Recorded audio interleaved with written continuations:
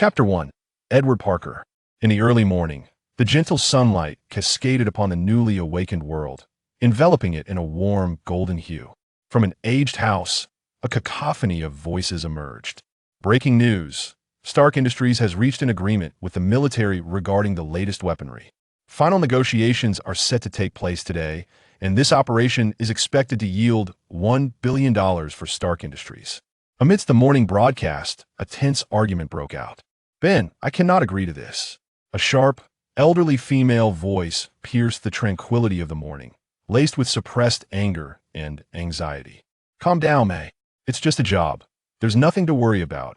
A middle-aged Caucasian man with a serene expression attempted to explain to the irate woman across from him. Despite her fury, the middle-aged woman's features remained gentle and composed, radiating warmth. "Ben, you are no longer young, and the safety here is questionable. Working at night is not safe. This is not a wise decision." May implored, her voice tinged with hysteria, worry etched across her face, and a plea shimmering in her eyes.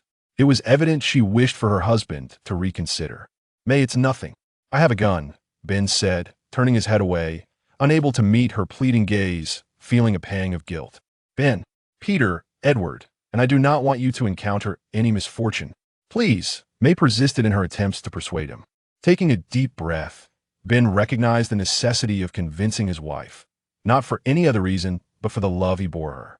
He turned to face her, locking eyes with May. "May, I understand your concerns.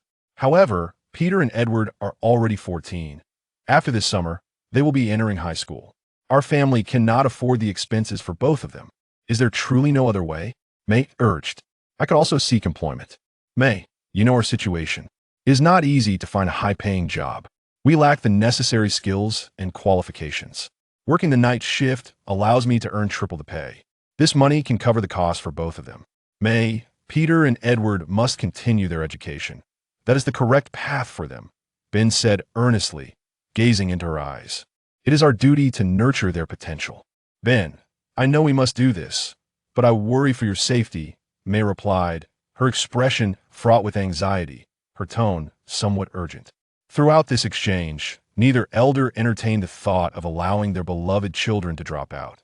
Their focus remained steadfastly on how to bolster their income and resolve their predicament. Outside the dilapidated house, a row of new fencing encircled a small yard. The yard, adorned with a lush green lawn, was immaculately kept, indicating the owner's diligent care. The early morning sun bathed the lawn in a warm golden light, where a golden-haired youth languidly reclined in a deck chair, the sunlight draping over him like a golden blanket, infusing the entire yard with a sense of languid ease. A picturesque harmony enveloped the scene. The boy exuded a distinctive aura, reminiscent of a Persian cat, both languid and regal. With a pallid complexion, the golden-haired youth appeared somewhat malnourished.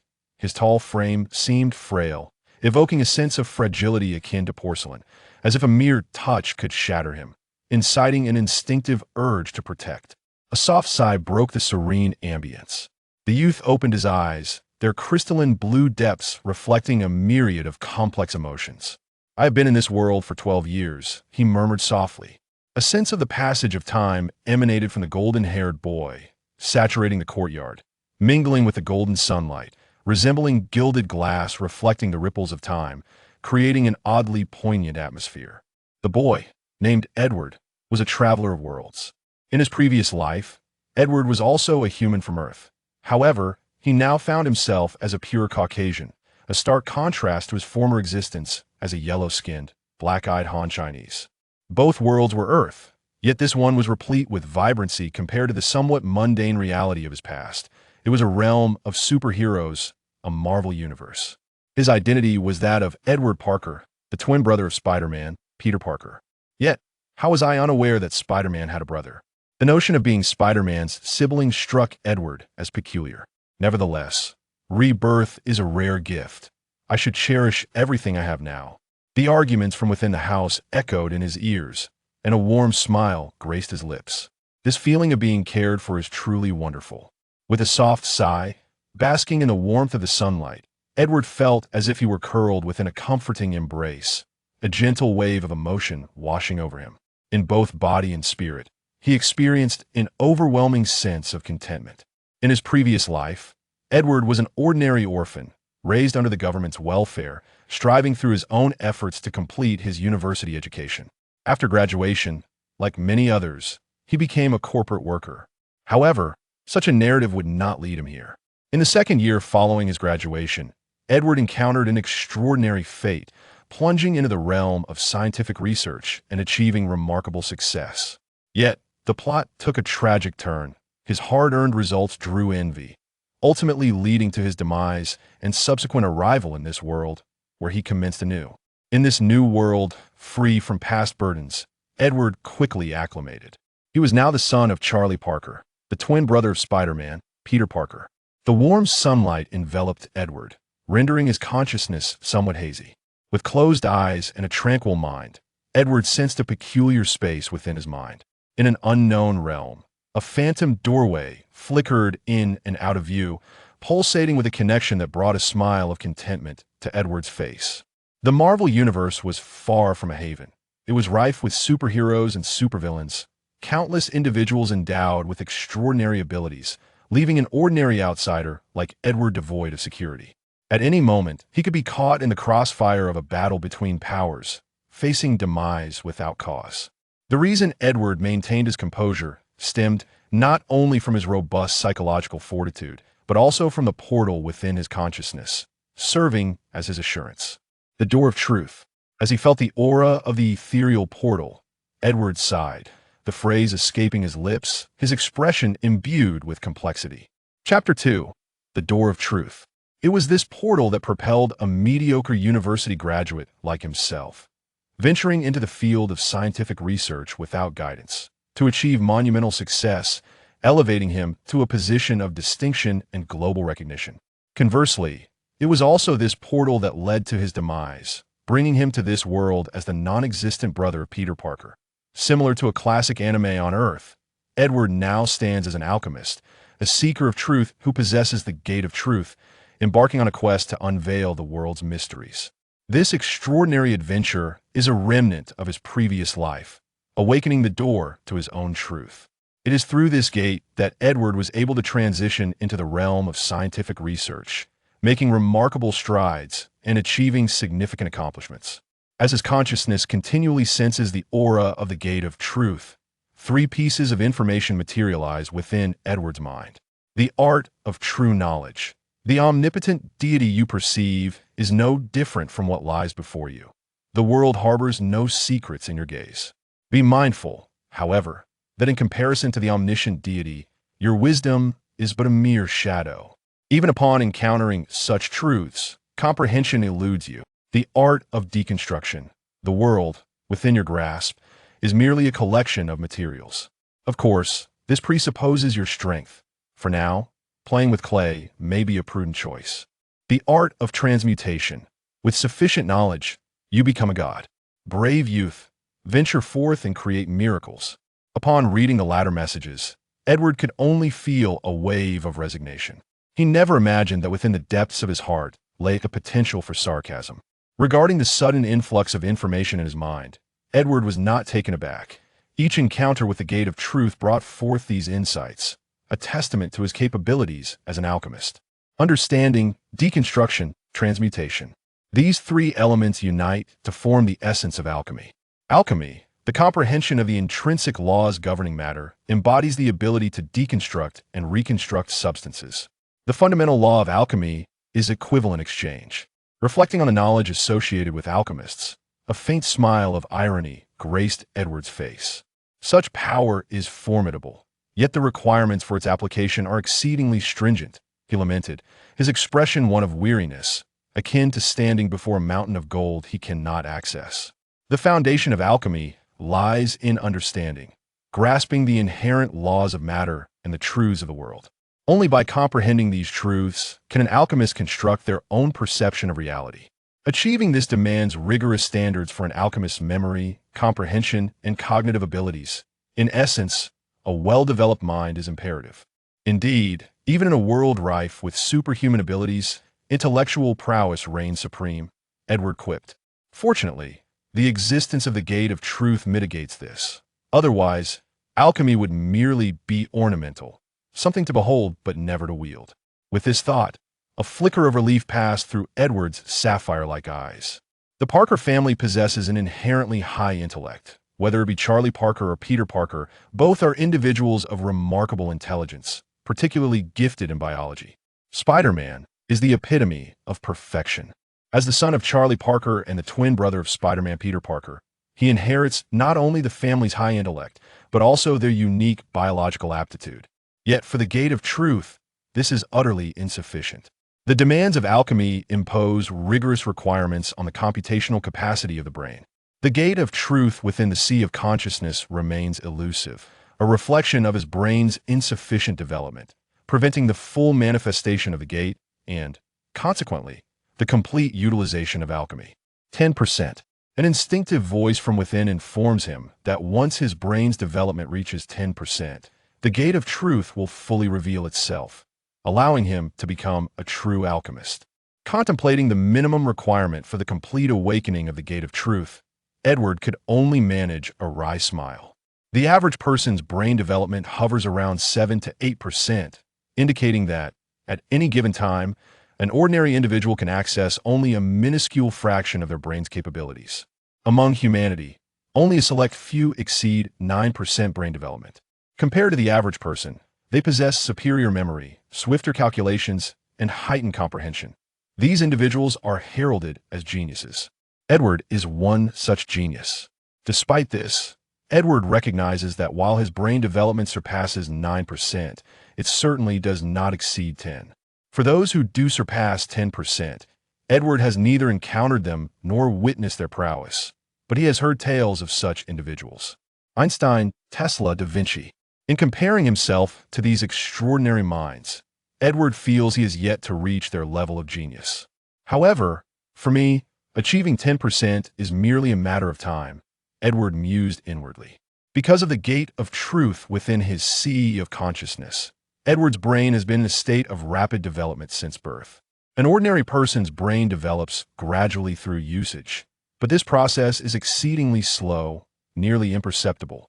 Edward, however, experiences each day as a unique revelation. He senses his memory, comprehension, and cognitive abilities strengthening day by day. Nevertheless, every coin has two sides. During this process of brain development, a significant quantity of nutrients is absorbed by his brain. The consequence is that every cell in Edward's body exists in a state of hunger. Apart from sustaining the most basic life functions, any additional exertion leaves him ravenous. If one were to observe Edward's physique, they would discover that his metabolism operates at 3 times that of an average individual. His brain cells undergo a relentless cycle of renewal. Every moment, outdated cells perish, while new, stronger brain cells emerge. This intense biological activity results in 75% of the nutrients in Edward's body being consumed by his brain. To sustain such a frenetic metabolic rate, Edward requires 6 meals a day, supplemented by continuous snacks. Just as now, with a crisp snap, Edward, reclining in a chair, half opened his drowsy eyes. He casually glanced at the table beside him and slowly reached for an apple, bringing it to his lips. Sigh. Carbohydrates, proteins, fruits, beef jerky. Ah, this is the essence of life, he murmured contentedly, basking in the warm sunlight and relishing the pleasure derived from the food within him, much like a satisfied Persian cat, curled up lazily. Chapter 3. The embarrassing situation. As if struck by a thought, Edward's fair visage gradually contorted, revealing a deep inner turmoil. His porcelain-like face momentarily folding into a myriad of creases. Alas, if only one could amass wealth simply by reclining in idleness. Edward, resembling a silkworm, shifted his form slightly, a cloud of anguish enveloping his countenance. In his previous life, Edward had indulged in the Spider-Man film series, acquiring knowledge about certain aspects of the superhero, including his uncle and aunt. Regardless of whether depicted on screen or experienced firsthand, both Uncle Ben and Aunt May lived in modest means. Now, with Edward's presence, this household had become even more beleaguered. The family was not only burdened by Edward's substantial appetite, but also by the educational expenses for 2 individuals, a considerable strain on the already struggling Park family. Education and health care forever loom as insurmountable mountains for the impoverished. capable of reducing a family's standard of living by several tiers. As for social welfare in America, it bears little relevance to the working-class individuals residing in the slums. It appears that Edward must endeavor to earn some money, not only to alleviate familial troubles, but also to prioritize high-quality, energy-dense sustenance over mere quantities of ordinary food, which would better nourish his growing body. The brain's demand for nutrients had intensified. Contemplating this amidst a whirlwind of thoughts, Edward's expression turned grave. His gaze fixed intently ahead, his exquisite features marred by a serious demeanor. The warm, golden sunlight, akin to a divine blessing, illuminated the world, gently caressing Edward's pale face. As he basked in the sunlight's embrace, the solemnity faded, and Edward seemed to nestle in the comforting arms of his mother. A wave of languid ease washing over him. Stretching languorously, he reclined in his chair, his eyelids half closed, hazily gazing at the sun, that colossal orb of fire, wearing an expression of profound contemplation. Indeed, every individual who traverses realms finds themselves on the path of earning a livelihood. The golden rays of sunlight played upon Edward's golden hair, radiating a sacred glow, while his expression of deep understanding exuded an air of pretentiousness that enveloped the surroundings. As Edward lay in his chair, basking in the warmth, his eyes widened, gradually becoming vacant. At that moment, he had indeed drifted into a reverie. Suddenly, a booming voice shattered Edward's self-indulgent trance. "Edward, are you snacking again?" A shadowy figure rushed towards him. Lazily reclined in his chair, Edward, upon hearing the voice, lifted his eyelids slightly, casting a glance at the newcomer before once again succumbing to his daydream. "Curse it, Edward, is this how you treat your brother?" The figure before him was none other than Edward's sibling, Peter Parker, who would one day become Spider-Man. Edward's disregard ignited a fire of anger within Peter. At that moment, Spider-Man appeared diminutive, draped in a worn, gray overcoat, giving him an unrefined appearance. One couldn't help but wonder what Peter would think if he were to see a picture of his current self in the future. A mischievous thought flitted through Edward's mind. Snap! With a crisp sound, Edward bit into the apple in his hand, gazing at Peter, who stood a head shorter than him, casually inquiring, "My dear brother, what brings you to seek me out?" As he spoke, Edward's eyes aimlessly scanned the street, as if he were searching for something. Inhaling the enticing aroma of fruit in the air and glancing at the snacks on the table beside the lounge chair, Peter felt a wave of desire wash over him, involuntarily swallowing some saliva. The Parker family was not affluent. Fruit could be deemed a luxury. In America, those in the lower strata struggled to make ends meet. Peter seldom indulged in fruit. "Here, take one." Unbeknownst to him, an apple had materialized before Peter. Edward's mind was in a heightened state of activity, rendering his senses extraordinarily acute, making him highly sensitive to the shifts in his environment. He could dissect every detail to extract his desired insights. A glance, a gesture, could unveil countless possibilities. From Peter's eyes, Edward discerned a yearning. "No, Edward, I refuse to be a burden. I would be ridiculed. Keep the snacks for yourself." Peter gazed at the apple so close at hand, inhaling deeply as the rich fragrance filled his nostrils. Struggling to divert his gaze, he shouted, his expression one of disdain. Yet his twitching nostrils and wandering eyes betrayed his true feelings. In that instant, Edward was enveloped in warmth. Though childish, this familial affection was profoundly moving and heartwarming. Leaving a slight ache in his nose, Edward required constant sustenance to keep pace with his alarming metabolic rate, a fact well known to his family. Thus, even in their modest circumstances, they ensured Edward had access to various high-calorie, sugary snacks. "Here, take it. Tonight, we will feast on a beef dinner. In the future, we can enjoy as much fruit as we desire. We can have plenty of snacks, wear new clothes, and like everyone else, ride new bicycles and visit amusement parks." Edward's voice was calm, yet imbued with unwavering conviction. "Really?" Peter clutched the apple tightly, looking at Edward with a mix of desire and skepticism, his cautious demeanor betraying a fear that this might merely be empty words. Observing the anxious gaze of Peter, Edward felt a pang of sorrow within. In this nation, which was far more advanced than the one from his previous life, even the simplest of desires seemed daunting. "Indeed," Edward affirmed. "So can we attend school?" Peter asked, his eyes alight with hope as he looked at Edward. A lump formed in Edward's throat, rendering his vision slightly blurred. Due to his circumstances, the Parker family faced challenges far greater than those depicted in the original narrative. It was bewildering that the prospect of schooling had become a struggle. Yes, we will attend school. We shall complete high school, and if fortune allows, pursue higher education and perhaps even attain a doctorate to become a professor.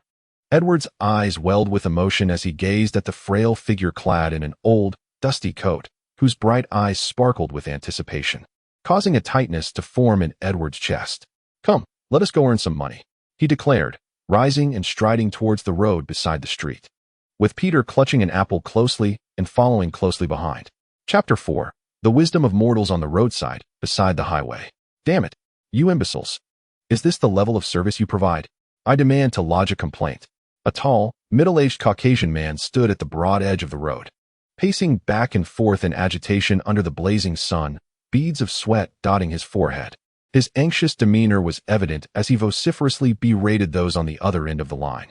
The rapidity of his speech, coupled with his restless movements and exasperated expression, clearly indicated that the middle-aged man was in a foul mood. Beside him, a sleek black business vehicle stood idle, its hood raised, clearly having broken down. "I'm sorry, sir, but it is not our working hours at the moment. Perhaps you could wait another 10 minutes, a calm voice replied from the other end of the phone. "Damn it. Working hours, for heaven's sake. Do you realize that just because you aren't on the clock, I might lose my job?" The middle-aged man erupted with profanity. "I'm afraid I cannot assist you with that. Apologies, and I wish you a pleasant journey," the steady voice on the other end responded once more. "Go to hell," he bellowed, slamming down the phone. He continued to curse vehemently. Ding, ding, ding. The phone rang, and the irate middle-aged man glanced at the screen, his expression shifting to one of respect and anxiety as he answered. "Mr. Charlie, I apologize," the middle-aged man attempted to explain, only to be abruptly interrupted from the other end. "Steve, I don't care what means you employ, even if you must arrive by helicopter or rocket. You must be at the company before working hours. If your tardiness results in significant losses for the company, you and your damn excuses can pack your things and leave." Bang. Subsequently, on the other end of the line, a cacophony of static erupted. The caller abruptly terminated the call. Bang. Steve, having hung up, cast a furious gaze at the parked car nearby and delivered a forceful kick to its tire. "Damn it," he muttered an expletive, his countenance dark with displeasure. Nevertheless, his hands remained busy as he sought new avenues, while his eyes scanned the surroundings for assistance. It must be noted that although Queens is a low-income area, the roads are remarkably wide and of superb quality. The state of the roads hinted at the vitality of the nation. Edward, with his golden locks, strolled leisurely along the expansive roadside, his face adorned with curiosity as he admired the surrounding houses and trees, every gesture exuding a sense of tranquility. In this place, Edward felt a distinct atmosphere, unlike that of his previous life. Having resided in this world for 12 years, he was experiencing the beauty of his surroundings for the first time. "Edward, can we truly make money?" Peter, weary of the familiar environment, was now invigorated by the prospect of dollars, his face a mixture of excitement and anxiety as his eyes darted about, seemingly searching for the elusive green bills. "Of course. However, Peter, you should relax a bit. Your current demeanor makes us resemble thieves. Peter, we are prospectors, not burglars. What are you so anxious about?" Edward teased, observing Peter's cautious and tense expression with amusement. "What? Who's anxious?" Peter retorted, springing up like a cat whose tail had been stepped on, vociferously defending himself. "It's you, Edward. If you fail to earn money, you are nothing but a fraud," he chastised, his face contorted with disdain. "Edward, you should come up with a way to earn money quickly. I do not wish for my brother to be a fraud, even if he is deceiving his own sibling." "Huh." The fragile pride of a youthful lad. Edward shook his head, lightly uttering a remark that landed a ton of impact. Edward's maturity had always been a source of envy for Peter. It must be said that the sharp tongue of Spider-Man was beginning to manifest itself at this moment. Yet, Edward was not easily bested. He swiftly retaliated, and soon the two engaged in a lively back and forth, relishing the banter. The bright sunlight filtered through the lush green leaves, casting a mosaic of dappled shadows on the ground. A gentle breeze swayed the rustling branches, releasing a fragrant essence of life that enveloped Edward.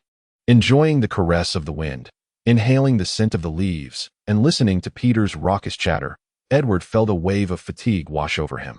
"I'm tired." He yawned widely, a tear of drowsiness glistening at the corner of his eye, casually brushing off the animated little spider beside him, whose face was flushed with excitement and venomous quips. Peter, stop fooling around. I'm off to make some money. With eyes clouded in a daze, Edward observed a visibly agitated Caucasian man on the street. Suddenly, his demeanor brightened, and he strolled leisurely, yawning as he approached. Hello, sir, do you require assistance?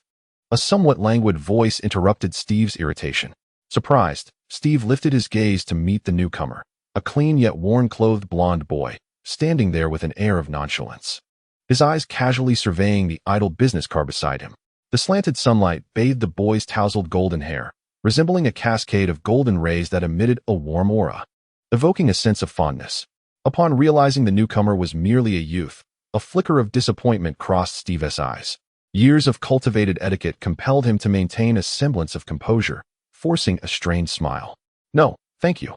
He then lowered his head, fixating on the telephone directory, desperately searching for someone who could aid him, clinging to the last vestiges of hope. A duck already in hand should not be allowed to escape. Edward, however, felt his earlier languor dissipate. His eyes sparkled with an astonishing brilliance, akin to the most intricate of instruments, meticulously scanning every detail of the individual before him, his attire, demeanor, expressions, and the mode of transportation. His mind raced, unearthing information buried deep in memory, as countless possibilities surged forth. Sir, you are a working professional. The time in New York is 7:30 a.m. Your expression is fraught with urgency, and your emotions are heightened. It seems you have an important matter at hand. Yet your vehicle has stalled, jeopardizing your timely arrival. Observing the man's attire, though not from a renowned brand, it still exuded quality and style, suggesting a unique taste. He could afford such garments, indicating that the gentleman likely belonged to the educated middle-income bracket. Farmers, doctors, securities traders, while many in this nation fall into the middle-income category. The professions are limited. The gentleman's clothing was immaculate, still formal. In this time frame, with a car out of commission, and as a middle-income individual, I surmise you work for a large corporation. Perhaps there is an important meeting, transaction, or negotiation that necessitates your presence. Missing it could cast a negative light on both you and your company, thus threatening your prospects for advancement. You care deeply about this job. The latest model of the Mercedes business vehicle, primarily configured for corporate use, suggests that your company is substantial and that you are highly valued by your superiors. It is rare for a middle-income employee to be afforded such a luxury. In this vicinity, there are not many such vehicles. Osborne, Hammer Industries, Stark. The legal working hours in America commence at 8 o'clock a.m., leaving 30 minutes until then, with an average driving speed of 60 to 90 km/h. Considering the current rush hour, the average speed can reach between 40 km/h and 60 km/h, with a maximum travel time of 30 minutes. The company where the gentleman is employed is situated within a radius of 20 to 30 kilometers from this central point. Within this range, only 3 companies, Hammer Industries, Osborne Industries, and Stark Group, have the capacity to provide a top-tier Mercedes-Benz business vehicle for a mid-level income earner like him. Among these 3, it is only the extravagant playboy Tony Stark, who views money as a mere trifle, that would engage in such ventures, contrasting with the scientist-heavy Norman Osborn and the purely business-minded Hammer. Thus, it is reasonable to conclude that the gentleman must be employed at Stark Group. What an enviable position indeed. Edward recounted his deductions with casual ease, piecing together all the possible information he could glean and subsequently arriving at the insights he desired. Meanwhile, Steve, who had initially been restless, now wore a look of utter astonishment as he gazed at the teenager before him, his eyes sparkling with disbelief, as if he were beholding a creature of myth. Clearly, Edward's reasoning was sound. Pardon me, sir, Edward remarked, noticing Steve's dazed expression and the incredulous look in his eyes. Sorry, Steve stammered, flustered and awkward, struggling to regain his composure. Just a bit surprised, I take it? Edward noted nonchalantly. Still in shock, Steve instinctively nodded. The wisdom of mere mortals. Edward mused lightly, eliciting a furrowed brow and a twitch of Steve's lips. With keen observation, rational analysis, comprehensive abilities, and swift cognitive processing, combined with a modicum of knowledge, Edward continued, I fail to grasp why you find it so astonishing as to regard someone who is about to assist you with such a dismissive gaze. Years spent bantering with Peter had endowed Edward with a sharp tongue. Excuse me. Steve attempted to respond, but was interrupted by Edward. All right, sir. Now let us ascertain what issue your vehicle is experiencing. With that, Edward strode purposefully to the front of the car, lowered his gaze to inspect its interior, and gently placed a hand upon it. Chapter 5. The Value of $100. True Insight. With a mere thought, he activated his abilities. In a moment of clarity, a multitude of information flowed into Edward's mind like a gentle stream, revealing the model of the car, its quality, performance metrics, and the data parameters of each component, as well as their interconnections. Countless details flickered in Edward's consciousness. In an instant, a flood of information surged within Edward's mind. Control engineering, mechanical design, physics, fluid mechanics, an endless array of knowledge pertinent to automotive design and manufacturing materialized in his consciousness. Under the influence of the art of true knowledge, the information gleaned from textbooks harmonized with the parameters of the vehicle, allowing for an incessant comparison. In that fleeting moment, countless flaws in components, discrepancies in assembly, and irrational designs emerged vividly in Edward's thoughts, alongside dozens of optimization strategies. The art of true knowledge rendered the world devoid of secrets before his eyes. The portal of truth endowed Edward with the capacity to explore all truths of the universe, exerting immense power at this moment. As the art activated, Edward felt as though he had transformed into an omnipotent deity. The entire automobile lay bare before him, revealing every detail without reservation. Whether strengths or weaknesses in manufacturing and design, all unfolded transparently before his gaze. In this singular moment, Edward epitomized the pinnacle of automotive mastery. It could be said that even the collective knowledge of the entire Mercedes design team paled in comparison to Edward's profound understanding of their vehicles. Were others to learn that Edward had become a master of automotive design in the blink of an eye, they would surely be astounded. Yet, Edward's condition was far from favorable. As his abilities activated, his brain began to operate at an accelerated pace, and the metabolic rate within his body surged uncontrollably. Thump, thump, thump. His heart raced violently, his face flushed with blood, and he gasped for air. His mind raced, consuming vast amounts of nutrients and energy. Edward felt as if his heart were a powerful pump, driving crimson blood like a torrent towards his brain. Beads of sweat dotted his forehead, soaking through his garments. "Are you all right?" Steve noticed Edward's unusual state and inquired with concern, a flicker of worry crossing his eyes. "Step back." Peter, witnessing Edward's distress, panicked and roughly shoved Steve aside. Observing Edward's reddened complexion, his youthful face was marked by urgency. In a flurry, he rummaged through his pocket and retrieved a chocolate bar, clumsily thrusting it into Edward's tightly sealed mouth. The roughness of his actions indicated that this situation had occurred more than once. As the chocolate melted upon entry, its sweetness mingled with a hint of bitterness, transforming into a liquid that flowed down the esophagus into the stomach, stimulating rapid gastrointestinal movement. The chocolate was swiftly digested and absorbed, with a surge of sugars and energy rushing into the bloodstream, propelled toward the brain. Phew! Edward took a deep breath, the infusion of sugar alleviating the tension in his body somewhat. He felt considerably better, though the remnants of dread lingered. He had encountered such states before, yet each time left him with an uneasy heart. The sensation of being utterly drained was profoundly distressing. Despite possessing a somewhat flawed ability, the toll it exacted was undeniably beyond what he could currently endure. Henceforth, he resolved to refrain from such attempts, a silent promise echoing in his mind. His already pale complexion seemed to grow even more pallid. As he tasted the bittersweet lingering in his mouth, a warmth enveloped his heart. Whether from Peter, Uncle Ben, or Aunt May, the trio was laden with chocolates or other high-calorie, sugary sustenance, not for their own indulgence, but for Edward Parker's sake. "Are you all right?" Steve inquired cautiously. If anything were to happen to the young man before him, it would spell trouble for him as well. In this nation, the protective measures for minors were notoriously stringent, not to mention the guilds and associations that could easily complicate his life. "Edward, are you okay? Let's head home," Peter said.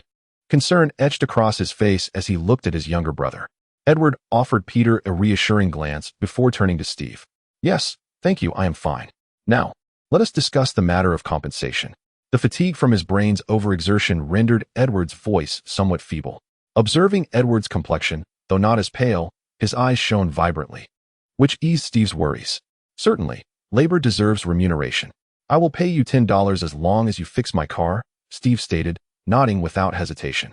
In contrast to the embarrassment surrounding financial discussions in his homeland, in this mercantile nation, money was an openly discussed topic. If one exerted effort and created value, they were entitled to compensation, and no one would ridicule such matters. $100, Edward countered, shaking his head and presenting a different figure. No, no, no. That is unreasonable. The essence of commerce coursed through the veins of every individual in this country. Negotiation was an innate instinct for every merchant. Do you comprehend the value of $100? The worth of your labor does not reach that amount. $10 is already the maximum, considering your assistance. I could stretch it to 15. Steve shook his head, the merchant within him striving to achieve the greatest benefit at the lowest cost. Besides, $100 is not a trivial sum. The value of $100? Upon hearing Steve claim ignorance of its worth, Edward paused for a moment, then spoke slowly. In this world, $100 can suffice for a meal for two at a fine French restaurant without appearing financially strained. In a country with a moderately ranked economy, one can sustain themselves for 3 weeks on a budget of $100, with daily meal expenses amounting to $4, excluding breakfast. This sum can procure approximately 20 Big Macs, 30 gallons of milk, over 30 cans of soda, and more than 20 pounds of ordinary beef. It allows for dining at a standard restaurant 3 to 4 times or enjoying a Chinese buffet 10 times. With $100, one could purchase a beautiful, higher-end dress for a partner. It could also afford 3 pairs of Levi's jeans, with some funds remaining. During sales, it might buy 4 to 5 branded t-shirts or 3 pairs of Nike shoes. Without discounts, it could yield a single pair of shoes and a decent summer outfit. In Detroit, $100 could even secure a house. The same amount could buy 30 to 40 gallons of gasoline, provide for 40 bus rides in New York, or purchase a monthly transit pass. It could acquire a pair of exquisite, European-made crystal glasses or a lovely bedding set, including a comforter, sheets, and pillowcases. In New York, it could buy 12 movie tickets, while in the Midwest, it could secure 20. One could obtain 10 to 15 Barbie dolls for children or 10 realistic toy cars for boys. A modest digital camera could also be purchased for this amount. Edward spoke these items calmly, his mind racing as he meticulously filtered through all the information he had encountered, presenting it in an orderly fashion. Steve, on the opposite side, listened in astonishment, his mouth agape, his face displaying disbelief. Sir, I am acutely aware of the value of $100. In fact, I know that many individuals in this country rarely carry more than $100 in cash, Edward stated earnestly, gazing at Steve.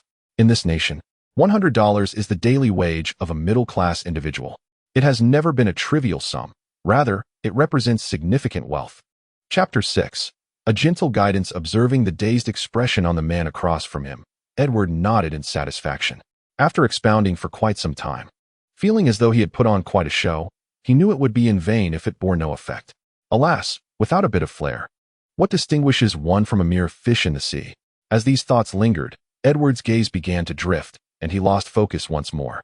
His porcelain-like complexion increasingly betrayed his unease, illustrating a growing discomfort. Sensing the shift in atmosphere, Peter, who had grown up alongside Edward, discreetly nudged his brother. He was well aware that his sibling often became lost in thought. In his own words, it was merely an intermittent pause for contemplation. Edward sensed a gentle push against him, turning with curiosity to his side, where his brother Peter appeared visibly perturbed. Edward maintained an impassive expression, as though the momentary distraction had not originated from him. He turned his gaze towards Steve, who remained in a daze, yet to awaken from his stupor. With a serious demeanor, he continued in a measured tone, just a moment ago, I came across a piece of news stating that Stark Industries is poised to sign a billion-dollar contract with the military. This is of paramount significance for Stark Industries, as it heralds the commencement of collaboration with the armed forces. It marks a new beginning, not only for the company, but also for every individual employed therein. At such a critical juncture, should Mr. arrive late today, one cannot help but ponder how the organization would perceive such an employee. Perhaps Mr. S standing within the company is insufficient to warrant participation in an event of this magnitude. Yet, Edward's whispered musings, akin to a devil's whisper, lead one toward the abyss. Late, a lack of honor, a sense of disconnection from the company? His unhurried words bore an unusual cadence, each statement draining color from Steve's complexion. His tranquil voice fell upon Steve like a series of heavy blows, dismantling his psychological defenses with ruthless efficiency. The consequence awaiting Mr. might very well be dismissal. Imagine, if you will, that you were in this position, not merely losing a lucrative role, but shouldering a grave burden. To be terminated by a titan like Stark for a lack of honor and responsibility would cast a blemish upon your resume, haunting you throughout your life. In time, this very record would cause you to miss countless opportunities for the jobs you desire. Without a respectable occupation, devoid of substantial rewards, and lacking a platform to showcase your talents, Mr., you might find the latter part of your life mirroring that of those dwelling at society's margins. Living a life of mediocrity. Alone, in a corner, you would lament the injustice of fate, cursing the harsh realities of society, the disappointment of your parents, the estrangement of friends, the indifference of relatives, and the glee of adversaries would gradually fade, perhaps leading to your eventual obscurity. Ultimately, you might find yourself quietly passing away, unnoticed and uncared for. Edward's voice remained unhurried, infused with an uncanny rhythm. His gaze was calm, his eyes clear and untroubled, like two mirrors reflecting the stark realities of society. A heavy, despairing pressure enveloped Steve's mind and body, leaving his face ghostly pale. What should I do? What should I do? Steve murmured to himself, as if trapped in a dead end, his eyes clouded with a shade of lifeless gray. Perhaps I have indeed overstepped. Observing the despondent expression on Steve's face, Edward's lips curled slightly as he touched his nose, murmuring awkwardly, "Ah, of course, it was merely a possibility, perhaps just that.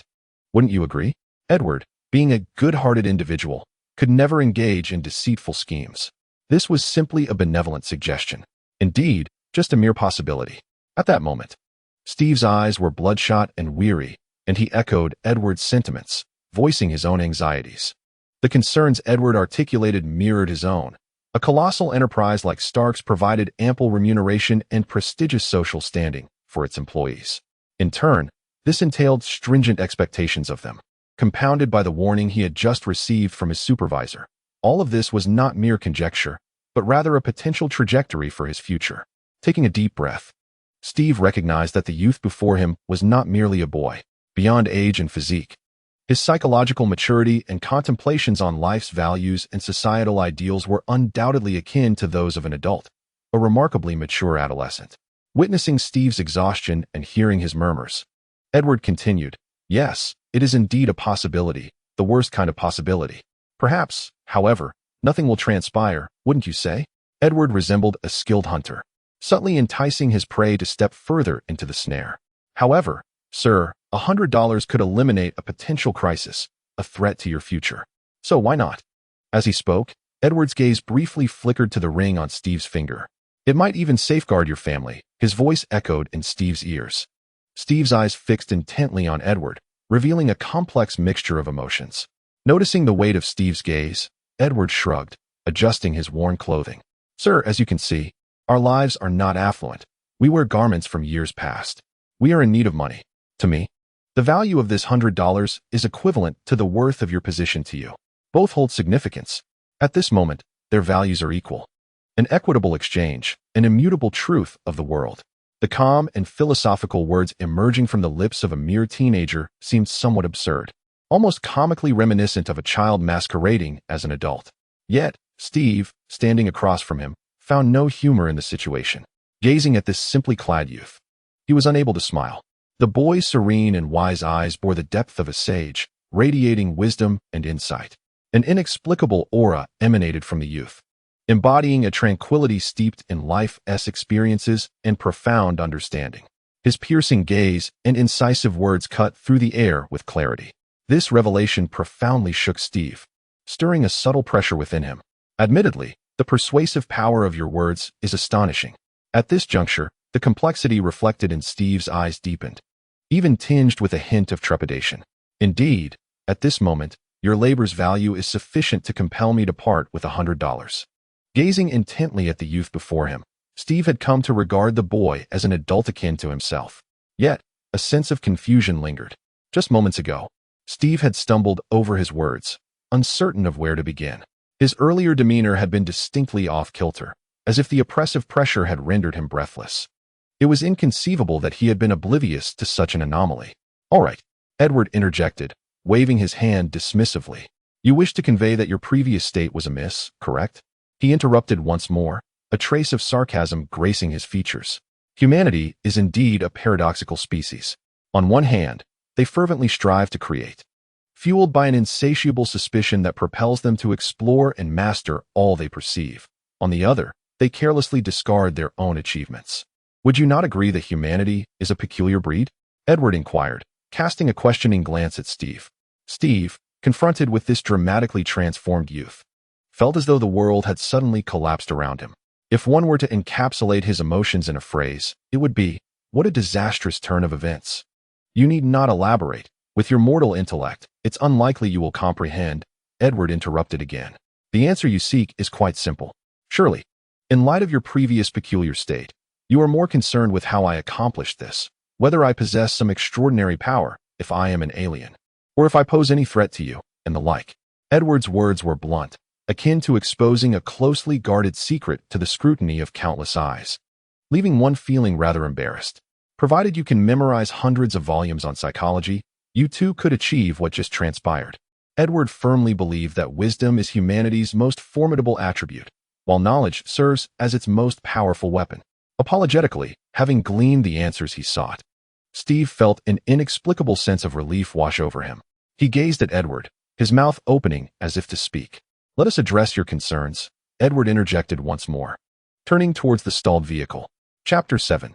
Your brother is remarkable. As he observed the boy ahead, Steve suddenly felt aged, the world around him seeming increasingly surreal. With great effort, he turned his gaze, suspiciously scrutinizing Peter, who had remained silent. "He is my brother, and I am his elder." Peter cast a sympathetic glance at the individual before him. Steve, feeling a touch of embarrassment, offered a nervous chuckle. "Your brother is truly, particularly unique." "Thank you," came Edward's sleepy voice from the front, as he turned his head to look at Steve. "Oh, no need for thanks," Steve replied, surprised that the boy had heard him, feeling a bit awkward. A yawn escaped Edward, and a languid expression crept across his face, his bright eyes dulled. As if disinterested in the world around him, his demeanor relaxed. The golden sunlight enveloped the youth, mingling with the aura surrounding him, imparting a sense of warmth and leisure, akin to a Persian cat just awakening from slumber, still in a dreamy haze.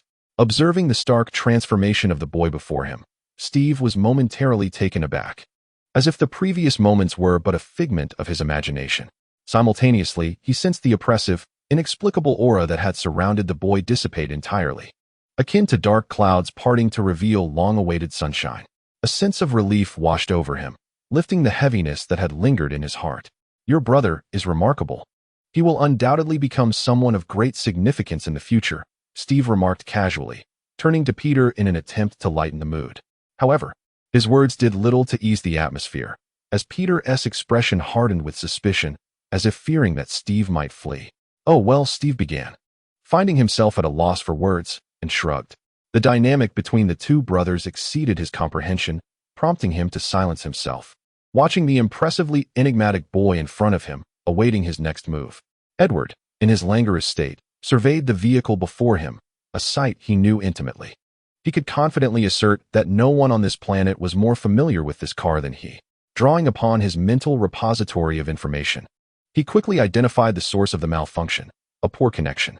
He then removed a loose component from the car and reinserted it. "All right, sir. You may now attempt to start the vehicle," Edward said, wiping the grease from his hands as he addressed the dazed Steve. It's fixed?" Steve questioned, incredulous that merely pulling out a component and reinserting it could suffice. Though filled with doubt, he refrained from voicing his skepticism. He climbed into the car and turned the ignition. With a roar, the engine sprang to life once more.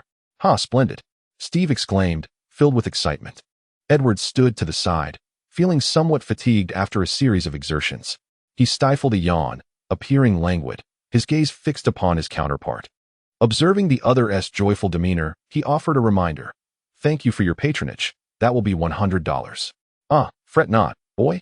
Integrity is the greatest wealth of a merchant, far exceeding a mere $100. Steve regarded Edward, excitement rekindling his former humor. Edward remained silent, merely watching Steve. Well, eager youth, do you lack a sense of humor?" Noticing the boy's unwavering stare, as if fearing he might flee, Steve feigned displeasure. "You must understand, in this country, boys devoid of humor are not favored by young ladies." Perhaps it was the weight of recent despair that, upon sudden release, allowed Steve to regain his customary wit, leading him to speak somewhat incessantly. Sir, I believe that compared to so-called humor, those lovely girls are far more enamored with crisp green bills, Edward replied calmly. Steve was taken aback by Edward's words, though he dismissed their significance. Yet, the tone of the statement astonished him. There was neither rage nor envy, only a serene declaration of reality, delivered with a detached demeanor, as if reflecting the coldness of truth. Well, you are indeed correct. The allure of dollars can easily overshadow all else. Steve opened his mouth to retort, but found it futile, merely shrugging. Such is reality. However, boy, you truly are rather dull. As Steve observed Edward, a flicker of sympathy surfaced in his eyes. A youth devoid of illusions is undeniably a pitiable sight. Contemplating the boy before him, so young yet already acutely aware of the harshness of society, robbed of youthful joy. Steve's initial feelings of envy and jealousy transformed into compassion. Little did he know that standing before him was a soul reborn. Edward, indifferent to the sympathy directed at him, lost interest in the conversation. Steve retrieved his wallet from his pocket, extracting the largest bill within, $100. Gazing at the note in his hand, a representation of his daily earnings, he felt a sudden discontent at the thought of it being so easily taken away in an instant. Boy, I must say, I detect a mercantile essence about you. Reality is cold, devoid of compassion, and marked by meticulous reasoning, much like a cunning hunter who resorts to any means necessary for his prey. As he spoke, Steve examined the $100, recalling his recent encounter, his lips twitching slightly. Then, looking at the boy's youthful countenance, he added, and lastly, there is greed. Indeed, it is merely an action, akin to this. Steve mimicked the earlier gesture of Edward, a swift pull and thrust. Just such a motion is valued at $100. Boy, this is undoubtedly the most precious action I have ever witnessed, without exception. To be candid, I find myself regretting this. In hindsight, to have been deceived out of a day's wages for such a trivial act weighs heavily on Steve's heart. Do you wish to betray our agreement? Peter, who had remained silent until now, fixed a fierce glare upon Steve, his youthful visage betraying a menacing intensity, as if his eyes sought to rend the very person before him. Perhaps it was a mere illusion, but Steve sensed a hint of menace emanating from the slender youth, like a young wolf guarding its prey. Chapter 8. Knowledge is priceless. Peter's gaze remained fierce as he regarded the middle-aged man before him. $100 is no trifling sum for their family. It represents a considerable fortune. The harshness of life has imbued Peter with an acute awareness of the value of money. It can procure many things: beef to eat, fruit to savor, snacks to relish, a bicycle to ride, and even the opportunity to attend school. Peter, Edward grasped the agitated boy's arm. With a rip, the tattered sleeve of Peter's shirt was torn away, landing in Edward's grasp. Observing the fervent Peter, Edward's brow furrowed slightly. Perhaps due to Edward's presence, Uncle Ben's family finds themselves in even greater straits than in the original narrative. A significant portion of their finances has been expended on Edward, leaving the entire household teetering on the brink of subsistence. The portrayal of life in film is always a fabrication. Poverty, degradation, darkness, and conflict are the true motifs of the slums. Here, one must become ruthless and adopt an aggressive demeanor to safeguard one's wealth. This applies to both adults and children alike. In this environment, one must either shrink into cowardice or embrace ferocity and aggression. Perhaps it is the responsibility of protecting a younger sibling that has transformed Peter, who in the original tale bore a somewhat timid disposition, into a more combative and assertive individual. Edward does not perceive this change negatively. In the original Spider-Man, he found the character's indecisiveness rather off-putting. Yet he understands that excess can be detrimental. Gazing into Peter's fierce eyes, Edward took a deep breath and earnestly addressed him. We are prospectors, not brigands. Equivalent exchange and fair trade. Our goal is to ensure that the other party willingly parts with their money. Edward's words were steady and powerful, imbued with an unusual rhythm that gradually calmed Peter's agitated emotions. Damn it, Edward, you've used your hypnotic influence on your brother again. In a moment of calm, Peter suddenly contemplated something, his expression shifting as he cast a disapproving glare at Edward, erupting with indignation. So what? Should I allow you to rampage like a rabid dog, biting everyone in sight? I refuse to let anyone witness that I have a brother who resembles a lunatic. Edward, undeterred, retorted with a sardonic tone, his eyes gleaming with contempt, as if he were embarrassed to be associated with him. Oh, how outrageous. You would dare to speak of your brother in such a manner. And what of it? Edward, I must instill in you a sense of my brotherly authority. Is that so? I await the spectacle. Your words are utterly revolting. Peter's countenance darkened considerably, his face flushed with rage as he unleashed a torrent of venomous remarks towards Edward. However, upon witnessing Peter regain his composure, Edward felt a wave of relief wash over him, and he retaliated without reservation. In Edward's perspective, conflict and ferocity were merely attitudes, not methods of engagement. He harbored no desire for his brother to devolve into a petty thug in the future. Ignoring Peter's erratic antics, Edward turned to the astonished Steve. His thoughts momentarily clouded with contemplation. Edward was indifferent to Steve's dissatisfaction. Were he in the same position, having a day's wages snatched away with such ease, he too would feel discontent. Yet, he would not relinquish a mere $100 so readily. Sir, you are correct. Such an action is hardly worth $100. Edward remarked with a light chuckle and a shake of his head. Oh, Steve observed the youth before him with keen interest, eager to discover how the boy intended to reclaim the $100 from him. Indeed, Steve sensed that the young man before him was capable of surprising him further. His wealth of knowledge, acute observational skills, and formidable analytical abilities left Steve astounded. Not to mention, hearing that the blond youth possessed the art of hypnosis was enough to leave him feeling somewhat inadequate and even anxious. Steve was quite eager for Edward's subsequent words, and Edward did not disappoint. That action is worth merely a cent, he continued. At this juncture, Edward paused slightly, his gaze fixed on Steve, his weary eyes betraying an unprecedented seriousness. His expression resembled that of a devout follower encountering a divine presence. Sir, while the action itself holds a value of just 1 cent, understanding the rationale behind it is worth $99.99. Edward's tone took on a solemn and reverent quality, as if he were articulating his belief. Knowledge and wisdom are priceless. For the alchemists in pursuit of the world's truths, knowledge and wisdom represent their faith. Alchemy, the realm of the wise, the erudite, and the devout. Edward has graced this world for 14 years, and throughout this span, each day has been a quest for knowledge. Whether through the throngs of people, the vastness of the internet, television broadcasts, newspapers, or the pages of books, Edward resembles an insatiable gourmand, voraciously absorbing every morsel of useful knowledge to gain a clearer understanding of the world. Over these 14 years, he has cultivated considerable expertise across various domains: sociology, psychology, biology, physics, energy studies, mathematics, chemistry, and beyond. Edward welcomes all branches of human civilization as sciences, wholeheartedly embracing them. This wealth of knowledge empowers Edward to grasp the intricacies of an automobile in an instant. Otherwise, akin to a child, one might inundate him with information about a car, yet he would remain oblivious to its workings. As Steve gazed at the weary youth before him, he felt as if a mirage had materialized. The golden sunlight cascaded upon Edward's fatigued, youthful visage, exuding an aura of sanctity, resembling that of a saint. Each alchemist harbors a profound devotion to the boundless realm of knowledge. Wisdom is their faith, knowledge, the truth residing within their hearts.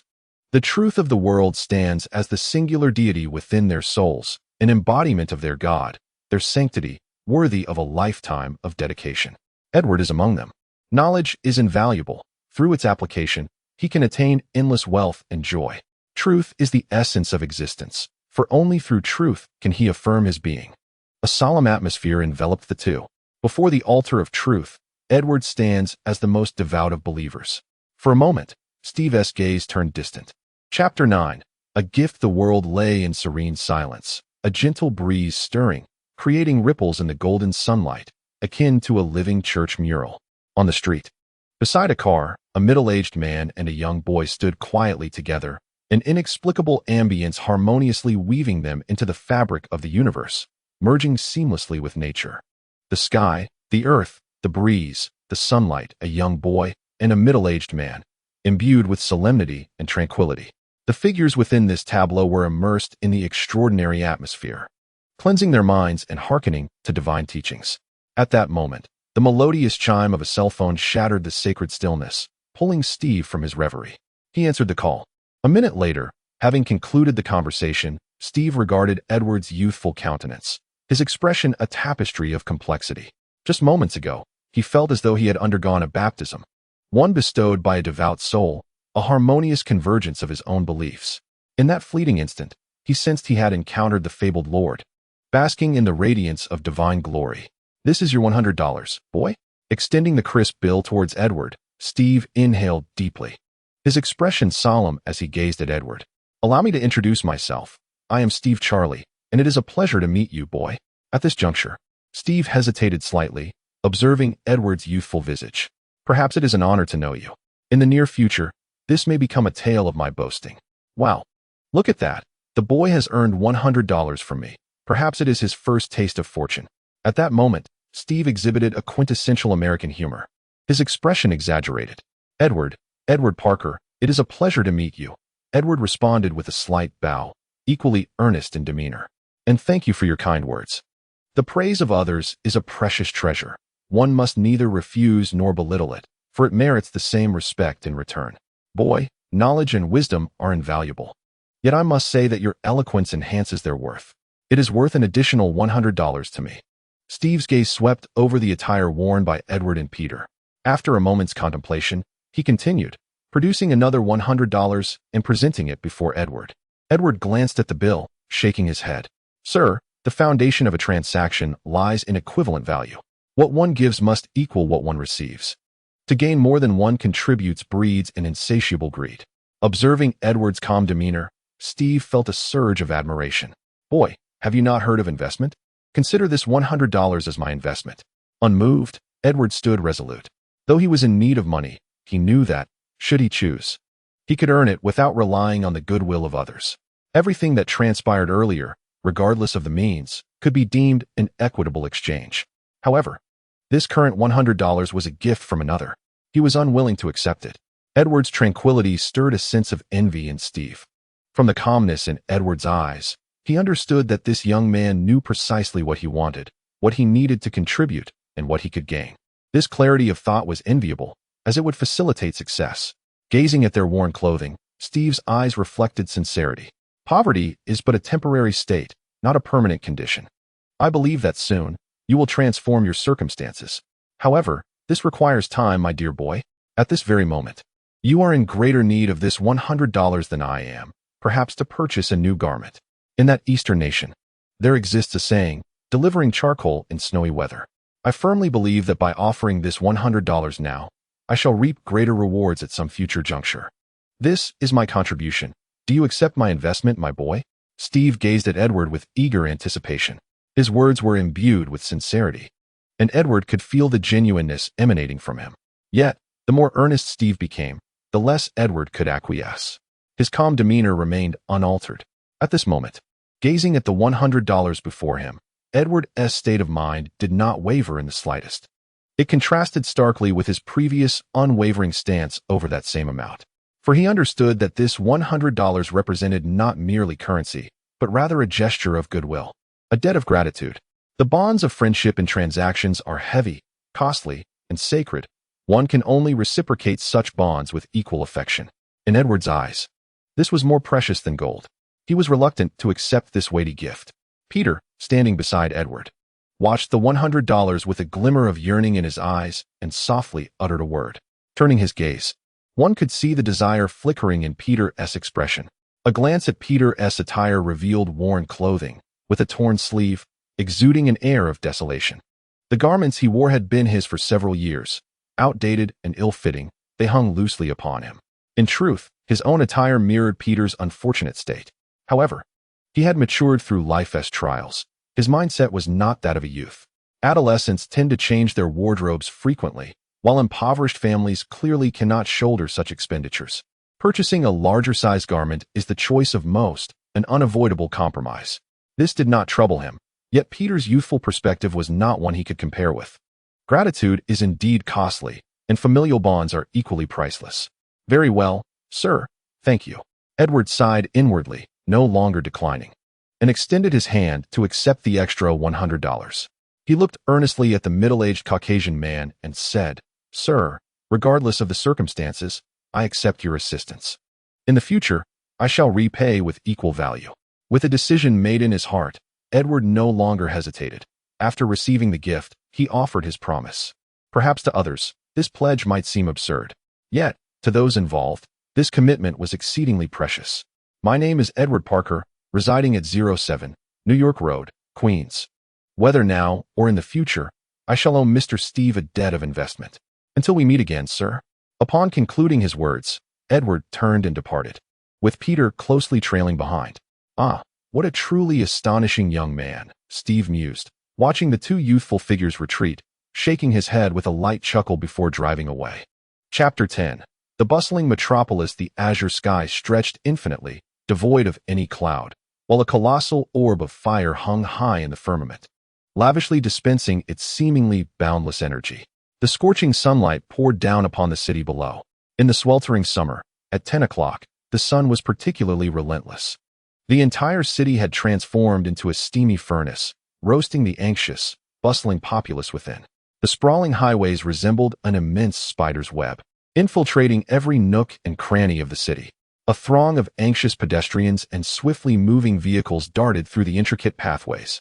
The cacophony of honking horns, the roar of engines, and the irritable curses of the crowd melded with the din of the bustling plaza, where colossal billboards blared obnoxious advertisements. The oppressive heat and agitated atmosphere coalesced into a vivid tableau, revealing the city's tempestuous nature. This was the grand metropolis, New York. Prosperity and congestion defined the heart of the city. In stark contrast, the Queens borough, while still part of New York, appeared considerably more desolate and bleak. Passers-by hurried along, some numb, others despairing or sullen. Dilapidated buildings bore the scars of disarray, adorned with haphazard graffiti. Occasionally, a group of motorcyclists zipped by, their hair dyed in garish hues, eliciting disdain. This was another facet of New York, the impoverished district. New York, a paradise for the affluent, a hell for the destitute. Whether heaven or hell, both exuded a sense of impatience. The same broad roads lacked the incessant flow of traffic. On either side, stout trees with lush foliage seemed to have lost their initial vibrancy, appearing somewhat languid. At times, a gentle breeze stirred up a cloud of dust, offering no respite from the sweltering heat, only amplifying the discomfort. The entire city radiated a fast-paced rhythm, urging its inhabitants to advance swiftly, a palpable ambience. Yet, amidst this bustling environment, a hint of languor and leisure lingered, akin to a refreshing breeze on a summer day, unobtrusive yet strikingly noticeable. Beneath the dense shade of the trees, a golden hue swayed gently. Yawn. A great yawn escaped Edward as he ambled leisurely, meandering without purpose.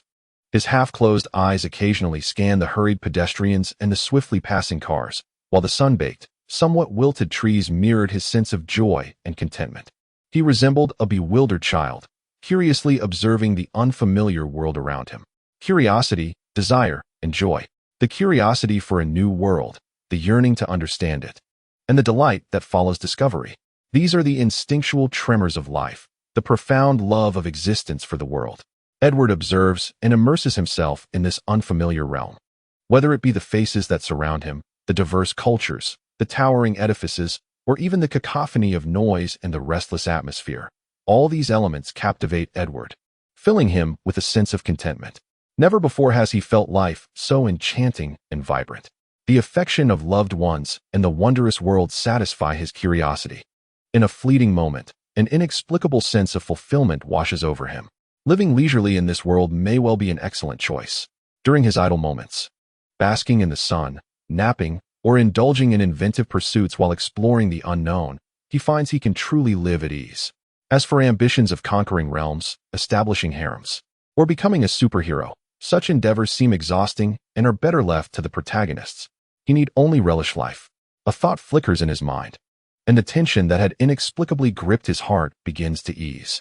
As a complete outsider entering this familiar yet foreign world, maintaining tranquility and seamlessly blending in is no small feat. The indifference of life as supervillains, the myriad of powerful beings, and formidable superheroes further shatter Edward's already fragile sense of security. An unshakable anxiety envelopes him. Even though he has lived a substantial life and has been reborn, tranquility eludes him. Despite possessing the door of truth and the art of alchemy, a taut string of concern has always lingered in Edward's heart. The allure of unknown dangers, the desire for immense power, and envy of bizarre abilities in this dazzlingly chaotic world leave him in a constant state of turmoil. He has contemplated the possession of great strength, envisioned himself as a superhero, imagined altering the fabric of this world, and aspired to be paramount among men. Yet now, feeling that gentle satisfaction within, he recognizes that he is merely an ordinary man who wishes to live leisurely. He yearns to enjoy the love of family, embrace a comfortable life, uncover the secrets of the world, engage in inventions, and explore its wonders, all while pursuing the highest aspirations of an alchemist. There is no need for excessive contemplation. Living leisurely and freely suffices. In this world, the concerns are few, so why shackle oneself further? As long as he lives joyfully and freely, the rest is inconsequential. Certainly, before anything else, one must promptly address their own issues and strengthen their abilities. In a world devoid of power, attaining one's desires becomes less effortless and serene. A revelation seemed to dawn upon Edward. As a weight that had long burdened his heart dissipated like mist. With a yawn, Edward felt a wave of drowsiness wash over him, stretching languidly to invigorate his muscles. Relaxation, tranquility, leisure, and a sense of ease intertwined in the air around him, reminiscent of a cat roused from slumber, embodying freedom and languor. The hurried pedestrians and the ceaseless flow of vehicles overwhelmed Edward, causing his head to spin slightly. He complained, "Peter, this weather is perfect for lounging at home in a recliner, catching up on some sleep. Wandering here is truly a waste, wouldn't you agree, Peter?" Slurp. Peter remained silent, cradling a cone of ice cream, licking it with utmost concentration. Beads of sweat adorned his forehead, yet his eyes sparkled with delight, as if the coolness of the treat could dispel the summer swelter. Edward's words were already disregarded by Peter, who was lost in the world of ice cream. Chapter 11. The Chaotic City. "Hey, Peter, did you not hear me? Could you at least respond?" Edward called out to Peter, who was entranced. Slurp. Ignoring him entirely. At that moment, Edward felt as though he was merely idling away, yearning for something to engage in. Amusing himself at the expense of the future Spider-Man seemed like a delightful idea. With this thought, Edward's spirits lifted, banishing much of his drowsiness. As he regarded Peter with renewed enthusiasm, beginning to tease, "Peter, have you forgotten who purchased that ice cream? Have you forgotten who earned the money for it? If that is the case, it's truly disappointing, Peter." Upon uttering these words, Edward felt invigorated, and the world around him appeared much brighter. "Peter, you should not solely indulge in your own pleasures. You ought to earn money like I do." Edward looked down at Peter with an air of superiority, speaking with earnestness. Yet the pride in his eyes was unmistakable.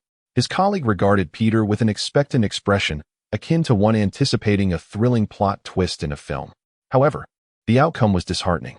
Peter did not react as Edward had anticipated. He did not leap up in protest, but instead gazed at Edward with an expression of bewilderment. "Edward, do you really want your brother to deceive others for money like you do?" Edward stared at Peter in confusion. "Well, do you wish to deny it? I can scarcely believe that someone would bestow upon you an additional $100 without cause. Apart from the art of hypnotism, I cannot fathom any other means by which you might acquire such an amount." Peter regarded Edward with an expression of scorn, his venomous words lashing out without restraint. "Just now, you resembled a charlatan deceiving the masses within a church, Edward. Through the use of hypnotism, you have coaxed an extra $100 from your unsuspecting counterpart." Utterly astonishing, completely bewildering, Edward gazed incredulously at Peter, who articulated his analysis with such conviction, his expression one of sheer astonishment. To think that what he had just done had transformed into a wholly different spectacle in Peter's eyes. As he observed Edward's dumbfounded demeanor, Peter felt an unprecedented sense of exhilaration. This sensation surpassed even that of indulging in ice cream. It was a profound satisfaction akin to avenging a long-held grievance. Since his earliest memories, Peter had never triumphed over Edward in their verbal sparring. The weight of perpetual subjugation had rendered him somewhat numb. Now, liberated at last, he experienced a fleeting sensation reminiscent of a serf rising to claim dominion. Meanwhile, at that very moment, Edward was regarding Peter with an odd expression, akin to that reserved for a peculiar creature. Unbeknownst to Peter, he had unwittingly acquired a new label in Edward's mind, an insufferably self-assured youth. Before Peter could fully relish this rare feeling, he was interrupted by that singular glance, akin to a fly unexpectedly invading his mouth amidst a fit of uninhibited laughter, utterly repulsive and discomforting. "Damn it, Edward!" A surge of unnameable fury ignited in Peter's chest as his gaze bore down on Edward. In the next instant, he concocted a more venomous retort, preparing to unleash a devastating counterattack. Naturally, Edward was not to be outdone. Within the rapid exchange of banter, time slipped away, and before long, the pair arrived at their intended destination, a clothing store. Gazing through the transparent glass doors, illuminated by the bright glow of crystal chandeliers reflecting off the immaculate floor, a vibrant array of garments beckoned to Peter as though inviting him into a different realm. Edward, what are we doing here? As Edward approached the door to enter, Peter, momentarily forsaking their repartee, hurriedly followed suit, grasping Edward's arm and whispering his inquiry, his eyes flickering with insecurity and trepidation. The clothing store, separated by a mere fragile glass door, felt like a vast chasm between worlds, strange and distant. Observing Peter's self-doubt and timid demeanor, Edward's expression turned complex as he clasped Peter's arm and stepped inside. What are we here for? Naturally, to purchase clothing. Your attire is tattered, and my garments are quite antiquated. It is the perfect opportunity to procure a new ensemble. $200 is neither excessively much nor woefully little. In the shop before them, purchasing 2 sets of fine attire would be more than sufficient. Edward, let us refrain from such indulgence. We already possess clothing.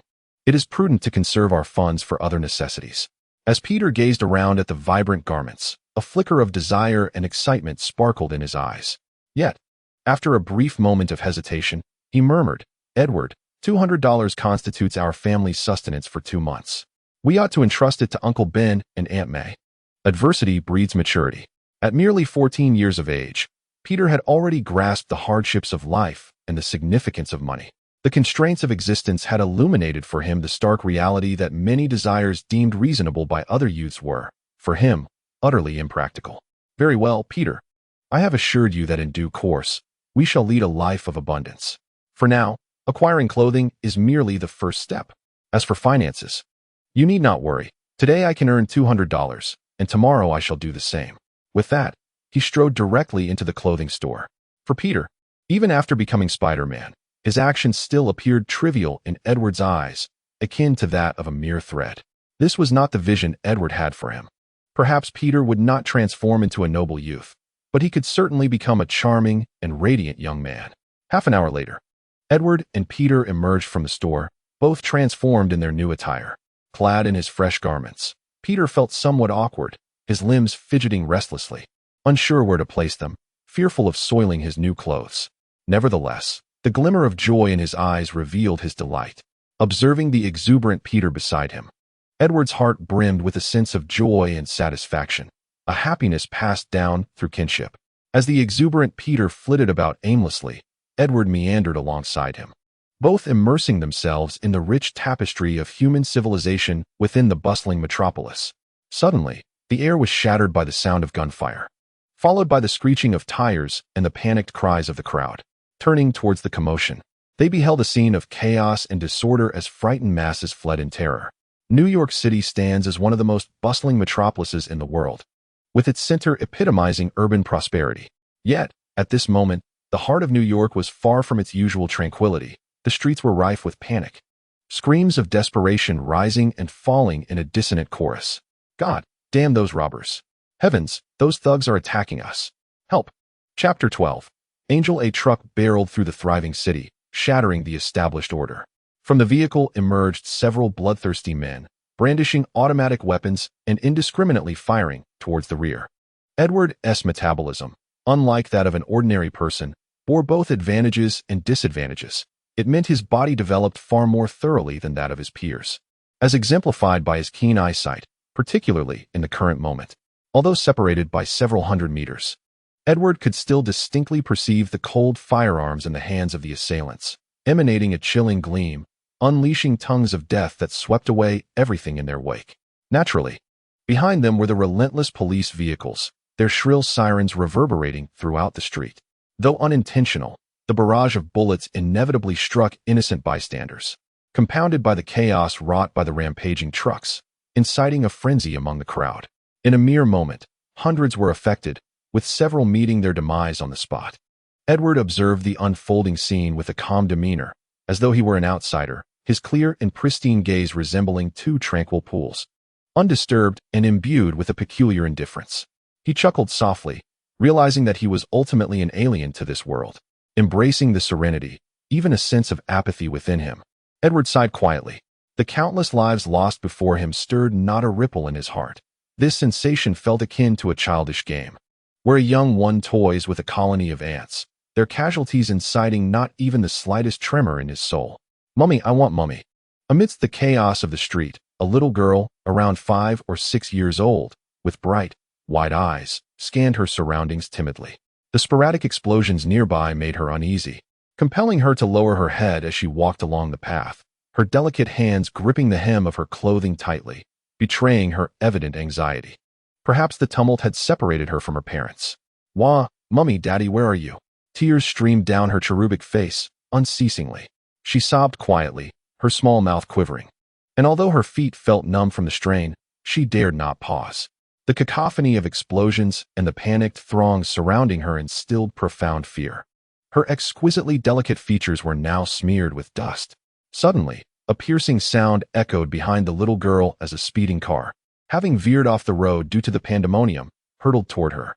Should anyone witness this moment, they would notice that the airborne vehicle was a limited edition, a luxury that only the affluent could afford. Yet, in the face of calamity, status mattered not. All were equal before the specter of disaster. The soaring automobile cared little for age or the potential for tragedy. At its core, it was merely a heap of metal in motion. As the little girl stood on the brink of perishing in the impending accident, a figure suddenly darted past, enveloping her in an embrace. With a swift roll, the figure clutched the girl tightly and maneuvered into a corner, creating further chaos in their wake. "Damn it, get out of the way. Who's blocking my path?" he growled, colliding with numerous frantic pedestrians. The fallen individuals erupted in a chorus of curses, yet Edward paid them no mind. His singular focus was on evading death in that tumultuous moment. Indeed, it was Edward who came to the rescue. "Edward, are you all right?" Peter inquired anxiously, forcefully pushing through the panicking crowd to reach Edward's side. "I'm fine, just a few scrapes. Nothing serious," Edward replied, his new clothes slightly torn, revealing patches of skin marred by palm-sized abrasions that were faintly oozing blood. Waves of sharp pain coursed through him, causing Edward to grimace. Having endured several impacts moments earlier, he naturally felt discomfort. Yes, he was a traveler from another realm, but he was not impervious to pain. Gritting his teeth against the agony, he managed to unfurl his furrowed brow and offered a smile he deemed gentle, turning to the little girl in his arms. "Are you all right, little sister?" Despite his efforts to appear soothing, the persistent pain contorted his expression. "I'm fine, thank you, big brother," the little girl replied in a tender voice, lifting Edward's spirits and momentarily easing his discomfort. Looking down at the child he had saved, he noted her golden hair, reminiscent of his own, and her porcelain-like skin, which made her resemble a charming doll, a little angel fallen from grace, evoking a sense of tenderness in his heart. However, her angelic face was streaked with soot, and her large blue eyes reflected vulnerability and helplessness, akin to a forsaken creature. "What is your name, little sister?" Edward asked gently, his voice imbued with a unique timbre that offered reassurance. "Angel, my name is Angel," she replied, her bright, clean eyes gazing up at him timidly. "Big brother, are you hurt? Does it hurt?" Her pure voice flowed through Edward's heart like a clear spring, igniting a sense of tenderness within him as he gazed at the little angel, feeling an irresistible affinity. "It doesn't hurt, big brother is fine," he reassured her softly while maneuvering through the chaotic crowd toward a corner by the wall. "Could you help Angel find her daddy and mommy?" Angel whispered, her bright sapphire eyes sparkling with hope as she nestled closer to Edward, drawn by his comforting presence. The timid expression she wore, imbued with both helplessness and expectation, made it impossible for Edward to refuse. "Of course, dear Angel. Do not worry. I will help you find your parents. For now, rest a little, sleep. And when you wake up, you will see your mommy and daddy." A gentle and tender voice, akin to a soft breeze, caressed Angel's heart, reminiscent of a grandmother's lullaby that resonated sweetly within her. Perhaps it was the warmth emanating from her older brother, reminiscent of the son's embrace, or perhaps, in her state of panic and exhaustion, she simply succumbed to the soothing melody, drifting into a serene slumber, a faint smile gracing her lips as if touched by a delightful dream. "Take good care of Angel," he said, turning to Peter, as he placed the already slumbering Angel in Peter's arms. Chapter 13.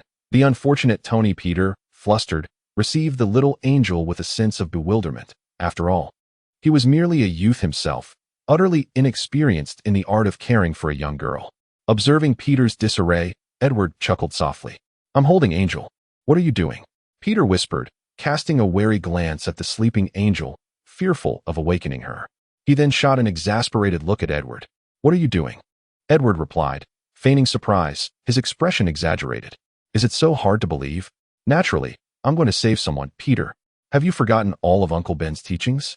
When within your capacity, you must assist others. Your indifference is truly disheartening, he taunted Peter once more. With that, Edward strode toward the scene of the accident involving the supercar, his tall, but not overly muscular frame weaving through the crowd like a nimble fish. As he watched Edward depart, Peter's face flushed crimson, not from guilt, but from anger. A low growl escaped him. Damn it, Edward, is this how you speak of your brother? Is this what you call Uncle Ben's teachings? Perhaps influenced by Edward, Peter was no longer the sharp-tongued, affable character from the original narrative. He had evolved into a more rational, if not cynical, version of himself. As for his brother's declaration to save someone, Peter scoffed dismissively. Growing up alongside Edward, he possessed a relative understanding of his brother's character, if not a complete comprehension. Indifference was the only adjective he could conjure to describe Edward. Beyond family, Peter sensed his brother's profound apathy towards others, a gaze that diverged from the way one looks at their own kind. It was a look he had once observed in naive children, the very same expression they wore while crushing ants. Innocence and ignorance gave rise to this indifference. Throughout the years, Edward had treated everyone around him with gentle kindness, yet Peter perceived that this gentleness was more akin to a transaction, offering warmth in exchange for acceptance. A means to blend seamlessly into his surroundings without standing out. A fair exchange, albeit devoid of warmth. Peter chuckled bitterly at the thought. His age is but a mere 14 years, yet the fine lineage he hails from has endowed him with a remarkably developed intellect. Years of arduous living have bestowed upon him the discernment typically found in adults. However, change may be imminent. Gazing at the slumbering Angel in his arms and recalling the gentle gaze exchanged moments ago, one reserved solely for loved ones by Edward, he finds himself lost in thought. The once luxurious and expensive sports car lies utterly mangled, now akin to the discarded relics of a junkyard. Its front end has violently collided with a fire hydrant. The stout and clumsy fixture now wedged into the car's crumpled front. The windshield is riddled with countless fissures, with sections of glass entirely absent.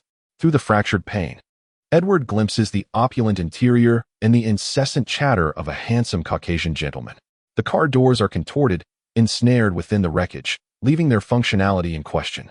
Damn it, I must have forgotten to greet that old bastard god today. He seethes. I will lodge a complaint against these wretched officers. In the bustling city of New York, a gunfight has erupted. What is this, a movie? A sharp intake of breath mingled with frantic curses reveals the car's owner is in a profoundly foul mood. Sir, before you file a complaint, you should consider vacating this area. What transpires in the next minute will certainly not be to your liking.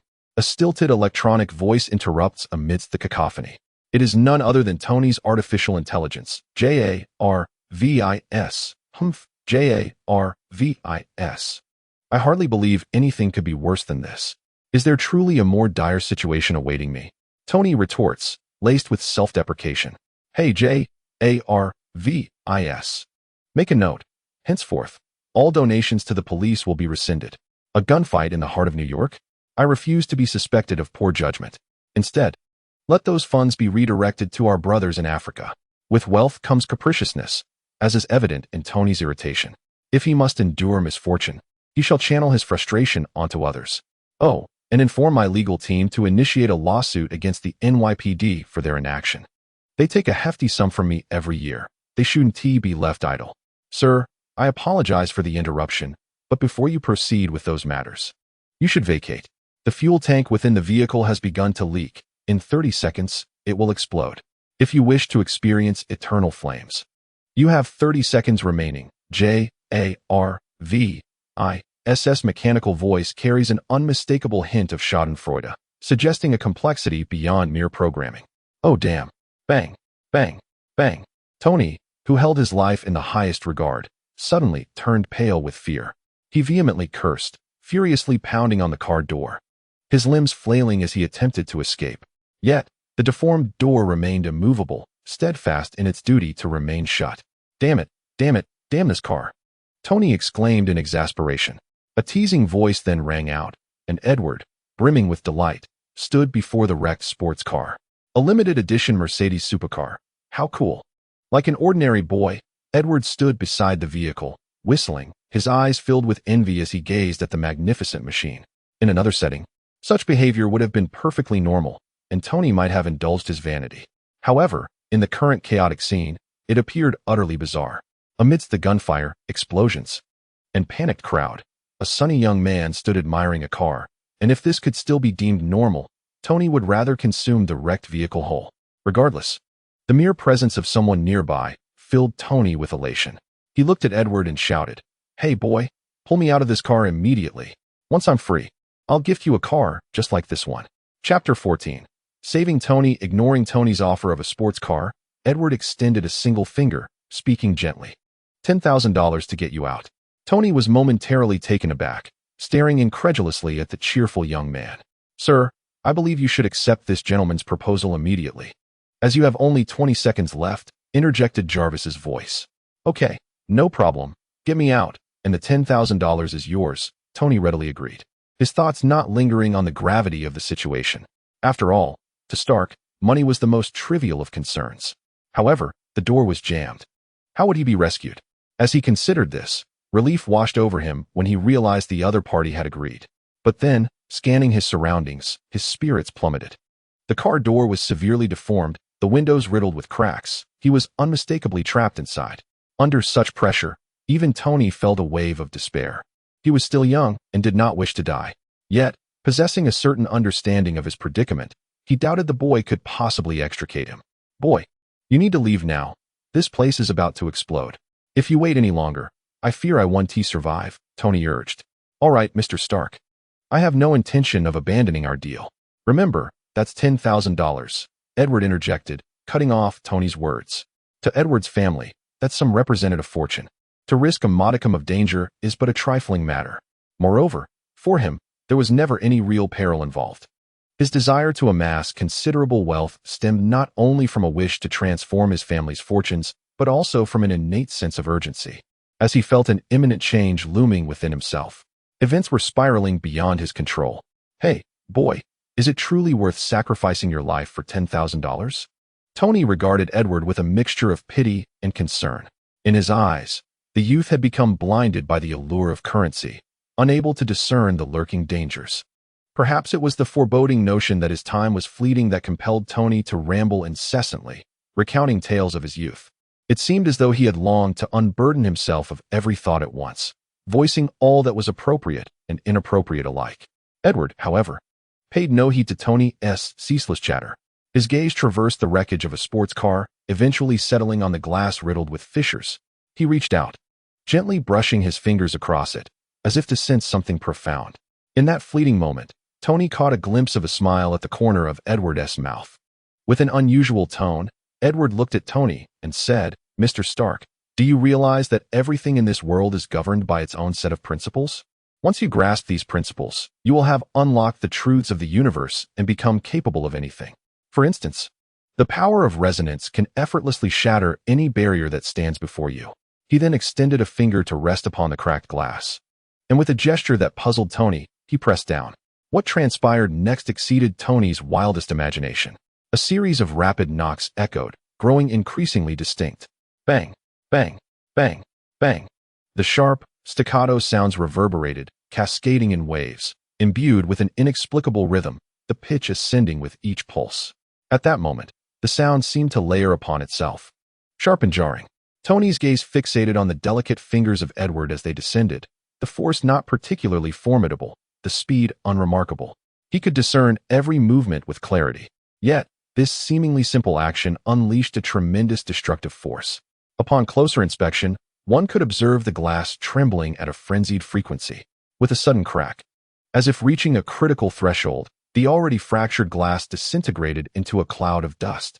Then, a hand reached through the shattered windshield, grasping Tony, who sat in stunned silence, and with a deft pull, Edward yanked him out. Dragging Tony away, they They sprinted towards the wall. Boom. Just as they escaped, an explosion erupted. Staring at the obliterated vehicle, Tony was left in a state of trepidation, realizing he had narrowly escaped death. Mr. Stark, the transaction is complete. $10,000. Edward extended his hand and waved it in front of Tony, reminding him with an expression unchanged from before, his gaze calm as he regarded the other. He appeared completely unfazed, as if he had not just survived a life-threatening explosion. The current Tony was not yet the Iron Man of the future. One could only wonder if he would resort to evading his debts. It was well known that the younger Tony was not of the most honorable character. A gentle smile graced Edward's face as he pondered this. Having awakened from his shock, Tony listened to Edward's words and regarded the boy before him. He had no doubt that if he dared to default, Edward would ensure he was made to pay. Hey, boy, defaulting is not something Stark would do. It would be an affront to the Stark name, Tony replied, visibly displeased. When had Tony Stark ever failed to settle his debts, especially for a mere $10,000? Perhaps Stark wouldn't, but I cannot vouch for Tony Stark, Edward remarked, arms crossed, his tone teasing as he observed Tony with a bemused expression. Edward harbored his doubts regarding Tony's integrity. This was the real world, not a superhero film. The outcome of events was uncertain. Perhaps Tony Stark was indifferent to $10,000, but one could never guarantee that he wouldn't default out of sheer irritation. Without further ado, Tony produced a check from his pocket, poised to sign it. Suddenly, a sharp gasp escaped him. His complexion draining to a pale hue as beads of sweat rapidly adorned his forehead, an intense pain surging through him. Damn it, this hurts like hell. Tony grimaced, exclaiming. Upon hearing his cries, Edward finally took note of Tony's condition. His once stylish hair was now dust-laden, and his forehead, aside from the sweat, was marred with dark crimson streaks. Furthermore, from Tony's awkward movements, Edward could deduce that the other was indeed injured. 3 ribs were broken, and at least 1 arm was fractured.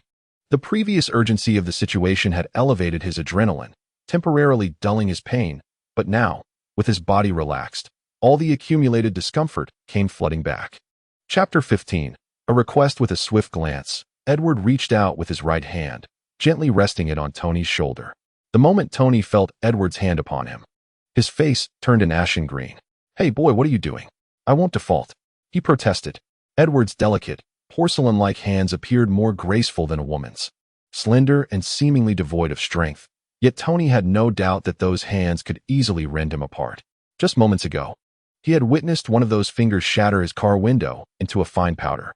Regardless of how it is accomplished, whether through sheer strength or skill, it signifies that the opponent possesses the capability to utterly vanquish oneself.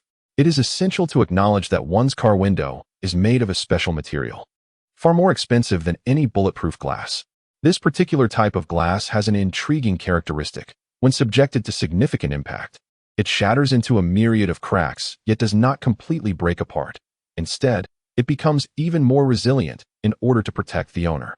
Before shattering, the window glass is more robust than bulletproof glass, able to withstand bullets, and after it has fractured, the shattered pieces can endure the shockwave of an explosion. Just recently, he witnessed the boy before him shatter this glass, capable of withstanding bomb blasts, with merely a finger. Regardless of how this was achieved, he had no desire to test it personally. Moreover, it is worth noting that just moments ago, this seemingly unassuming boy had effortlessly lifted him as if he were a mere chick. Tony had no doubt about the boy's destructive power. Hey boy, let us talk. You want money, right? All right. Tony Stark is never one to be stingy. Money is not an issue when it comes to preserving my life. He attempted to reason with the violent youth before him. Naturally, he decided to unleash his most potent weapon. In his perspective, money held immense persuasive power. As countless words flowed from him, Edward focused intently, sensing the changes in the boy's muscles and bones. With one hand firmly on the boy's shoulder, he began to explore downwards with a serious demeanor. Tony was no fool. He was a genius. Initially startled, he now observed the boy's movements, and with J.A.R.V.I.S. offering no warning, his sharp mind quickly deduced that the boy bore no malicious intent. With this realization, Tony felt a wave of relief wash over him, and he began to chatter incessantly. Hey, boy, do you realize you've struck gold? Yes, boy, you've hit the jackpot. You must understand. Stark's body is an absolute no-go zone for all but beautiful women. TSK, TSK, TSK. Boy, if those lovely ladies knew that Stark's body had been touched, They might just go mad with jealousy. Narcissism had always been one of Tony's defining traits. Ouch. Boy, be gentle, will you? If this arm gets broken, no one will be signing checks for you, and that $10,000 of yours might just vanish. With a swift motion, he pulled, tugged, and yanked. A series of sharp, bone-crunching sounds echoed. A piercing scream erupted. Ugh, that sound is truly grating, like an old cat having its tail stepped on. Edward was not one to suffer in silence. He retaliated immediately. The movements in his hands were incessant. With a forceful tug, Tony's body leaned into Edward's embrace, tilting slightly to one side. Standing beside Tony, Edward's entire physique trembled, and with a deft motion, he struck Tony's back with a resounding clap. Bang! The sound resonated deeply, akin to striking a drum wrapped in blankets, producing a muffled thud, heavy and profound. Humph! Tony let out a low grunt. Yet it was a sound imbued with a sense of liberation and relief, as if a suffocating heaviness within him had been expelled, leaving him remarkably at ease. The excruciating pain within him diminished significantly, his spirits calming. At that moment, Tony turned his gaze towards Edward, the boy who had rescued him, finding him quite intriguing. Hey, boy, what's this? I feel utterly refreshed. My entire being is imbued with lightness, unlike anything I've ever experienced. Sensing this transformation within himself, Tony's eyes sparkled with astonishment and curiosity as he looked at Edward. A request, just a small one within reason, Edward replied, shaking his head as he observed Tony's inquisitive gaze. He was indifferent to Tony's astonishment and had little interest in satisfying the curiosity that radiated from him. What? Tony exclaimed, as if confronted with something utterly unbelievable, his expression one of sheer bewilderment. You wish to extract a promise from Tony Stark? His laughter erupted, echoing with disbelief. Now that's a joke. Boy, this isn't film. Edward remained unfazed by Tony's mirth, calmly watching him revel in laughter. Boy, I'll grant you a chance, persuade me. If you can convince me, I shall grant you a request, a small one. Tony felt a sense of discomfort at Edward's demeanor, akin to that of a clown in a circus. Though he found the request utterly ridiculous, indeed, laughable, a small request was what it entailed. In Tony's mind, it represented a commitment, a promise belonging to Stark himself. Rescuing you from the car is worth $10,000. Reattaching your bones earns you a request. Edward's calm voice resonated. That's insufficient. Merely reattaching your bones doesn't warrant a request, Tony replied, shaking his head, bartering like a seasoned merchant. Yet, a glimmer of cunning flashed in his eyes, as he separated the two tasks, saving him and rejoining his bones. In isolation, simply mending the fractured bones was not worthy of a promise from Tony Stark. If reattaching your bones merely warrants a request, boy, then I'd be swamped. My personal physician would demand countless promises from me. Boy, Stark's promises are not so easily bought. At this moment, Tony had regained his composure, transforming into the lofty genius and master of the Stark Corporation, gazing at the boy before him with keen interest. Chapter 16. Tony's caprice. Are you contemplating, boy? J.A.R.V.I.S. Yes, sir, came the electronic voice of J.A.R.V.I.S. Record this. When customizing the sports car in the future, exclude Mercedes. Tony raised his arm, addressing the watch on his wrist. Sir, the Mercedes series not only boasts a stylish design with a futuristic aesthetic, but its performance is also among the best in the world. Most importantly, the bulletproof features of the Mercedes sports cars offer enhanced protection for your safety. J.A.R.V.I.S. responded. Enough, J.A.R.V.I.S. The Mercedes sports car will bring me bad luck, Tony replied nonchalantly. His casual demeanor epitomized one word: capriciousness. Of course, for Tony Stark, such whims were permissible. He had every right to be capricious. In this nation and across the globe, many would endure his caprices. As you wish, sir, came the electronic voice once more. By the way, J.A.R.V.I.S. Call the police immediately.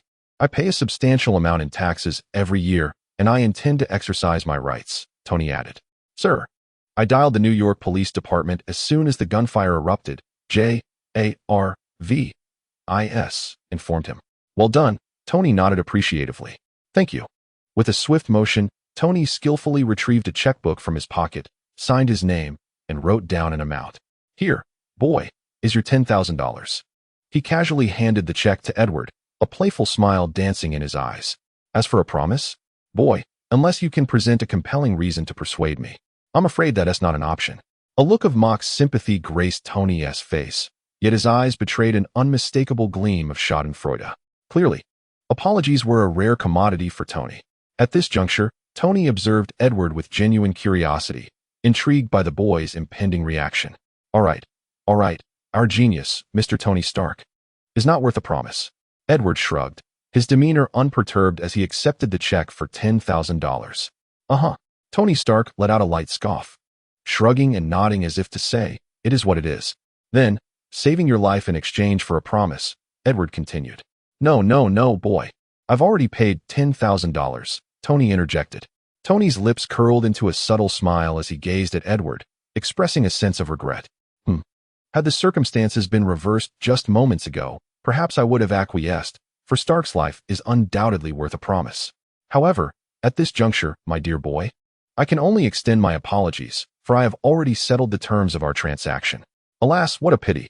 With that, Tony erupted into a triumphant laugh, as if he had secured a grand victory. Strangely, witnessing the boy's dismay brought him considerable joy. Perhaps, Edward replied nonchalantly, his eyes reflecting an enduring weariness as they wandered aimlessly. Hey, boy, are you not saddened? Do you not feel a sense of frustration? Tony, dissatisfied with Edward's indifference, probed with a hint of reluctance. Do you not desire a promise? With a bit more effort, success might be within reach. Mr. Stark, I believe your safety should take precedence over such trivial matters, Edward remarked casually, a hint of a smirk playing on his lips. Boy, cursing others is quite unbecoming, Tony retorted, puffing with pride. I beg to differ. The misfortunes of others are, in fact, my fortune.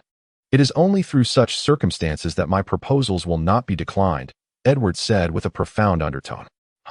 Boy, you are indeed correct, Tony responded, surprisingly unperturbed, nodding in agreement. The misfortunes of others serve as the most vital bargaining chips in transactions, provided, of course, that those unfortunate souls are not Stark himself. Tony found a peculiar understanding in Edward's somewhat cynical perspective. I never expected you to possess such a profound comprehension of trade. Boy, you are a natural merchant. A rather unscrupulous one at that. His words, however, carried an uncomfortable resonance. As long as you concur, Edward replied, a mischievous smile gracing his face as he regarded Tony. What are you plotting, boy? Tony Stark asked, his expression turning wary as he instinctively took a step back, his gaze subtly drifting to his watch. Engaging in unlawful acts is not the behavior of a good boy, Tony cautioned. That is only natural. It is my duty to act with valor, Edward affirmed, his face adorned with a benevolent smile. Yet, as Tony observed the grin on Edward's face, an unsettling feeling crept into his heart, as if the boy were scheming against him. He glanced at his watch again, feeling increasingly uneasy. Noticing Tony's second glance at his watch, Edward's smile widened, his eyes shimmering with an unusual brightness, momentarily masking the fatigue that lingered within them.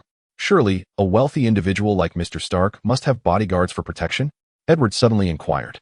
Edward's words were abrupt, causing Tony to momentarily freeze, his gaze fixed on Edward as a sense of vigilance surged within him. With a tone that oozed flippancy, he remarked, Boy, are you curious about, or perhaps enamored with the lifestyle of the affluent? Observing Tony's nonchalant demeanor, Edward couldn't help but chuckle inwardly. Mr. Stark, I must say, your facade is rather clumsy, he stated, his expression perfectly conveying a sense of disgust, as if he had encountered something revolting. Tony Stark, the master of Stark Industries, hailed as the greatest genius of this century. Indeed, although your character may be questionable, I have no doubt regarding your intellect. Nevertheless, as he spoke, Edward's keen gaze scrutinized Tony's head, as if seeking to reaffirm his suspicions. His eyes roamed over Tony's scalp incessantly, resembling an inspection to ascertain whether something was amiss. At that moment, silence spoke volumes. Edward's earnest demeanor caused veins to bulge on Tony's forehead, igniting a fire of irritation within him. Chapter 17. The reality of the world. Seeing Tony's reaction, Edward felt an inexplicable sense of satisfaction. Whether it be Spider-Man or Iron Man, both are renowned for their sharp tongues. Outshining the other in this regard brought an exhilarating sense of achievement. How delightful it was. He pondered whether he might become the sovereign of sarcasm. In a fleeting moment, He chuckled at the thought. And then there was Deadpool, famously known as the king of banter. Edward was being quite the jester. His spirits lifted, his demeanor brightened, and even his words carried a buoyant air. Mr. Tony Stark, you are of great significance to many in this world. Should you encounter difficulties, it would certainly not be a sight they wish to witness. Edward spoke the truth. Tony Stark was entangled in a myriad of vested interests. His safety was a concern for many, often surpassing even his own worries. Stark Industries was immensely wealthy and valuable. However, without Tony, it would lose its essence. A genius inventor. Even without Stark, Tony could establish another. Yet, without Tony, Stark would cease to be Stark. This was a lesson for him to learn. To survive in this world, numerous paths exist. In the Marvel Universe, Tony Stark's method of existence offered him profound insights. Thoughts raced through his mind as his lips continued to move. 7 minutes had elapsed since the incident, and surely, upon receiving your alert, Mr. Stark, your people must be on their way. Edward cautiously surveyed the desolate streets around him, then turned his attention back to Tony with keen interest. He wondered, when your people arrive, will you encounter danger? I find myself quite curious. What does that mean? The frivolous expression that once adorned Tony's face had vanished, replaced by a vigilant gaze fixed upon Edward, the boy who had suddenly appeared at his side. Observing Tony's wary demeanor, Edward felt no surprise. To him, it was entirely expected.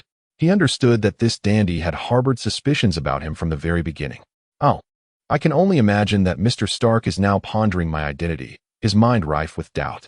Let me contemplate what must be swirling in Mr. Stark's thoughts. Who am I? Who stands behind me? What forces do I represent? And what are the objectives of those who support me? As these thoughts crossed his mind, Edward couldn't help but chuckle. I apologize. I find it difficult to restrain myself. Ignoring the grim expression on Tony's face, Edward spoke without a hint of remorse. By the way, Mr. Stark, I wonder if you believe that all of this unfolding before you was meticulously orchestrated? His eyes sparkled with curiosity as they locked onto Tony.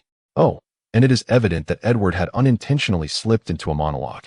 Meanwhile, Tony Stark's mood was anything but pleasant. His expression darkened, and his eyes glimmered with indignation. Well, everything I just said was merely jest. Edward shrugged, uttering words that only served to infuriate Tony further. This jest is far from amusing. With a scowl, Tony retorted stiffly, then chose to ignore Edward entirely. Seeing Tony's darkened countenance, Edward felt a weight lift from his chest, and his enthusiasm grew. In truth, Edward's words were merely intended to intimidate. He had no intention of making a move against Tony. He dared not. This was the real world, and he was acutely aware of the formidable influence that Tony Stark wielded in this nation and beyond. At present, he was but an insignificant insect, easily crushed beneath a boot. With a modicum of cleverness, he could scrape together a few coins and engage in some lighthearted banter. But should he ever threaten the interests of those in power, they would not hesitate to extinguish the life of a mere ant. This is the harsh reality of the world. All he could do was tread carefully, keeping a low profile as he awaited his own growth. Occasionally, he might indulge in some jesting, but he would never engage in foolishness. He would not forget how he had met his demise in a previous life. He would not seek to harm others' interests, nor could he afford to reveal any enticing prospects before he had amassed sufficient strength. He cherished his own fragile existence. He desired to survive. For now, he was merely a tiny ant, and Tony, standing before him, could easily crush him with a mere sneeze, extinguishing his life countless times over. Such is the privilege of the elite. This is a complete world, one that encompasses not only superheroes, superpowered individuals, or other mutants, but also the affluent, aristocrats, and high-ranking officials wielding power. It is a realm with a firmly established class structure, akin to that of a past life.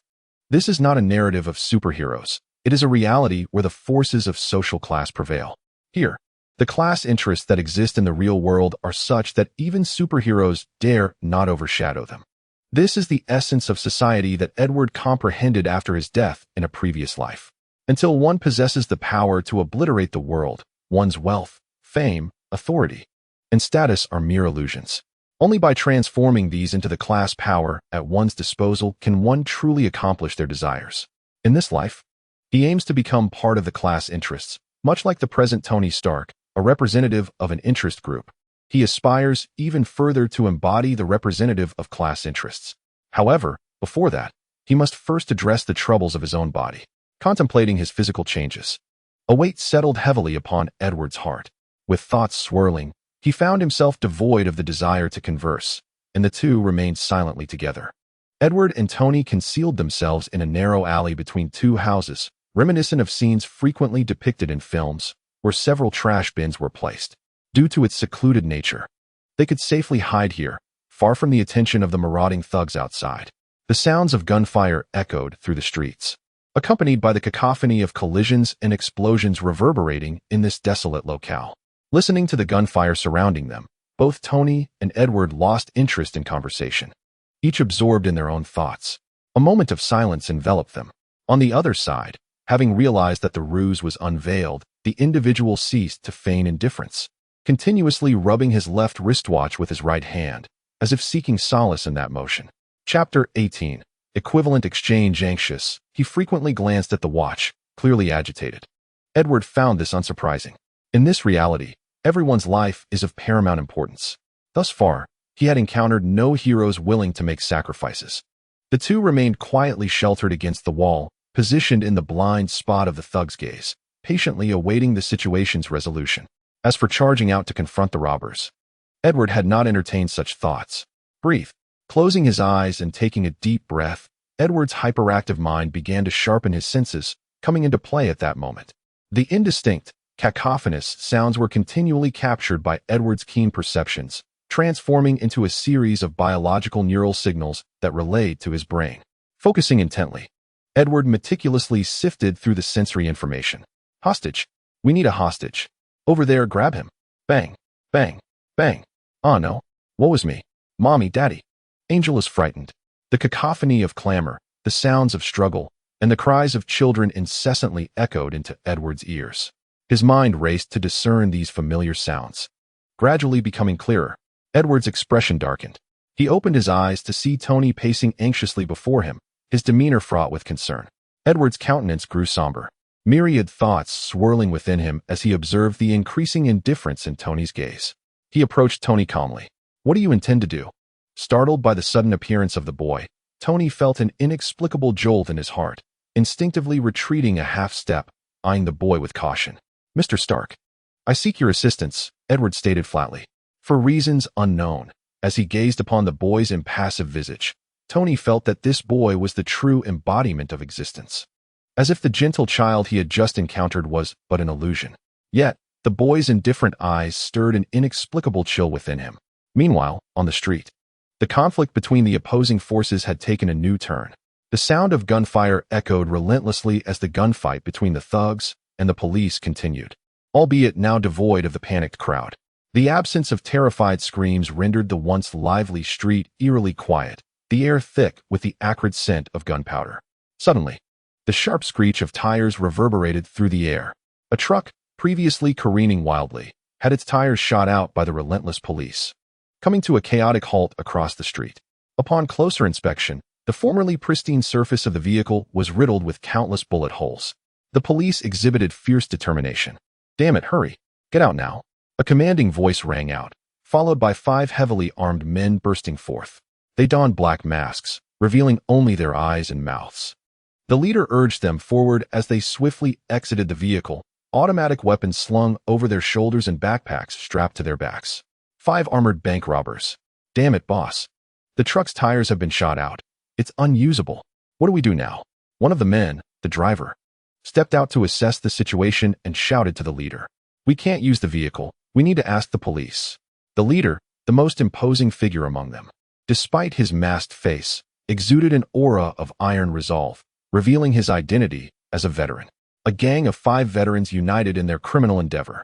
The leader's eyes glinted with steadfastness, his cold gaze sweeping over the chaotic street, devoid of any presence due to the recent turmoil. Hostages. We require hostages. A commanding figure bellowed, casting a sweeping gaze around him. 2 silhouettes emerged before the mob, one large and one small, Peter and Angel. As chaos erupted among the crowd, the duo sought refuge in the clothing store Peter had just vacated, completely unaware that the assailants were lurking nearby and had now discovered their presence. Go, seize them. With that, one of the assailants dashed into the store, swiftly dragging both individuals out.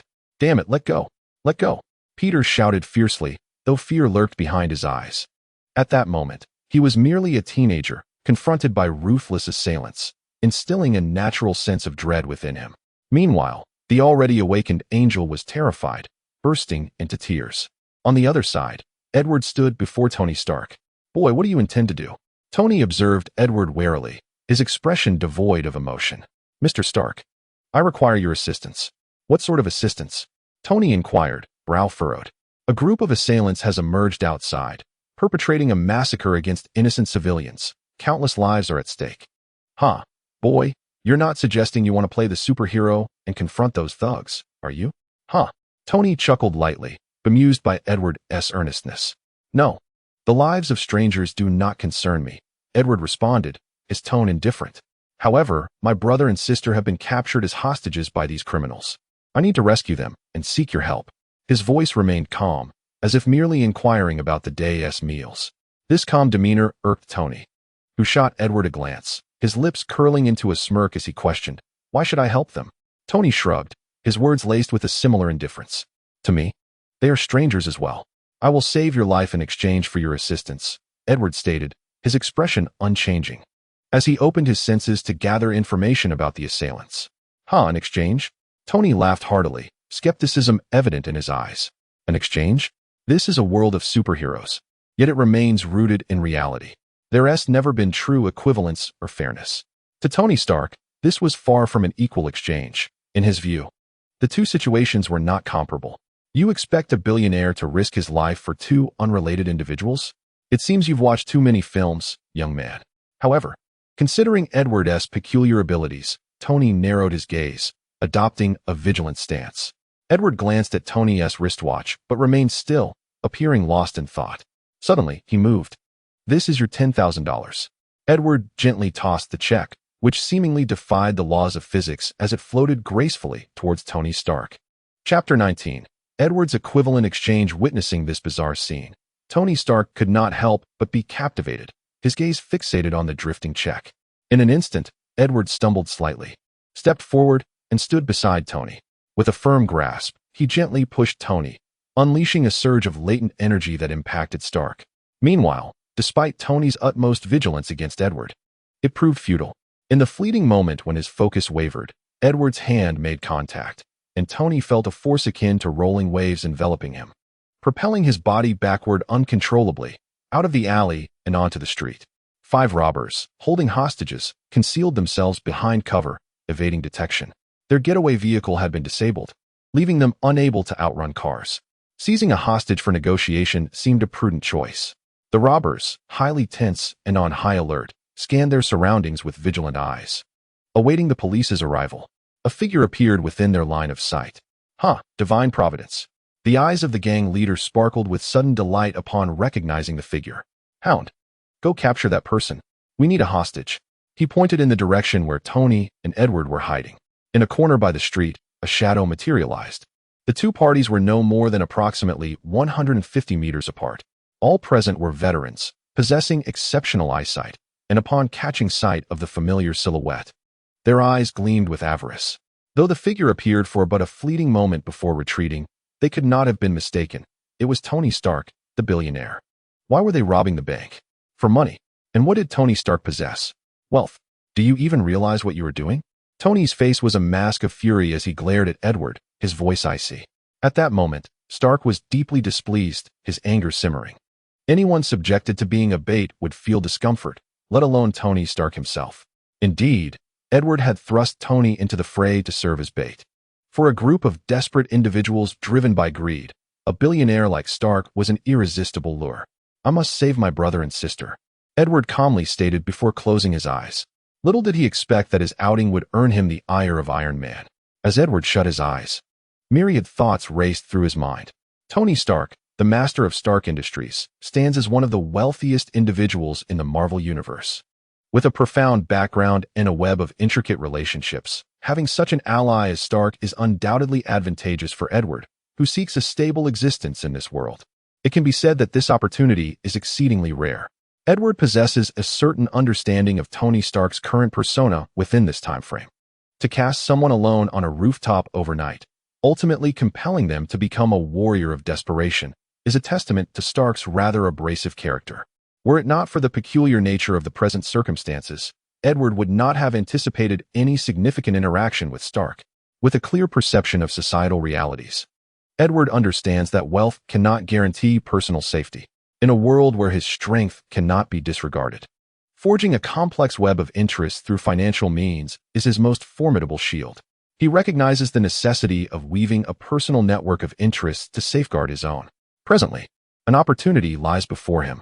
If he can establish a connection with Tony Stark, it would undeniably bolster his future plans. Yet, unexpectedly, events have taken a different turn. Edward has now offended Tony Stark, and in doing so, he has also antagonized the future Iron Man.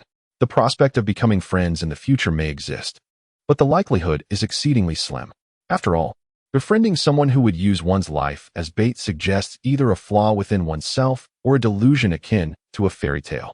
In the realm of reality, such scenarios elicit only a wry smile.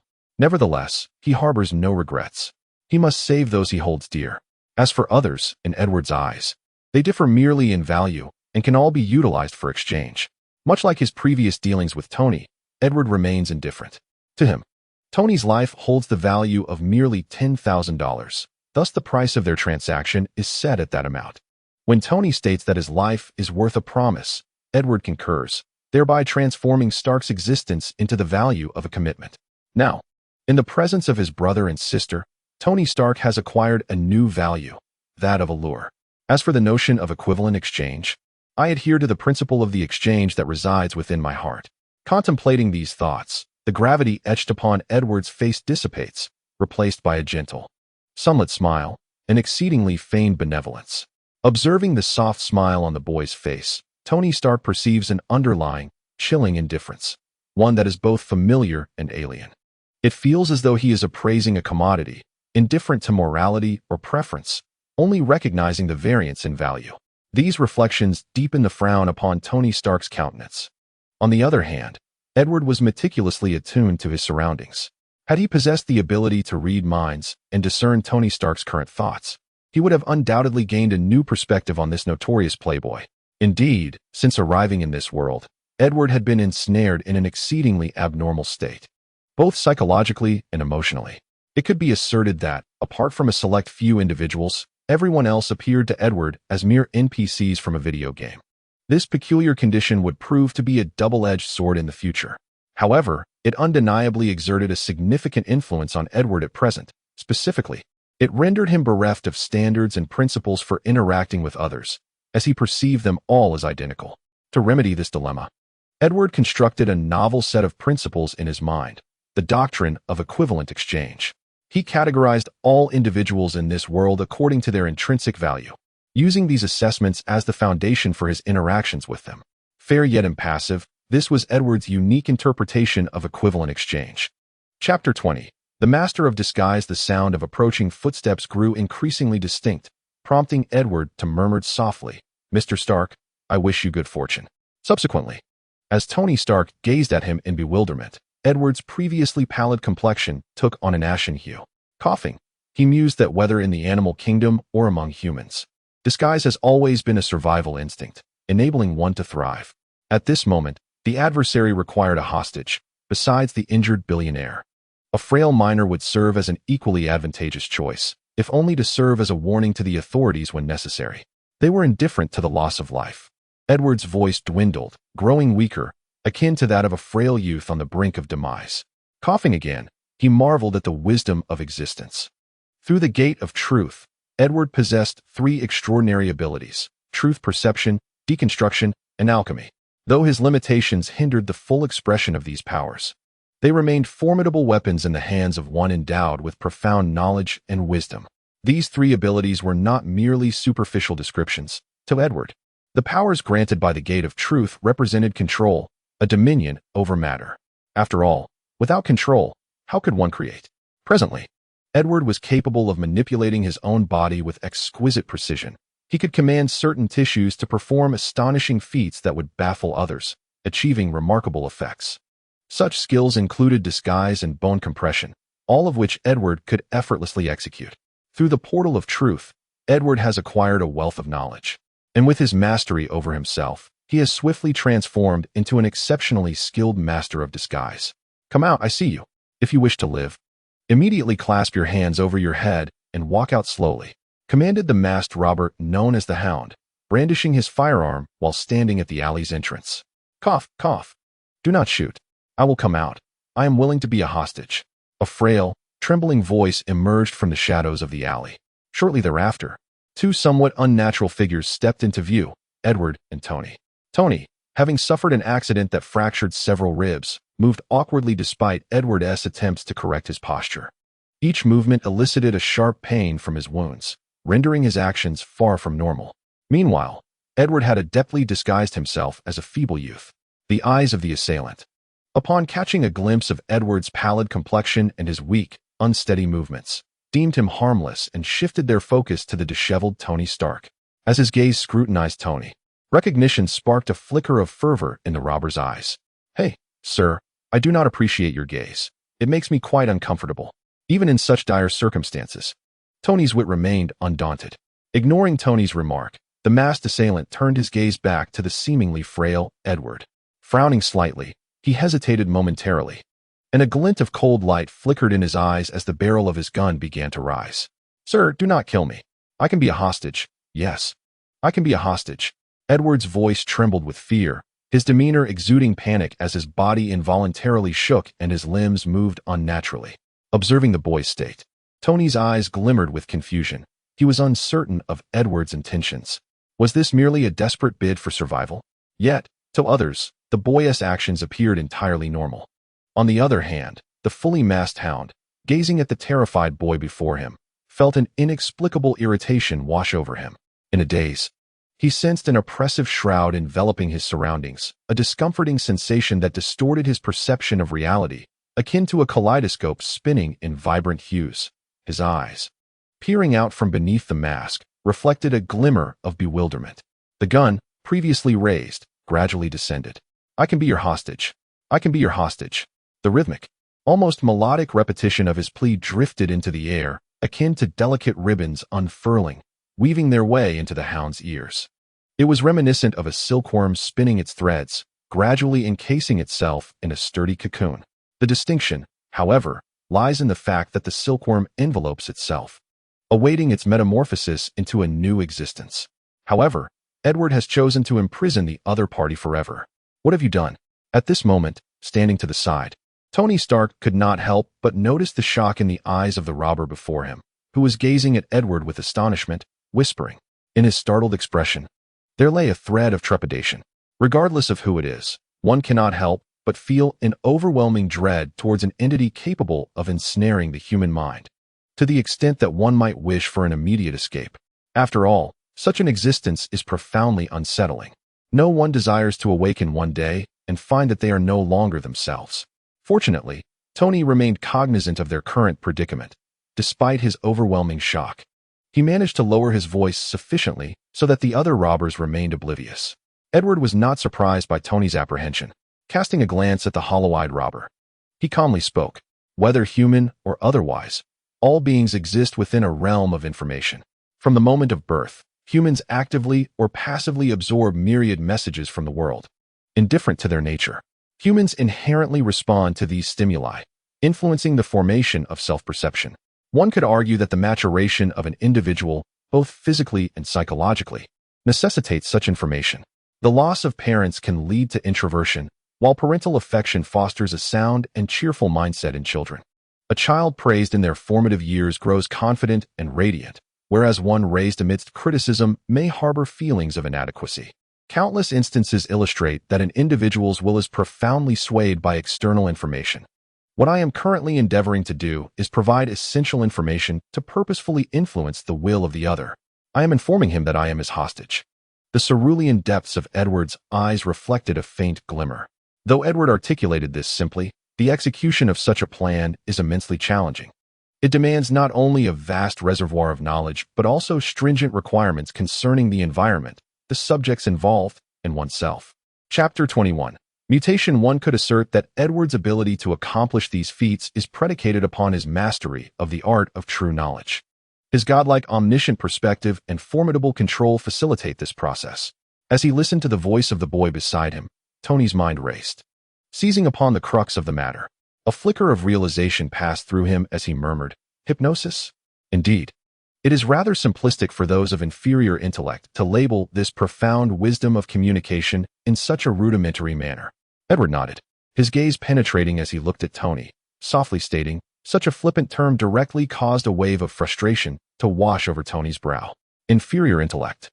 Tony stared incredulously at the boy before him. "Surely, do you not find it disheartening that this wisdom, which facilitates communication between lives, is so poorly named? Only those incapable of comprehending the profound nature of wisdom would pose such questions." Edward gazed at Tony in astonishment, taken aback by the latter's apparent confusion. Tony's temper flared, and with his sharp tongue, he was not one to concede defeat, ready to retort. At that moment, the voice of the gang leader pierced through the tension. "Hound, what are you doing? Bring the hostages over here." His tone was laced with an icy chill. Edward, discerning a hint of doubt in the leader's voice, realized that time had sown seeds of suspicion. "I am your hostage," Edward stated, locking eyes with Hound. "Indeed, you are a hostage," Hound echoed, momentarily lost in confusion before regaining clarity. "Hey, damn it, walk over here with your hands on your head." Hound barked sharply at the two, complying. They approached with their hands raised, and Hound seized Tony Stark, his powerful arm tightening around the latter's neck, while his gun remained aimed at Edward. "Now move forward." "All right." Neither Edward nor Tony Stark resisted or protested. They silently complied under Hound's control, making their way to join the four others across the way. Meanwhile, the police, having swiftly surrounded the scene, raised a multitude of weapons, aimed directly at the five criminals. A tall, middle-aged white police officer, using a police car for cover, held a megaphone and shouted, "You are surrounded. Lay down your weapons. Do not resist futilely. Immediately drop your weapons and come out." In response, a barrage of bullets erupted. "Now, prepare a vehicle and $100 million, or do not blame me," the leader of the gang shouted, his eyes cold as he surveyed the officers encircling them. "What the hell is this lunatic insane? $100 million? Even God would commit a crime." The middle-aged officer's lips twitched at the gang's demand. The astonishment among the other officers was palpable, and even he questioned the sanity of their adversaries. In this nation, their lives were worth far less than $100 million. "We have a hostage, the playboy Tony Stark," he asserted, gesturing towards Edward, Tony, and the gang member known as Hound. "Damn it, it's him." The officer recognized the familiar figure and recalled the earlier emergency call, cursing under his breath. While they were not worth $100 million, Tony Stark undoubtedly held that value. Meanwhile, Edward and the others were slowly advancing. With each step, Edward felt a growing weight of gravity in his heart. In his perspective, the five kidnappers were undoubtedly highly trained soldiers, their instincts as warriors ingrained in their very bones. Whether in speech or movement, the menacing dogs at their side or the four robbers 30 meters away, countless eyes remained vigilant, concealed within the shadows. Only seasoned soldiers, battle-hardened and experienced, could achieve such precision. With hostages in their grasp, particularly those of significant influence, the police dared not act recklessly. Their focus solemnly fixed on the band of criminals. The atmosphere grew tense. "Stop!" Suddenly, the leader's voice broke the silence.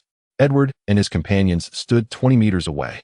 The commanding figure, his gaze as sharp as a blade, swept over Edward and Tony, lingering momentarily on Tony, as if verifying his identity.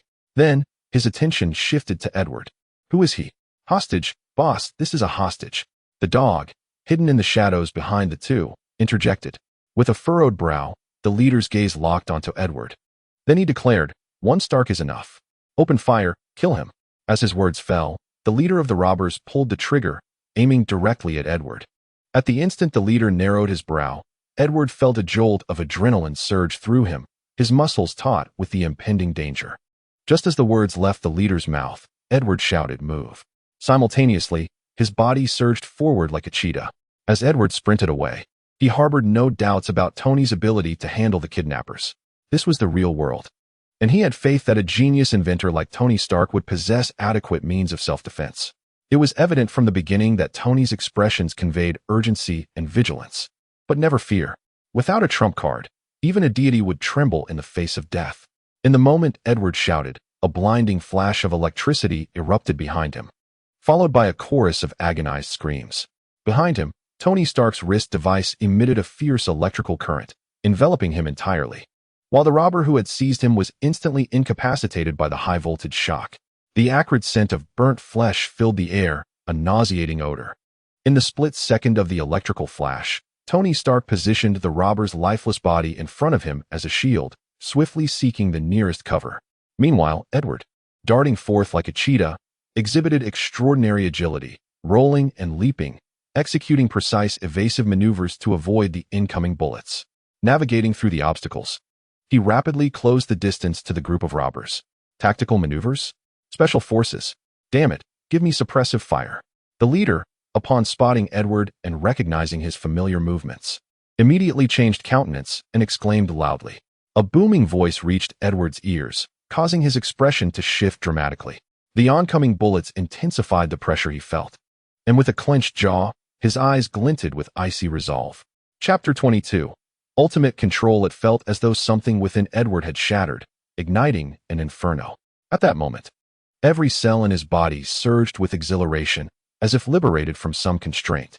The cells, already engaged in a rapid metabolic process, now behaved as though they had been administered a stimulant, heightening their fervor. Beyond merely supplying the metabolic activities required by his brain, they engaged in vigorous life-sustaining activities, consuming nutrients and energy, completing their metabolic cycles, and facilitating the renewal of life itself. Division and differentiation accelerated at an astonishing rate. Every cell in Edward's body had awakened entirely. The intensity of his life processes escalated swiftly, reaching a fever pitch within mere breaths. A vast reservoir of energy began to deplete, followed by the breakdown and combustion of stored substances, releasing energy. The glucose in his system, subcutaneous fat, and even proteins, any material that stored energy, were all undergoing decomposition. Edward was acutely aware of the changes within him. Understanding the implications of this transformation filled him with boundless dread, swiftly followed by an overwhelming fury. At this moment, not only were his brain cells alive with excitement, but every other cell in his body was also fervently engaged in vital activities. His senses sharpened, and an increasingly potent strength surged forth. Edward's speed escalated. Meanwhile, the leader of the bandits, his complexion now ashen, continued to fire relentlessly from his weapon. As a soldier, he was well aware of the nature of his opponent's movements. Tactical maneuvers honed through life and death experiences, designed to evade bullets to the greatest extent possible. Now, in Edward's hands, these maneuvers, enhanced by the acute perception granted by his newfound awareness, manifested with an astounding 300% effectiveness. With his mind intensely focused, Edward's eyes resembled two icy stars, radiating a chilling brilliance as they fixated intently on the four adversaries ahead. The air currents generated by his rapid movements whipped against his face, causing discomfort, yet his gaze remained steadfast, his eyes scanning and assessing the surroundings with continuous motion. Though his physique was not particularly robust, and his explosive power paled in comparison to that of an adult, every action he took exuded professionalism, as if he had rehearsed these movements countless times, embedding them within his instinct. His speed was not only remarkable, but also fluid, creating an illusion. The world was a jungle, and he was a serpent, effortlessly weaving through the hail of bullets. As if observing a scene from the Matrix, Edward exists in a rhythm distinct from the world around him. Upon closer examination, it becomes evident that his individual movements are not swifter than those of others. However, the outcomes are entirely different. The actions of others are interlinked, akin to running, where not only the legs are in motion, but the arms must swing, the torso must twist, and the body requires a momentary pause to transition to the next movement. In contrast, Edward operates without such constraints. His isolated actions may not be the quickest, yet they are devoid of superfluous motions. This is not due to a lack of necessity for coordination with other body parts. Rather, Edward's movements rely on a harmonious integration of his entire physique. His body displays remarkable coordination, with adjustments made before exertion, allowing for fluidity in the movements of his hands and feet. This mastery over oneself, combined with acute perception and astonishing neural reflexes, enables Edward to navigate through flying bullets with seamless grace, executing each motion effortlessly, as if choreographed by nature itself. Most importantly, Edward possesses a clairvoyant awareness of the robber's actions, predicting the trajectory of bullets and evading them with ease. This represents an extraordinary level of bodily control. Suddenly, the four assailants feel a gust of wind rush past them. And before they know it, a figure appears beside them, moving with an oddly fluid motion. In the blink of an eye, the 20-meter distance is traversed. His feet dance in intricate patterns, executing simple yet extreme movements. To onlookers, Edward seems to materialize before the masked robber in mere moments. Confronted with the robber standing before him, Edward leaps into action, extending his right hand at an unconventional angle to grasp the robber's shoulder. With a swift wrap of his arm, he constricts the robber's neck and, leveraging his own momentum, effortlessly propels him into the air. Taken by surprise, the robber leader is momentarily blinded by a shadow, and then, propelled by immense force, he finds himself airborne. As Edward's feet strike the ground, he roots himself firmly, channeling energy from the earth through his spine, causing his muscles and bones to vibrate with intensity. A swift shake of his right arm produces a cacophony of cracking sounds, followed by the robber's anguished scream as Edward, like a serpent, employs deft strength to dislocate the leader's joints. Lacking skeletal support, even the most robust of robbers is rendered a mere mass of flesh, thrown towards another accomplice. With this method repeated, Edward's keen perception and superhuman reflexes always keep him a step ahead. Effortlessly, he transforms the four robbers into a helpless mass, stripped of their combat prowess. As he gazes down at the writhing figures on the ground, a fierce killing intent flickers in Edward's azure eyes, gradually subdued, yet emanating a spectral glow. Although he was seething with rage and wished to eliminate the four individuals on the ground, he was not Tony Stark. At that moment, he could not afford any risk, no matter how minuscule the probability of danger might be. Strength is essential, but knowing how to wield that strength is equally crucial. Edward's physique was far from robust compared to any of the four. In terms of power, explosiveness, or speed, he markedly lagged behind these soldiers. However, Edward possessed remarkable skills in the application of power, as well as honed combat techniques. The wisdom of battle and slaughter, combined with Edward's keen reflexes and acute perception, enabled him to unleash an astonishing force. From the moment Edward erupted into action until the assailants were subdued, a mere minute had passed. In an instant, the once lively scene fell into silence. However, there were those who reacted with remarkable quickness, namely, a group of journalists. The previously desolate street seemed to spring back to life in an instant, as numerous individuals emerged from the shadows, encircling Edward. "Excuse me, sir, are you a superhuman? Are you a superhero? Do you have a girlfriend? Are you married? What type of girl do you prefer? Are you a secret agent trained by the government, who was just disguised as a hostage in order to save Mr. Stark?" Chapter 23. A life for a life. Before Edward could comprehend the situation, he found himself surrounded by a throng of fervent faces. From their eyes, he felt as if he were a colossal gold coin, shimmering with the light of wealth. Hearing the barrage of peculiar inquiries, Edward, despite having heard of American journalists' antics, found himself flustered in their presence. "Hey boy, how does it feel to be the center of attention? Isn't it exhilarating?" At that moment, Tony Stark wove his way through the crowd and approached Edward. Observing the troubled expression on the boy's face with a teasing demeanor, he joyfully enveloped Edward in a hearty embrace, his right hand resting on Edward's shoulder, a radiant smile gracing his face as he surveyed the surrounding reporters. Click, click. A flurry of flashes ensued. Edward could sense that if the reporters' previous excitement had been fervent, now their gaze was nothing short of frenzied, as if they had stumbled upon a mountain of gold. Although Edward did not fully grasp Tony Stark's intentions, he recognized the gesture of goodwill and refrained from acting foolishly, simply standing in quietude. In truth, Tony Stark himself was perplexed by his actions, first rescuing Edward, then using him as bait. To be honest, Tony did not understand the psychology behind his own behavior. With feelings of gratitude, anger, or perhaps something else entirely, for Tony, actions require no justification. He believes in doing first and contemplating later. "Mr. Stark, are these robbers intent on kidnapping you?" Mr. Stark, having narrowly escaped death, will you have a moment of clarity and reconsider your past reckless behaviors? Mr. Stark, is this boy by your side your long-lost illegitimate son? Countless journalists, wielding their sharpest tools of inquiry, launched a barrage of questions towards Tony. His previously composed demeanor began to falter, darkening with each moment.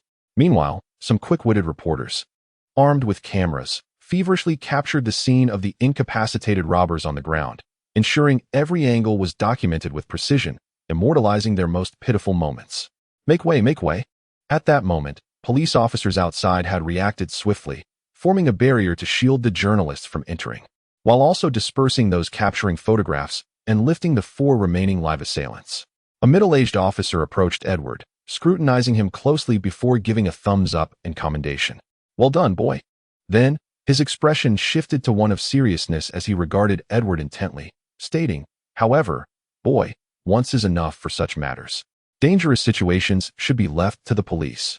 Edward harbored no resentment towards the officer's words. After all, they stemmed from a place of concern. Thank you, he replied. Having rescued Peter and Angel, Edward bore no trace of joy. Instead, his expression was one of solemnity. Feeling the vitality coursing through him, he wore a heavy countenance. The middle-aged officer, perceiving Edward's demeanor, thought nothing of it, as it seemed a natural response to the perilous circumstances they had just endured. Well, the ordeal is over. You are safe now. He glanced at the 4 subdued robbers, their limp bodies eliciting a slight twitch at the corner of his mouth. Surely, they will no longer pose a threat to you. However, you must accompany me to the precinct to provide a statement. Of course, Edward nodded, then turned his gaze towards Tony Stark. Before that, I need to go and say hello. The middle-aged officer expressed a flicker of surprise, glancing at the boy, seemingly astonished at how he might be connected to Tony Stark. Yet, recognizing it as the boy's prerogative, he simply nodded in acknowledgement. That is your freedom. Subsequently, Edward approached Tony Stark, only to be obstructed by 2 tall Caucasian men who evidently were Tony's bodyguards. Edward disregarded the duo, his gaze fixed on the disheveled Tony not far away. Mr. Stark, I apologize for the necessity of my earlier actions, he stated. Hearing the familiar voice, Tony wearily lifted his head. Upon seeing Edward's calm demeanor, he shrugged and wore a flippant expression. I nearly lost my life just now, he remarked, his eyes flashing with indignation as he regarded Edward. After all, he had indeed been on the brink of death. A mere apology could hardly equate to Stark's life. Tony attempted to voice his thoughts, but was abruptly interrupted by Edward. A life for a life. We owe each other nothing. With that, Edward departed, getting into a police car with an officer, and drove away.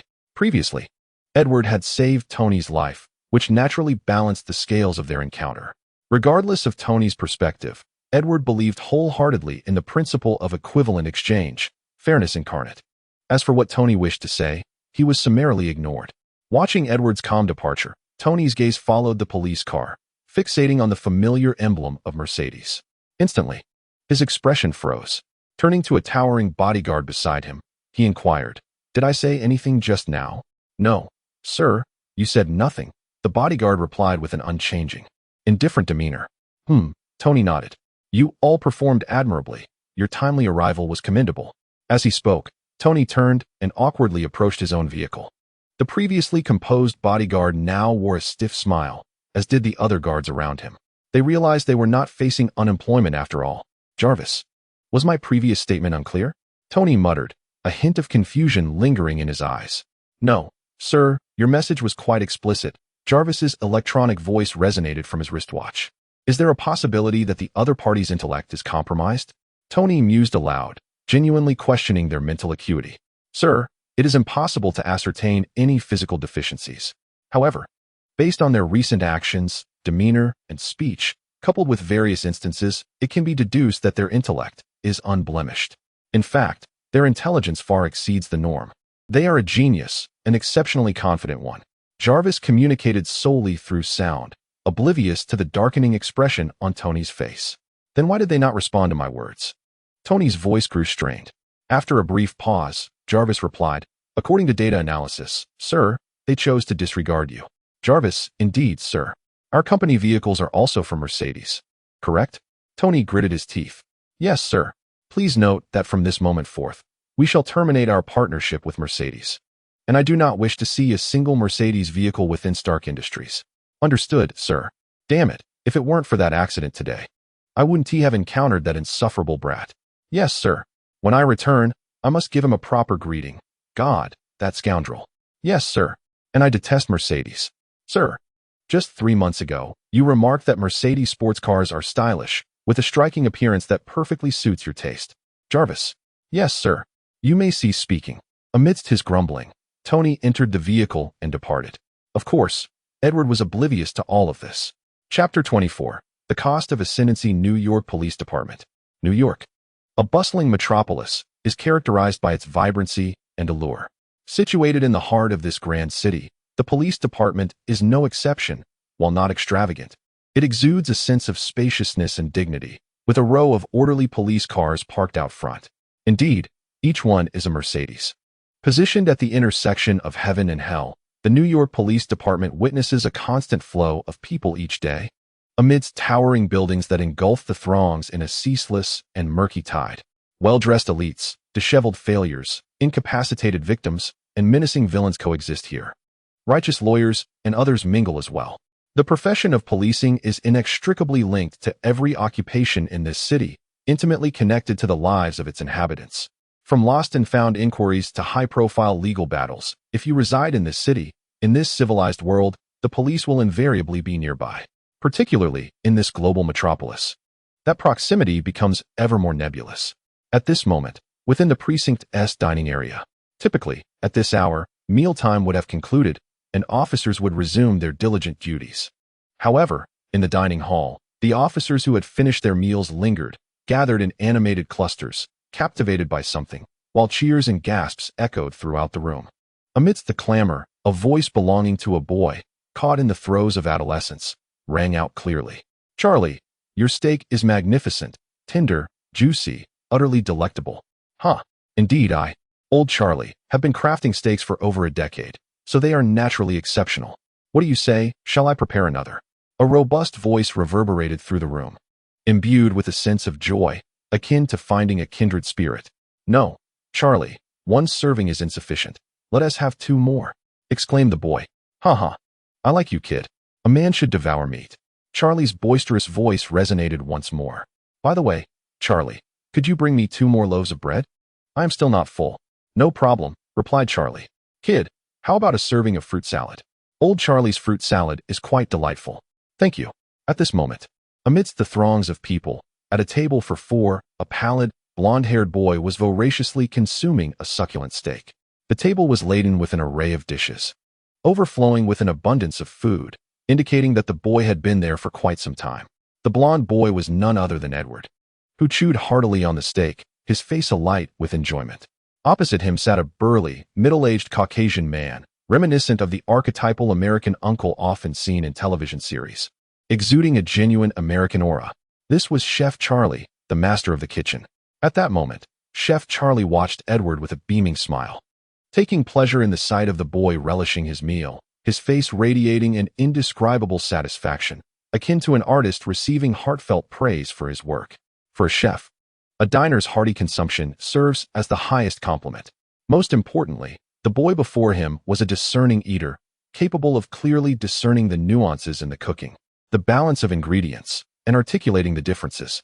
Such a person's praise filled Charlie with pride. Surrounding them, countless onlookers gaped in astonishment at the boy who was devouring his meal, their gazes flickering between his appetite and the plates upon the table. They were taken aback, mesmerized by the sheer volume of food consumed by the boy, an individual feasting as if he were 10. This was indeed a challenge to the limits of human perception. Meanwhile, as piece after piece of steak vanished, Edward's initially pale complexion began to flush with color, like a parched seedling nourished by refreshing rain. In truth, if those present possessed the gift of X-ray vision, they would discern a vibrant stomach within Edward's chest, vigorously churning, its mucosal cells engaged in fervent metabolic activity. The specific DNA segments within the gastric mucosal cells transcribed to RNA, subsequently completing the translation process to synthesize specific proteins and digestive enzymes. These enzymes acted upon the food, breaking down its constituents, marking the process of digestion, a fundamental aspect of life. Even Edward could not escape this biological process, directly absorbing energy from the food. However, there was one exception. The metabolic rate of Edward's mucosal cells was extraordinarily rapid. Various factors, such as external conditions, constrained the rate of cellular metabolism. The temperature of adaptation, adequate nutrition, and various other factors all influenced the metabolic rate of cells. However, the primary factor is the vitality of the cells. Not only do the cells exhibit vitality, but the digestive enzymes, primarily composed of proteins, also possess activity that impacts the efficiency of digestion. For a certain period, the activity of digestive enzymes remains at a heightened level, but beyond this time frame, their activity declines, akin to the process of aging. This decline adversely affects digestive efficiency. The rate at which cells produce digestive enzymes does not exceed a specific threshold. All these factors collectively influence the digestive speed of the human body. Yet, Edward has transcended this limitation. As previously mentioned, due to the rapid development of his brain, Edward's supply of nutrients can only be achieved by enhancing his metabolic efficiency. For instance, to acquire more nutrients and energy, the metabolic rate of Edward's gastric mucosal cells is threefold that of an ordinary person. The vitality of these cells remains at its peak, allowing for the accelerated production of new digestive enzymes. Consequently, the moment the original digestive enzyme's activity diminishes, a greater number of more vigorous enzymes are generated to swiftly complete the digestive processes.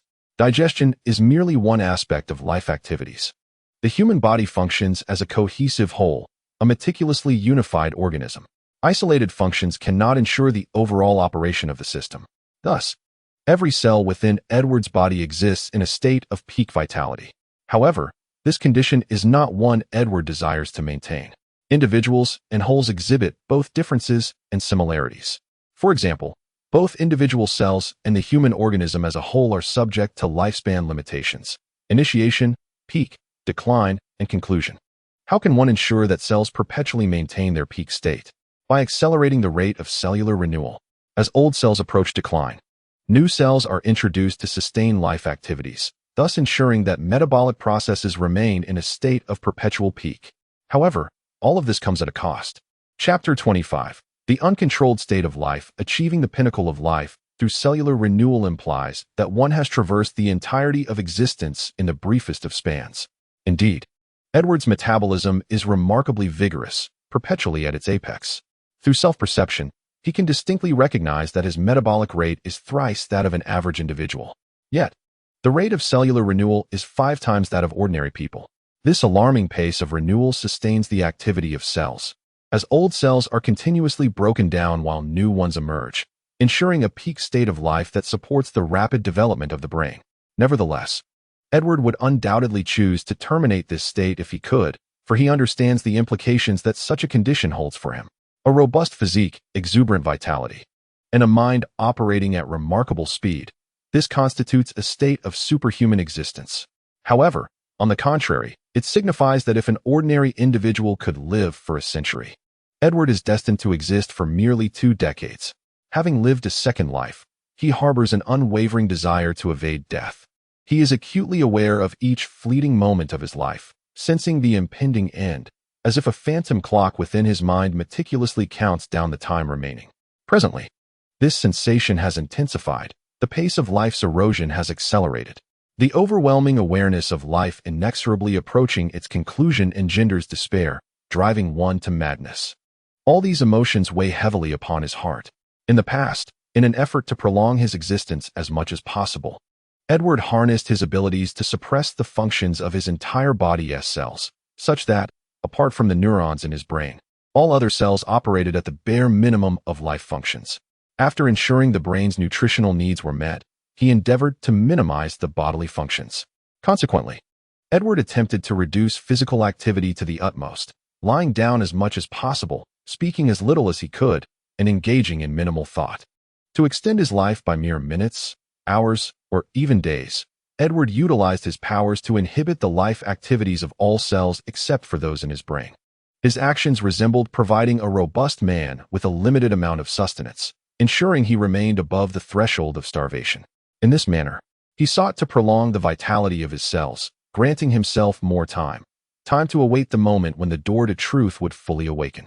Although this baseline is several times greater than that of others, it represents Edward's utmost limit. For the past 14 years, he has lived with extreme caution, akin to sitting atop a volcano gradually accumulating power, poised for eruption. He can distinctly sense the impending eruption, yet there are constraints on what he can do. All he can manage is to struggle with every ounce of possibility. He strives to supply greater energy to his brain to meet its developmental requirements. He hopes that when the door to truth ultimately awakens, he will harness its power to resolve his own dilemmas. Yet now, He can no longer afford to wait. Aware of the still illusory door to truth in his mind, Edward realizes that without intervention, he will never reach the day of complete awakening based on his dwindling lifespan. At 14, an age neither too young nor too old, it marks a pivotal period of development for a boy.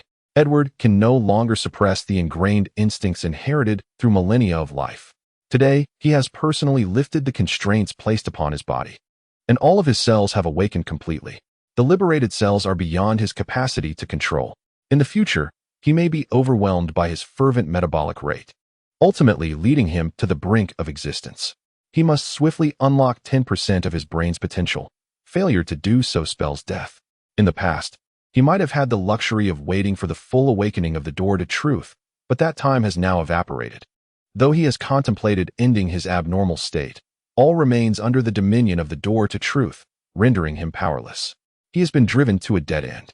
Edward's heart is encased in frost. He mechanically chews on substantial pieces of steak, feeling the succulent juices explode within his mouth. Such exquisite flavors are lost to him. He merely repeats the act of chewing, aiming to complete his meal in the shortest time possible. He strives to conserve his vital energy, hastily consuming sustenance. Large chunks of steak are rapidly reduced to a paste by Edward's relentless chewing. If one were to carefully observe the resulting mixture, they would find that it consists of uniformly sized spherical particles. Indeed, perfectly identical spheres. Through his alchemical perception and mastery, Edward has reached an extraordinary level of control over his strength. This remarkable ability allows him to achieve the unfathomable, all in the pursuit of expediting digestion and creating space for more nourishment. At this moment, Edward's every action is a testament to his will to survive.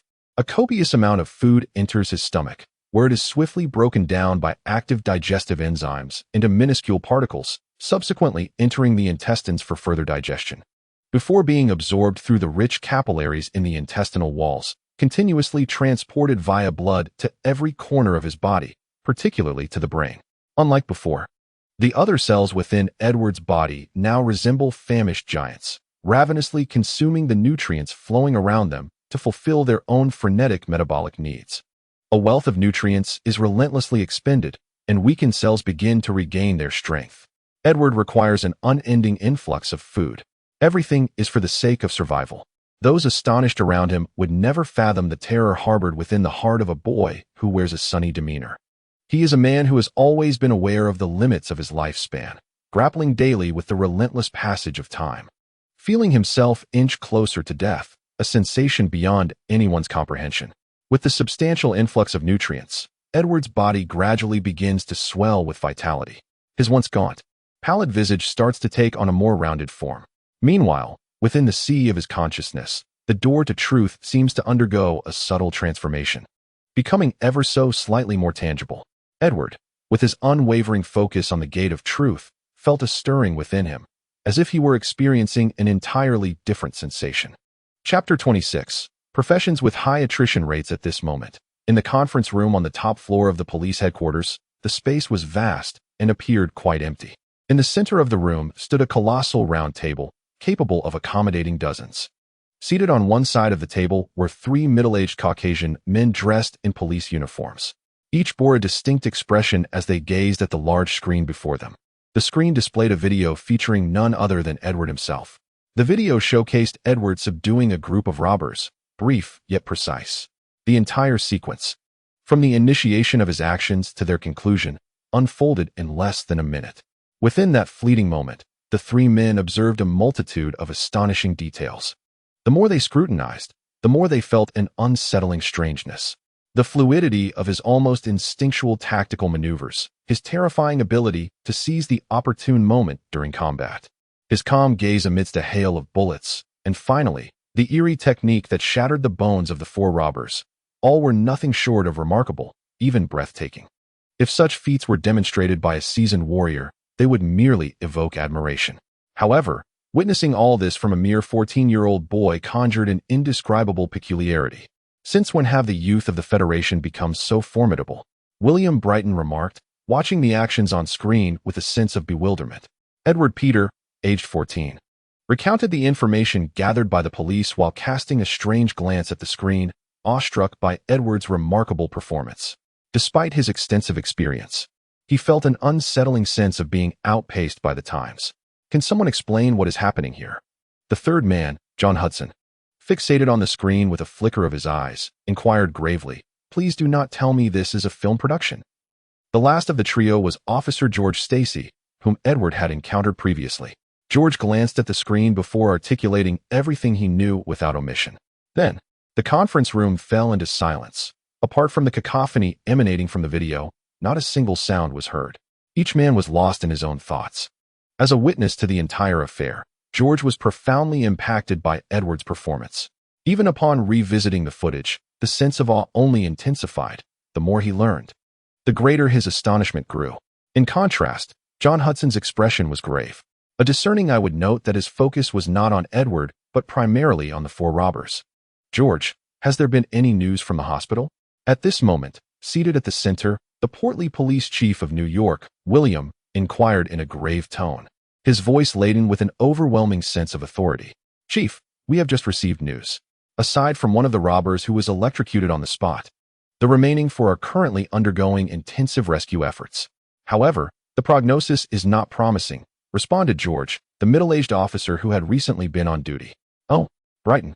His gaze fixed upon the screen revealed a flicker of intrigue in his eyes. According to the hospital's examination, they discovered that the skeletons of the four criminals had been expertly disassembled, George added. "Is it not possible to reattach them given our current medical technology?" Brighton, shifting his intense gaze from the screen to George, inquired. Under the weight of William Brighton's scrutiny, George felt a surge of pressure, instinctively straightening his posture as he replied earnestly, "If it were merely the bones that had been disassembled, the hospital could certainly reattach them." However, he hesitated, a furrow forming on his brow. "There is something quite perplexing about the report." "What is it?" Brighton leaned slightly forward, intrigued. "Strangely, the bones of the four assailants were not simply removed. Rather, they have been restructured in a peculiar manner that achieves an eerie equilibrium." Brighton raised an eyebrow. "This equilibrium causes the victims to endure excruciating pain?" At this juncture, George's lips twitched. He had witnessed the four veterans wailing in agony. He could scarcely fathom what kind of torment could push these battle-hardened soldiers to the brink of collapse. Brighton's keen eyes discerned the trepidation lurking in George's depths. His gaze swept over the pale-faced boy on the screen, a glimmer of contemplation shimmering in his eyes. "This equilibrium hinders treatment?" Brighton queried, frowning. "Indeed. According to authoritative orthopedic specialists, should this balance be disrupted, it would inflict further harm upon the patient, resulting in internal hemorrhaging and ultimately, death," George affirmed with a nod. As the chief of the New York Police Department, the largest police force in the nation with over 40,000 officers, William wielded considerable influence, capable of affecting the lives of countless individuals. In this unique position, he had access to certain clandestine knowledge, such as that concerning individuals with extraordinary abilities. Of course, this concept was not foreign to the world, as everyone was familiar with their own Captain America, a paragon of heroism. Yet, William was privy to even more. For instance, mutants. However, with his astute perception and personal insights, he could readily discern that the individual in question was merely an ordinary person, albeit one possessing an exceptionally refined combat technique. What a remarkable technique this is. Brighton gazed at the looping images on the screen, marveling at the skill displayed. "Could we possibly research such a technique?" he suddenly inquired. "If this combat technique were to be adopted by the police, it would significantly enhance their combat effectiveness, and the orchestrator of this endeavor would undoubtedly reap considerable rewards. It is essential to recognize that this world is not akin to Edward's ordinary Earth. It conceals myriad mysteries and countless individuals endowed with extraordinary abilities, akin to mutants. However, these mutants remain deeply hidden, and as long as they choose to remain incognito, ordinary people find it exceedingly difficult to detect their presence. This is not the case in the future when, due to governmental revelations, the existence of mutants becomes globally acknowledged. At this juncture, without a certain standing, one would remain oblivious to such truths. Moreover, various instabilities, both overt and covert, have perpetually kept the attrition rate of police officers alarmingly high. Should he manage to resolve this issue, Brighton increasingly perceived the feasibility of this endeavor, regarding the combat technique with newfound seriousness. On the other hand, George was acutely aware of Brighton's mindset. As a frontline officer, He fully understood the value of a technique capable of incapacitating an opponent in an instant. He had inquired about it previously, but the results were disheartening. Indeed, it was quite challenging. A hint of resignation flickered in George's eyes. According to orthopedic specialists, this technique of dislocating bones resembles joint manipulation and involves a wealth of knowledge. Merely observing a few individual skeletal states makes it exceedingly difficult to develop this technique. Achieving the ability to dislocate all of a person's joints with a mere simple motion seems almost unattainable, even if one were to decipher it. The difficulty in mastering this technique would be exceptionally high, lacking widespread applicability. Unlike the police of Earth in a previous life, officers in this realm occupy a high-risk profession. The incessant emergence of unforeseen circumstances and persistently elevated attrition rates foster a certain trepidation towards this line of work among many. To invigorate their ranks, the police employ every conceivable method to attract fresh talent, continuously raising salaries and enhancing various benefits. Yet, in the hearts of the majority, life holds greater significance than monetary gain. This reality has resulted in a police force predominantly composed of former military personnel. Thus, in this world, any method that can augment police combat effectiveness is immensely valuable. Edward's combat skills are indeed commendable. However, George understood that such a highly technical ability imposes stringent demands on its practitioner. It is conceivable that an individual frailier than the average person could effortlessly incapacitate a professionally trained soldier, a skill undoubtedly of immense value. Indeed, difficulty does not equate to impossibility. One must endeavor to try. Brighton was not inclined to relinquish hope, even if he could not attain the effortless prowess of Edward, who could effortlessly render an opponent powerless. Any improvement would be welcome. As for the suffering of the four robbers and the possibility of their demise, such considerations were beyond the scope of their discourse. William, our current focus should be on addressing the adverse ramifications of this unfortunate incident, not on discussing a mere pauper. John Hudson interjected, his dissatisfaction palpable as he gazed at the flickering screen.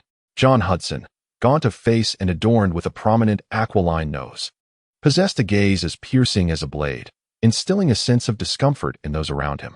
He was indeed a formidable figure.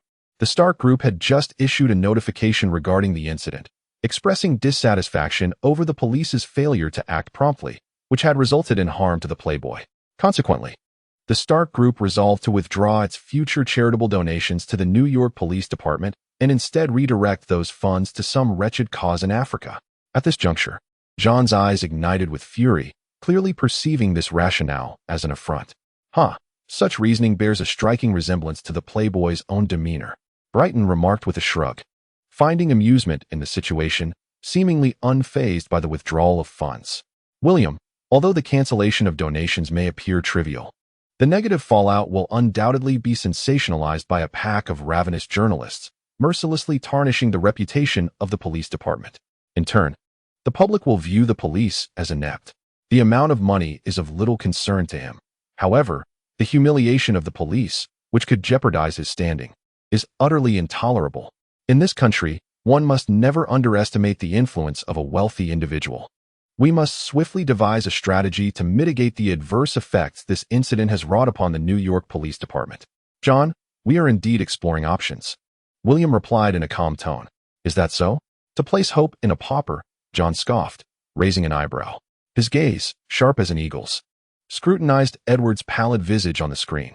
I do not believe that a boy from the slums will wield any influence in front of the Playboy. Before them lay a stack of Edward's information, encompassing details of his familial circumstances. They were well aware of his origins from the impoverished district. Why not give it a try? Brighton remarked nonchalantly. If it succeeds, splendid. If it fails, it matters not. The only objective now is to have an additional option.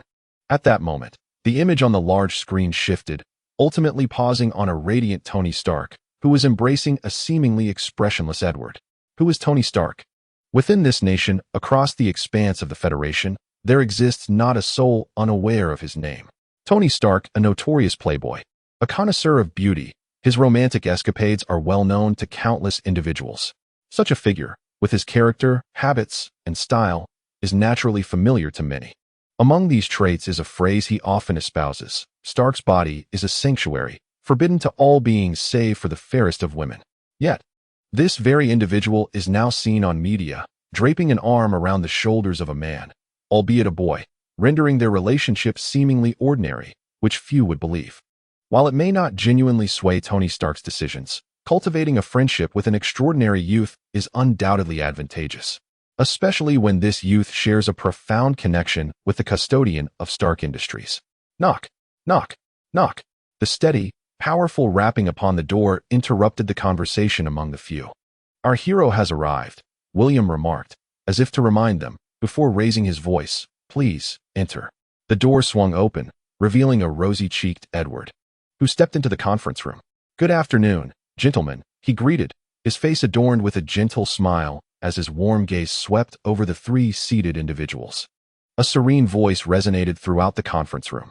The trio, observing Edward before them, exchanged glances of astonishment. The boy's aura was unexpectedly captivating.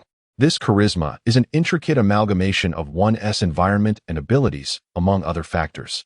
The youth's every gesture exuded the grace of a medieval gentleman, radiating an ineffable charm akin to fine wine, aged and enriched by the passage of time.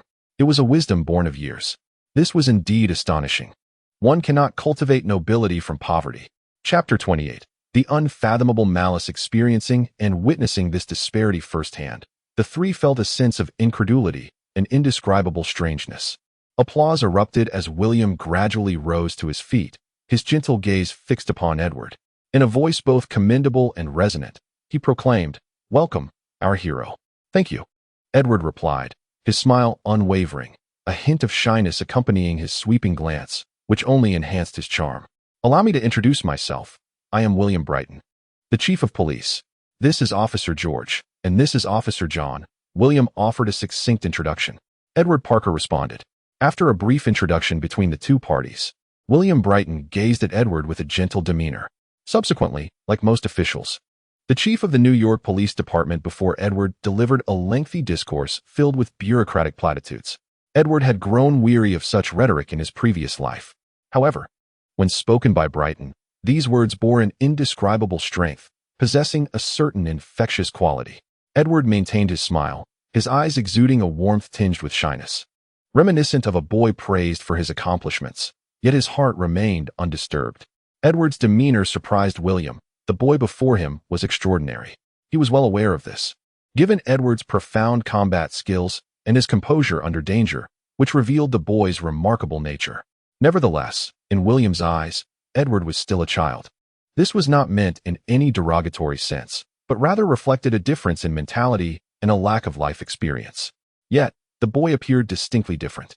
As for that hint of shyness, it seemed rather out of place for a politician. Reflecting on this, while maintaining his expression, William understood that his attempts at encouragement were futile and thus refrained from further exertion. After a moment's contemplation, he continued, "Edward Parker, in light of your courageous conduct during the incident, the New York Police Department has decided to award you the Medal of Valor." William's voice was deep, yet possessed an indescribable magnetism, capable of stirring emotions with an infectious charm, evoking a sense of being valued. "Is there a monetary reward?" Edward's question was rather abrupt. "What?" William was taken aback, his eyes revealing shock as he looked at the boy, whose gentle smile was laced with shyness. "I would like to inquire if there is a monetary reward. I assisted the police in apprehending 4 assailants, and I am curious if there is a reward." Edward maintained his smile, his tone calm, yet tinged with anticipation. The two individuals behind him remained silent, but their furrowed brows indicated that they too were astonished. Although they were Americans and typically unreserved about financial matters, Edward's straightforward request for a reward felt oddly dissonant coming from a boy. Brighton discreetly scanned Edward's attire and nodded. "Yes, the police have a comprehensive reward system for citizens who assist them. You will receive a substantial compensation for this incident." After his initial surprise, Brighton proceeded to elaborate without any further emotional displays. "How much approximately?" Edward inquired once more. Brighton pondered momentarily, as if calculating the amount of the reward. $30,000. At this moment, John, who stood nearby, spoke in a low voice, casting a glance at Edward, whose gentle smile was met with a flicker of disdain in his eyes. "You are entitled to receive $30,000. This is the reward you are about to receive." Edward nodded, remaining silent thereafter. The conference room then fell into a profound silence. Observing the quiet Edward, the shadows in John Hudson's eyes deepened. As a traditional, obstinate white man hailing from a respectable family background and having received an elite education, he inherently looked down upon those from impoverished neighborhoods. Despite his considerable age and wealth of experience, such beliefs had become increasingly entrenched. To him, the slums were a den of iniquity, a haven for rogues. Robbery, violence, crime, darkness, these were ever present, rendering the area a breeding ground for vice. As a police officer, he dealt with criminals daily and handled various criminal incidents. He was aware of a troubling statistic. Over 90% of crimes occurring across the Federation transpired in those wretched neighborhoods. Deep down, he harbored disdain for such places. Likewise, his initial impression of anyone emerging from the slums was one of aversion. Greed, lowly demeanor, lack of civility, these thoughts weighed heavily on him, especially in light of today's events. "Mr. Edward, do you have nothing to say?" John inquired, his eyes sharp with disdain as he regarded Edward's gentle smile, which he found utterly loathsome, perceiving it as a facade of hypocrisy. "What?" Edward replied, perplexed by the piercing gaze directed at him, unable to comprehend John's insinuation. "Humph, shouldn't you express your gratitude?" John's contempt intensified, and his tone was tinged with dissatisfaction. For reasons unknown, the boy's smile irked John profoundly. He found himself increasingly repulsed by the young man before him, to the extent that he felt no desire to disguise his feelings. "Thank you," Edward responded, his expression one of astonishment as he gazed at John, confusion evident in his eyes. As he met the unmistakable disdain emanating from John, Edward, though uncertain of the source of such animosity, could feel the intense malice radiating from him. Yet, within Edward, there was only indifference, a calmness that stirred not a single ripple in his heart. A smirk of derision tugged at his lips. "Why should I say thank you? I have paid the price and earned my reward. It is only natural." John's keen eyes bore down on Edward like a hawk fixating on its prey, a gaze that made Edward exceedingly uncomfortable. This malice sparked a flash of cold light in Edward's eyes, although he could not fathom the reason behind it. He recognized that the moment hostility was directed toward him, the individual became an enemy. No further justification was necessary. That was sufficient. He mentally placed the elder man on his blacklist. Presently, he felt exceedingly vulnerable, and any potential threat had to be swiftly eradicated, such as the man standing before him. "All right, John, Mr. Edward is correct. The principle of paying a price to reap a reward is one even God cannot thwart." William, somewhat discontented, interrupted John's words. John was aware of the prejudice in his heart. He understood it was a personal opinion he wished to disregard. However, such bias must not be revealed. With a flicker in his gaze, John recognized he had crossed a line and chose to remain silent.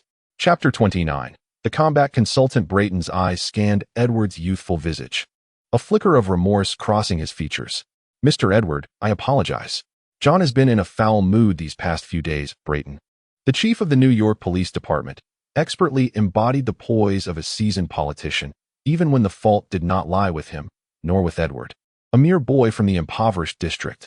Nevertheless, he offered an apology, displaying remarkable tact regardless of the circumstances. "It's nothing," Edward replied nonchalantly, nodding as if unconcerned. Observing the lack of significant change in Edward's demeanor, Brayton sighed inwardly, then adopted a serious expression. "Mr. Edward, we have encountered a predicament, and I wonder if you might assist us." Edward remained silent, leaning slightly forward, his demeanor signaling attentiveness. At this moment, Brayton ceased to regard the young boy as a mere juvenile, articulating his intentions plainly. "Due to certain circumstances surrounding this unexpected incident, our police force has borne considerable pressure." "You wish for me to contact Tony Stark?" Edward interjected, a frown creasing his brow. He was acutely aware of his own standing. He was nothing more than a powerless, impoverished boy. Asking him to resolve the police's troubles was utterly absurd. The individual responsible for the turmoil was undoubtedly the troublesome playboy, and it was evident that Brayton's misunderstanding stemmed from Tony's recent attitude towards him. "If that is the case, then I regret to inform you that I am powerless to assist," Edward stated, shaking his head. If it were any other matter, he might have considered it. But persuading Tony was simply out of the question. "We can offer compensation. In addition to the $30,000 you would receive, we can provide an additional $70,000. Totaling $100,000 as a reward for your assistance." Brayton, noting Edward's refusal, candidly revealed his proposition. "Mr. Brayton, I am not well acquainted with Mr. Stark. In fact, We have had no prior interactions. To act as an intermediary and persuade Tony Stark, well, that seems a bit unreasonable, Edward replied. $100,000 was indeed a substantial sum. Had it been something easily attainable, he would not have declined. However, the situation clearly did not warrant such a reward, and thus he resolutely refused. Brayton's brow furrowed slightly, acknowledging that the young man before him spoke the truth. Edward's information lay on the table before them, and it was evident that prior to this moment, he and Tony had no prior connection. Continuing further seemed futile, and Brighton no longer lingered on this matter. After a brief moment of hesitation, he picked up a remote control from the table, causing the large screen to illuminate once more, replaying the previous footage. The four individuals sat in silence, their gaze fixed on the screen displaying a series of images. Although the quality was compromised due to the angle and surroundings, the essential information was still discernible. The footage was fleeting, concluding swiftly, with the screen ultimately focusing on Tony Stark, who was affectionately draping his arm around Edward's shoulders, a radiant smile gracing his face. "Mr. Edward, your combat skills are truly remarkable, an exquisite form of artistry," Brighton remarked, his tone devoid of impatience as he watched the replay with evident admiration. "Thank you," Edward replied, aware that humility was not the prevailing sentiment here. The ability to immobilize a professionally trained veteran in an instant spoke volumes of the martial prowess on display, worthy of the highest accolades. Brighton reiterated his admiration. Edward sat quietly, absorbing the praise, his eyes glimmering with contemplation. He pondered whether this technique could be imparted to the police force. Brighton's gaze was fixed on Edward, his gentle eyes imbued with seriousness and an air of authority. "Should you consent, the previous terms remain unchanged." Edward began to reflect. Having resided in this world for 14 years, he had gleaned all that he could about it. The aspects that eluded him were partially illuminated by fragmented memories of his past life. This world was fraught with peril, immensely so. It was not a mere cinematic portrayal. It was stark reality. Mutants were abundant, as were individuals with extraordinary abilities, and beyond these, numerous other entities lurked within human society. As long as such entities existed, tranquility would remain elusive. Amidst these instabilities, humanity's order was far from the peace it appeared to embody.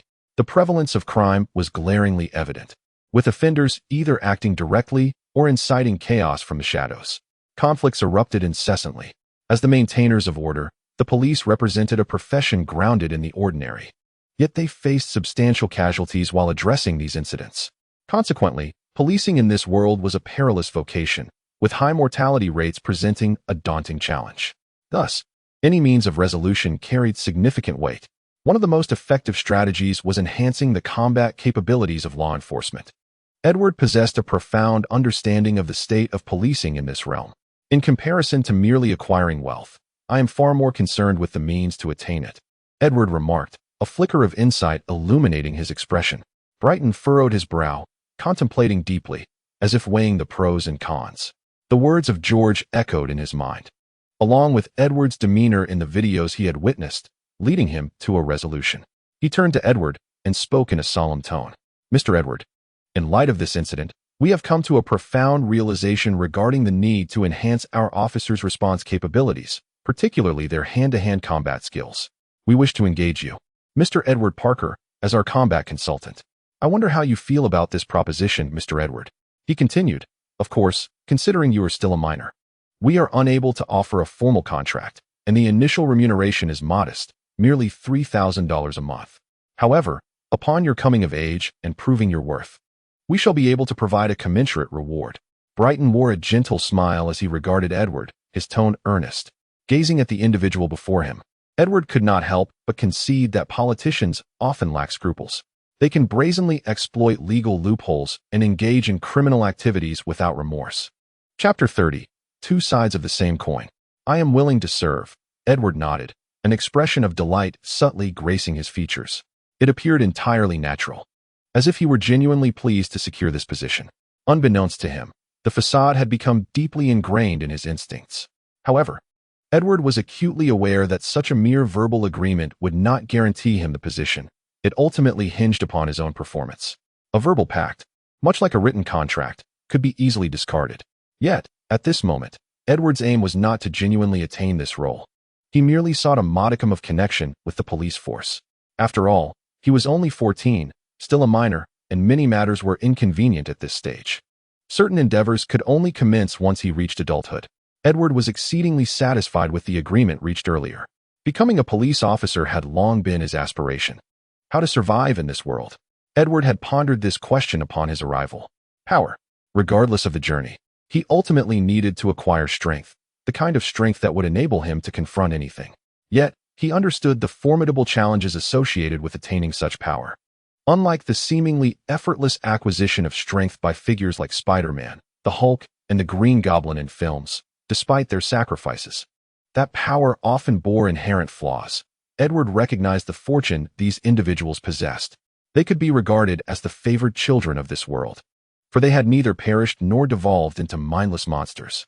Edward firmly believed that the forces secretly orchestrating human societal civilization would not remain indifferent to the emergence of such individuals.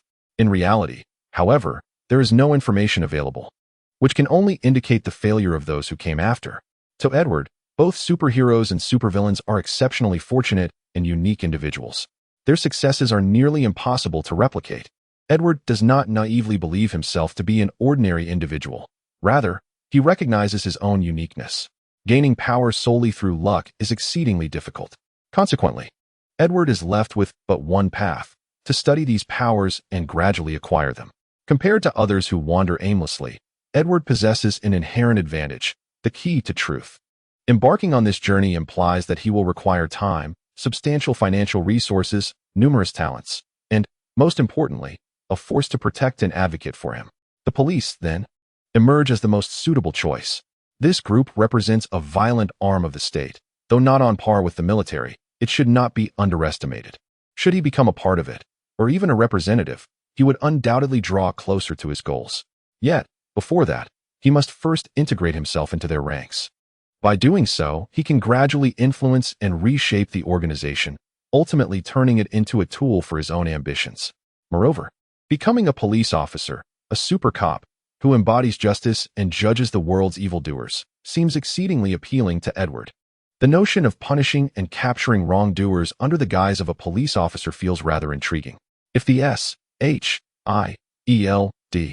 can have superheroes and the military can boast super soldiers, why cannot the police have super cops?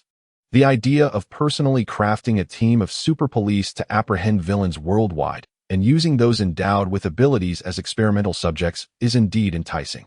As for the concern that they might forget him after obtaining what they desire, Edward is confident that even if they were to forget him now, they would strive to remember him in the future.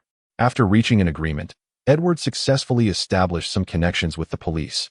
At the cost of a disc that would soon appear in their possession, containing information about joint techniques and a set of simple martial arts that Edward had summarized. Upon leaving the conference room, Edward encountered Peter and Angel, who had also come to the police station as victims, followed by a flurry of consolation. After spending some time at the station, Angel's parents quickly arrived, overwhelmed with joy at seeing their daughter safe, expressing excitement, guilt, and providing comfort.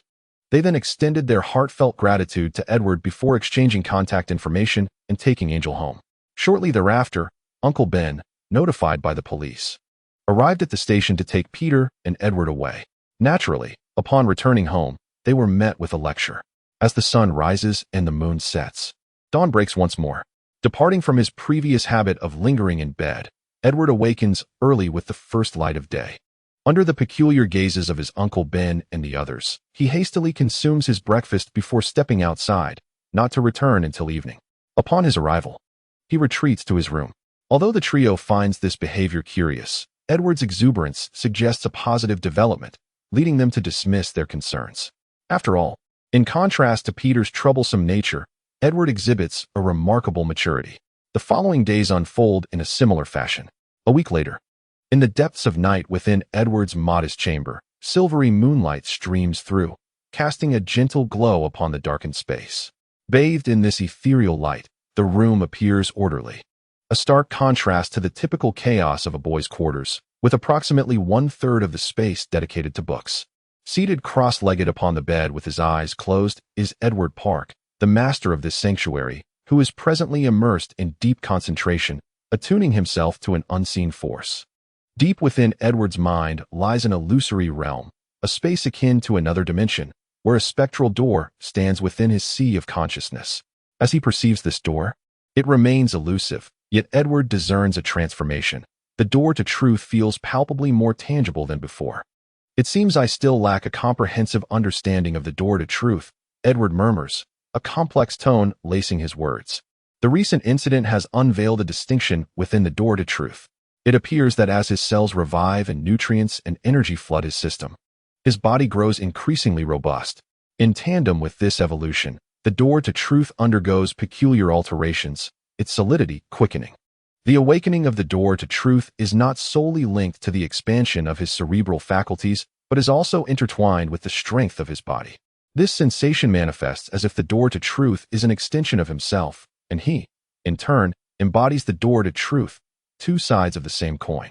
Essentially one and the same. Chapter 31. Another self at the police station. Edward sensed the change in the door to truth. Confusion arose in his heart regarding this sudden transformation, leading him to hypothesize that the complete awakening of the door to truth was not merely tied to cerebral development. To validate this theory, in the ensuing days, Edward adopted a regimen of early mornings and late nights, altering his appearance and frequenting various eateries, consuming vast quantities of sustenance. The abundant energy supplied to his body catalyzed significant changes within him. Consequently, as his physical form evolved, the door to truth experienced a new metamorphosis, corroborating his conjecture. The door to truth is intricately connected not only to the development of his mind, but also to the vitality of his body. Strong, or rather, evolved. Edward gazed down at the ground, which was adorned with a layer of silver frost. His blue eyes shimmered with a faint, ethereal light. Edward possessed a profound awareness of his own condition. His metabolism, far exceeding that of an ordinary person, had brought him considerable trouble, shortening his lifespan to its very limits. On the other hand, this vigorous metabolism and the frequent division and differentiation of his cells rendered them increasingly robust, an intrinsic strength emerging from the cellular level. The cells within Edward's body resembled those of an individual undergoing extreme training, continually honing their strength to surpass normal human capabilities. The entirety of his being reflected this, as did each individual cell. The intensity of his life's activities fortified his cells further. It appeared that to fully awaken the door of truth, it was not only necessary to develop his brain to 10% capacity, he also required a powerful physique. Realizing this struck a chord of fear within Edward. Previously, he believed that awakening the door of truth necessitated a superbrain capable of processing vast amounts of information. To this end, he had interfered with his body's metabolism, channeling a significant amount of energy into the development of his brain. Yet, the reality proved otherwise. It became evident that the human body is an integrated whole. The door of truth represented an alternative existence of this living entity, a more abstract form of being, another version of himself. The strength of his entire being formed the foundation for the existence of the door of truth. Had it not been for the earlier incident, he might have never awakened the door of truth before his demise. The awakening of the door of truth required not only the development of the brain, but also a robust body, perhaps even a higher form of life. Previously, he had suppressed the other cells in his body, striving to minimize their renewal rate in a bid to gain more time. In hindsight, this was a grave error, one that had led him to a dead end. In the brief span of a few days, Edward ceased to restrict his cells. Instead, he began to supply them with ample nutrients, and he could feel his entire cellular structure growing stronger. These robust cells seemed to possess an extended lifespan, or rather, they could sustain their peak state of metabolic activity for a longer duration. The stronger cells could maintain a vigorous metabolic rate without relying on frantic renewal. This revelation left Edward in a state of profound complexity. In the past, he had devoted over a decade to ensuring that his cellular metabolism was predominantly directed towards the development of his brain. He refrained from engaging in vigorous activities, maintained emotional stability, and sought to minimize the consumption caused by his life activities. Even his pursuit of knowledge was primarily to enhance brain function and promote its development. Yet now, he discovered that his previous methods were misguided, not only ineffective, but had further driven him to the brink of despair. If this continues, the only fate awaiting him is death. Although he is aware that his past efforts were in vain, he harbors no regrets. The acquisition of any power is never a simple endeavor. To pay with one's life is not unusual. Equivalent exchange is the truth of the world. Of course, had he discovered this sooner, perhaps he would not have found himself in such a passive predicament. Nevertheless, it is not too late. However, before anything else, he requires money, substantial amounts of it. Edward furrowed his brow. Over the past few days, he has altered his appearance, incessantly dining at various restaurants, replenishing his nutrition, which has cost him a fortune.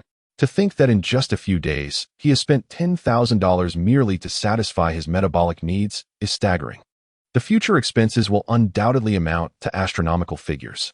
Money truly does vanish quickly. It is time to seek some loans.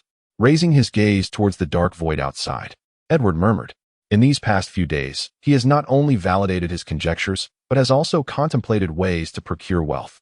Robbery, a swift means to acquire funds, is indeed a viable option. In the impoverished districts of New York, there is never a shortage of nefarious individuals, and those very individuals have become Edward's targets.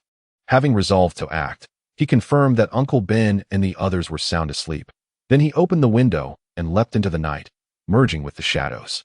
Although it was late, for many in New York, life was just beginning. The night in New York is an extraordinary spectacle of prosperity. Edward alighted from a taxi, lingering momentarily by the roadside. Observing the bustling streets filled with excited crowds and speeding cars, he gradually moved forward, blending into the throng. The thriving avenue was alive with people and an endless flow of vehicles, surging like a murky river, ever moving onward. On the sidewalk, Edward resembled a droplet of water, dissipating into the crowd, merging with the turbulent current.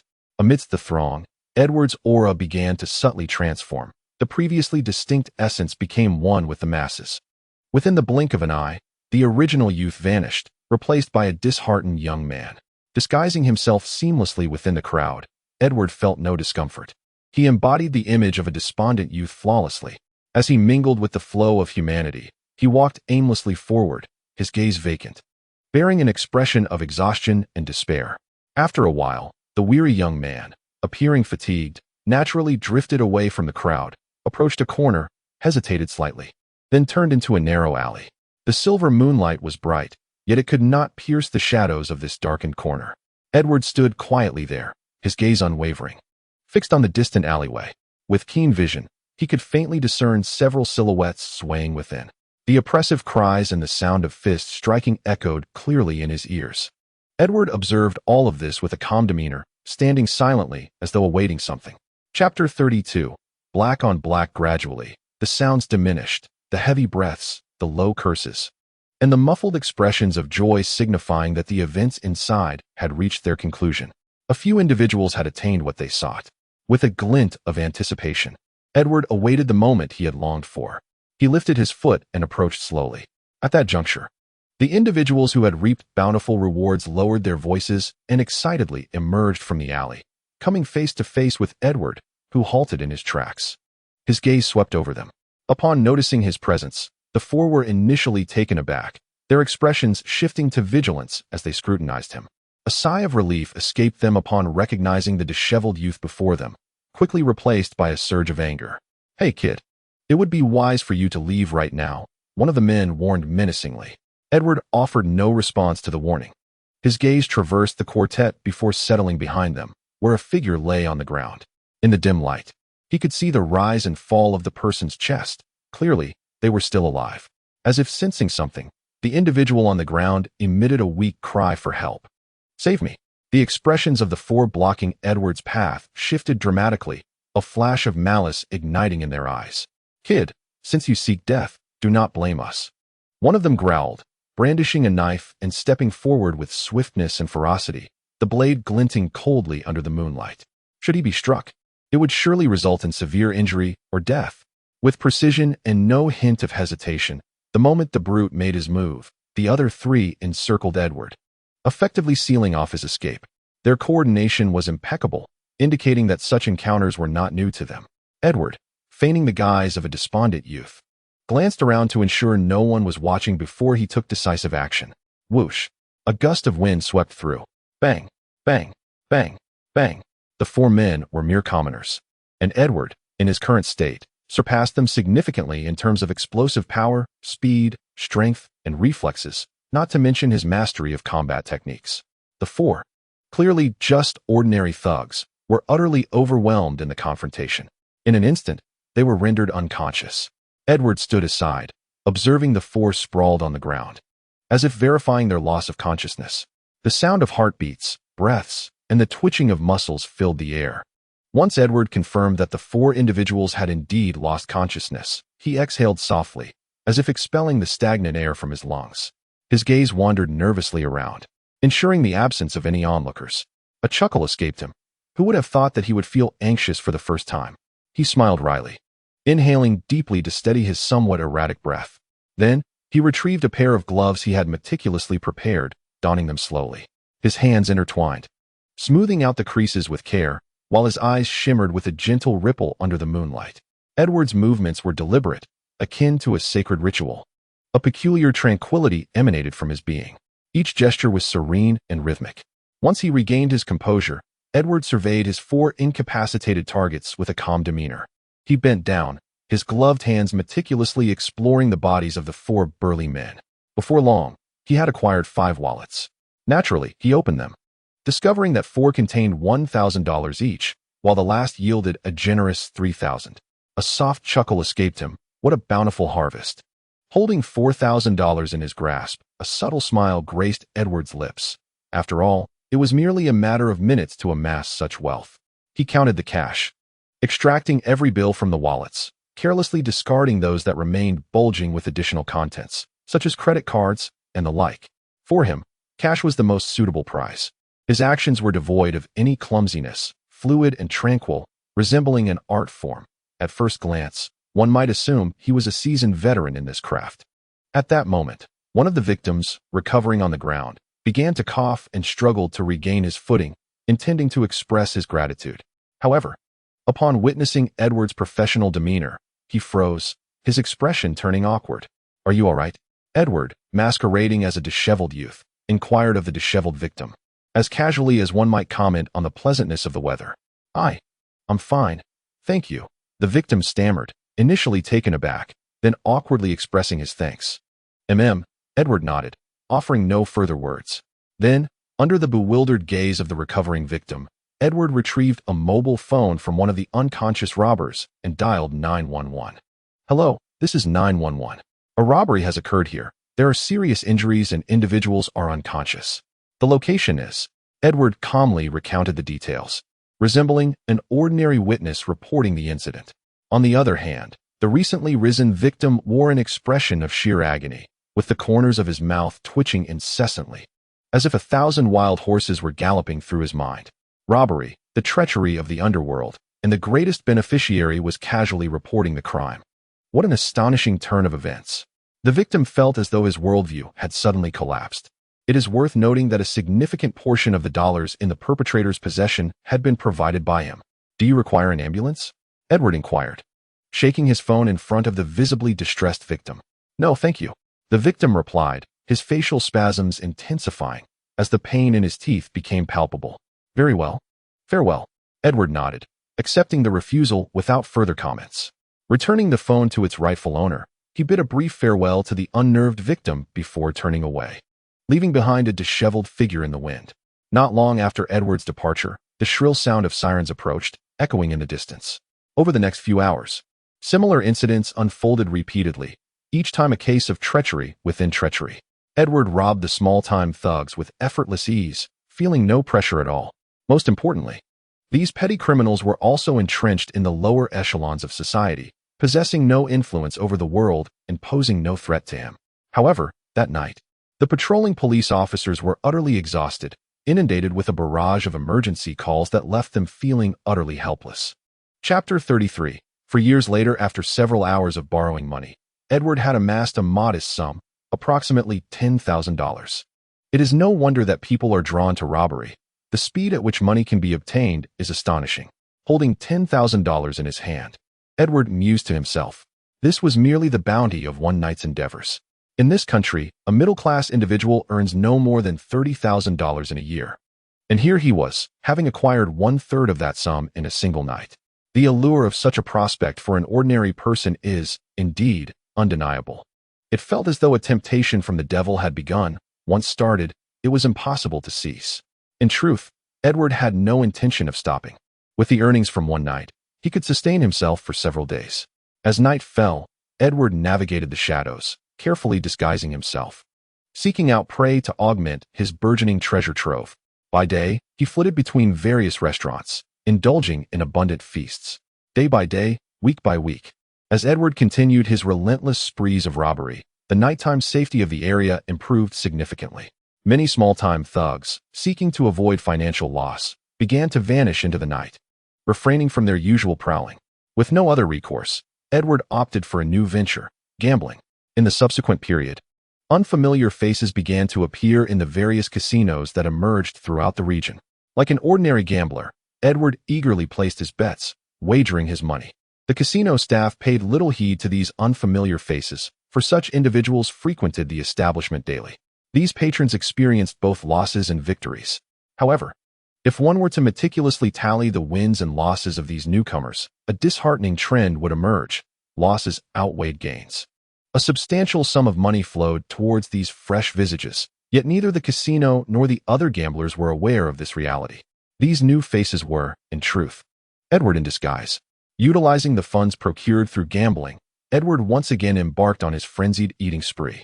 With each indulgent bite, he felt his very cells fortifying, while the door to truth solidified at an ever-quickening pace. Having discovered the right methodology, Edward engaged in a daily ritual, gambling to earn, feasting to spend.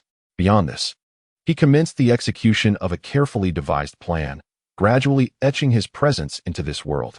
Time flew by, and in the blink of an eye, for years had elapsed. In the early hours, as the sun rose, the azure sky stretched infinitely, devoid of clouds. The scorching sunlight unleashed its energy, transmitting boundless light and warmth to this bustling world. In the sky, a few black eagles unfurled their wings, emitting resounding cries as if heralding the dawn, reveling in the expanse that belonged to them. Below, the city was a sprawling labyrinth of skyscrapers, akin to trees in a tropical rainforest, dense and interminable. Countless throngs of people moved like ants in this colossal steel jungle, tirelessly fulfilling their designated roles under some intangible grand design. Under the oppressive heat, the air began to warp, and as the sun relentlessly baked the city, temperatures soared, resembling a furnace newly ignited, roasting the busy populace as if urging them onward. Occasionally, a breeze wafted through the steel jungle, yet it offered no respite, for even the wind was warm. This is New York, the vibrant heart of America, the most prosperous locale on the planet. It must be said that despite its high degree of urbanization, this iconic American city boasts commendable greenery. The streets and suburbs are adorned with lush, vibrant life, bestowing a hint of verdant vitality upon this otherwise cold and sweltering metropolis. Towering skyscrapers and advanced civilization represent its facade. Prosperity, wealth, congestion, and moral decay characterize its essence, two sides of the same coin, interwoven. In Queens, New York's most developed region, shadows lurk. Queens serves as a vessel for the city's darker underbelly. This area is a slum, a dwelling place for the lower echelons of New York society. Here, deceit, greed, and vice flourish unabated. Decay, obsolescence, backwardness, and darkness are the hallmarks of this place, a filthy locale that stands in stark contrast to the thriving metropolis, yet is harmoniously embedded within it. This is the slum of New York, an inseparable part of its identity. As one might expect, all the city's shortcomings are manifest here. However, amidst this supposed degradation, a vibrant green unexpectedly emerges, a hue brimming with vitality and hope, utterly incongruent with the surrounding environment, yet standing boldly and naturally amidst the gloom. A dilapidated, narrow, yet remarkably clean and tidy house subtly reveals itself within that verdant backdrop. From a distance, an aura of tranquility and serenity envelopes the scene, invoking an irresistible sense of calm that one hesitates to disrupt. "Damn it, Edward, move your wretched pet." A voice, filled with exasperation, suddenly pierces the morning stillness, awakening the slumbering dawn. The small, aged house seems to tremble momentarily, sending a few specks of dust into the air. Suddenly, a cacophony of chirping erupts, akin to a signal. As the moment the outburst occurs, the symphony of birdsong begins to resonate. Gradually, around the small house, within the lush green trees, branches become adorned with an array of birds. The chorus of various chirps melds with the irate shout, resembling a grand ensemble. Immersed in this scene feels akin to stepping into the realm of birds. At that moment, the stillness, reminiscent of a painting, springs to life, infused with a touch of humanity, rendering it more approachable. Inside the house, in the modest foyer, three individuals busily attend to their respective tasks. An elderly man peruses the newspaper, a woman busily prepares a meal while chattering away, and a youth assists in setting the table. Each person is absorbed in their own activity, and a warm atmosphere pervades this compact space. A familiar scent that evokes the essence of home, harmonious and blissful. At this juncture, a disheveled, youthful figure bursts forth, an angry young man with a flushed face. Crashing into the foyer, he strides towards the dining table, confronting a blond boy who bears a striking resemblance to him, and shouts vehemently, "Edward, move that damned plant immediately. I've had enough." Chapter 34. A new day at the table. The blond youth, calmly arranging the cutlery, remains unfazed by the outburst. He methodically prepares the food, exhibiting an elegance reminiscent of nobility, imbued with an ineffable rhythm. Upon closer inspection, each movement appears meticulously measured, adhering to an invisible standard, neither excessive nor deficient. "Edward, did you hear that?" Witnessing Edward's unhurried demeanor, Peter's expression darkens as he raises his voice, flames of fury igniting in his eyes. At this moment, Edward seemed to have just noticed the person beside him. Setting down his utensils, he tilted his head, scrutinizing Peter, whose chest was heaving violently, and inquired with an air of innocence, "Is there something amiss?" "You, damn it, Edward, immediately, right now, remove your pet from my doorstep." Peter's face flushed crimson, his heaving chest resembling a volcano on the brink of eruption. "Why?" Edward replied nonchalantly. "Little Green is our tenant. She has paid her dues and has every right to reside here, does she not? By the way, after breakfast, do not forget to move Little Green out. She requires a guarantee of 6 hours of sunlight each day." At the end of the second-floor corridor, a Nepenthes luxuriantly unfurled its robust form, with its fly-catching pouches hanging from the plant, resembling lanterns. A faintly sweet aroma wafted through the air, gradually enveloping the entire house. The Nepenthes appeared not much different from an ordinary Venus flytrap. However, its nearly 1 meter height, coupled with the presence of a mouse's body within the pouch, indicated that this was no ordinary specimen. This was the Little Green that Edward spoke of, a sturdy Nepenthes. In the hall, Edward and Peter engaged in an unrelenting exchange of verbal barbs, each hoping to land a decisive blow on the other. In contrast to Edward's calm demeanor, Peter exuded fervor, unleashing 300% of his fighting spirit. "Peter, where is your decorum?" At that moment, a middle-aged woman, busily cooking in the kitchen, emerged, her gaze falling upon the flustered and disheveled youth, her expression darkening as she spoke sternly. "Aunt May, Edward is the one called Peter," the boy began, intending to defend himself, but was cut off by the middle-aged woman. "Peter, Edward is your brother. As the elder, you should show humility towards your younger sibling," she admonished, fixing her gaze on him. Peter, confronted with Aunt May's ire, opened his mouth as if to protest, yet found himself at a loss for words. Observing Peter's dejected posture, Edward felt a sense of amusement and reflection. Unbeknownst to them, for years had slipped by. It was a new day, and he had indeed persevered, ready to embark on a new chapter of his life, one brimming with excitement. Yet, Peter remained as he always had, a wretched, green youth. With a raised eyebrow, Edward mentally affixed another label to Peter. Seeing Peter bow his head in submission, Aunt May nodded in satisfaction before returning to the kitchen. According to our station's reports, the National Contribution Award recipient, Mr. Tony Stark, was once again absent. Hearing that familiar name, Edward cast a casual glance at the television, catching sight of the familiar image. Turning to face Peter, whose expression radiated vitality, a flicker of amusement danced in Edward's eyes as he mockingly remarked, "Oh, behold our dear Mr. Peter. Just look at your current state. A nest of disheveled hair and a slovenly appearance. No wonder the ladies show you no affection. Peter, you must realize that you are 18 years of age, a fully fledged adult now. Yet why do you still resemble a perpetual child?" The teasing tone flowed from Edward like a melodic aria. "Indeed, my beloved brother," Peter retorted, refusing to be cowed by Edward's jibes. Have you finally discovered the one realm in which you can surpass me? Ah yes, it is age. You will forever be my elder, and that is your sole advantage." Edward chuckled, his gaze gleaming with mirth as he observed Peter's clenched jaw. "Indeed, Edward, You speak the truth. I shall always be your elder, and you will forever refer to me as brother. Is that not correct, dear sibling? Peter exclaimed with a triumphant glint in his eye, relishing the moment. A flicker of indignation flashed through Edward's eyes, his lips twitching as he recalled that he had been born a mere quarter of an hour after Peter. Yet, in that fleeting instant, he had become the twin brother of Spider-Man rather than the elder. Though he felt a twinge of displeasure, his tongue remained sharp as he quipped. Ah yes, the elder brother forever living in the shadow of his younger sibling. Peter Parker's expression was one of turmoil, his face a portrait of distress. Edward's words struck a painful chord, inflicting a double blow. A glance at Spider-Man's cinematic exploits reveals that Peter inherited the exceptional talents of his parents. Boasting a high intellect that could be deemed genius, albeit not at the level of Tony Stark. Nonetheless, he was undoubtedly of a higher caliber. Had he not become Spider-Man, he might have blossomed into a renowned scientist celebrated across the globe. However, this intellect and talent, when juxtaposed with his brother Edward Parker, paled in comparison. If Spider-Man inherited his father's gifts, then Edward surpassed them immensely, a veritable prodigy. As the two spirited youths engaged in their spirited banter, Uncle Ben and Aunt May exchanged warm glances, accustomed to the siblings' playful squabbles that had persisted for over a decade, now an ingrained part of their family dynamic. All right, Harry is nearly here, Aunt May interjected, glancing at the clock. Her eyes disapprovingly surveyed Peter's disarray of hair and untidy attire.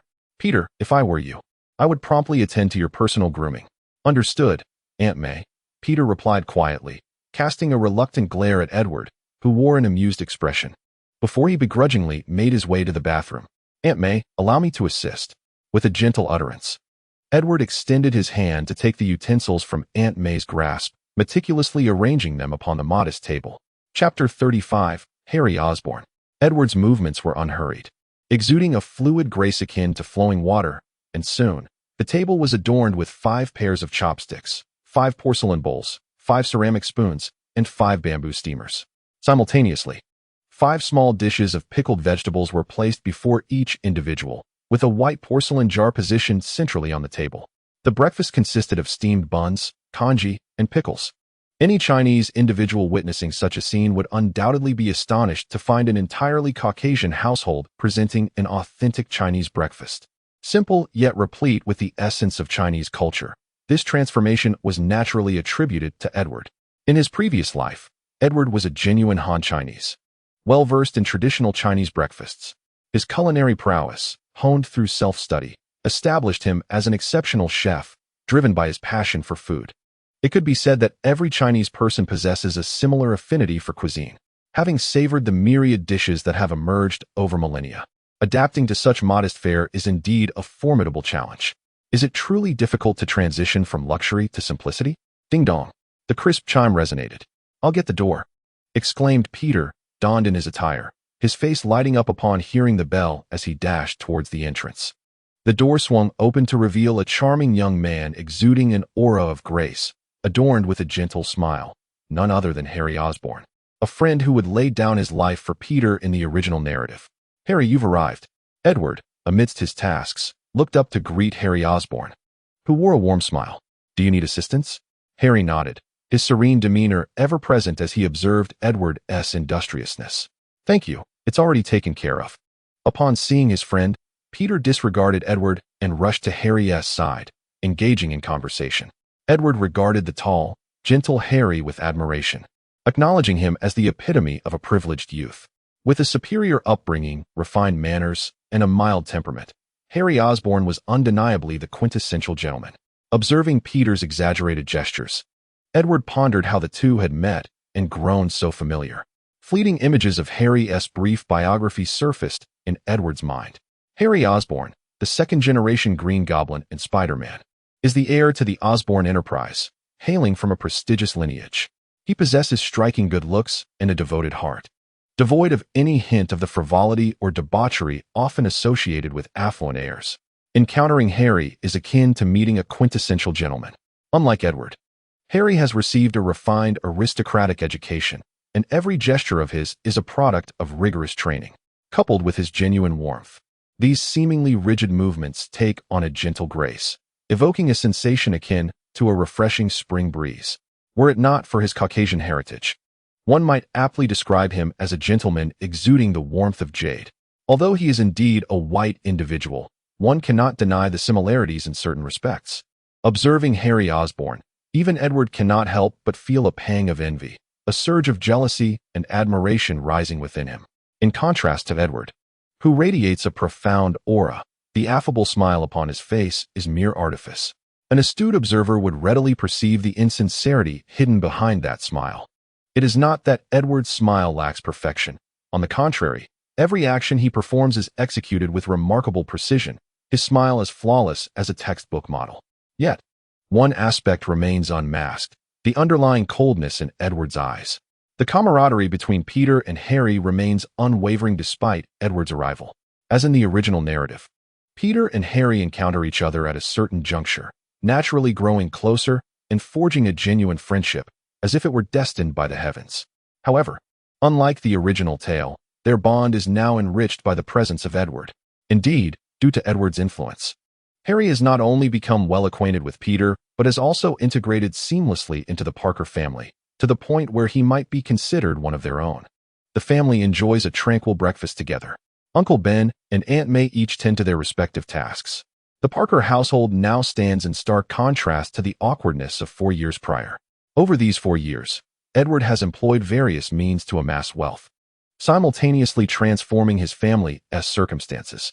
For instance, he has established a stable high-income stream through the fast food industry, a method that is gradually embraced by the masses.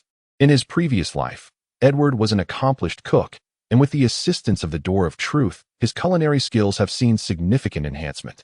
Moreover, thanks to the abilities granted by the Door of Truth, no chef's secret is beyond his grasp. Leveraging this knowledge, Edward has aided Uncle Ben and Aunt May in launching a fast food venture, offering simple yet rewarding fare such as soup dumplings, congee, and soy milk. These uncomplicated dishes have garnered substantial returns, and with Edward's secret recipes, their food truck business has flourished, winning the hearts of many. Every day, Uncle Ben and Aunt May find themselves perpetually occupied.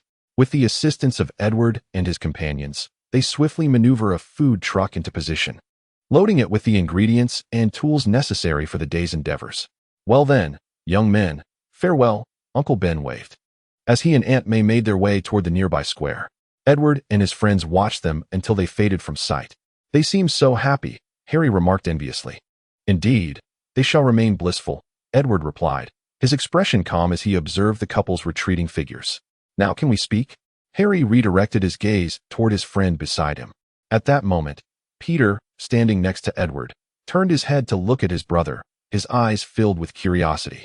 Follow me, Edward beckoned, stepping into the house. Peter and Harry exchanged glances before following him inside. What is this? Harry inquired, receiving a document from Edward's hands, his face a mask of confusion. The titles on the pages, Super Nutrient Solution, Super Plants, Class Penetration Plan, Life Evolution Plan, made him furrow his brow as he began to peruse the contents. The quiet room was filled solely with the sound of pages turning, with Peter beside him equally captivated by the materials in his hands. Chapter 36. Why? Time slipped away silently as Edward sat quietly, observing the fluctuating expressions of the two, his heart unsettled. He understood that once his plan commenced, there would be no turning back, it could only advance forward. As the pages turned, Edward's blue eyes mirrored the gentle ripples upon a lake stirred by a soft breeze.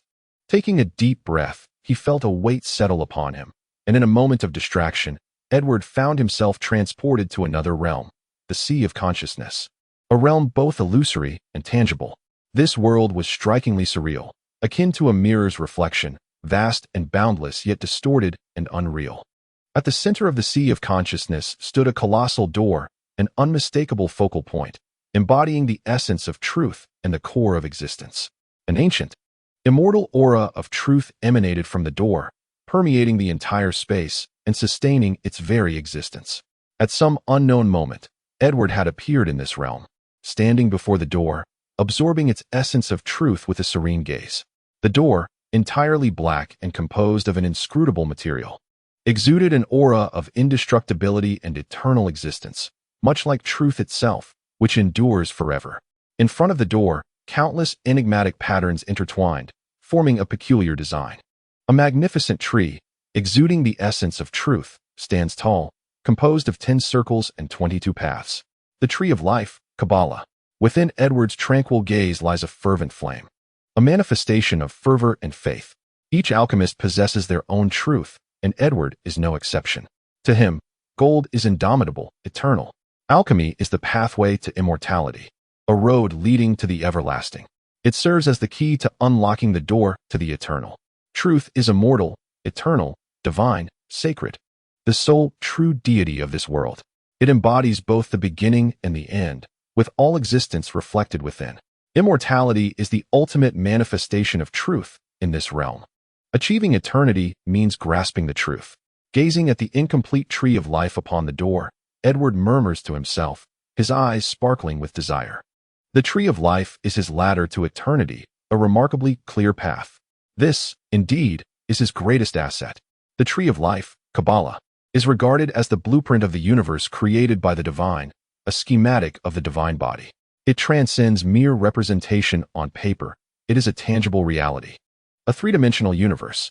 The tree of life is also a pathway, a route to the divine, and the manner in which the divine creates the world from nothing. As he recalls the records of the tree of life, though uncertain of their authenticity, he senses the pattern before him pulsating with the same lifeblood as his own. This is his path to immortality. If the door of truth represents another facet of his being, a complete life, then the tree of life depicted upon that door serves as the genetic blueprint within his own body. Memories of scenes from films flicker in his mind, showcasing mutants endowed with extraordinary abilities, all stemming from genes. One could say genes are the divine code, the tree of life, Kabbalah. Once the tree of life fully awakens, the eternal blossom shall bloom, and I shall attain the eternal fruit, achieving the singular truth of this world. As he gazes at the incomplete tree of life, Edward's eyes gradually return to calmness, accompanied by a murmured utterance, as his form slowly fades away. The information mentioned is indeed realizable. Are you truly serious? Time passes unmeasured, and Harry lifts his head, his eyes reflecting a complex array of emotions as he gazes at his friend. His heart is a tumult of feelings. He is uncertain of his current state of mind. Is it jealousy, terror, joy, fear, or something else entirely? Perhaps it is all of these combined. Among his peers, Harry Osborn is exceptionally distinguished, possessing his own pride, much like the stars in the sky, radiating a light uniquely his own. However, the radiant light of the stars is about to be eclipsed by the sun, an extraordinarily brilliant sun that ultimately conceals the stellar essence of an entire era. This sensation is profoundly intricate. Meanwhile, Peter Parker gazes upward at his brother, this simultaneously familiar yet unfamiliar sibling. Harry Osborn and Peter Parker, each a genius in their own right, comprehend the repercussions that this information will wield, both for themselves and for the world at large, an influence that instills a sense of dread within them. Edward remains silent, observing the two with a tranquil demeanor. Why? Harry inquires, his tone imbued with complexity. This single word encapsulates a multitude of sentiments, akin to the tumultuous emotions swirling within Harry's heart. Why?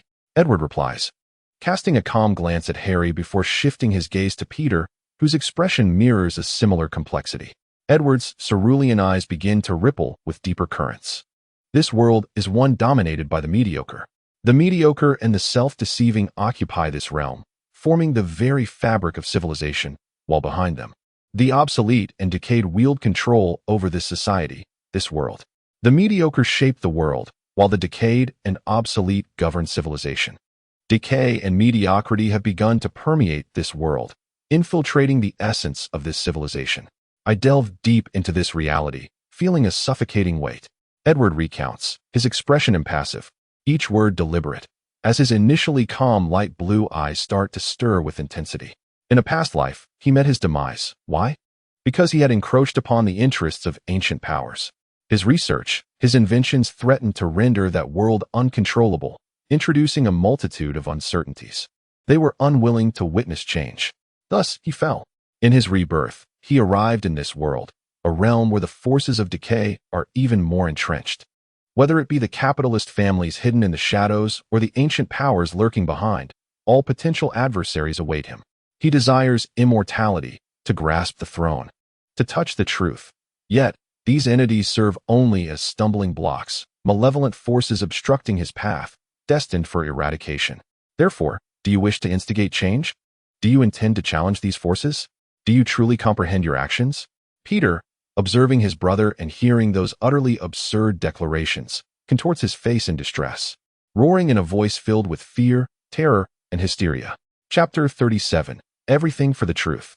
Indeed, I aspire to eradicate the antiquated and decayed aspects of the world, to breathe new life into this civilization. Intelligent beings should not be suffocated by mediocrity. Their existence should be dedicated to the pursuit of the world's truths. Edward states with serene conviction, "Is that so? The truth of the world?" Peter retorts, his outrage morphing into mockery, his disdain evident as he regards Edward with scornful eyes, his words dripping with unrestrained sarcasm.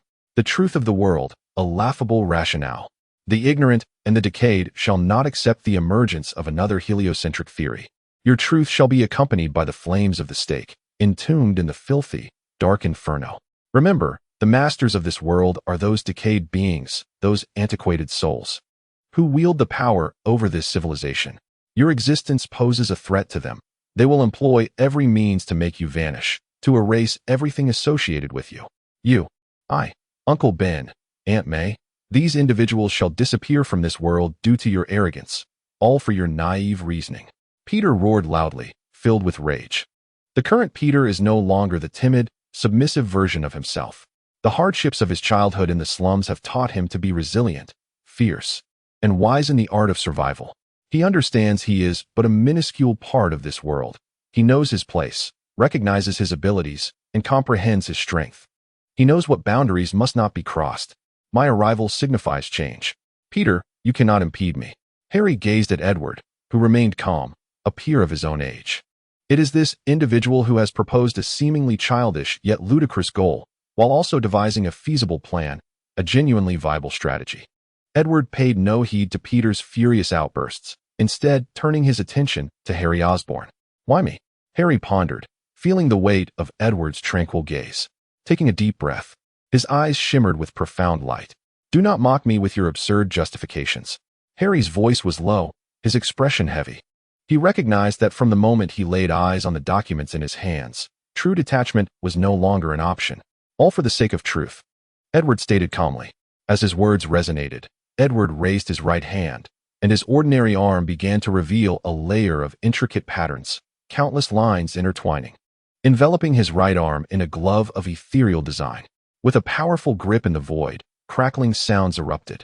Subsequently, a flurry of tiny lightning bolts emanated from the delicate glove, transforming into myriad miniature electric serpents that roared through the air, showcasing their strength to the vast world, asserting their existence.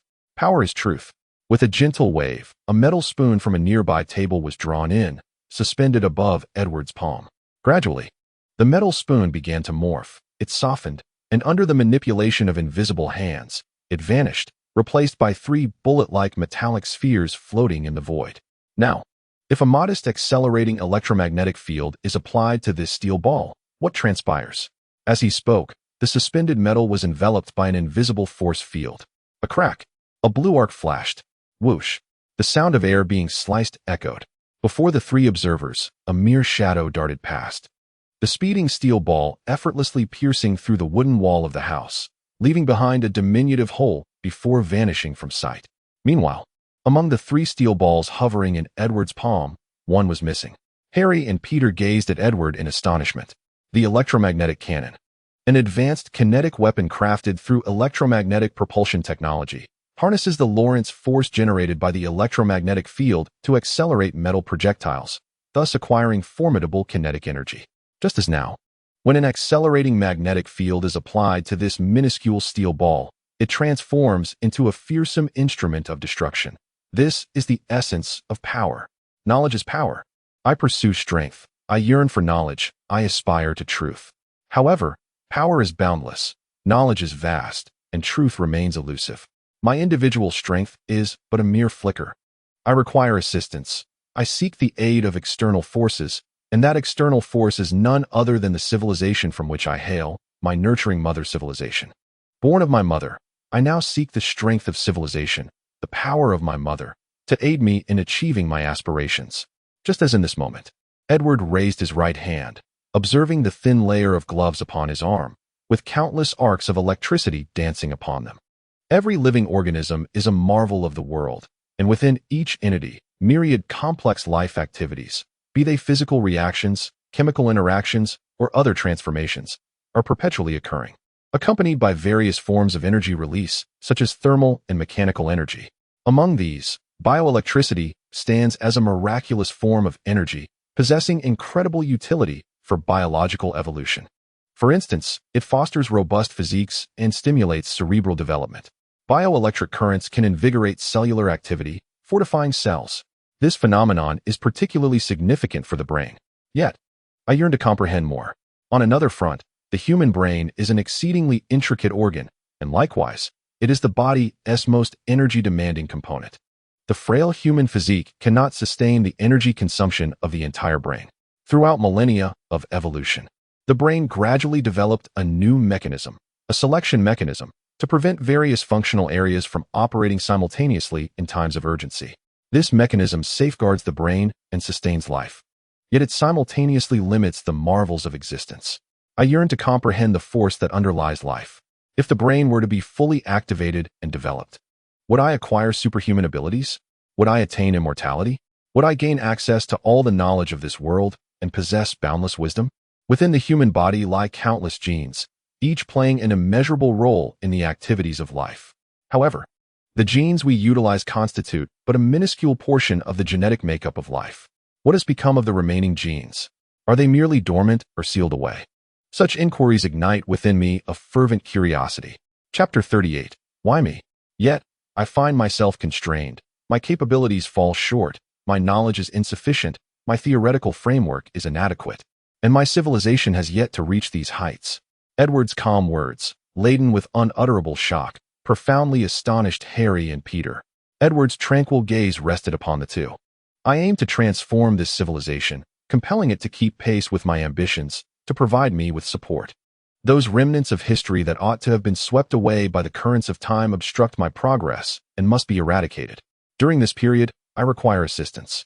You wish to become a deity, Harry said, looking at Edward with disbelief, his eyes reflecting an utterly absurd light. A god, a saint, a divine being, is the embodiment of truth, Edward replied calmly. Having fully awakened to the door of truth and initially grasped its powers, Edward no longer concealed himself.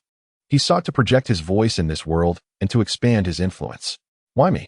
Harry asked again, his gaze flickering uncertainly. Harry Osborn, you are the sole son of Norman Osborn, his only heir. The influence wielded by the name Osborn surpasses your imagination.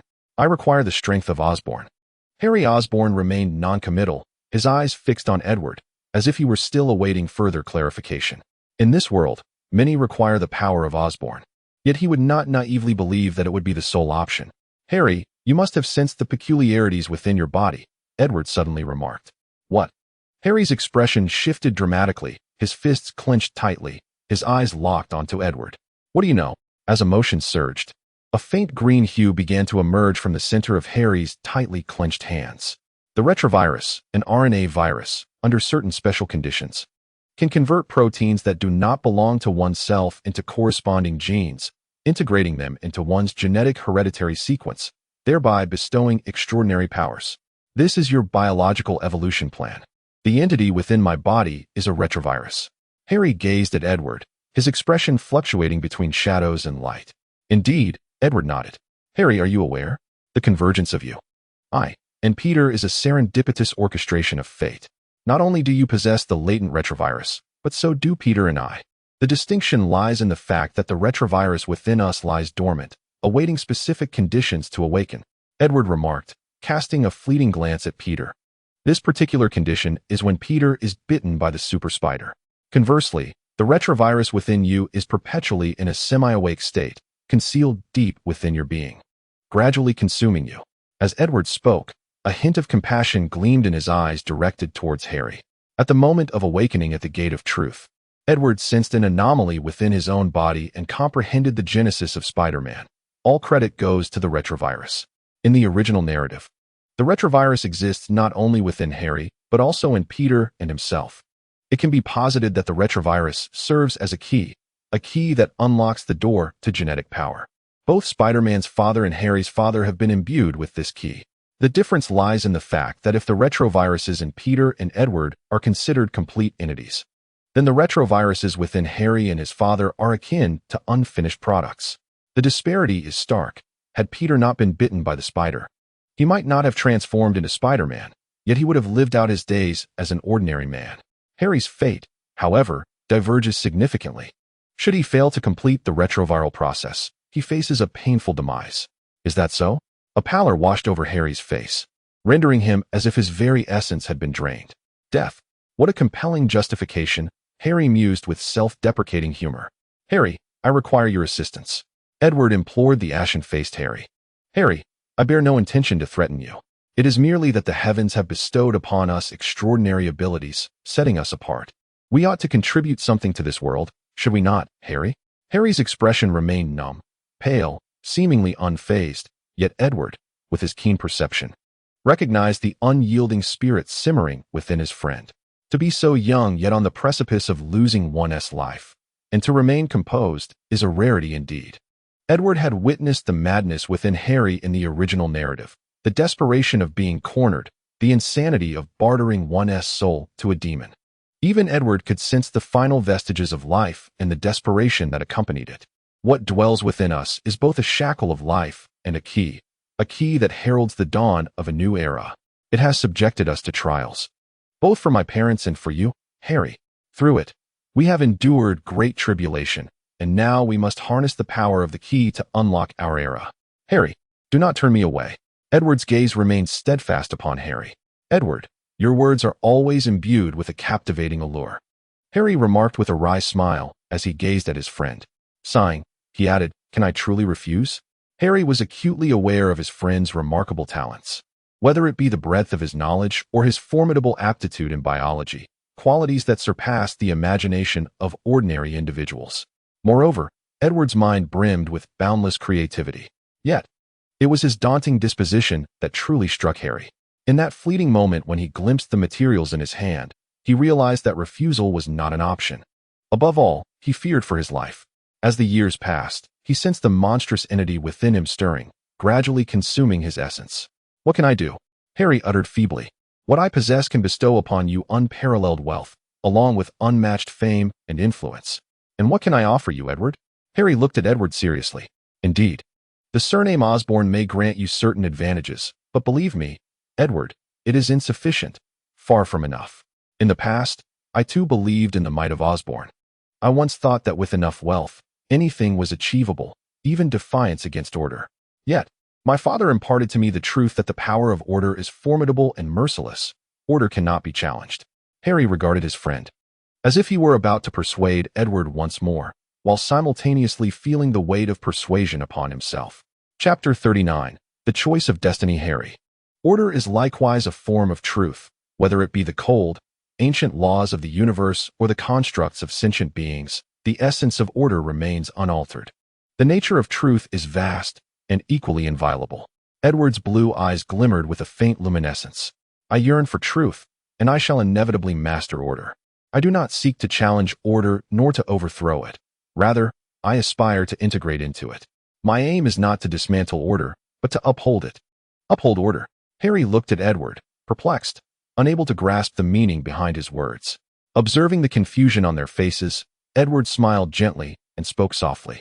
The sun will undoubtedly rise in the east, water will flow downward, and the earth is in perpetual motion. These are the laws of the world. Murder is wrong. Robbery is wrong. Arrogance is wrong. Greed is wrong. Humanity ought to be kind. Humanity ought to be joyful. This is our order, a system recognized at the core of intelligent beings. My intention is not to contend with such order. On the contrary, I aspire to become its guardian, the ambassador of order. At this juncture, Edward looked at the two, whose faces bore expressions of contemplation, and a slight smile graced his lips, his eyes reflecting a cold clarity. In this endeavor, to enhance the harmony of order, I shall eradicate the unreasonable, the decayed, and the obsolete. In the name of order, wielding the power of order, we shall extinguish the existence that tarnishes it. During this time, I require allies. Edward gazed at Harry. Is this your ambition? Harry looked back at Edward, his expression intricate. Perhaps you will succeed, But have you considered the ramifications of your actions? An era dominated by superhumans is indeed terrifying. It is not a matter of brute force, but rather of intellect and the self-awareness of humanity. Harry's tone trembled slightly. The chilling imagery evoked a shudder through his body and a tremor in his soul. Edward, taken aback, regarded Harry with admiration. Harry, you surpass my expectations. Indeed, a formidable individual must possess a strong sense of self. Even a timid person, lacking in conviction, will become assertive and more self-aware upon acquiring great power. The strong remain strong. The strong are self-determined, Edward remarked in awe. Yet, the human heart remains as enigmatic as the truth. Such a terrifying reality becomes increasingly formidable and inscrutable with the augmentation of power. What will you do? Harry's expression was complex. Edward shook his head. I need not take action. If anything, it is to keenly observe the impending transformative civilization, whether it be eternal immortality or ephemeral brilliance. My purpose is to learn and to revere. The wisdom belonging to civilization is worthy of my study, and the splendor and glory belonging to it command my awe. I care not whether it will eventually slip from my grasp, but rather whether the future will be magnificent. Humanity is inherently flawed, yet life has its paths. Does it not? Whether to believe or not, Harry felt an intense contradiction. Why choose me? Harry inquired once more. To this, Edward chuckled softly and shook his head. It is not I who choose you, but fate that has selected you. I require a partner of strength, one who inspires my trust in their capabilities, and fortuitously. You are at my side. This can only be deemed fate as selection. The clouds hung low, oppressive enough to stifle the breath of those beneath them. As hurried passers-by rushed along the streets, Harry walked somewhat unsteadily, his face pale and increasingly intricate as he beheld the imposing ancient castle before him. The heavy atmosphere suffocated him. With a crunch, he stepped into the place that harbored his unwelcome memories. Welcome home, Harry. In the dimly lit hall, an aged figure sat upon the sofa, his father, Norman Osborn. The room was somewhat shadowy. Harry wrapped his arms around himself, as if seeking warmth, his gaze sweeping the space that held his hazy recollections. The room is dark, but you will gradually acclimate. It favors the shadows. The aged voice resonated once again, tinged with frailty. As Harry stepped into the room, his gaze swept over Norman's body, which exuded an air of trepidation. Fixing his eyes upon the familiar yet alien figure before him, he spoke with a complex tone. Father, I despise your gaze, as if I were a stranger to you. A look of disdain crossed Norman Osborn's weathered face, marked by deep wrinkles. You are my son, Harry, he admonished. This proclamation pierced Harry's psyche like a sharp arrow, unleashing a torrent of repressed emotions accompanied by a surge of pain. You abandoned me first. Harry growled softly, his once gentle demeanor evaporating, his eyes reflecting tumultuous waves of emotion. Do you remember? When I was 11, you sent me off to boarding school, and since then, I have never seen you again. On my 16th birthday, I received a gift, one from Osborn, a bottle of whiskey. Inscribed upon it was the phrase, "Please accept this, from Osborn." What a laughable gift, is it not? A father's present to his son. Veins bulged on Harry's neck as he glared intensely at his father. From you. I have never received a father's affection. Every birthday, every coming-of-age ceremony, every graduation, it has always been a series of absurd gifts. Is this what you deem a father's duty to provide? As Harry confronted his father, Norman inhaled deeply, his gaze resembling a bottomless abyss. His frail voice echoed in the dimly lit room. I never expected you to forgive me, just as I do not believe in miracles. You cannot fathom that your childhood was sacrificed for matters of greater significance. This was not merely for me, but for you, Harry, my son. Though Norman's form appeared weak, his skin creased and exhibiting an unnatural aging, within this frail body resided a fervent will. His eyes radiated an oppressive glare. Your hands must be beginning to tremble, are they not? As you lie in bed, the tremors emerge, lurking beneath your skin, waiting for the opportune moment to reveal themselves. Chapter 40, Norman Osborn. Harry's complexion was pallid as he beheld the frail figure of his father, his expression rife with complexity. That thing will forever remind you of who you are, Harry. You bear the weight of all that belongs to Osborn. Coughing, he continued, the retrovirus proliferates, beginning to disrupt the normal metabolism of the cells, causing them to manifest in abnormal, grotesque mutations. In the shadowy room, the sound of labored breathing lingered.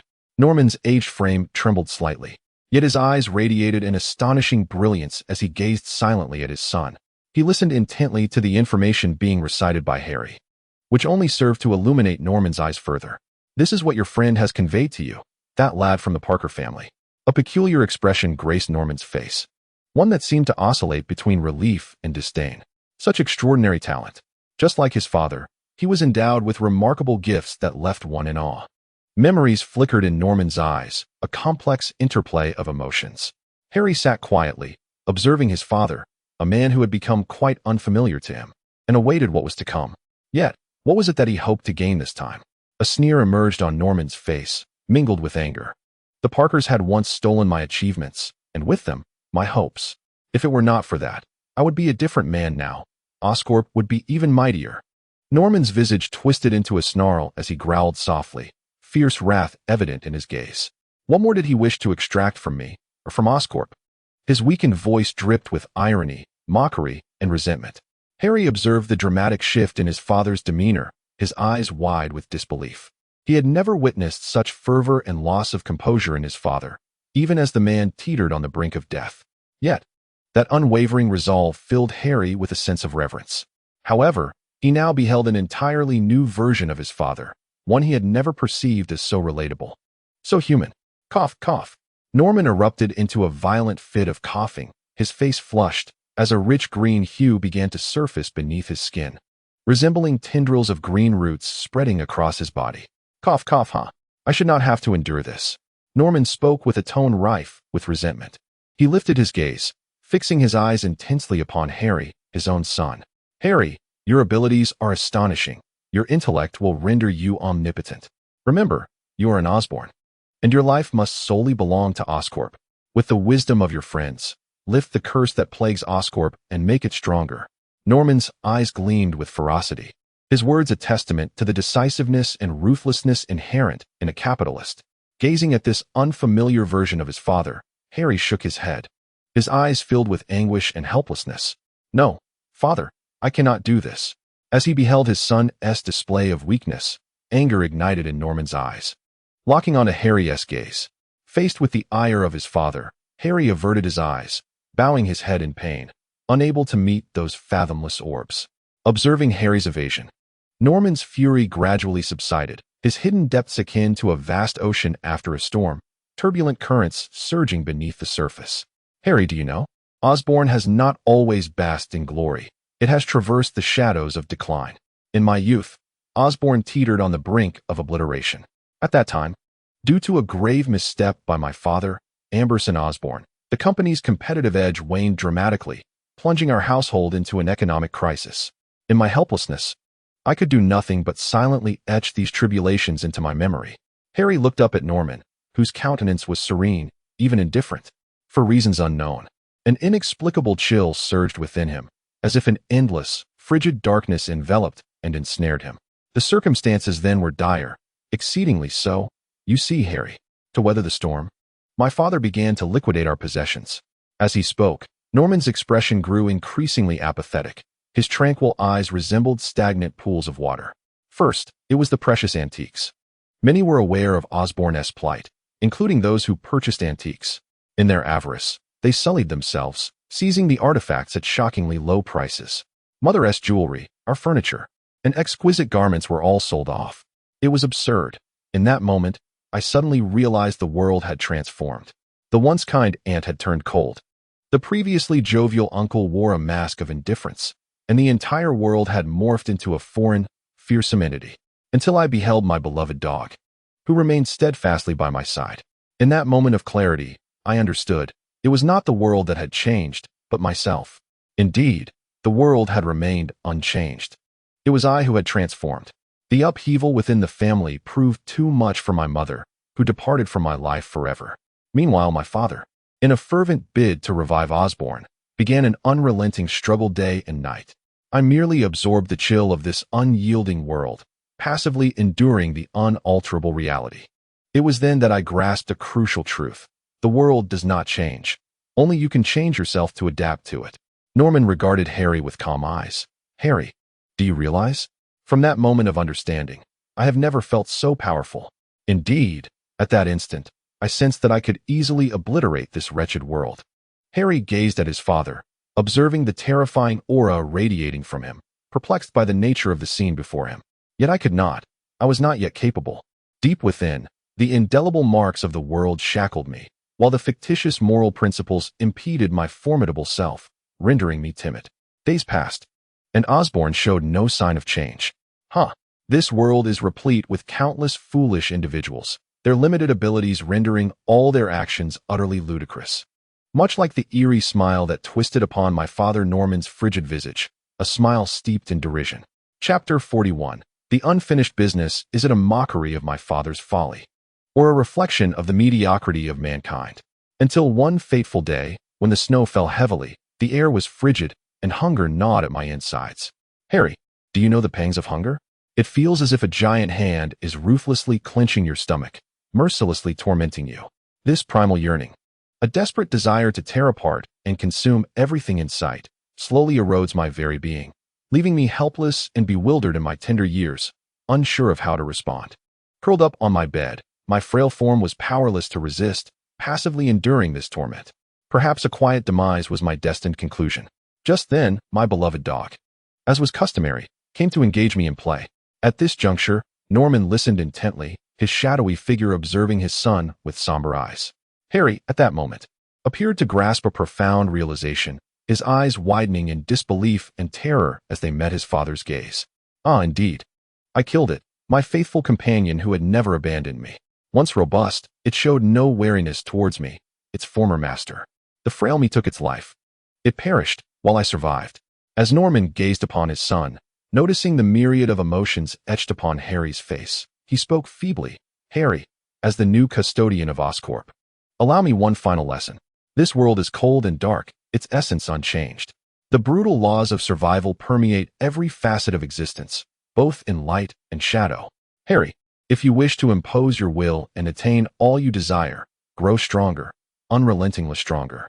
Make Oscorp a formidable force, wield it as your most powerful weapon, and Parker shall be the nourishment for your ascent. Harry regarded his father, whose menacing aura sent chills through him, his heart heavy with anguish and disappointment. No one wishes for their nearest kin to be a cold-blooded executioner. Furthermore, to think of his friend, reflecting on those icy eyes. The bitterness in Harry's gaze deepened. Norman, observing his son's evident hesitation, felt a wave of disappointment wash over him. The dim room fell into a heavy silence. Cough, cough. Pardon the interruption, a voice suddenly echoed, and a figure emerged before them. Edward Parker. The two voices exclaimed in unison. Harry looked astonished at the unexpected presence of his friend, while Norman's brow furrowed, his expression darkening with a myriad of thoughts racing through his mind. Apologies for intruding uninvited. Allow me to introduce myself. I am Edward Parker, son of Charlie Parker. It is a pleasure to meet you, Mr. Norman Osborn. He spoke of an apology, yet his countenance betrayed no hint of remorse. How did you manage to enter? Norman inquired darkly. He had no doubt about the security measures in his own abode. Nevertheless, the presence of an intruder, unnoticed, provoked his ire. Observing Norman's grim demeanor, Edward merely shrugged, offering an innocent smile in return. Mr. Norman, you must understand that neither humans nor machines are infallible. Human beings perceive information through their senses, and among them, the eyes are the most easily deceived. Machines, too, possess blind spots and misconceptions. As long as one is sufficiently aware of and in control of their own body, coupled with acute observational skills regarding the external world, evading certain elements is not insurmountable. Norman's expression remained noncommittal. If evasion were indeed so simple, what necessity would there be for security measures? Yet, he chose not to dwell on this matter further. Calming his gaze, he regarded the somewhat familiar face before him and spoke in a low voice. Then, what is your purpose, Parker? The manner of entry had ceased to be relevant. Norman was intent on uncovering Edward Parker's intentions. Edward's gaze swept over Harry, noting his bitter expression before finally returning to Norman. Cooperation, Mr. Norman. I am here to seek collaboration. More precisely, to continue the unfinished business of Parker and Osborn from 16 years ago. Suddenly, Norman erupted in a frail laugh, his eyes mockingly fixed on Edward. Collaboration? The endeavor of Parker and Osborn. How amusing. On what grounds do you make such a claim? Edward remained unfazed by Norman's derision. It was to be expected. After all, Irrespective of the motives surrounding past events, it remained a fact that Parker had abandoned Osborn. Yet, collaboration was still imperative. I intend to establish a biotechnology company, with Harry as a shareholder. As a benefit of his shareholding, I can resolve the latent threats within Harry and endow him with enhanced physical capabilities. As a close relative of a shareholder, Mr. Norman, you too would enjoy the same privileges. Norman scrutinized the youth before him, his expression inscrutable, silently studying Edward. Seeing Norman's demeanor, Edward smirked slightly, aware that he had already accomplished half of his goal. The remaining task was to present substantial evidence. After all, mere words would hardly persuade someone like Norman. To demonstrate my sincerity, Mr. Norman, I can address the issue of the retroviral proliferation within your body. With that, Edward ceased his verbal preamble. Taking a deep breath, he raised his hands, and with a thought, they began to emanate a shimmering radiance. The light intertwined, gradually forming the appearance of two pairs of gloves. As Norman observed Edward's hands, his eyes narrowed in focus, fixated intently. In the haze, he discerned that Edward was adorned with a pair of thin, flesh-colored gloves. Drink. A clap echoed through the air. With a low grunt, he brought his hands together in prayer. Suddenly, the dimly lit room was filled with a brilliant radiance, as countless minuscule currents flickered between Edward's hands, resembling a myriad of electric serpents dancing upon his palms. The illumination intensified, and the currents on Edward's hands multiplied and grew more tangible. Abruptly, they reached a critical threshold. The currents coalesced into two electric pythons. One slithered up Edward's arm and surged into his body, transforming into innumerable finer electric serpents that infiltrated every cell. As the serpents entered Edward's cells, guided by an unseen force, they surged toward the cell nucleus, delving deeper into the very essence of Edward's double helix DNA strand. Chapter 42. The alchemical array deep within the cells, the stable double helix structure of life, began to awaken. A crack echoed through the room, akin to the sound of a door swinging open. Inside Edward's mind, the dark portal of truth, unbeknownst to him, had become entwined with countless currents. These currents emerged from every inch of the portal, converging into a single entity, transforming into an electric python that coiled around the towering door of truth, its magnificent form moving with authority, as if surveying its domain. A sudden roar erupted from the electric python, which twisted its body and plunged into the portal of truth, striking the imperfect life tree within. On the fractured branches of the life tree, certain twigs suddenly illuminated, and an enigmatic power began to spread. Outside, Edward emitted a muffled groan, as numerous fine threads of blood seeped from various parts of his body. These crimson strands resembled sinuous serpents, wandering and frolicking in the void, ultimately converging before Edward into a fist-sized orb of vivid red blood, releasing a rich scent of iron that permeated the entire room, rendering the already gloomy atmosphere even more foreboding. The moment the blood sphere manifested, another electric python on Edward's arm transformed into a brilliant flash, exploding into countless streaks of light that enveloped his body. The radiance was blinding, compelling the two other individuals in the room to shut their eyes. The myriad beams of light intertwined like delicate threads in the air, sketching an intricate and arcane pattern. As the brilliance faded, the two opened their eyes, only to be met with a sight that left them astounded.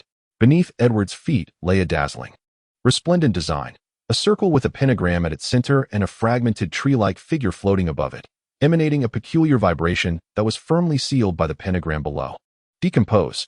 Strange fluctuations emanated from the pentagram, enveloping the blood, which was as large as a fist, suspended in midair.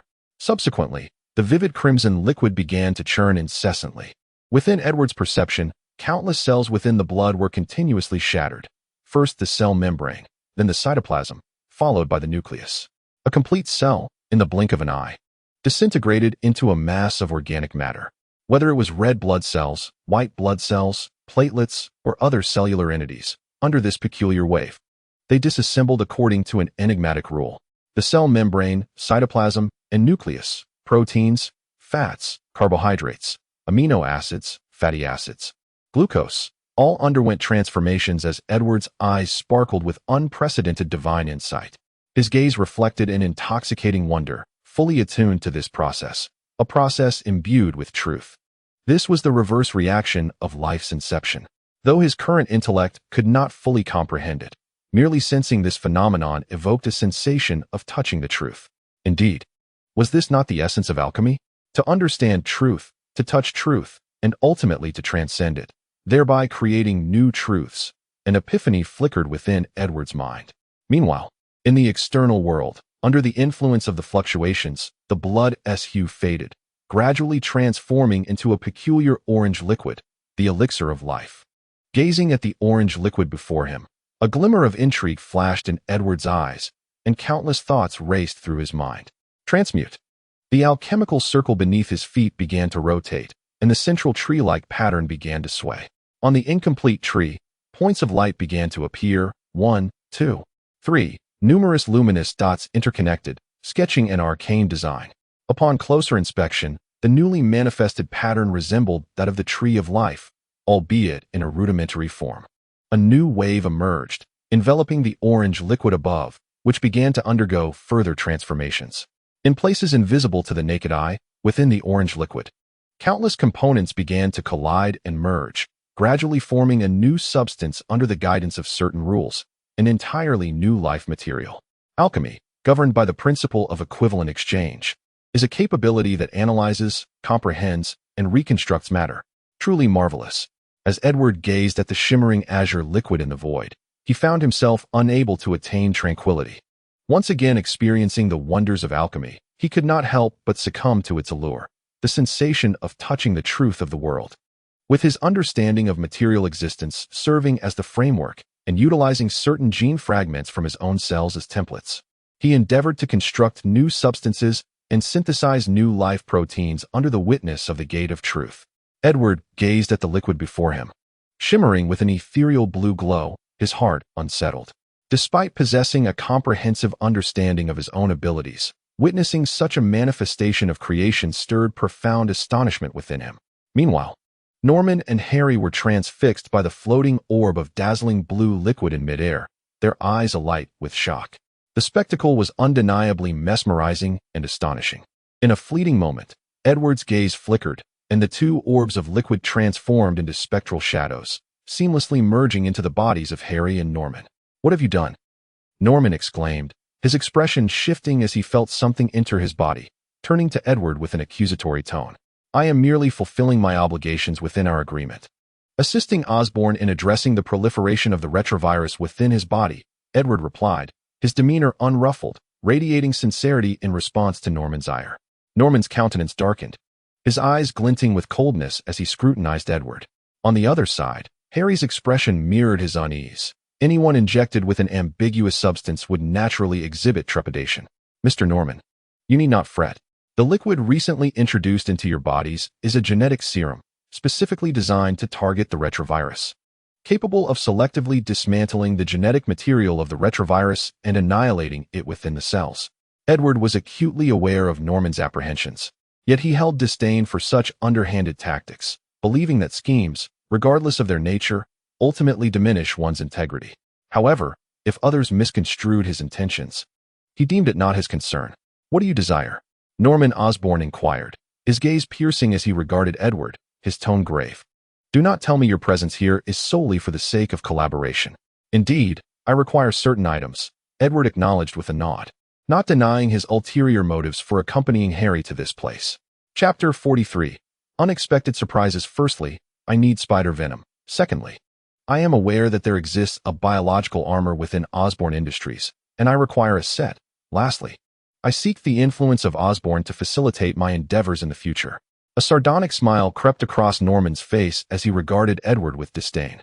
"Regardless of what you have done for us, the notion that we would serve you is utterly preposterous. Osborn will not acquiesce to such demands." Norman's assertion was resolute. "Moreover, even if you have exerted control over us, the aspiration to dominate Osborn is a mere folly." "Mr. Osborn must be sensing the changes within his body," Edward observed, fixing his gaze upon Norman. The green, root-like tendrils that had once surfaced upon Norman's skin were gradually fading. Within Norman's body, amidst countless cells, an extraordinary array of life proteins suddenly emerged.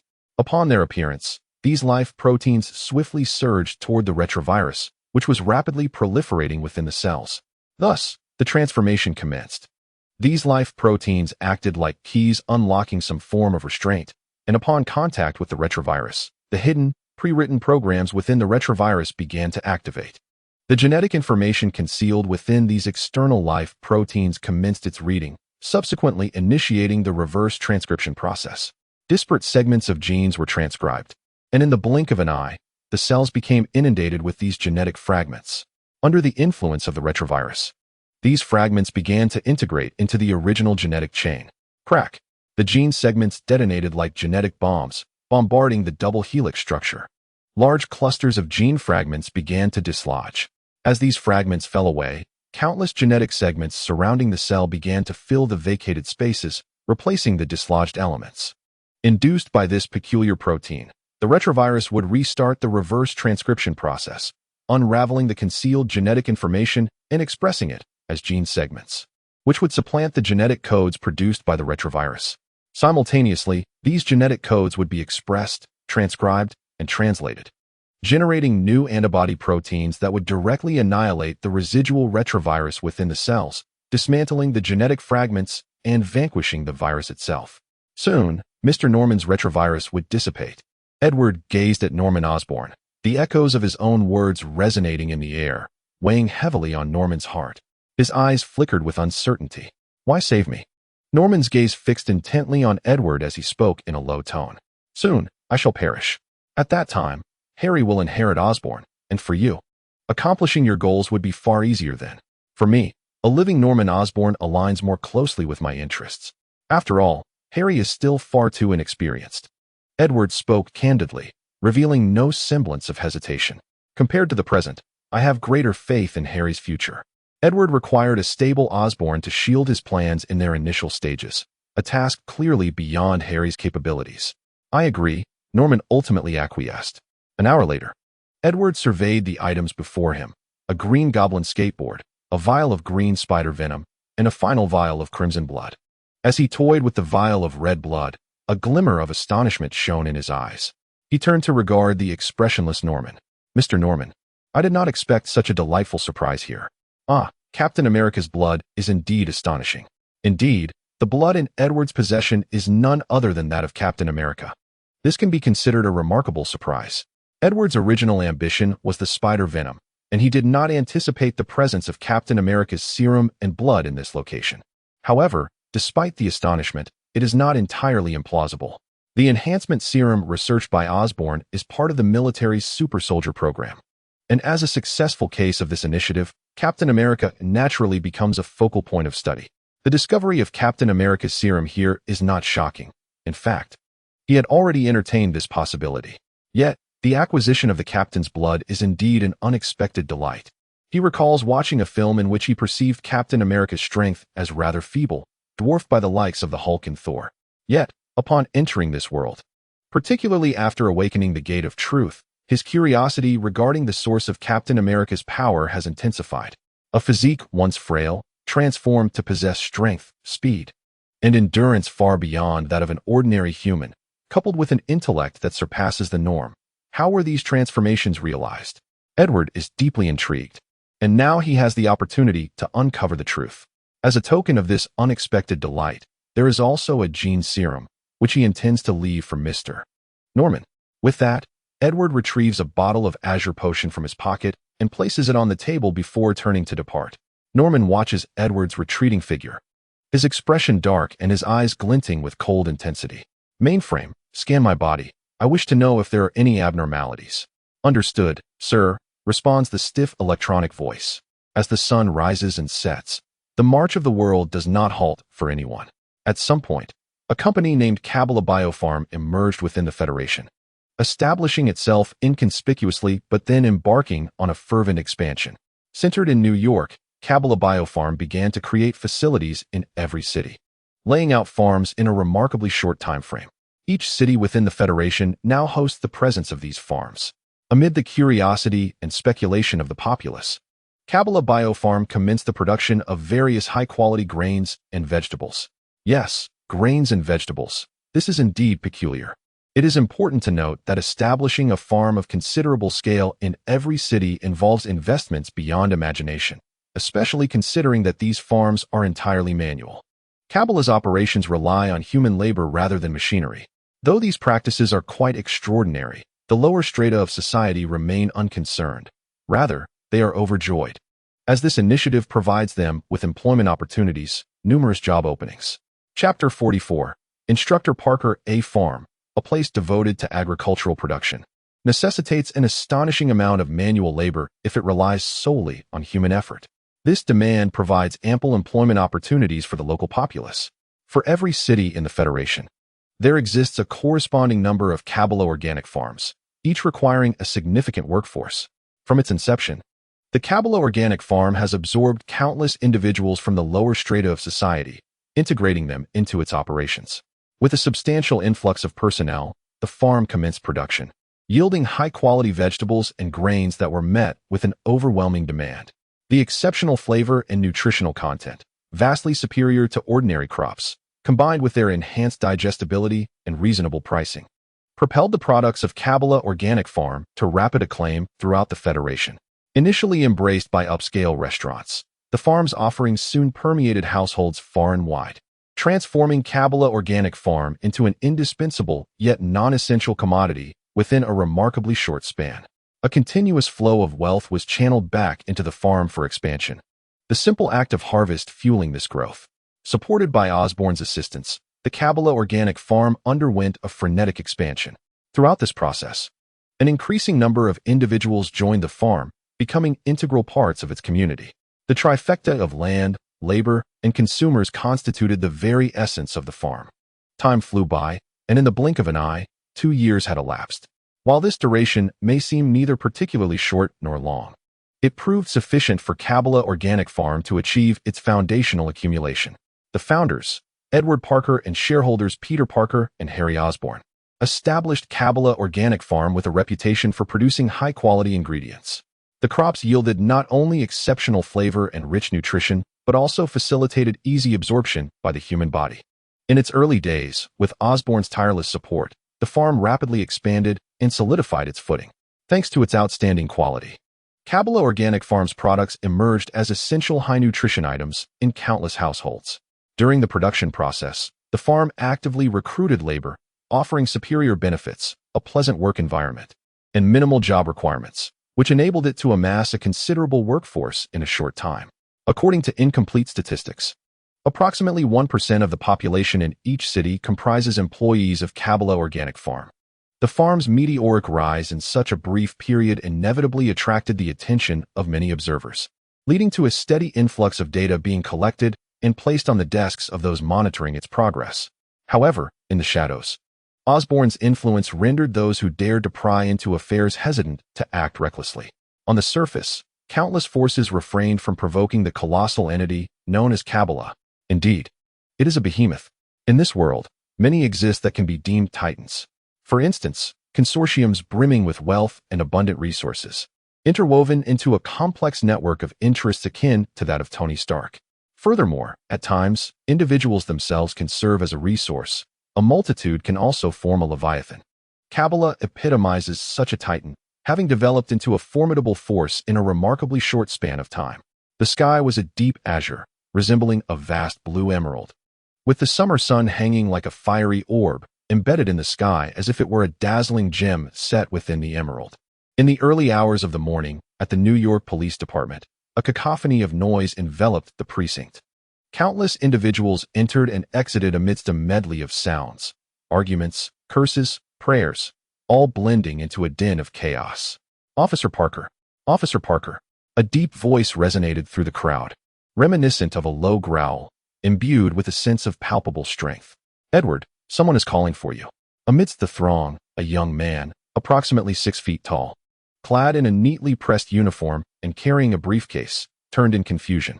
His gaze fell upon a towering figure, easily over 6.5 feet tall, possessing a broad back and robust arms, resembling a bear in police attire, exuding an overwhelming aura of authority. Who are you? Edward inquired, puzzled, as he did not recognize the imposing figure before him. The two stood side by side, one resembling a mighty black bear, while the other, despite his considerable height, appeared diminutive in comparison. Their expressions, however, were strikingly contrasting. The larger man appeared somewhat apprehensive, with a hint of nervousness in his eyes, while Edward maintained a natural demeanor, merely displaying the curiosity of an ordinary person. "Officer Parker, I have a matter I wish to consult you about," the robust man stammered, visibly anxious. "What is it?" Edward, though familiar with the man, smiled upon seeing his uniform. "When practicing your techniques, I always feel something is amiss, and I am uncertain if you have time to guide me."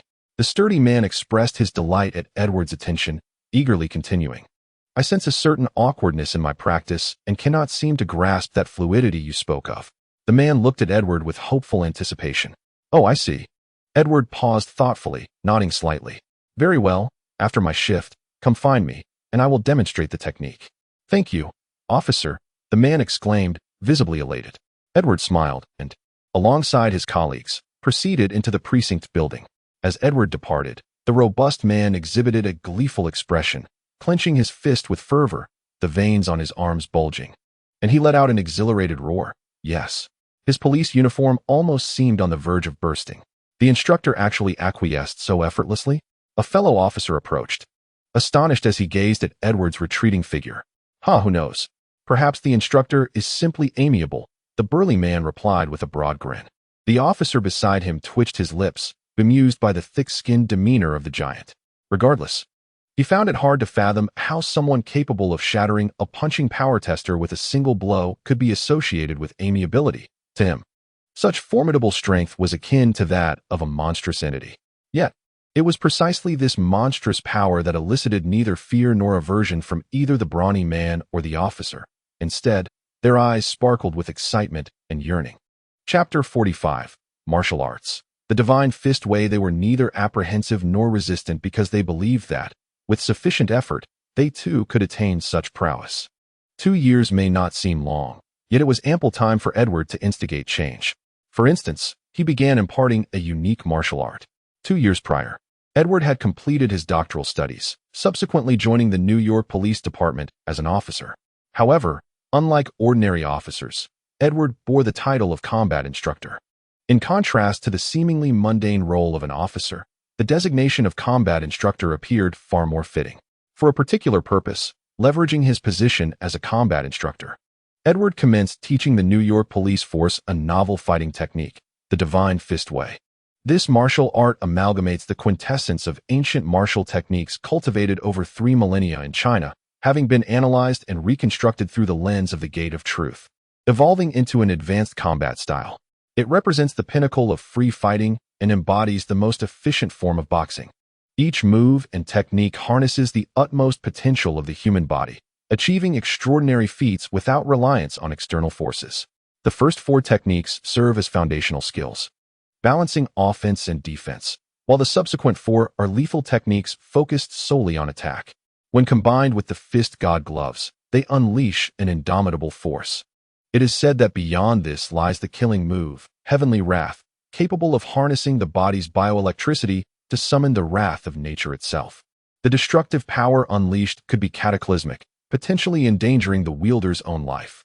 Indeed, this is the Divine Fist Way.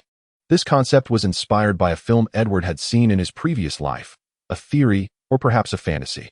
Now, with the aid of the Gate of Truth, Edward transformed this theory into reality. Be it bioelectricity, combat techniques, or biological theories, Edward possessed an abundance of knowledge, and under the unifying evolution of the Gate of Truth, what was once deemed impossible has become a tangible existence. However, this nascent skill is still in its infancy, requiring further experimentation. The officers of the New York Police Department represent an excellent choice for this endeavor. To date, instructional videos on the art of Divine Fist have already begun circulating within the precinct. With the encouragement of dedicated individuals, an increasing number of people have commenced their studies in Divine Fist, and the influence of the New York Police Department has begun to spread to other locales. Not only within the precinct, but also in various regions of the nation, a novel phenomenon has emerged surrounding the Kabbalah Biofarm, the establishment of martial arts training centers, known as extreme martial arts studios. These studios have made their appearance rather discreetly and unobtrusively. Once introduced, they proliferated rapidly throughout the Federation alongside the Kabbalah Biofarm. The emergence of these studios has attracted numerous individuals, all of whom are diligently practicing the combat techniques imparted within, namely, divine fist. Among them, Edward has been diligently gathering data, and with the analytical insights from the Gate of Truth, he has begun to enhance the techniques of divine fist, making this art more refined. At this moment, Edward had already entered the New York Police Department and knocked on the chief's door. "Come in." Edward entered, carrying a box. An hour later, New York Police Chief William Britton, Edward, and George emerged, heading towards the nearby training ground. "Good day, instructor." "Greetings, Chief." On the training field, numerous police officers were present. Upon seeing Edward approach, each officer instantly displayed a respectful demeanor and greeted him courteously. Edward maintained a smile, nodding in acknowledgement. "Huh, Officer Parker. I find myself a bit envious," Chief William remarked with a chuckle. "Oh, Chief, you jest," Edward replied. The training area featured 3 imposing structures: the combat arena, the training room, and the medical facility. The combat arena was designated for sparring matches, the training room for practicing combat techniques, and the medical facility for treating injuries. The construction of these 3 buildings was quite costly, equipped with the latest high-tech apparatus, all thanks to the donations from the Kabbalah Biofarm. "Good day, instructor." The trio of Edward entered the training ground amidst a chorus of respectful greetings, stepping into a large training hall measuring 100 meters in length and width, where a dozen individuals were present. Bear. Upon entering the expansive training hall, Edward and his companions were greeted by thunderous shouts, creating a lively atmosphere. A quick glance revealed someone testing their strength on one side of the hall. Before them stood a muscular, imposing figure reminiscent of a black bear, positioned in front of the latest punching power testing machine. It was none other than the formidable man who had previously intercepted Edward. "Bear, Vincent." The trio found themselves captivated, pausing to observe with keen interest. Inhale, exhale. Standing before the punching power testing machine, Vincent took a slow, deep breath, allowing his entire being to relax completely. Suddenly, his gaze sharpened, and he sprang forth like a lethargic black bear suddenly roused from slumber, letting out a mighty roar. His muscles erupted with power, his spine taut like a drawn bowstring, as the energy surged from his feet through his waist, transmitting via his spine. His fist, as large as a basin, shot forth like a cannonball, tracing an arc through the air. With a resounding thud, Vincent's right fist struck the target of the testing machine. The target shook violently, and the screen of the machine displayed a staggering number, 906 kilograms. "A black bear indeed.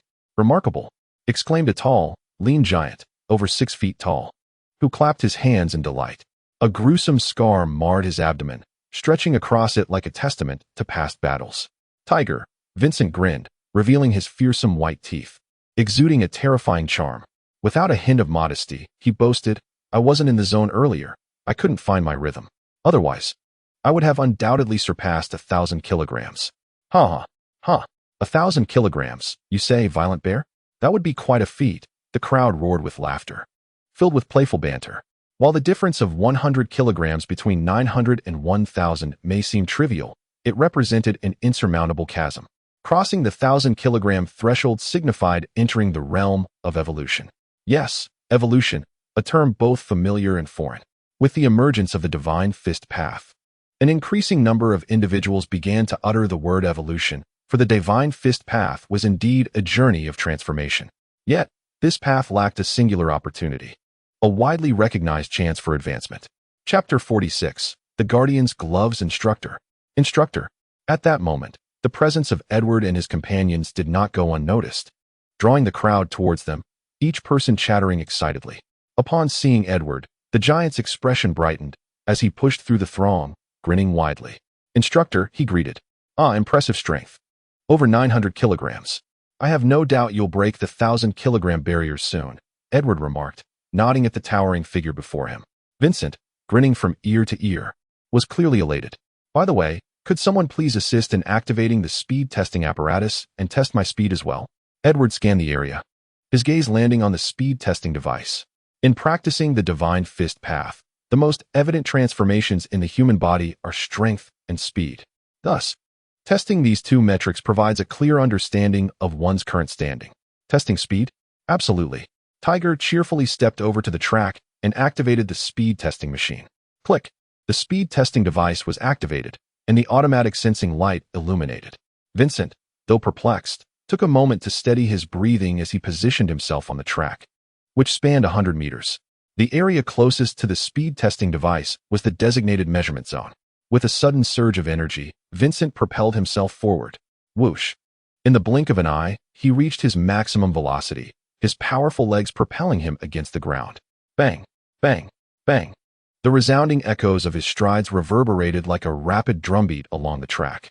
One could observe Vincent's robust legs, resembling cement pillars, with muscles taut and formidable, akin to boulders embedded within. The sheer force radiated from his large feet, impacting the ground with tremendous energy. At first glance, he resembled a galloping brown bear tank, exuding a torrent of strength. With an impressive burst of speed and the reverberating sounds of his powerful strides, Vincent swiftly dashed past the speed testing device. Gradually, he decelerated and came to a halt. How much? He inquired eagerly as he approached. Wow, Black Bear, you've improved again since last time. Quite impressive, Tiger exclaimed, astonished by the numbers displayed on the speed testing device, urging Vincent to take a look for himself. Upon glancing at the screen, Vincent saw the number 198 milliseconds. Haha? Fantastic. He beamed, his rugged face lighting up with exhilaration. Mastering the divine fist path. The primary criteria for entering the evolutionary journey were straightforward: a punching power exceeding 1,000 kilograms and a speed surpassing 20 milliseconds. Contemplating this, Vincent turned his gaze toward his combat instructor, Edward, his eyes shimmering with fervor. The man beside him was his idol, a being capable of shattering the punching power testing machine with a single blow, and the one who guided them toward the path of strength.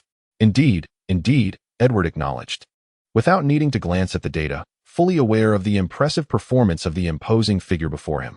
The displayed figures brought a satisfied gleam to Edward's eyes as he regarded Vincent with admiration. This was an exceptional subject for experimentation. On the other side, Vincent felt a surge of excitement at Edward's approving gaze. It appears you've been diligently practicing the divine fist path. By the way, didn't you mention that your training felt somewhat unsteady? Let us address that now. As he spoke, Edward opened a case in his possession and retrieved a black glove. The crowd's attention was drawn to Edward's action as they observed the peculiar black glove, its surface adorned with countless intricate patterns that intertwined, forming layers resembling fish scales. Put it on, Edward urged, extending the glove towards Vincent. Receiving the peculiar accessory, Vincent looked at Edward with a puzzled expression. This is the Guardian Glove. It will assist you in honing your mastery of the divine fist path, Edward explained, casting a glance at the black glove. Since the creation of the divine fist path, the fist god gloves have become indispensable. However, referring to them as the Guardian Gloves is more appropriate. Vincent donned the gloves on his right hand. A series of faint crackling sounds ensued. As he slipped the gloves onto his hands, a tingling current coursed through his entire body. Inhaling sharply, Vincent felt a wave of exhilaration. The subtle electric flow seemed to cleanse each cell, as if they were joyfully singing. Through Edward's perception, Vincent's entire bodily metrics underwent a remarkable enhancement, so vivid and apparent in his heightened awareness. Vincent clenched his fist, adorned with the fist god gloves, and discovered it felt no different from usual. The gloves, weightless on his hand, emanated gentle currents that ignited a sense of excitement within him. Instinctively, he moved his body, and a series of explosive sounds resonated throughout. How does it feel? Edward inquired, observing the robust figure before him with concern. Absolutely fantastic. I feel as if I could knock out a bull with a single punch. This sensation is exhilarating, Vincent exclaimed, experiencing an unprecedented lightness in his body. Simultaneously, a surge of formidable strength surged through him, making him feel as though every punch he threw could unleash its full potential. Now, let's test your strength, Edward suggested from the sidelines. Yes, indeed. I feel I can unleash even greater power. I must test it, Vincent responded, stepping once more before the punching power testing machine. Let us begin. Vincent inhaled deeply, centering his body, his right foot stepping forward. A powerful force erupted from the ground, traveling through his waist, causing his spine to arch dramatically, akin to a great serpent. This generated a tremendous force that coursed through his arms in a seamless chain. At that moment, the air crackled with a dense, subtle thunder, and Vincent's muscles trembled with a sudden surge of strength, merging together into a single line that coiled around his spine, flowing into his fist. Bang! His fist instantly expanded, transforming into a massive hammer that struck the punching target with ferocity. Beep, beep, beep. The testing machine emitted a series of beeping sounds. Vincent's eyes widened. Typically, the machine would not produce such sounds, which indicated that his punch had exceeded 1,000 kilograms of force. Others around him understood the significance of this sound, their eyes fixed intently on the display screen that read 1,112 kilograms. Chapter 47. Training at a deeper level so much? Over 1,000 kilograms? How could this be possible? What on earth has transpired? A dozen pairs of eyes were fixated on the display screen, first stunned, then erupting in astonishment. Disbelieving looks were cast upon the glaring figures displayed. Haha. Watching the dazzling numbers on the screen, Vincent's excitement surged as his fists flew like lightning, his entire body swaying with exhilaration. The sound of his punches echoed continuously. In the blink of an eye, he had struck over 20 blows. The punch force testing machine's screen illuminated a series of numbers: 1,010 kilograms, 1,020 kilograms, 1,070 kilograms, 1,060 kilograms. Pure exhilaration. Vincent felt every punch resonate with fervor. The power within him roared, countless muscles howled in unison. With each strike, the latent energy within his body was continually harnessed and unleashed. He was able to channel his entire strength, muscles, bones, tendons, into a singular force, which he unleashed with the technique of divine fist, relentlessly pounding against the target before him. As Vincent's breathing grew increasingly vigorous, Edward called out, "Let us test your speed next."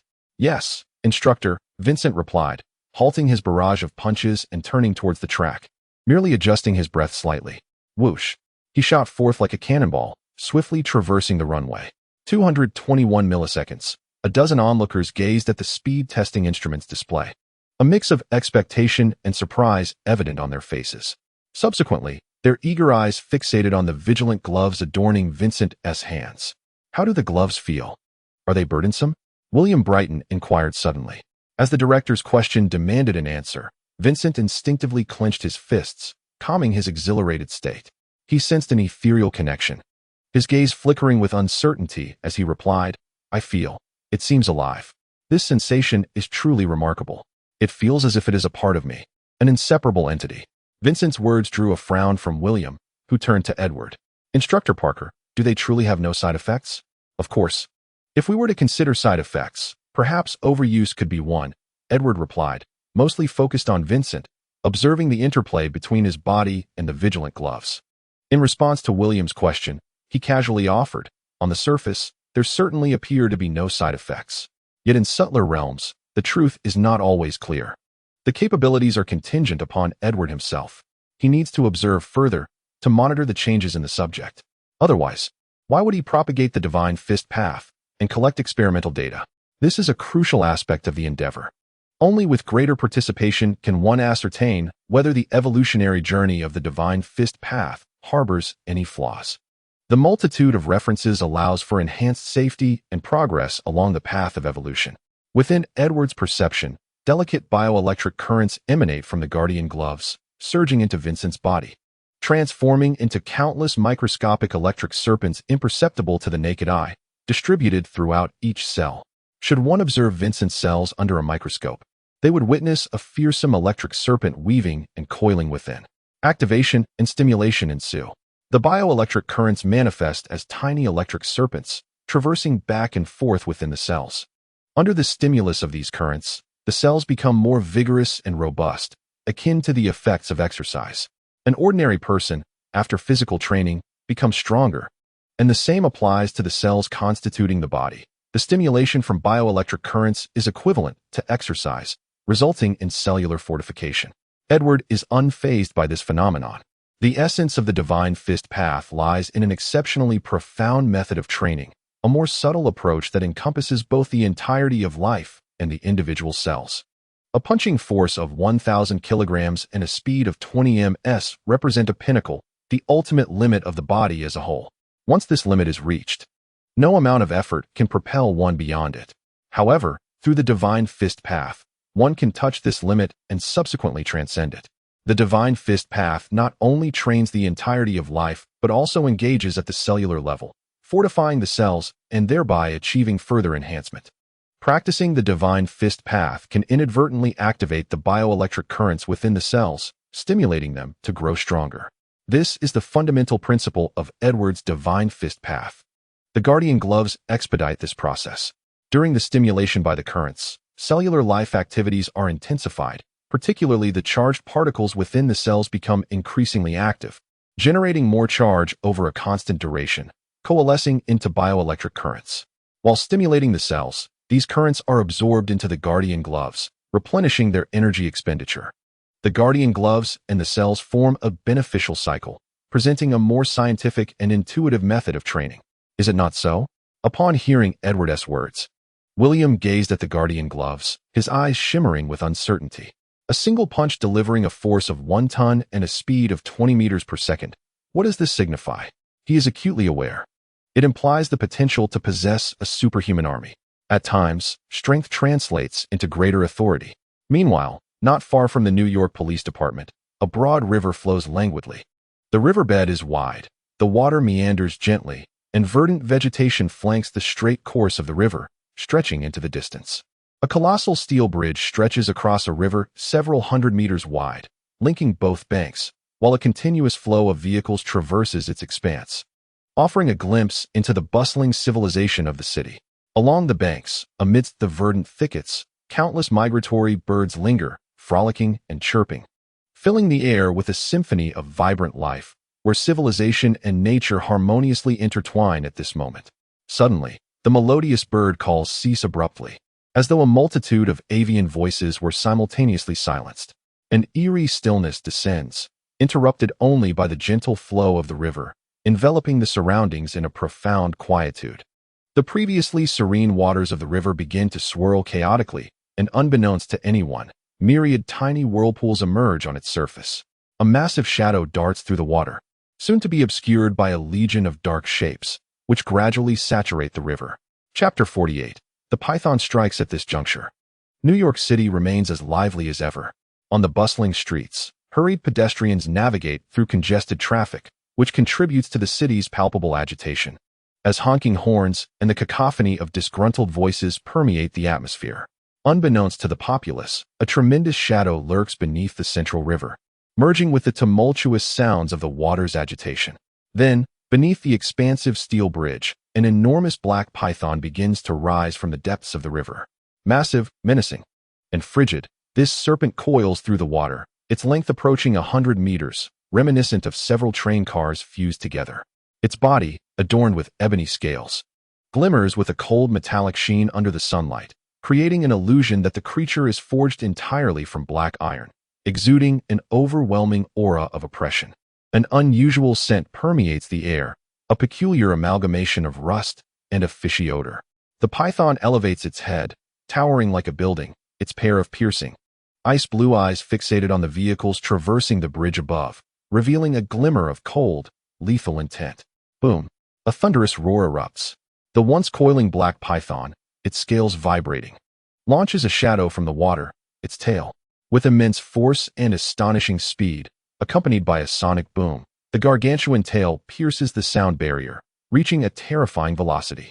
With a rumble that echoes like distant thunder, the formidable black tail, akin to a steel appendage, crashes into the steel bridge overhead. The impact reverberates violently, causing the structure to sway, with the metal groaning and lamenting under the tremendous force. The python's strength exceeds imagination, unleashing a terrifying wave of destruction with its strike. Splash! The bridge trembled violently from the impact, and the colossal python was thrust into the depths of the river by the recoil. The once crystal-clear waters began to churn, transforming into a murky abyss, as if a primordial beast were wreaking havoc from the riverbed. Boom! Boom! Boom! After a brief pause, the python's tail lashed out repeatedly, striking the iron bridge above with terrifying force, akin to successive waves crashing against the structure. Even this bridge, forged entirely from steel, seemed at that moment like a fragile sailboat in a tempest, utterly helpless and on the verge of being shattered by the surging waters. Ropes snapped, steel twisted. Crack! The sound of rupture echoed as the bridge deck fractured. Under the relentless assault, the steel edifice could no longer withstand the pressure and split apart. This creation of human ingenuity now appeared so fragile in that instant. With a resounding splash, the broken ends of the bridge, deprived of support, plummeted into the river, sending up towering waves. Alongside the bridge's collapse, countless vehicles cascaded into the abyss, akin to dumplings dropped into boiling water, all tumbling into the depths. The calamity unfolded too swiftly for many to comprehend.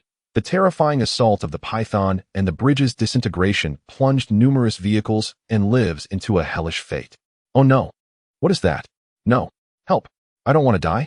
Please, save me. Ah! You heartless wretch, let them perish. The cacophony of screams, wails, cries, and pleas for help intermingled, saturating the atmosphere. The once thriving metropolis had transformed into a veritable inferno, accompanied by the sounds of despair. They were met with the finality of death. Hurry, flee. The beast is upon us. Damn it. Damn it. Damn it. Get away from here. Take it with you. Amidst the chaotic struggle, a few terrified faces stood out, seemingly inconspicuous yet distinctly unique. Though gripped by fear of the monster and rendered powerless against the impending disaster, they displayed no surprise at the Python's emergence. In the midst of the panicking crowd, several individuals had sensed the disturbance the moment the Python attacked the bridge. Each held a case in hand, swiftly making their escape, untouched when the bridge shattered. Simultaneously, the black Python, with its lantern-sized icy eyes, surveyed the fallen debris as if searching for something. Gradually, those cold eyes blazed with fury, and a palpable aura of murderous intent began to emanate. A piercing shriek erupted from the Python's maw, the terrifying sonic wave generating visible shockwaves that tore through the air, rapidly expanding outward. In the training room of the New York Police Department, Edward was inquiring Vincent for further information while attentively observing his physical changes.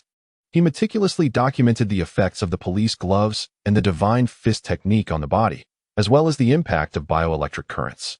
Suddenly, a shrill and piercing roar erupted, a sound that was strikingly different from the thunderous rumble of spring storms. While thunder booms with a deafening resonance, this sharp shriek pierced the air unreasonably, directly invading the eardrums and penetrating the minds of those present. The sensation was akin to having one's body and soul gripped tightly by a hand adorned with sharp spikes, incessantly kneading and tormenting them. The agony of sharp stabs, pulls, and tears relentlessly assailed every fiber of one's being. Edward felt a dull ache in his eardrums, causing him to furrow his brows in discomfort. The dozen or so officers around him clamped their hands over their ears, growling and roaring softly to vent their physical suffering. What was that sound? Edward's gaze sharpened, his acute perception allowing him to effortlessly locate the source of the disturbance. To his astonishment, the high-pitched, jarring roar reverberated, causing large panes of glass in the police building to emit a distinct shattering sound, many cracking under the pressure. Outside, on the towering skyscrapers, countless shards of glass plummeted from great heights, some crashing onto the sidewalk or striking individuals, while others struck adjacent structures. The cacophony of explosions rang out, echoing throughout the vicinity. Inside the training room, with the shattering of glass under the sonic impact, a multitude of fragments erupted towards the officers within. The agile officers swiftly evaded the onslaught. Vincent let out a startled yelp, retreating a couple of steps, deftly dodging the flying shards. Among the debris, several glass shards, sharp as blades, hurtled towards Edward's position. Edward scanned the scene. Instead of fleeing, he stood calmly, extending his right hand with lightning speed, swiftly grasping one of the incoming shards. With a flick of his wrist, he hurled the glass fragment like a concealed weapon towards the nearest piece. Chapter 49. Inferno on Earth. The glass shard, released from Edward's hand, traced a graceful arc through the air, colliding with the foremost fragment. Bang, bang, bang. The sound of impacts resounded continuously. In the sunlight, the airborne shards transformed into mischievous, radiant sprites, dancing and shimmering with a kaleidoscope of colors amidst the myriad of glass. In a fleeting moment, among the flying shards, an ethereal sprite emerged, rhythmically dancing along an enigmatic trajectory, captivating all who beheld it. Bewitching, the glass in the air, upon collision, altered its course, cascading onto the vacant ground below. Unbeknownst to anyone, shards of glass lay scattered across the ground, while the onlookers, seemingly indifferent, stared in disbelief at Edward, or rather, at Edward's hands. Instructor, how did you accomplish this? Vincent, having leapt aside, forcefully pushed his way into the crowd's line of sight, his eyes fervently fixed on Edward as he exclaimed, "With diligent practice of the divine fist, you too can achieve such feats." Edward replied with a smile upon hearing this. Suddenly, the air grew scorching, and a dozen pairs of eyes ignited with fervor. The dazzling technique they had just witnessed was now within their reach. Meanwhile, director William Brighton gazed in astonishment at the fragments on the ground, his mind racing with visions of the extraordinary scene. Despite having speculated on Edward's abilities, each encounter left him utterly awestruck. The sheer might, the terrifying control, the keen observational skills, and the unimaginable capacity for calculation. This simple flick of the wrist represented an abundance of meaning. Outside, the streets echoed with anguished cries, transforming New York City into a nightmarish realm of despair. Countless individuals lay sprawled on the ground, clutching their heads, emitting unconscious groans as their bodies convulsed violently, enduring indescribable agony.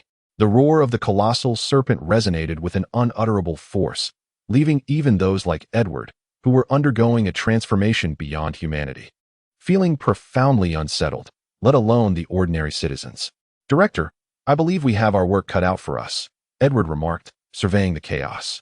"No, we are in grave trouble," William responded, his gaze lifting towards the distance, a look of shock and fear etched on his face. "What is that?" Edward found himself gazing upwards, astonished by the sight of an immense figure looming not far away, a gigantic black form exuding a chilling, oppressive aura.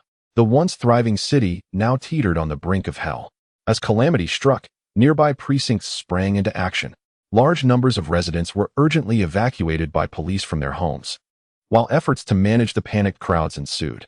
In a matter of moments, the government deployed over 10 police vehicles, along with 3 helicopters, and the scene was overwhelmed with armored vehicles and heavy weaponry. The fierce firepower was aimed squarely at the demon responsible for this chaos, unleashing a relentless barrage. "Oh my God, is that a snake?" Vincent gasped at the sight of the enormous creature. Behind him, other officers stood equally stunned by the monstrous apparition. Beneath the golden sun, a colossal black serpent, nearly 100 meters in length, lay sprawled amidst the towering steel jungle of skyscrapers. Its massive head was held high, its formidable body advancing with an air of dominance, reminiscent of a sovereign at the apex of the food chain, surveying its territory. A barrage of bullets transformed into a torrent of steel, whistling through the air with the kinetic energy capable of effortlessly rending flesh, relentlessly targeting the sinuous giant. Yet, humanity's lethal weaponry left no mark upon the serpent's armored hide.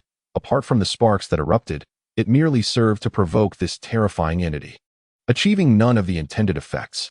This black, iron-like serpent, with its oppressive presence, loomed amid the thick smoke, akin to a ferocious beast from the primordial past, embodying the terror of savagery. The skyscrapers accentuated its regal might, the steel merely embellishing its form, while the cries of agony and despair reverberated in homage to its supremacy. "Damn it, the bullets are ineffective. Prepare the rockets. Fire. Bring me the head of this wretched beast." Accompanied by a furious roar, several trails of red flames streaked across the sky, their brilliant tails aimed at the giant serpent. A deafening roar echoed once more, a terrifying shockwave surged forth, shattering numerous buildings and claiming countless lives. Boom, boom, boom. The rockets detonated midair, and those nearby police officers were caught in the onslaught, under the brutal sound waves. Many officers' eyes bulged with pain, followed by a series of explosions as their heads burst like ripe watermelons in this horrific cacophony. The streets, a chaotic tableau of red and white, were drenched in blood, the metallic scent permeating the air. Such a fearsome roar, wielding such devastating power. What manner of creature is this? Edward squinted, observing the massive black serpent, his eyes glinting with excitement. For him, the unknown was an endlessly fascinating enigma. Within the colossal serpent's eyes, a chilling blue glimmer flickered, its azure tongue flicking out, sensing the residual information in the air, seeking its prey. Onlookers who had yet to flee were paralyzed by the gruesome scene, their hearts pounding in terror. "Ah, help! It's a demon, a devil!" Cries erupted around them. The serpent's cold gaze fixed upon the minuscule ants below, and as the apex predator of the food chain contemplated its next move, a frigid malice began to rise within its slitted pupils, enough to chill the very air. Boom. The sound of an explosion resonated as its massive tail transformed into a blur, crashing into a nearby 10-story building. The concrete structure, forged from steel and cement, momentarily seemed no more resilient than clay as the serpent's tail swept through, causing it to sway, twist, and ultimately collapse. Bang! The tail swept once more. The black iron tail infused with a terrifying force, crashing directly into the toppled skyscraper. The 10-story building, under the onslaught of the black iron serpent's might, disintegrated into fragments, large chunks hurtling forth. Whoosh, whoosh, whoosh.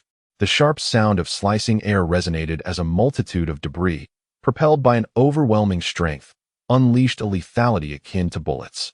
Before one could comprehend, a rain of stones began to fall from the sky. On the ground, countless fleeing civilians could only hear the piercing sounds behind them. Having no time to discern the chaos, and amidst a wave of excruciating pain, were struck down by the rapidly descending shards, torn asunder into countless pieces of flesh, scattering across the street. Vivid red blood permeated the surroundings, a thick mist of crimson rising, saturating every inch of air with a pungent scent of iron. Shattered corpses, flesh, blood mist, anguish, wails, terror, despair. This was a hell on earth. Chapter 50. A need for confidence. The colossal serpent responsible for this devastation was the harbinger of doom. The largest known snake on Earth is the Amazonian green anaconda, recognized globally as the largest snake. It can reach lengths of up to 10 meters and weigh over 225 kilograms, thick as a man's torso. Yet, compared to the serpent before us, it pales in comparison. The black giant serpent measured approximately 100 meters in length. With every movement, the ground trembled. Its tail swayed freely, causing buildings to collapse and cars to be crushed, its upper body towering above 7 to 8 stories. Bullets ricocheted off its body, producing sparks akin to steel colliding. Were it not for the constraints of land, the casualty toll would undoubtedly exceed imagination. The police, relying on armored vehicles, fought a desperate retreat, their ammunition dwindling, their efforts only serving to incite the serpent's wrath further. Meanwhile, outside, news reporters clung to their cameras, faithfully documenting the scene of horror. At this very moment, one could only speculate how many viewers sat before their screens, mouths agape, shocked by the live broadcast. Is this truly a serpent? Tiger couldn't help but exclaim a curse. Regardless of its nature, it must be vanquished. Edward observed the rampaging serpent, speaking with indifference. In this nation, the most powerful on this planet, such rampant destruction would inevitably yield dire consequences. Even in a world fraught with complexity, this provocation towards the Federation was, in essence, a challenge to human civilization. Whether intentional or not, it must perish. Edward gazed into the serpent's cold, slitted pupils, sensing a spark of intelligence therein. It's coming. A voice rang out, startling those present. Suddenly, they realized that the serpent's trajectory was aimed directly at the New York Police Department, not far ahead. Very well, gentlemen. It appears we have matters to attend to. The time has come to assess our training results. Edward's gaze swept over the surrounding journalists, his eyes glinting as he spoke. What? The nearby officers were taken aback by his words. Are we truly to confront this individual? He is nothing short of a monster. With a single blow, we would be reduced to mere pulp. Even the audacious and aggressive Vincent was rendered pale, his face ashen, while he struggled to swallow, cold sweat trickling down his brow. Tiger, too, was equally unnerved. Edward's eyes scanned the faces of the dozens of officers present, noting that even the strongest among them, Vincent and Tiger, were visibly shaken, let alone their lesser counterparts, who trembled uncontrollably. Every gaze was fixed upon the advancing behemoth, a serpent of unparalleled terror. Mr. Parker, this is not the time for bravado. Although we have honed our skills in the divine fist against a colossal serpent that renders bullets ineffective, it would be wiser for us to retreat and avoid a direct confrontation, William interjected, his expression shifting in response to Edward's words. Surely you jest. These officers, having mastered the divine fist, are crucial to my future endeavors. If we suffer losses here, it would be a significant setback. Besides, I harbor no illusions about our ability to contend with that dreadful serpent. The task of hunting the serpent should be left to the military. Our duty lies in securing the scene and aiding the injured. Given his stature, he could easily veto Edward's reckless proposition, yet he chose to offer a gentle counsel, mindful of Edward's capabilities. Of course, if Edward insisted on proceeding, he would not stand in his way. Officers could be retrained, but offending Edward would close off future opportunities.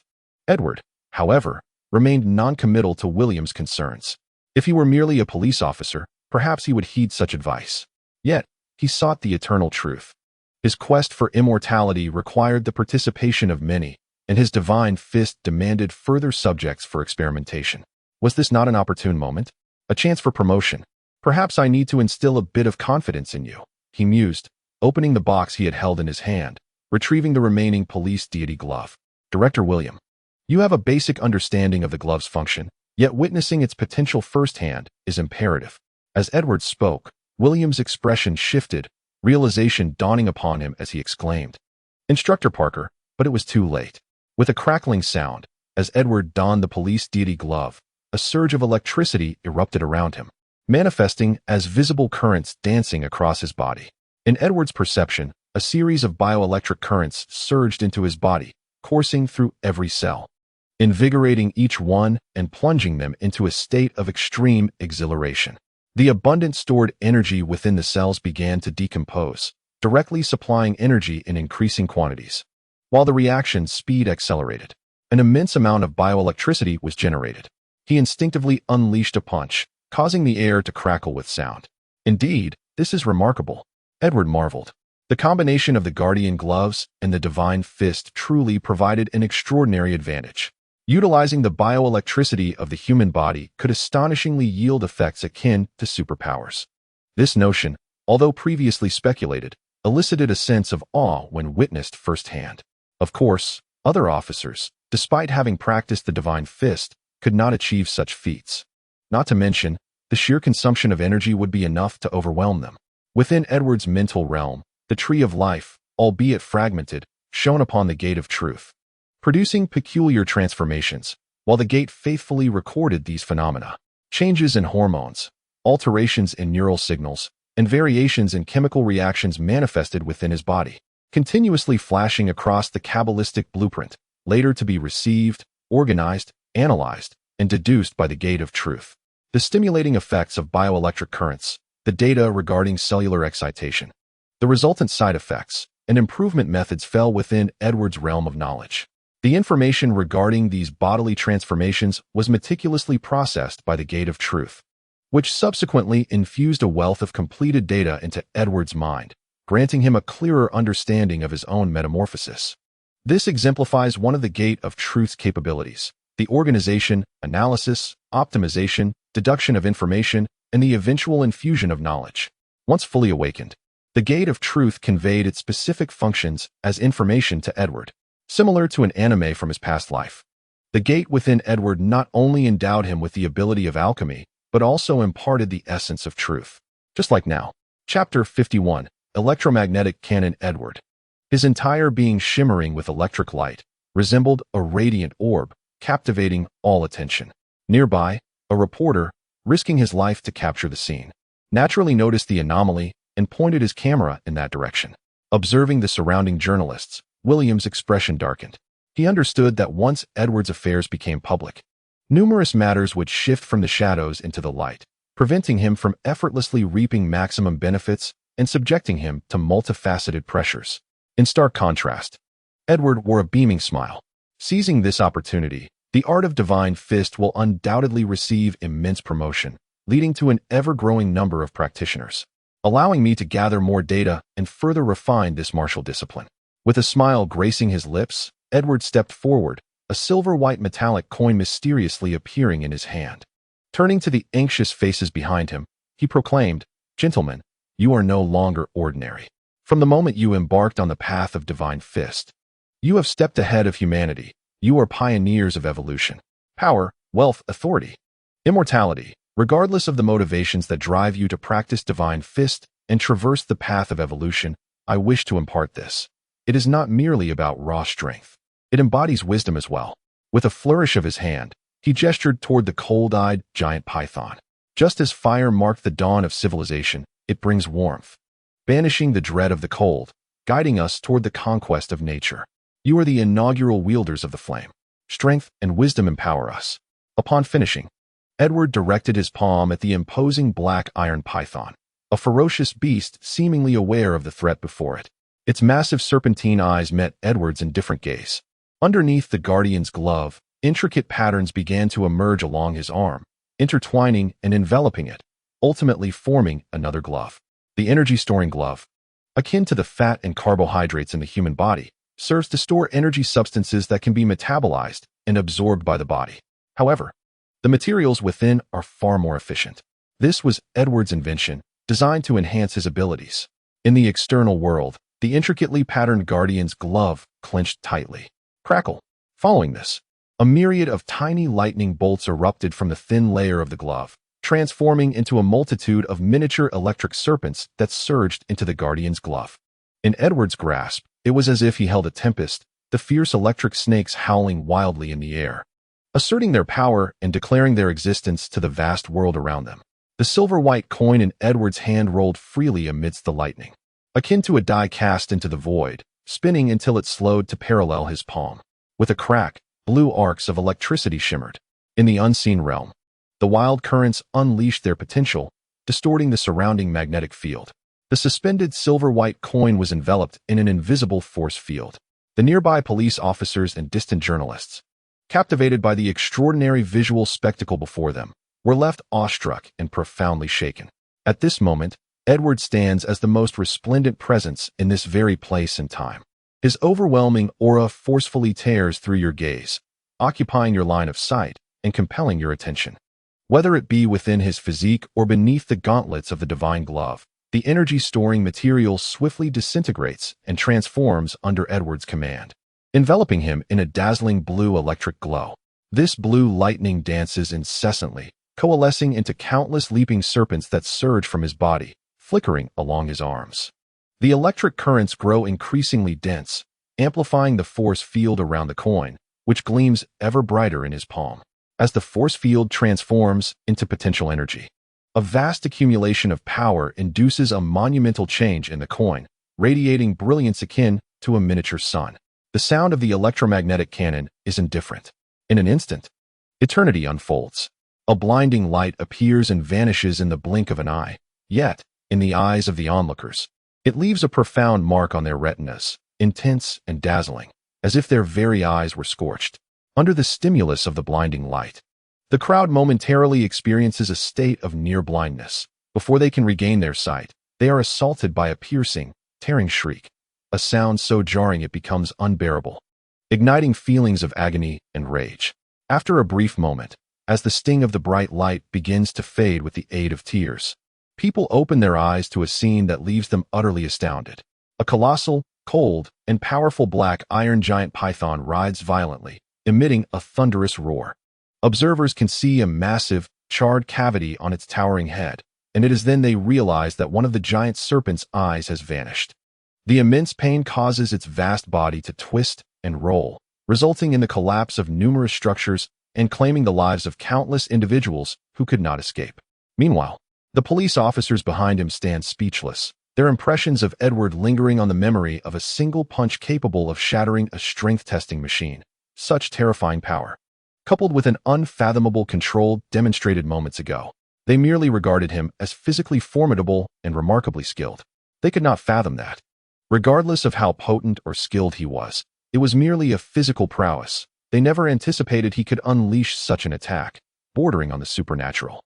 This was utterly beyond imagination. Should you continue down this path, you too can achieve this, Edward proclaimed, addressing the astonished officers behind him. The divine fist path allows you to perceive the bioelectricity within your body, thereby controlling this innate power. With the enhancement of the divine glove, this strength is magnified. Trust me, it will grant you a glimpse into another realm, a far more expansive world. Edward's words were abrupt, leaving the surrounding officers in disbelief. They had never envisioned that the divine fist path they practiced could wield such formidable power. In an instant, countless hearts were ablaze with fervor. That extraordinary power ignited desires within. William Brighton gazed at the massive, charred wound on the distant python, his expression vacant, and a wave of regret washed over him. He sensed that events were spiraling beyond his control. Great power necessitates a commensurate capacity, and he did not believe he could harness such force.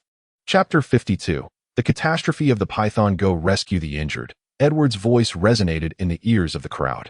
Witnessing Edward's successful strike, the others felt their confidence surge, and their fear of the gigantic serpent diminished significantly.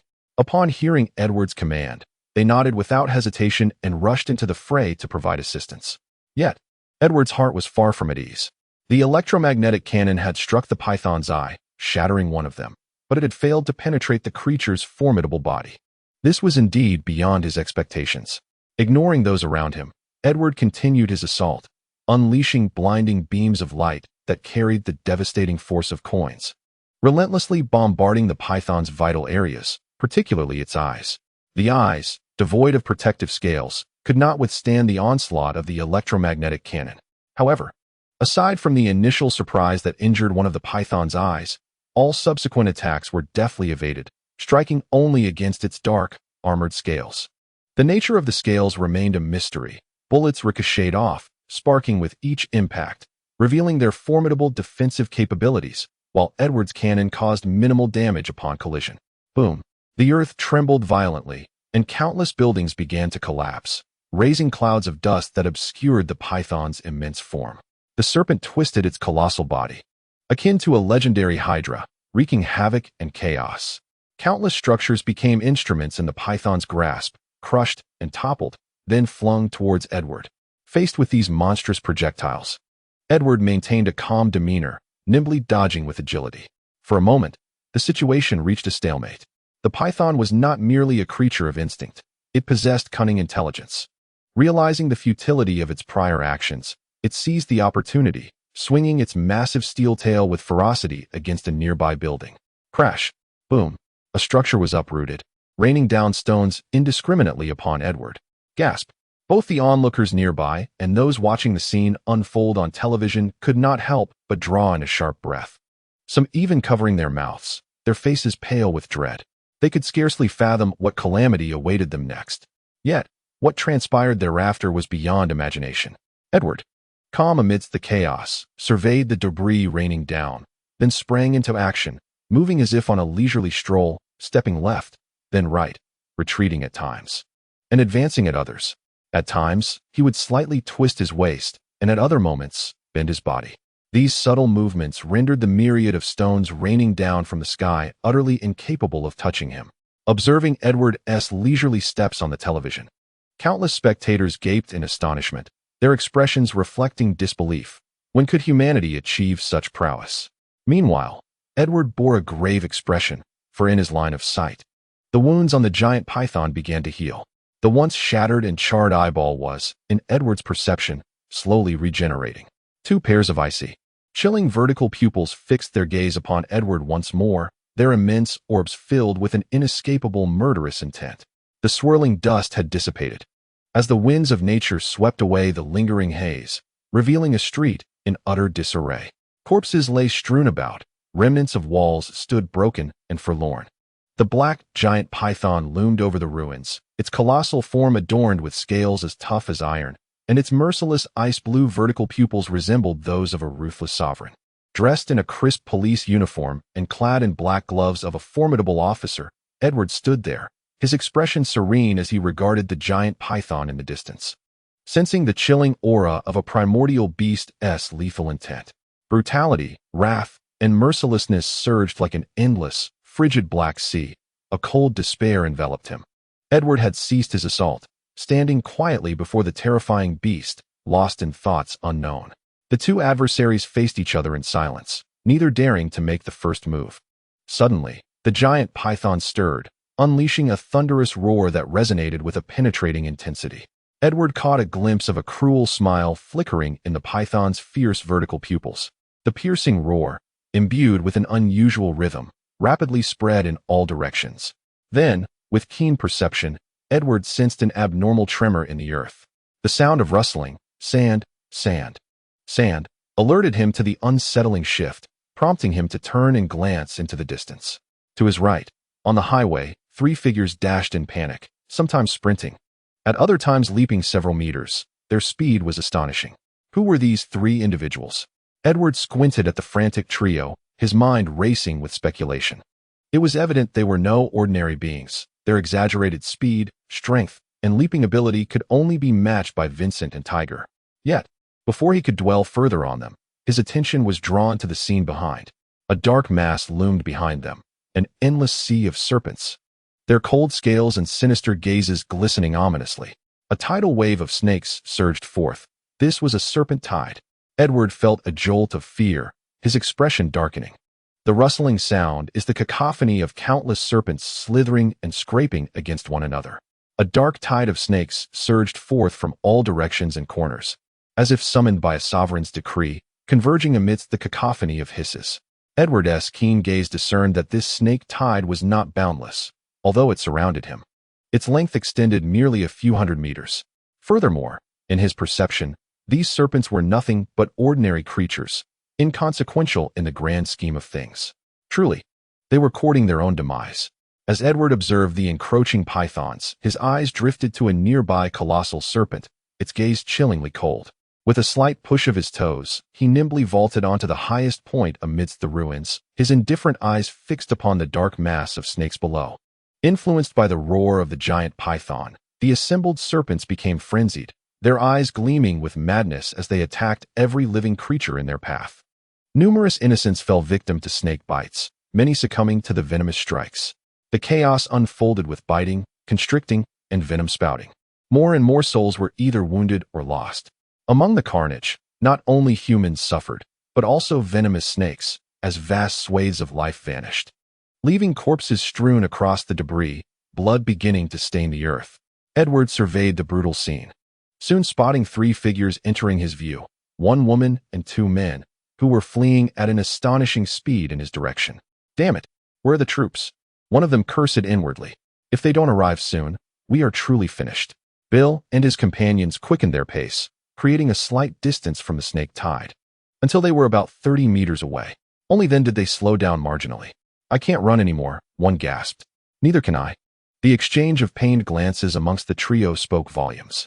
Despite having acquired extraordinary powers, their explosive strength and endurance far exceeding that of ordinary individuals, the relentless speed of their flight was insufficient to escape the encroaching tide of serpents.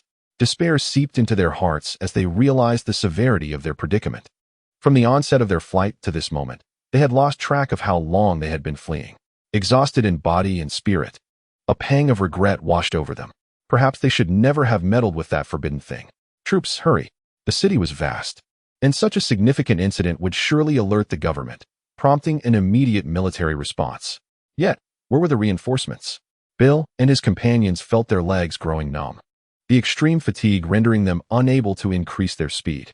Not far off, Edward remained calm, his mind tirelessly processing the information he had gathered. At this moment, the enormous python had spotted its intended prey, fixating on the three fleeing silhouettes and savoring the familiar scent that wafted through the air. Within its icy, vertical pupils, a murderous intent surged. With a thunderous roar, the colossal serpent twisted its massive body and lunged directly at the trio. Edward, observing the advancing python, furrowed his brow. It was evident that the serpent had come solely for these three individuals. His gaze swept over them before settling on the box they clutched tightly, a flicker of contemplation igniting in his eyes. He hesitated, weighing the decision of whether to intervene. Ultimately, he resolved that achieving his own objective was paramount. Everything else was secondary. His eyes darted to the multitude of venomous snakes sprawled across the ground, a dangerous glint beginning to illuminate his gaze. Soon, he murmured to himself. Suddenly, Edward lifted his head and caught sight of a dark shape soaring across the distant horizon. Initially mistaking it for some avian beast, he soon discerned that it was a flat, saucer-shaped aerial combat craft, in contrast to the military aircraft of his past life. This sleek design was a marvel of modern engineering. Military. It's a military aircraft, exclaimed Bill and his companions, their exhaustion forgotten as they erupted into excited cries. Their speed surging once more. Standing aloft, Edward gazed upward, his expression pensive. The aircraft dove towards the mass of serpents, halting just 100 meters above the ground, hovering ominously over the writhing snakes.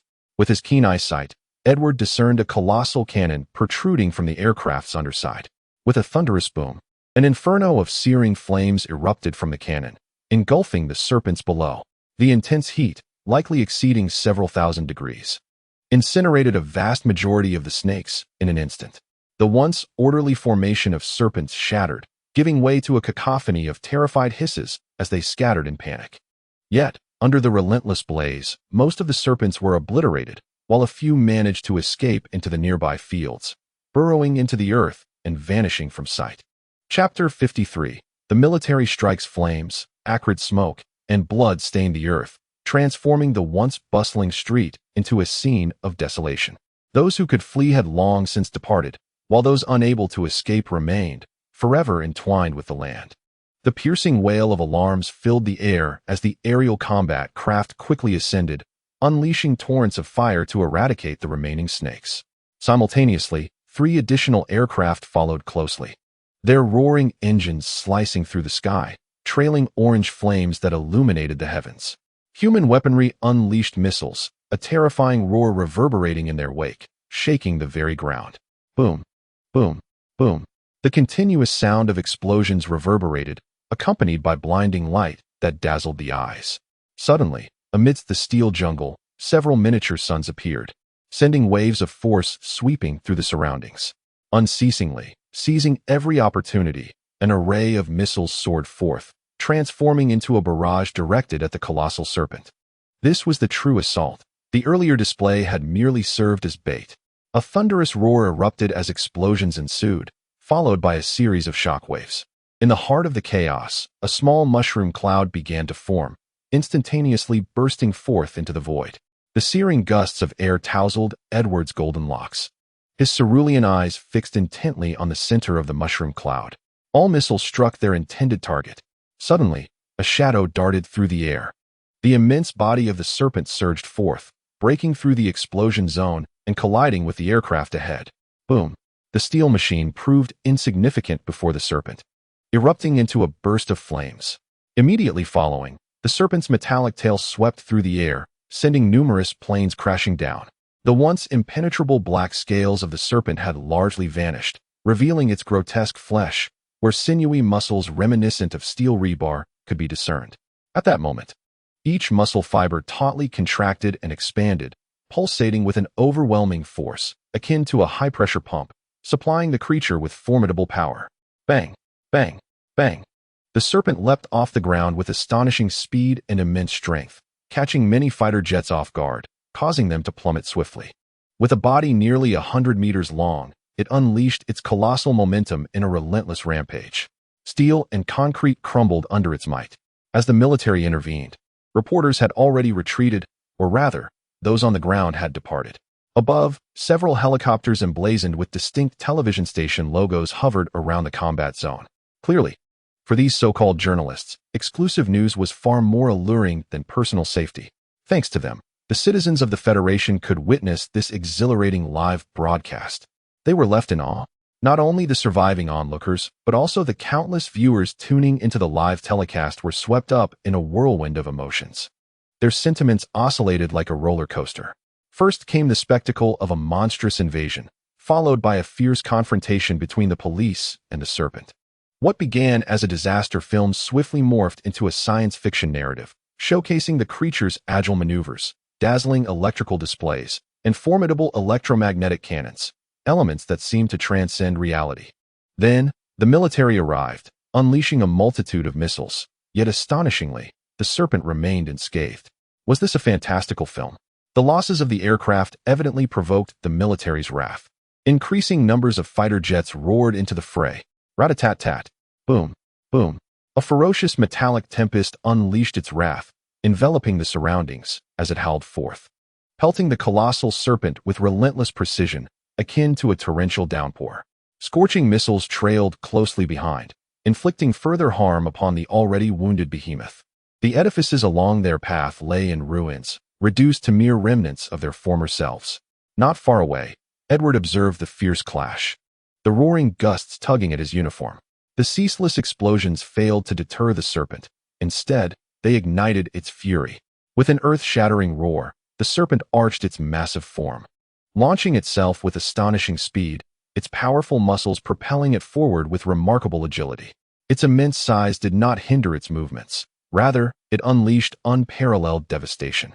With each leap, the ground trembled, the highway fracturing under the colossal force, gaping fissures resembling a voracious maw, consuming all above. Countless fighter jets plummeted with each collision. Meanwhile, In a vast conference room, devoid of conventional tables, an expansive space measuring approximately 100 meters in length and width housed a vivid projection suspended in midair, showcasing an intricate array of lines depicting fluctuating data and force fields. Behind it loomed a massive screen, illustrating the tumultuous battle unfolding ahead, the fearsome silhouette of the black iron serpent looming large. At the forefront, upon a raised platform, 3 robust elders clad in military garb scrutinized the screen with steely expressions. The sterile electronic voice reverberated through the cavernous room. The target remains active, anticipated to reach downtown New York City in 3 minutes. The first squadron of fighters has sustained a 60% loss rate. The data continues to rise. Casualty numbers are unquantifiable. At this juncture, the elder on the far left gazed intently at the screen and spoke in a grave tone. What is the condition of the serpent? The biological magnetic field surrounding the target remains stable, vital signs are consistent, and the target's injuries are healing at an accelerated rate, the electronic voice reported. With a resounding thud, the elder struck the table, his expression darkening as he growled, "Damn it. Launch a full-scale assault immediately. Deploy the 2nd and 3rd squadrons. And mobilize all ground vehicles. We must eliminate the threat at once. Do not concern yourselves with losses." Upon the issuance of commands, a multitude of fighter jets appeared on the screen, appearing diminutive in comparison to the gargantuan creature. The screen displayed the roaring aircraft, swarms of missiles being unleashed, and the cacophony of explosions engulfing the serpent, transforming its immense form into an ideal target, relentlessly bombarded. Computer, report on the adversary's status. The injuries are healing rapidly. The biological magnetic field is beginning to weaken, the emotionless electronic voice responded. As the flames extinguished, the battered form of the colossal python re-emerged on the screen. Beneath the high-definition display, its grotesque wounds were visibly healing at an astonishing rate. Damn it, how can the creature still exist after being struck directly? The guided munitions and artillery have proven utterly ineffective. This level of firepower is woefully insufficient. Observing the still-present python on the large screen, the 3 generals wore grim expressions as one of them exclaimed in anger, "Computer, analyze target data, identify its weaknesses, and devise countermeasures." The elderly officer in military attire intoned gravely, gazing at the screen. Receiving orders. Data analysis in progress. Chapter 54. Cloudburst bomb target. Serpentine creature. Mutated for unknown reasons. Immense in size, with defensive capabilities sufficient to withstand missile impacts. Possesses a formidable biological magnetic field and rapid regeneration abilities. Insufficient data. Weaknesses cannot be analyzed. It is advised to utilize more efficient weaponry for its complete annihilation. The mechanical voice echoed monotonously in the expansive command room. Rapid regeneration? What an enviable ability. Behind the 3 generals at the command post, 2 figures stood quietly near the entrance, observing the python's gruesome wounds healing at a swift pace on the screen. A middle-aged Caucasian radiating a gentle aura remarked with a smile, "Indeed, conventional weaponry proves inadequate against such monstrosities." In front of him, a stoic one-eyed African-American stood rigidly, his expression impassive. His chilling presence instinctively prompted those nearby to recoil. The 2 were none other than Nick Fury and Phil Coulson of S.H.I.E.L.D. Perhaps this is our opportunity. Demonstrating our worth may garner us the attention we seek. Coulson observed the armored python on the screen, his smile unwavering. "Let us hope so," Nick replied, his gaze fixed on the display, non-committal. Meanwhile, upon hearing the computer's analysis, the 3 generals fell silent. The command room enveloped in an oppressive stillness as they stared at the screen without uttering a word. Ding ding ding. The phone rang. "Understood. We shall eliminate the target as swiftly as possible." The general seated in the middle spoke solemnly as he hung up the phone. "The president has called. This situation poses a significant impact on the government, and we must resolve it immediately. Is that so?" "Computer, execute Plan 2, the middle-aged general commanded, his expression grave. "Receiving directive, executing Plan 2. The drones began their self-checks, confirming stability and ammunition loading, preparing for takeoff in 30 seconds. On the battlefield, as they watched the screeching fighter jets engage, the colossal python, under relentless firepower, could only passively endure. Bill and his companions breathed a collective sigh of relief. "We narrowly escaped with our lives. It was a close call. The 3 of them felt an overwhelming fatigue, mingled with the elation of surviving a harrowing ordeal. The three individuals exchanged glances, and the relief following their fatigue was palpable. In the distance, Edward, who had been observing intently, wore a grave expression as he watched the colossal python rapidly rejuvenate amidst the fierce onslaught. Witnessing this firsthand unveiled the profound mysteries of the world, revealing depths beyond comprehension. The cinematic portrayal merely scratched the surface. To speak of nothing else, the mere presence of a single giant python was already terrifying, even under the bombardment of missiles. It exhibited such vitality. What of the others? At that moment, Edward noticed that the previously relentless assault of fighter jets had abruptly ceased. The helicopters capturing the scene also retreated to a safe distance. A furrow formed on his brow as an ominous premonition surged within him. Wait, could it be that they had realized something? Edward's countenance shifted drastically. Suddenly, 9 aircraft sliced through the sky with a piercing scream, charging directly at the giant python. Boom. In the command center, a vast screen displayed the black figure of the python surrounded by 9 dark dots racing towards it, followed by a flash of fire, soon eclipsed by an even brighter light. A radius of several hundred meters from the landing point of the 9 drones became the epicenter of a visible halo of light that expanded outward. Boom, boom, boom. A series of faint explosions erupted, illuminating the heavens as a colossal mushroom cloud ascended. The cloud swiftly expanded around the python, transforming into a fiery shockwave that surged skyward. Beneath the terrifying heat, the earth began to crystallize, vast steel structures melted, and buildings near the explosion's epicenter collapsed under the force of the thermal shockwave, subsequently disintegrating. The appalling flames surged forth like the molten magma from the Earth's depths, vibrant and breathtaking. The three, Bill and his companions, gazed at the familiar yet alien mushroom cloud, their faces etched with despair. In an instant, they felt a searing wave of heat rushing toward them, the air around them seeming to freeze momentarily, followed by a violent contraction that left them gasping as if the very atmosphere had been siphoned away. An overwhelming sense of asphyxiation flooding their senses. After several seconds, their breathing gradually returned to normal. The towering mushroom cloud instilled fear in the hearts of all viewers watching on television.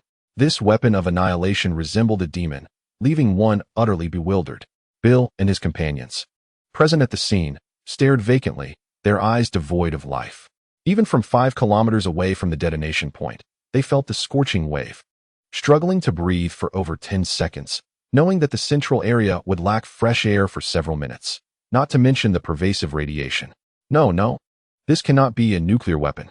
Suddenly realizing something, Bill shouted with exuberance, his eyes alight with joy. He felt no abnormality in his body beyond fatigue and noted the presence of surrounding structures. This was unequivocally not a nuclear weapon. The power of nuclear arms could not possibly be so diminished. In the conference room, Nick furrowed his brow as he gazed at the screen engulfed in flames. A cloudburst bomb? Unlike traditional explosives, its charge consists of fuel. Upon detonation, it can fully exploit the oxygen in the atmosphere within the explosion zone, releasing a greater amount of energy under equal mass conditions, thereby inflicting more devastation. Furthermore, it can create a brief anoxic zone at the center of the explosion, suffocating any living beings within. Undoubtedly, the cloudburst bomb serves as an exceptionally effective weapon against biological entities. Nick observed the flames on the large screen gradually fading. It is worth noting that this iteration of the cloudburst bomb, having undergone numerous enhancements, possesses a potency comparable to that of an N2 explosive. Wilson marveled from the side. Suddenly, with a resounding bang, the general at the center of the table rose abruptly, exclaiming with fervor, "We have succeeded." The terrifying flames continued to rage in the display. In the high-definition footage, the once concrete floor shimmered with a glassy glow, hinting at the staggering temperatures at the explosion's epicenter. Regardless of the circumstances, they were confident that the monstrous entity on the screen could not possibly survive such heat. We have triumphed. Cheers erupted within the conference room. At that moment, the general seated to the far left turned, casting a mocking glance at Nick and his companion behind him, remarking, "Regrettably, it appears your moment to shine is past. In this nation, the military can eliminate any threat to the empire." Wilson, wearing a pleasant smile, nodded gently in agreement. Meanwhile, Nick, with an expression devoid of emotion, continued to fixate on the screen, shrugging lightly. "Let us hope so." Chapter 55, Not Dead. Once it was confirmed that it was not a nuclear bomb, Bill and his companions collectively exhaled in relief. As they beheld the towering mushroom cloud of flames, their earlier tension and panic dissipated in an instant. Convinced that the demon could not have survived, a wave of joy surged within them, followed swiftly by an overwhelming fatigue that engulfed the trio. With the pressure of survival lifted, they slumped to the ground, facing the scorching heat waves, their eyes fixated on the distant mushroom cloud. Excitement gradually morphed into a vacant stare as they murmured to themselves, "We are alive. We are still alive." Ah, sob. Soon, their whispered musings transformed into shouts and cries. The air filled with roars, howls, and weeping as memories of their recent escape flickered in their minds. Those harrowing moments of life and death struggle, where they constantly bore the weight of mortality, teetering on the brink of madness. Unbeknownst to them, tears streaked down their ashen faces, for countless innocent lives had perished at the hands of the monstrous threat they had narrowly escaped. Elderly individuals, children, and the youth, each bearing shattered smiles and a lingering affection for the world reflected in their clear, yet bewildered and fearful eyes. The profound imprint of their despair is etched deeply into their minds, a relentless torment that breeds anxiety and dread within their hearts. Their vacant gazes shift away from the towering mushroom cloud, aimlessly surveying the surrounding devastation. What was once a bustling street has been reduced to ruins. Not far from them, severed limbs lay scattered, and the acrid stench of blood and charred remains assaults their senses, piercing their already numbed souls with renewed anguish. They grapple with uncertainty, questioning the righteousness of their actions and whether they are deserving of such suffering. Yet, at this moment, they are overwhelmed by a singular desire to vent their frustrations vocally, to unleash their pent-up emotions. The two men and the woman clutch a box tightly in their arms, the veins on their exposed forearms protruding as if the box is their sole source of solace, their only anchor in this chaotic world. A thunderous roar erupts. The ground beneath them trembles violently, debris flying in all directions as a colossal shadow ascends, accompanied by a searing wave of heat. A deafening roar follows, and a gaping maw appears above them, its rancid stench causing their heads to spin before darkness envelopes them, plunging them into unconsciousness. The shadow is that of a colossal black iron python, opening its massive jaws wide enough to swallow them whole along with the box. With its desires fulfilled, the serpent raises its scarred, monstrous head, releasing a chilling roar filled with excitement, rage, murderous intent, and terror. Whether witnessed firsthand or through the lens of a camera, the sight of the disheveled yet increasingly menacing serpent, paired with its frenzied howls, evokes an unprecedented realization of the complexity of its emotions. At that moment, the serpent's once majestic dark scales vanish, revealing gruesome flesh exposed to the air, charred and blackened, its formerly icy blue eyes now murky and devoid of life. The detonation of an explosive device unleashes a wave of heat that grievously injures the serpent, incinerating its scales and searing its muscles. Its eyes, subjected to unbearable temperatures, are effectively cooked. Yet, despite this, the sight of the roaring beast elicits a profound fear in all who behold it. This creature is a monster, an indomitable force of nature. O Lord, have you forsaken your lambs? Why, for heaven's sake, has the military not yet dispatched this beast? In an instant, a certain understanding shatters within the hearts of all who witnessed the live broadcast. They had never realized how the world they inhabited had become so foreign, leaving them utterly disoriented. They could only vent their frustrations with loud exclamations and curses. In the conference room, the screen flickered with static.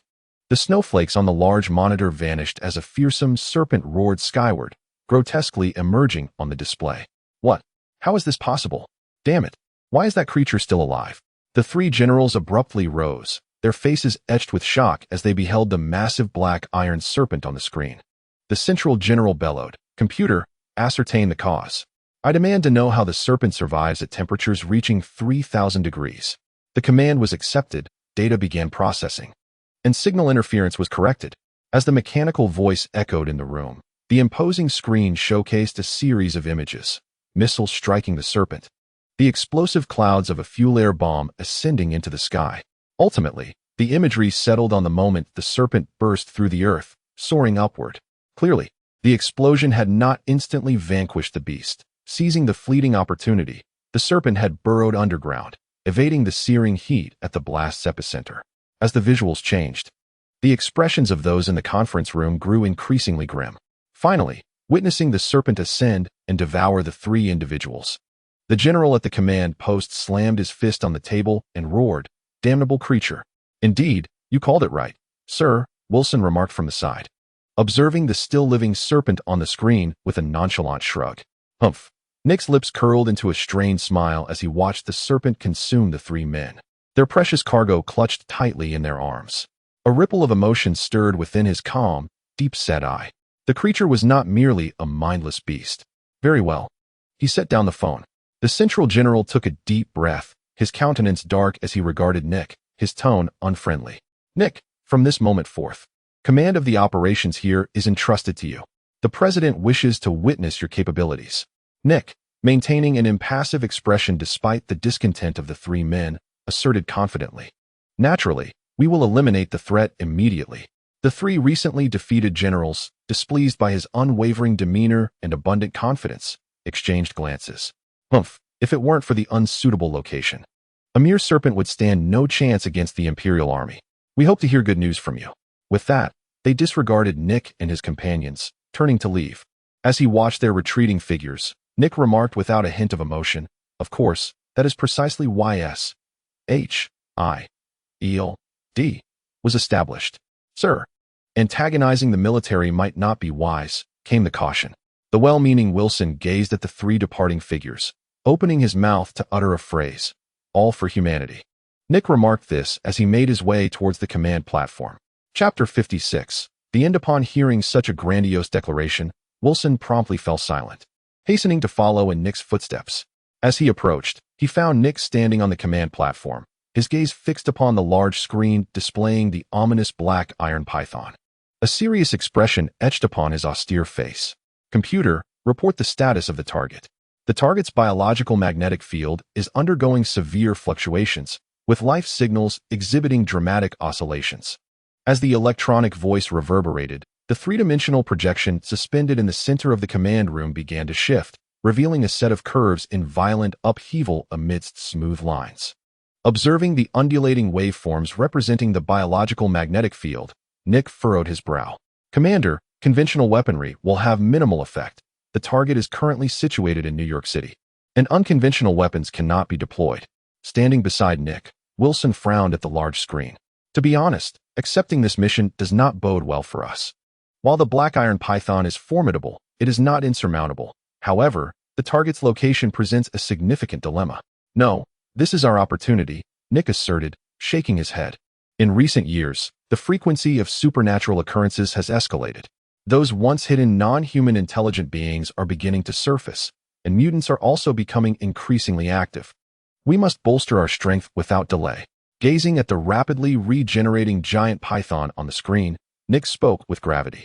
The growing number of supernatural events worldwide instilled an inexplicable sense of crisis within him, an urgency compelling him forward. "I have a premonition that humanity is on the brink of a new challenge." "Is that so?" Wilson furrowed his brow at the myriad of information received over the past few years, a flicker of concern crossing his eyes. "Contact SHIELD headquarters.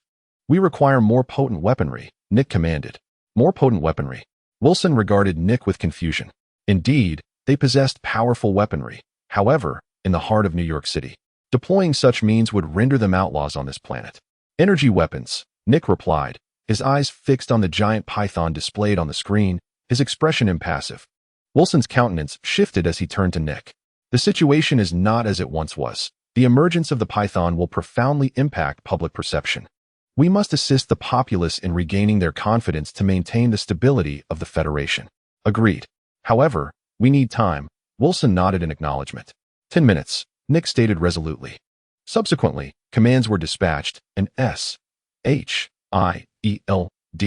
concealed in the shadows, began to step into the light for the first time.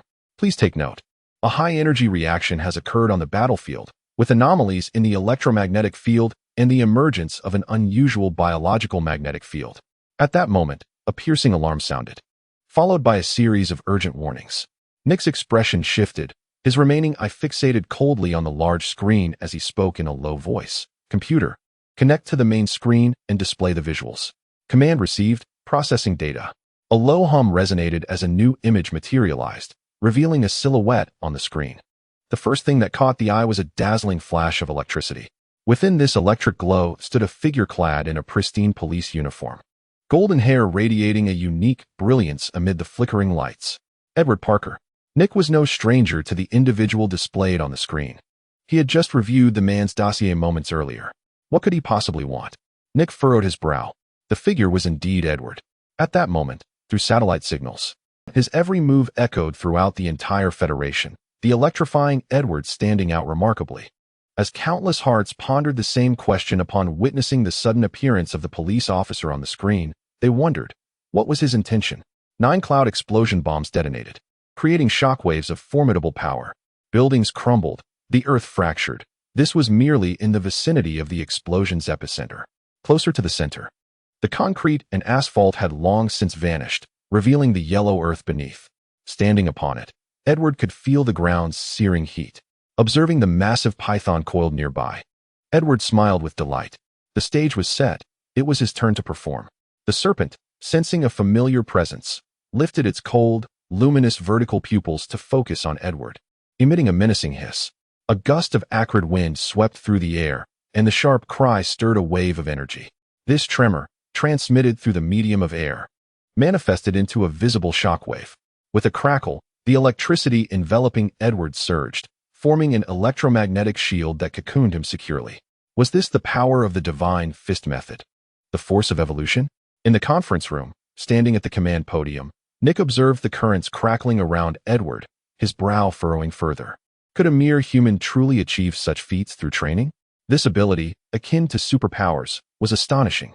Wilson, glancing at the screen displaying the blue glow, shared in the incredulity. What progress has been made in researching the divine fist method? Nick inquired, crossing his arms and stroking his chin while scrutinizing Edward on the screen. According to the supercomputer's calculations, the effects described by the opponent are achievable through the divine fist method, with a likelihood of over 99% for human evolution, Wilson replied. Is that so?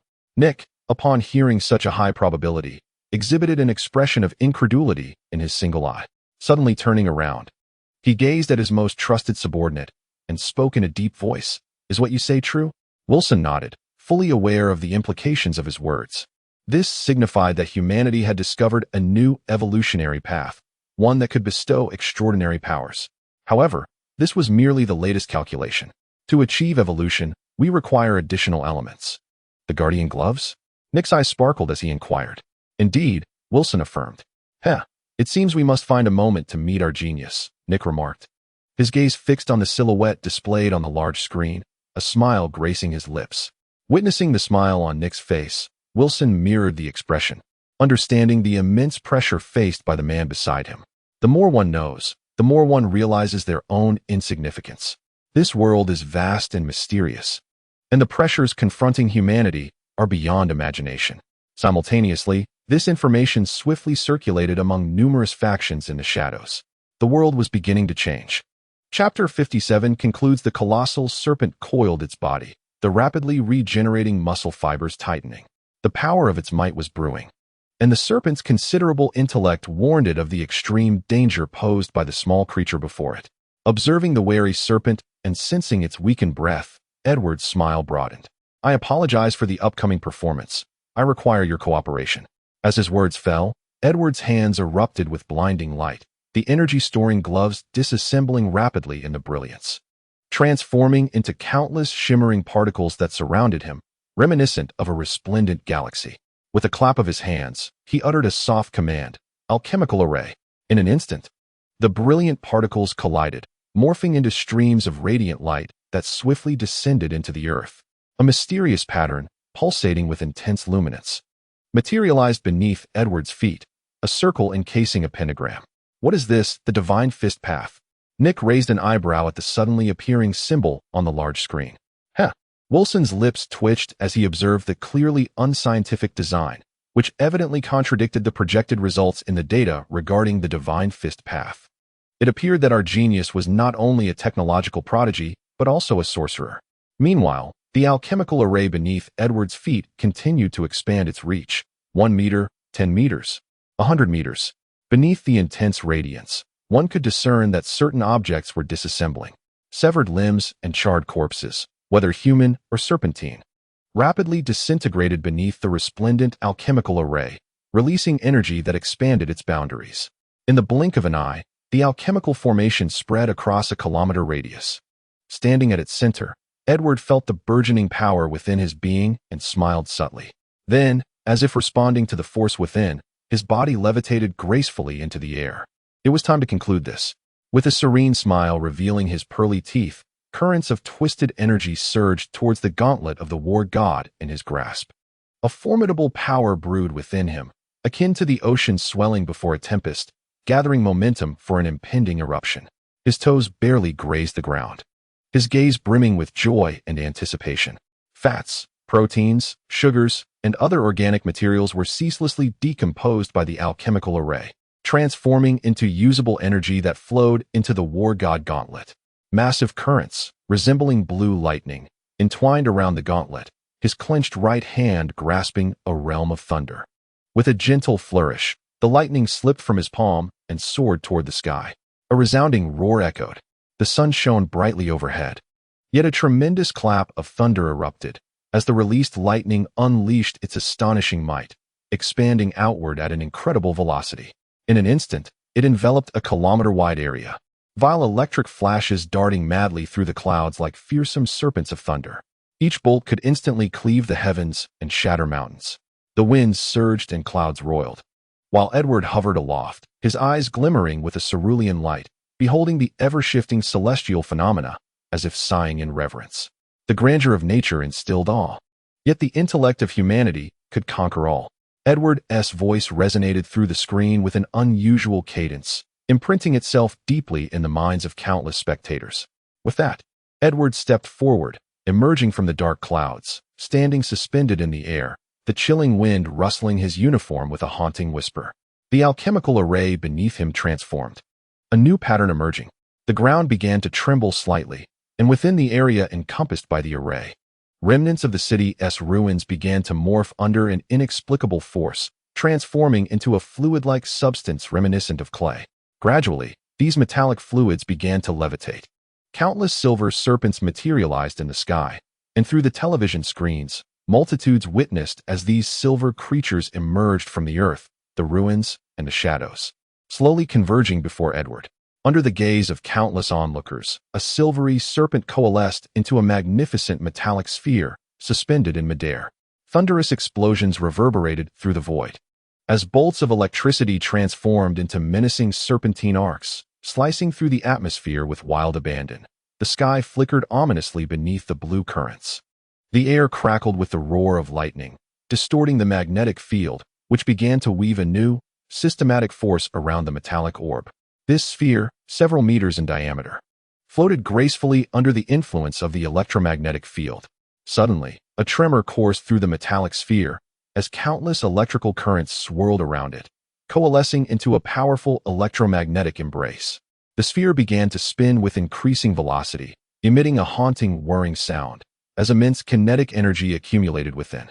A burnt odor wafted into Edward's nostrils as the sphere, accelerating within the magnetic field, radiated a fierce crimson heat. Under Edward's command, this colossal projectile was aimed directly at the python. In a flash, a streak of fiery brilliance darted forth. The monstrous metallic cannonball, infused with potent rotational energy, tore through the air and struck the serpent below with a resounding crash. The earth trembled and erupted in a cacophony of thunderous roars as the ground heaved in response to the impact. The colossal projectile ignited in a blaze of light, resembling a blazing asteroid as it collided with the terrain, unleashing devastating force. The ground quaked, fissures splitting the earth as grotesque cracks sprawled across the already ravaged landscape. A towering wave of ochre surged upward, transforming into a torrent of earth and stone, sweeping away all in its path with terrifying might. The flood of debris cascaded outward, mercilessly obliterating everything in its wake. The cacophony of destruction echoed as the mudslide, akin to a cataclysmic flood, annihilated all it encountered, land and dilapidated structures alike, rendered feeble beneath the overwhelming force. Anything caught in the torrent was crushed, shattered, and buried. Dust clouds of ochre ascended into the heavens, obscuring the sun. Chapter 58. Supernatural organs. The fluctuations of temperature stirred regional pressure changes, generating chaotic winds within a kilometer radius. Dust clouds billowed as the vast alchemical array, shrouded in the swirling debris, flickered in and out of visibility. With a crisp sound, Edward landed on the ground, surveying his surroundings with a hint of astonishment at the ochre landscape. The potency of this display exceeded his expectations. Yet, perhaps this was for the best, as it would at least mitigate some unavoidable troubles. Initially, there was merely surprise. As for other emotions, Edward remained indifferent. Let me see what I have acquired this time. With a mere thought, the alchemical array beneath Edward's feet swiftly contracted, transforming from a radius of 1 kilometer to a mere 1 meter. As its size diminished, the radiance grew ever more resplendent. The blinding light did not obscure Edward's vision. Before him, a solid object approximately the size of a basketball hovered, its surface adorned with myriad intricate, menacing currents of electricity. Even at a distance of 1 meter, Edward could feel a tingling sensation on his skin. What an unexpected bounty! I never anticipated that the giant python would undergo a transformation, evolving into something akin to a supernal organ. How astonishing! Gazing at the object before him, the sphere pulsating with electric brilliance, Edward's eyes sparkled with joy. From this modest orb, he sensed an immense energy. Unable to contain his curiosity, he stepped closer and leaned down for a closer inspection. Amidst the dense electric glow, the entire sphere emanated a soft, jade-like luminescence, its surface adorned with sinuous, delicate lines that intertwined, subtly forming an enigmatic pattern. Just a fleeting glance revealed to Edward that it harbored unfathomable truths. A few wisps of fragrant aroma wafted past his nose, captivating his senses and drawing him into a state of rapture. These extraordinary phenomena sent a thrill through Edward's heart, and a genuine joy radiated from his face. Observing the sphere with keen attention, his expression mirrored that of a child receiving a sweet treat, pure elation. With his prize in hand, Edward made his way outside. "Computer, report the target status," Nick commanded, his brow furrowed as he stared at the large screen. Biological magnetic field dissipated. Energy signal vanished. The harsh, mechanical tones echoed in his ears, and the calm demeanor Nick once held had long since evaporated. Fixing his gaze on the youthful figure displayed on the screen, he furrowed his brow in deep concentration. Can the divine fist technique achieve such a feat? The once chaotic ruins had vanished, replaced by a barren, ochre landscape. A massive crater lay at the center, encircled by undulating mounds of earth, as if the ground had been plowed by human hands.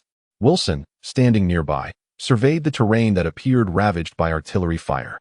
After a moment of contemplation, he spoke. According to the supercomputer's calculations, practicing the divine fist technique allows one to harness the biological electricity within the body. In theory, such a feat is achievable. In theory. Nick's eyes brightened as he turned to Wilson. Indeed. To create an electromagnetic cannon from bare hands, one must first master electromagnetism. Secondly, one must possess sufficient control over their biological electricity to artificially generate an accelerated electromagnetic field. Of course, one must also have ample energy.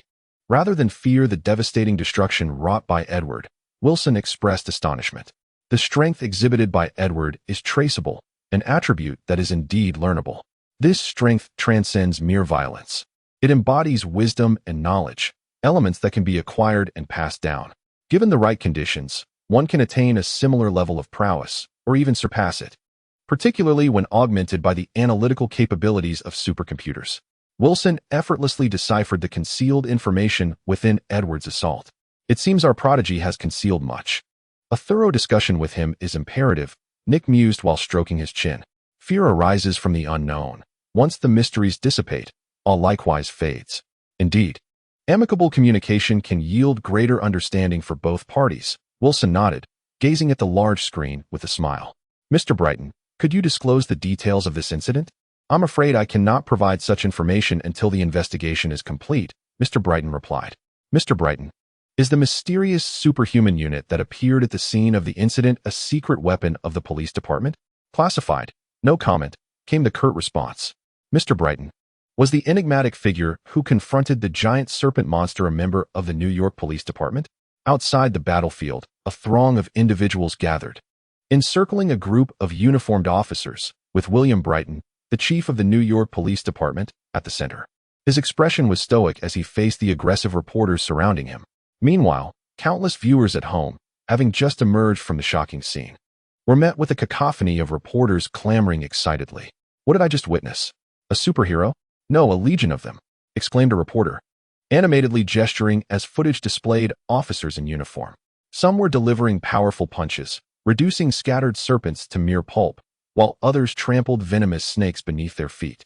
They surrounded the feeble creatures, raining blows upon them until they were unrecognizable.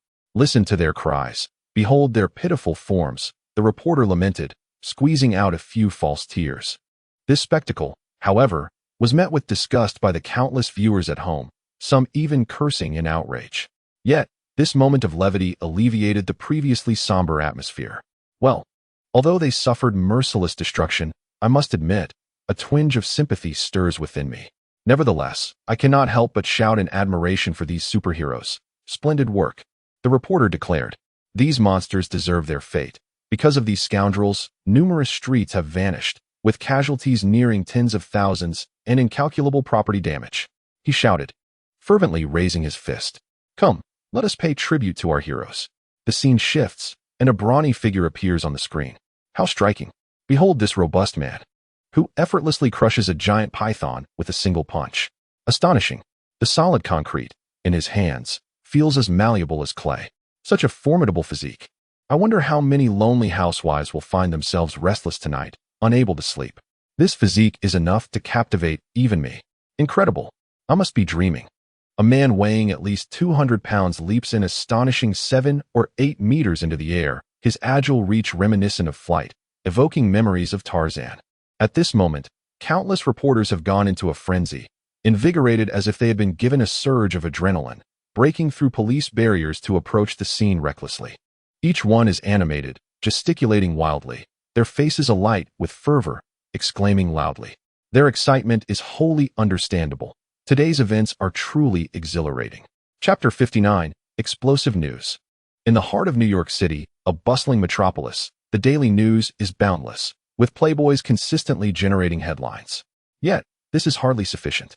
Not only do the citizens grow weary, but even the reporters, recounting the same stories day after day, feel a sense of tedium creeping in, evoking distaste. What kind of news could possibly thrill their superiors?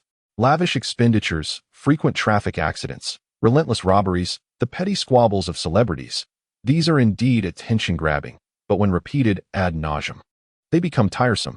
Current news reporting has devolved into a monotonous routine, lacking freshness and innovation. For today's journalists, it is both the best and worst of times. However, everything has changed now. The stifling atmosphere has been shattered by the sudden appearance of the gigantic python, igniting a fervor coupled with the emergence of a multitude of superheroes. Countless reporters keenly sense that spring has arrived for them, a new era dawns. Monstrous creatures roam, mysterious heroes emerge, and a throng of superhumans appears amidst scenes of visceral violence. Potent supernatural abilities, terrifying explosions, and brilliant mushroom clouds. Science fiction, fantasy, and disaster intertwine in this spectacle, resembling nothing less than a thrilling Hollywood blockbuster. What editor with a sound mind would not be eager to seize such captivating news for a front-page story? Ambitious journalists will never let such a fortuitous opportunity slip by. They throw caution to the wind, seizing every chance to advance their careers, ready to stake everything for their future. Meanwhile, on the periphery, a somewhat disheveled young man watches the crowd of reporters with envy, muttering curses under his breath. It is evident that he has been pushed aside. Corey, an intern reporter for the New York Times, stands amidst the chaos. At this moment, he believed that today must undoubtedly be his unlucky day. Initially, he had intended to interview the playboy, but ended up encountering nothing but ridicule.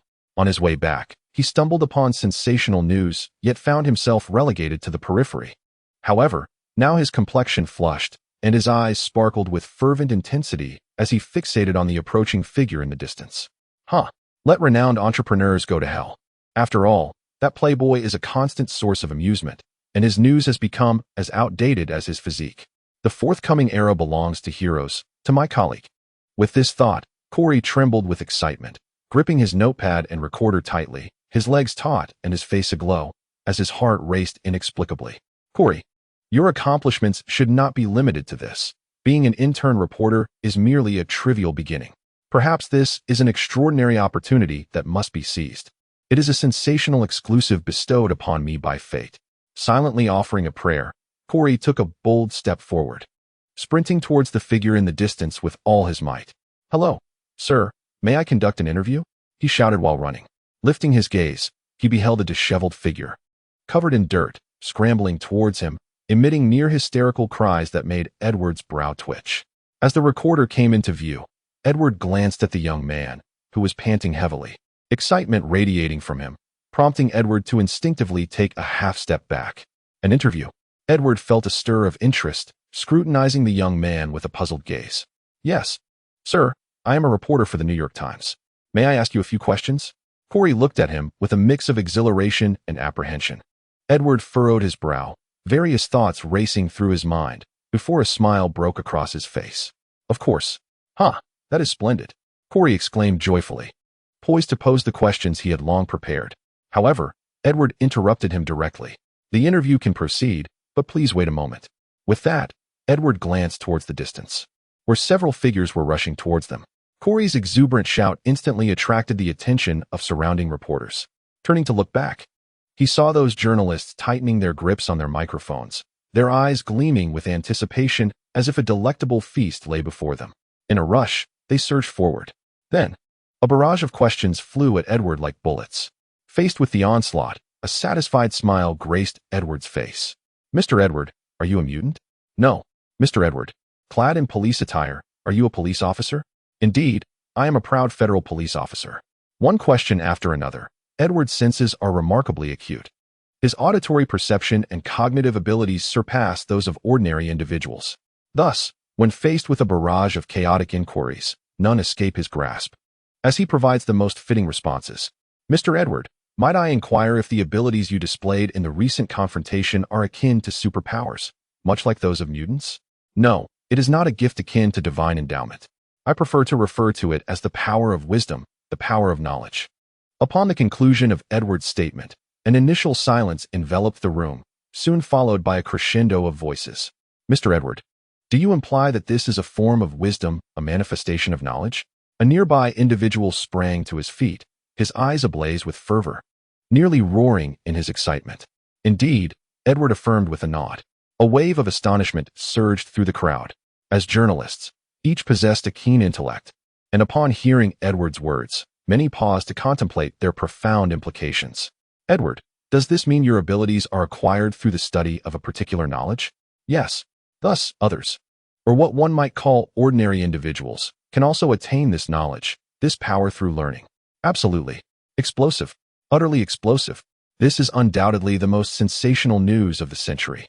Those present realized that by reporting this revelation, they could etch their names into the annals of history.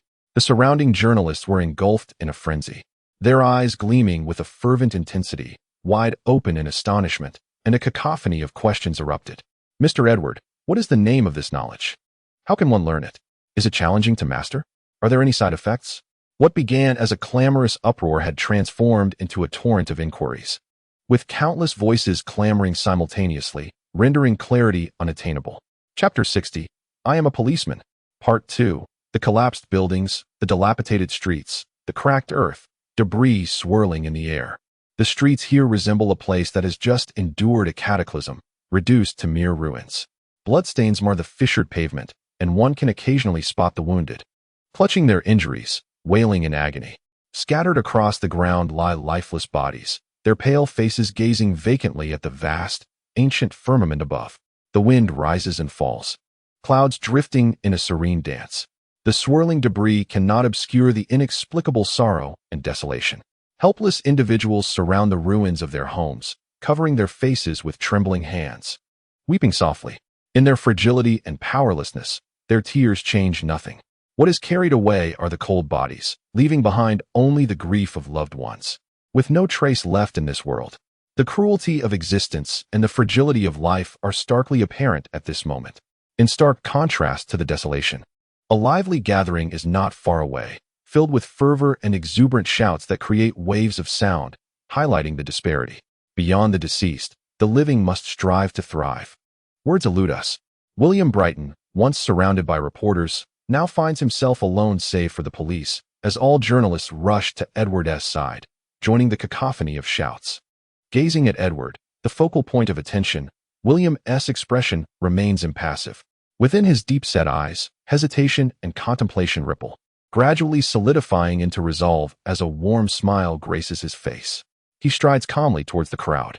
Much like a previous world, the reporters, fixated solely on sensational news capable of making headlines, disregard everything else. Surrounding Edward, the flashes of cameras are incessant, creating a blinding spectacle. Once Edward articulates a definitive answer, the atmosphere shifts to one of chaos. The reporters, in their fervor, momentarily forget the horror embodied by the young man before them and the magnitude of his power. Their inquiries multiply, growing increasingly audacious, sharper, and more insidious. Standing amidst the throng, Edward's eyes resemble blue crystals, reflecting the frenzied crowd. In the midst of this tumult, his voice resonates clearly, each word articulated with precision, cutting through the noise like a priest's chant, gently wafting into the hearts of those present, dispelling the frenzy and fervor, granting a moment of tranquility. As fervor fades and emotions settle, the previously frantic reporters return to a semblance of calm. Though the faint traces of bloodshot in their eyes attest that the preceding chaos was no mere illusion. For a moment, many reporters regard the young man at the center with puzzled expressions. Surveying the now serene crowd, Edward speaks. "All right, now if anyone has questions, feel free to ask one at a time. As long as it does not pertain to personal matters, I will respond truthfully." No sooner had he finished speaking than a disheveled figure leapt up, exclaiming loudly, "Mr. Edward, with such capabilities, what led you to choose a career in law enforcement?" The speaker was Corey, an intern reporter from New York, seizing the moment to pose a question he had long prepared. The atmosphere was hushed, yet Corey's voice resonated loudly. As the question was posed, not only did the journalists nearby turn their attention, but even the assembled crowd, including William Brighton, paused to observe Edward, eager to hear how this miraculous young man would respond. All eyes were fixed on Edward, and Corey, the latter, an intern reporter, remained composed amid the scrutiny. Feeling exhilarated and invigorated, his thoughts clearer than ever before. It is understood that Mr. Edward is a prodigy. He completed his high school education at the tender age of 15 and entered university at 16. During this brief span, he astonishingly acquired multiple doctoral degrees in biology, physics, electromagnetism, life engineering, and mathematics. Over the past 4 years, Mr. Edward has published nearly dozens of scientific papers in esteemed journals, garnering the admiration of countless experts and professors. His tone was steady, his enunciation clear. Each statement flowed seamlessly, despite his disheveled appearance. Corey's professional demeanor commanded attention. "Just moments ago, Mr. Edward, you showcased yet another facet of yourself: immense strength, agile dexterity, and superhuman abilities akin to strategic weaponry. Your brilliance is truly overwhelming. We wish to understand what motivated such an exceptional individual as yourself to choose a career in law enforcement." As Corey's words hung in the air, silence enveloped the surroundings. Both those present and viewers at home were captivated, their focus entirely drawn to Edward. As some of Edward's background was unveiled, the crowd's curiosity intensified. Casting a thoughtful glance at the equally youthful reporter, Edward took a moment before his calm, yet powerful voice resonated through the throng. "I was raised in a marginalized community. Living there, I confronted the most profound realities of society daily. Countless evils proliferated, the weak were oppressed, and the abusers spiraled into madness, while many became numb to the chaos. Witnessing robbery, murder, violence, and deceit all around me, I grappled with the inexplicable nature of my existence in this wretched world. Deep within, I yearned for goodness and craved order. Then one day, I encountered a police officer, an ordinary cop, and I understood the significance of my existence in this world." Standing tall, his eyes gleaming with fervor, Edward addressed the multitude, articulating his beliefs. "Justice. I came into this world for justice. To be a police officer. To uphold order and maintain justice." This declaration, though likely to elicit applause in other circumstances, bore little impact on a gathering of reporters driven by avarice. "Mr. Edward, your aspirations are indeed noble, yet do you not perceive them as overly idealistic? The world is vast, and malevolence unfolds daily.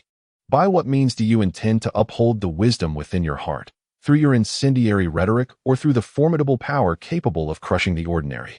With eyes aglow with fervor, Corey fixed his gaze upon Edward and implored with a resounding voice, "Do you intend to impose your notion of justice upon others through sheer force, thereby fulfilling your own ideals?" Edward regarded the reporter before him, his brow furrowed in contemplation. Unyielding, Corey, with a fiery zeal in his eyes, pressed further, "Is it not so, Mr. Edward? We observe that the strength of many officers surrounding you far exceeds that of the average individual. Does this not imply that you have publicly disclosed the means to acquire such power?" "Indeed," Edward affirmed with a nod. "Have you contemplated the consequences?" Corey demanded loudly. "The potency of power can inflate one's desires. And should these individuals descend into darkness after gaining strength, the ensuing chaos would surpass that of commonplace occurrences. Have you considered all of this?" Corey's words stirred a palpable tension among the gathered crowd and the viewers at home, evoking a mix of anticipation and trepidation. Meanwhile, other reporters, invigorated, began to fervently shout, "Mr. Edward, please address this question. Mr. Edward, does the fate of the ordinary hold no significance for you? Mr. Edward, what mindset drives your dissemination of this knowledge?" The spectacle of potentially crafting a hero, only to drag an emerging champion into the abyss, is far more sensational and captivating. Countless witnesses, either present or watching from screens, fixated on the young man. And so what? Edward's voice resonated throughout the venue. "I was born in this nation, and I take pride in it. I believe that every citizen here dares to challenge authority, to confront injustice, and to raise their voice. In this place, I perceive the soil of freedom, sense the atmosphere of democracy, and deeply appreciate the robust self-awareness within each citizen." At this moment, Edward's words erupted like a dormant volcano, imbued with fervent heat and boundless charisma, captivating countless souls. All of this is rooted in the fact that every citizen in this nation has the right to bear arms. That is the ultimate power of self-defense. Firearms symbolize strength, Edward proclaimed with unwavering conviction. Yet, this is not sufficient. This power is inadequate. In the face of greater evil, perhaps you shall falter, because you have more pressing matters to attend to.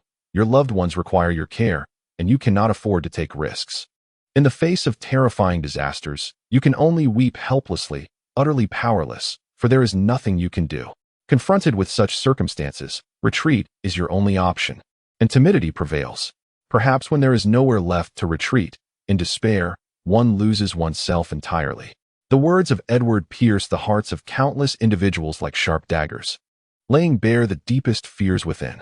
This is the lament of the powerless, the impotence of the ordinary. In this moment, you lack a weapon, a means to defend your very existence. Is this not the essence of Mr. Edward's philosophy? Corey remains relentless, driven by visions of a promising future. His mind races, seizing upon every explosive point in the dialogue. "Mr. Edward, have you ever contemplated that one day, due to your influence, everyone could possess immense power? Each individual could effortlessly lift tons, transcend the speed of sound, and perhaps even wield superhuman abilities, capable of laying waste to entire streets or cities. Do you believe our world is prepared for an era of superhumans? Among these extraordinary beings, countless supervillains may emerge, each employing the powers learned from you to wreak havoc and disrupt the order. Because of these reasons, the future may witness countless shattered families and children orphaned, all due to your selfishness. Mr. Edward, how do you intend to confront those innocent souls? Before a multitude, Corey on television embodies the voice of the populace, articulating their concerns one by one. He sacrifices everything for his future. Damn it.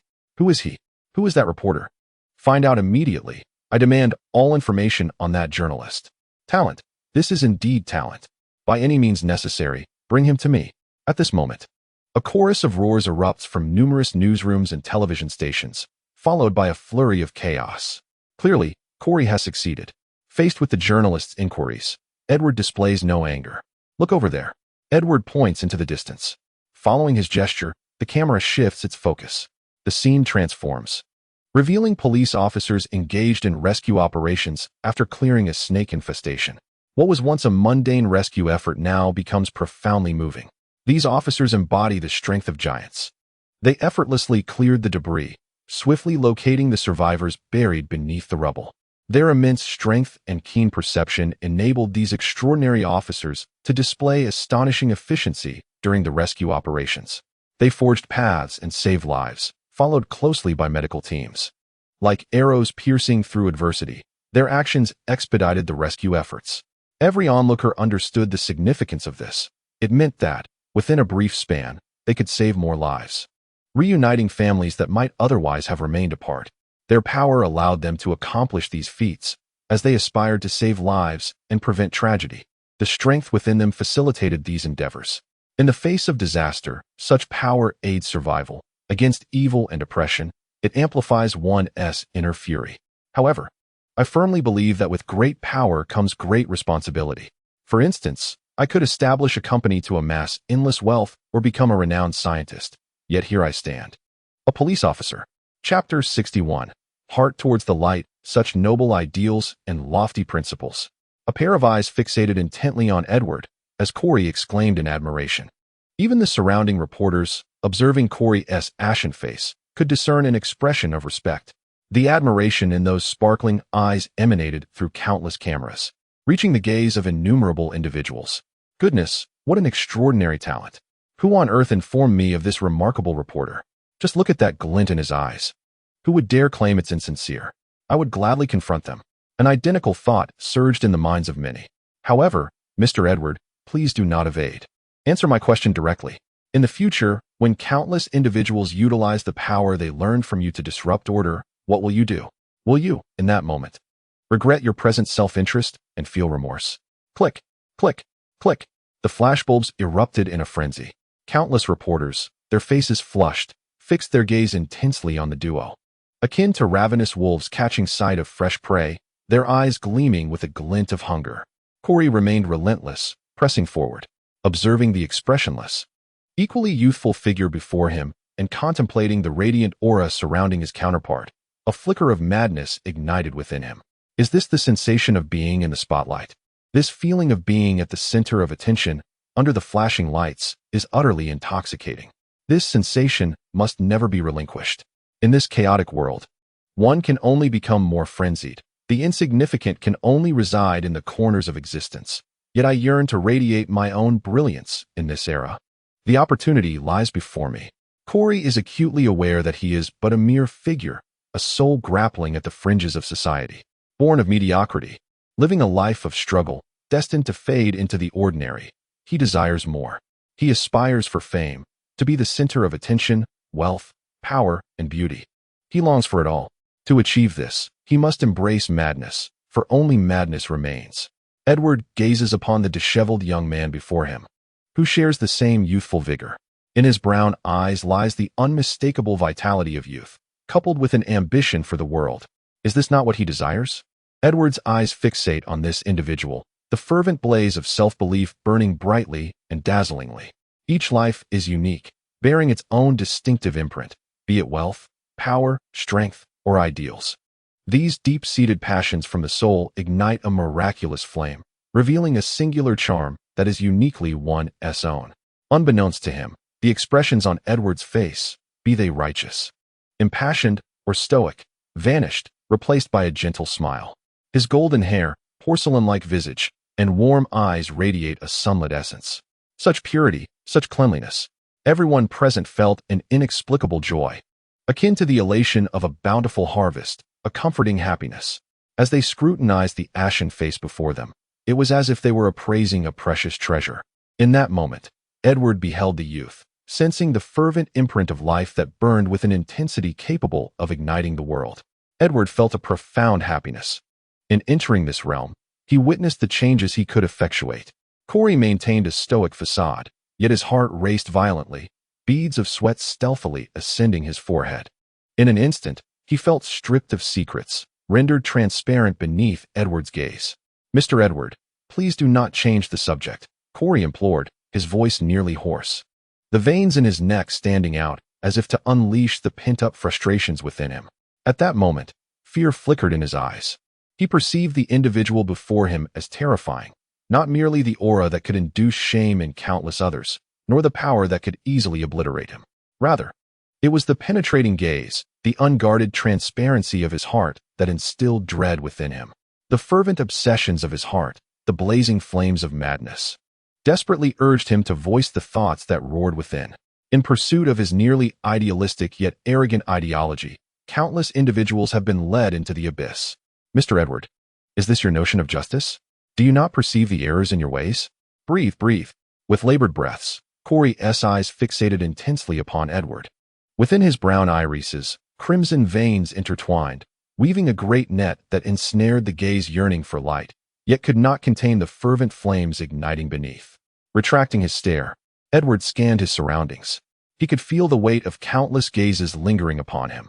The awareness of self within life is the greatest miracle bestowed by the Creator upon the world. Conversely, the tenacity of life in maintaining one's essence is the most profound of miracles. Prometheus, in his audacity, pilfered the fire of the gods, illuminating humanity. Thus, humanity evolved, crafting a resplendent civilization. Even in the face of divine retribution, he harbored no regrets. The warmth of sunlight and the buoyant melody of his voice flowed joyously from Edward's lips. And now, I shall seize the power of the gods and bestow it upon humanity. Let humanity acquire strength, comprehend the self, persist in its identity, and ignite the inner flame, radiating its unique brilliance to the world. In the quest to procure this fire for humanity, I perceive no wrongdoing. Perhaps in the times to come, many shall suffer, and countless souls may tread the path of sin.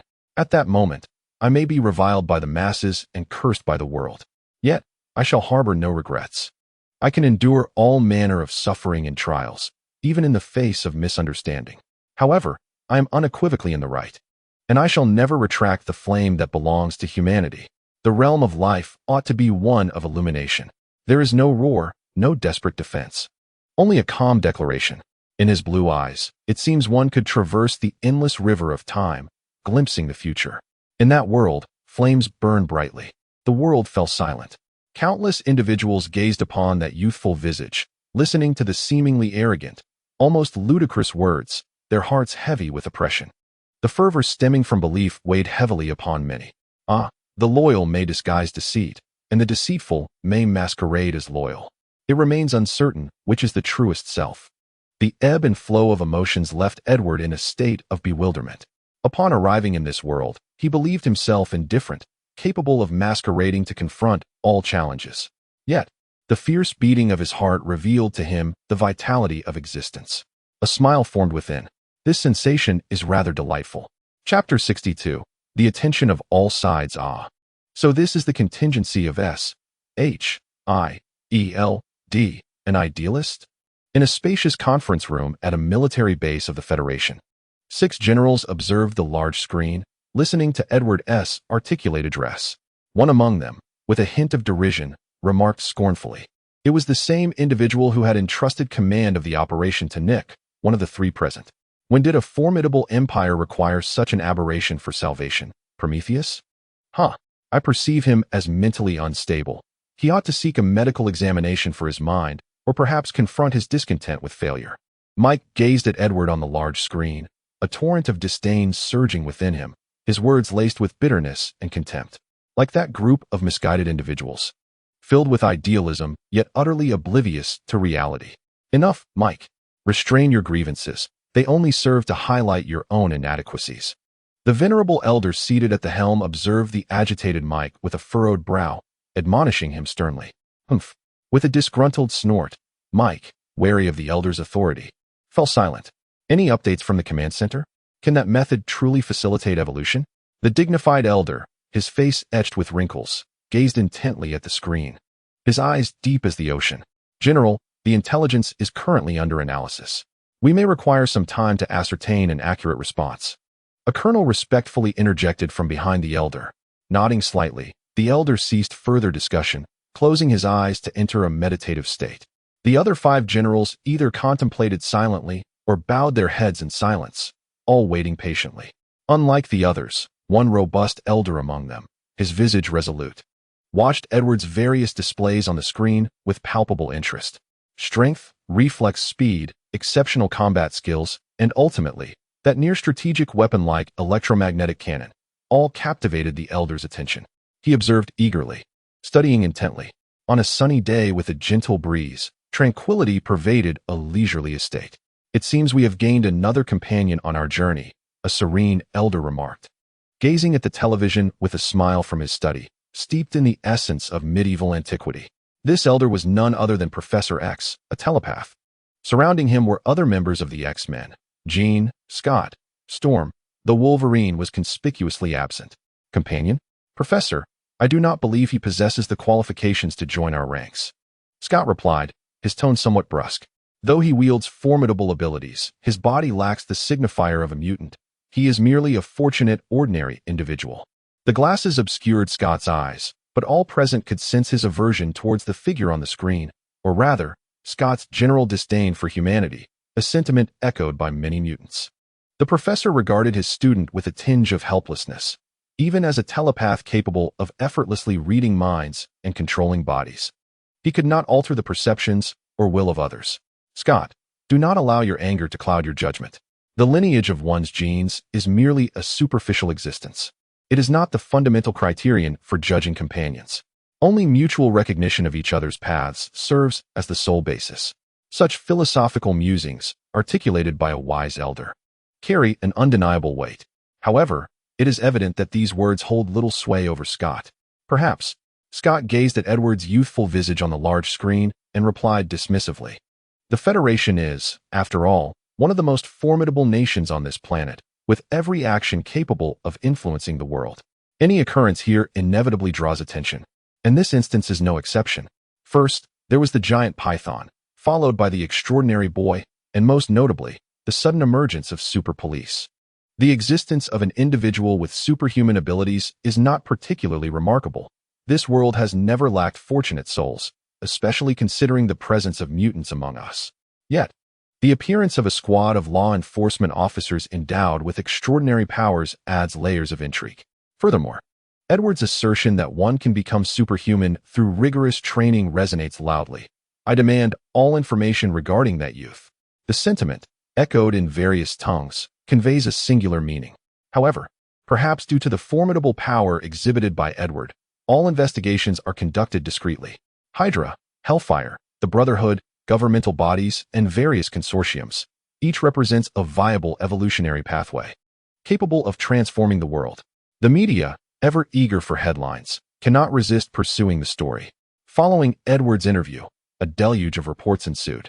News outlets, both prominent and obscure, flooded their platforms with coverage of the event, complete with video footage, ensuring Edward's name became ubiquitous. Regardless of the media's size, the magnitude of this incident warranted extensive reporting, with lengthy articles chronicling the tragedy of countless lives lost and the military's apparent ineptitude. However, the majority of the coverage centered around Edward. Naturally, this included an abundance of publicly accessible information regarding his background, which was eagerly unearthed and sensationalized. A mere 20-year-old, Edward boasts an impressive curriculum vitae, numerous groundbreaking scientific research papers published in esteemed journals, the largest shareholder in the highly popular Kabbalah Biofarm, the proprietor of Extreme Martial Arts, the founder and promoter of Divine Fist Way, and, notably, the youngest recipient of the most doctoral degrees. This resume is so resplendent it borders on despair. Any single achievement within it is sufficient to elevate an individual to the pinnacle of success, granting them a lifestyle once deemed unattainable and making them the object of envy among their peers. Now, all attention converges upon a singular individual, evoking a sense of despair. Jealousy, too, is crushed and extinguished within. However, the journalists remain unaffected. Following Edward's remarks, countless reporters commenced a flurry of analyses based on the dialogue between Edward and Corey. Undoubtedly, the majority of these analyses are steeped in criticism. Naturally, alongside these various analyses, a multitude of headlines emerged. Has the era of the superhuman arrived? Are you prepared? Washington Daily. The path of human evolution through martial prowess? Federal Times. The genius of a prodigious youth? Empire Daily. Chapter 63. The spreading green, an avalanche of reports, akin to a relentless tide, surged forth, inundating every corner of the nation, intruding upon daily life with a ferocity that was inescapable. Whether rising from slumber, dining, commuting via subway, or even in the solitude of the restroom, one could not escape the myriad of news surrounding Edward and the calamity he incited. Among this ocean of coverage, Corey's boss was not to be overlooked, New York Daily. Furthermore, in light of Corey's stellar performance during the interview with Edward, the New York Times seized the opportunity to extensively report on the matter. Saints, demons, New York Daily. Seizing the moment, they carved a path through the overwhelming chaos to secure a substantial share of the media pie. As the vanguard of this coverage, Corey, having gained the favor of his superiors, exerted himself tirelessly. In attendance at various exclusive reports, he not only refreshed his sense of presence, but also perpetually generated topics of discussion. I wonder, what thoughts occupy Mr. Edwards' mind? To change the world? To transform society? Such notions may only arise from a mind so advanced that it renders the ordinary populace despondent. I long to tell him that this world has not yet descended into chaos that necessitates salvation. Prometheus? No, I would rather deem him a demon. The Satan who opened Pandora's box. Alas, we cannot dissuade him. It is well known that genius often breeds a plethora of fanciful ideas. To safeguard the populace. A super cop? Perhaps. Yet the ultimate outcome remains a question for time to unveil. As for now, no one can guarantee what will arise from the sensational video reports, as Corey offers various critical interpretations of Edward's actions. In summary, one could simply state that Edward's behavior will usher in chaos. Edward has indeed become a sensation. In the subsequent period, another youthful figure emerged, equally renowned at an astonishing pace. This is Corey. Following Edward's statement, Corey analyzed and satirized Edward from multiple angles. It must be said that such actions readily capture attention, garnering him immense popularity. Simultaneously, the New York Daily witnessed a remarkable surge in its sales. With the sweet taste of success, numerous newspapers began to emulate this phenomenon. In a short span of time, journalists flaunting their literary prowess incessantly unleashed a torrent of words across various publications, seeking to captivate attention and boost sales. In an instant, the entire federation became abuzz with excitement. This exemplifies the power of the media. When they choose to exalt an individual, they can illuminate just how extraordinary and remarkable that person is.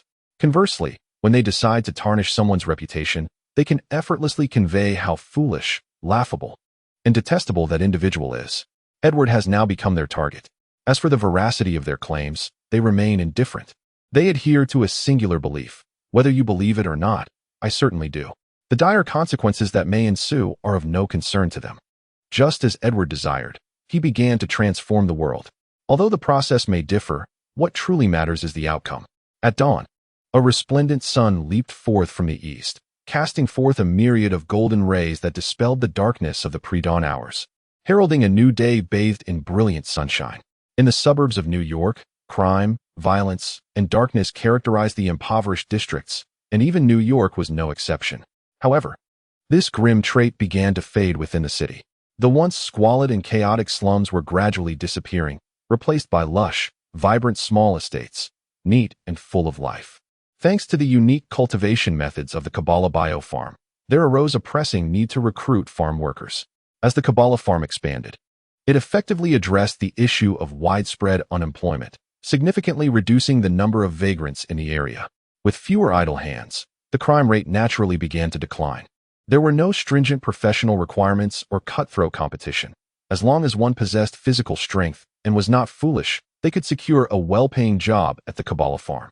In its rapid expansion, Kabbalah required a substantial workforce, and the urban slums represented an ideal source of labor. With a continuous influx of workers, the Kabbalah Bio-Farm aggressively acquired land across various cities, swiftly claiming its rightful territory within the Federation's landscape. Naturally, New York City was no exception. However, in a global metropolis like New York, it was imperative to maintain a certain urban footprint. The Kabbalah Bio-Farm could not indiscriminately purchase land and demolish buildings to create farms. This constraint applied not only to New York, but also to other major cities, which would not permit such actions. Yet, this challenge did not deter him. Subsequently, the Kabbalah Farm introduced a novel cooperative mechanism, providing seeds, nutrient solutions, and breeding techniques. In the suburbs surrounding the city, those fortunate enough to possess their own homes have the opportunity to cultivate land, labor, and grow the unique crops of the Kabbalah Bio-Farm. Known as supercrops, the produce generated is marketed by the Kabbalah Farm, with profits split evenly after deducting costs. Supergrains, super vegetables, superfruits. These are all part of the Kabbalah Biopharm's illustrious series of products, which have captivated the Federation and are even spreading to other nations across the globe. With exceptional taste and nutritional content approximately double that of similar products, their most significant attribute is their remarkable absorbability. These distinctive features have resulted in an insatiable demand for such products, symbolizing a flourishing green economy. Leveraging these advantages, Kabbalah Farm easily establishes cooperative projects with local residents. This approach has led to a rapid transformation of the suburban landscape of New York City into a verdant expanse, visibly dense with greenery. In this urbanized environment, impoverished neighborhoods are diminishing, giving rise to a new form of habitation, what could be termed a rural community. A glance at a satellite map reveals that New York City is enveloped in a lush green layer, which is swiftly expanding towards the urban core. This phenomenon is not limited to New York. In every city where Kabbalah Farm is present, a similar transformation occurs. Edward's past life, characterized by small gardens in front of every household, begins to manifest in this unfamiliar yet reminiscent world. Chapter 64. The Path of Evolution. Parker Manor, Backyard. In the early morning, the verdant backyard is enveloped in a misty humidity, coalescing into fog that softly permeates the grass and intersperses with the trees. The entire backyard, with its towering trees, is lush and vibrant, evoking the feeling of stepping into a primeval forest. Sturdy trunks, a green lawn, and golden sunlight radiate a sense of vitality. On the tender leaves, reluctant dewdrops twist and turn, unwilling to abandon their verdant beds. At that moment, a ray of sunlight filters through the myriad of leaves, gently nudging this slumbering little creature. With a sudden jolt, the startled little fellow tumbles from his leafy perch, cascading through the forest and scattering a myriad of golden glimmers. With a hint of grievance, he sheds misty tears, infusing the morning with a spectrum of colors. The green backyard is alive with exuberance. The sound of whistling echoes through the trees. In this vibrant backyard, a young boy clad in a black glove on his right hand is diligently practicing, sweat pouring from his brow. His eyes gleam with intensity, his demeanor serious and focused, his movements agile and swift, each punch slicing through the air. As a gentle breeze stirs, he reveals his upper body, showcasing a physique defined by taut muscles, their contours smooth and graceful. The boy, tall and possessing the distinctive features of Caucasian descent, boasts skin as luminous as fine porcelain, devoid of the coarseness often associated with his ethnicity. Beneath the radiant sun, beads of sweat glisten like pearls upon skin as pristine as fine porcelain, shimmering with vitality. Each punch, kick, and twist of the waist exudes an undeniable vigor. The movements flow seamlessly, imbued with a harmonious grace. Every gesture stretches the body to its fullest extent, diligently exercising every muscle. Knees bend and feet pound the earth, sending mud flying. The twisting of the torso and the striking of fists create a terrifying velocity that slices through the air, resonating with sharp, explosive sounds. The continuous barrage of strikes carries a weighty momentum, akin to towering mountains. Beneath the surface of each muscle lies a dense network of fibers, expanding and contracting like taut bows, coiling and uncoiling to unleash formidable force. Under the influence of such overwhelming power, every movement of the youth embodies tremendous destructive potential. Fists break through the heavens, while feet cleave the ground. Amidst these dynamic shifts, the surrounding air becomes tumultuous. The atmosphere thickens, as if time itself has slowed, becoming viscous and sluggish. A deep rumbling echoes from within the youth, reminiscent of thunder, a drumbeat, a tolling bell. This young man is Edward, relentlessly honing his skills in the divine fist technique. His mind, however, is occupied with the intricate nuances of this martial art, the significance of each movement, its effects on the body, and a comparative analysis with the insights bestowed by the Gate of Truth, leading to profound adjustments aimed at unlocking the technique's utmost potential. The Divine Fist is a culmination of Edward's formidable analytical prowess through the Gate of Truth, amalgamating various combat styles, physical techniques, body conditioning methods, and even breathing practices into an ultimate martial art designed to push boundaries. As a pathway to evolution, this combat system encompasses more than mere lethality. It harbors the essence of body refinement. Practicing the Divine Fist can genuinely guide an ordinary individual step by step toward the path of evolution. To evolve, one must first encounter their limits. The initial step in evolution is the physical limit. Whether through gymnastics, running, or other forms of exercise, one can enhance physical capabilities. The only distinction lies in the degree of effectiveness and safety. Undoubtedly, the Divine Fist stands out among methods of physical training. For beginners, practicing the Divine Fist with precision and accuracy in executing its myriad movements can significantly enhance overall physical abilities. In comparison to other forms of exercise, it maximally elevates practitioner strength, speed, reflexes, and perception, striving toward the pinnacle of physical limits, a punching power of 1,000 kilograms and a speed exceeding 20 ms. Upon touching these physical limits, the next phase is to transcend them, leading to the first evolution, a cellular enhancement. Simultaneously, the practice of the Divine Fist can advance one to the next level, the novice of the Divine Fist. As a novice, one begins to perceive the bioelectricity coursing through the body.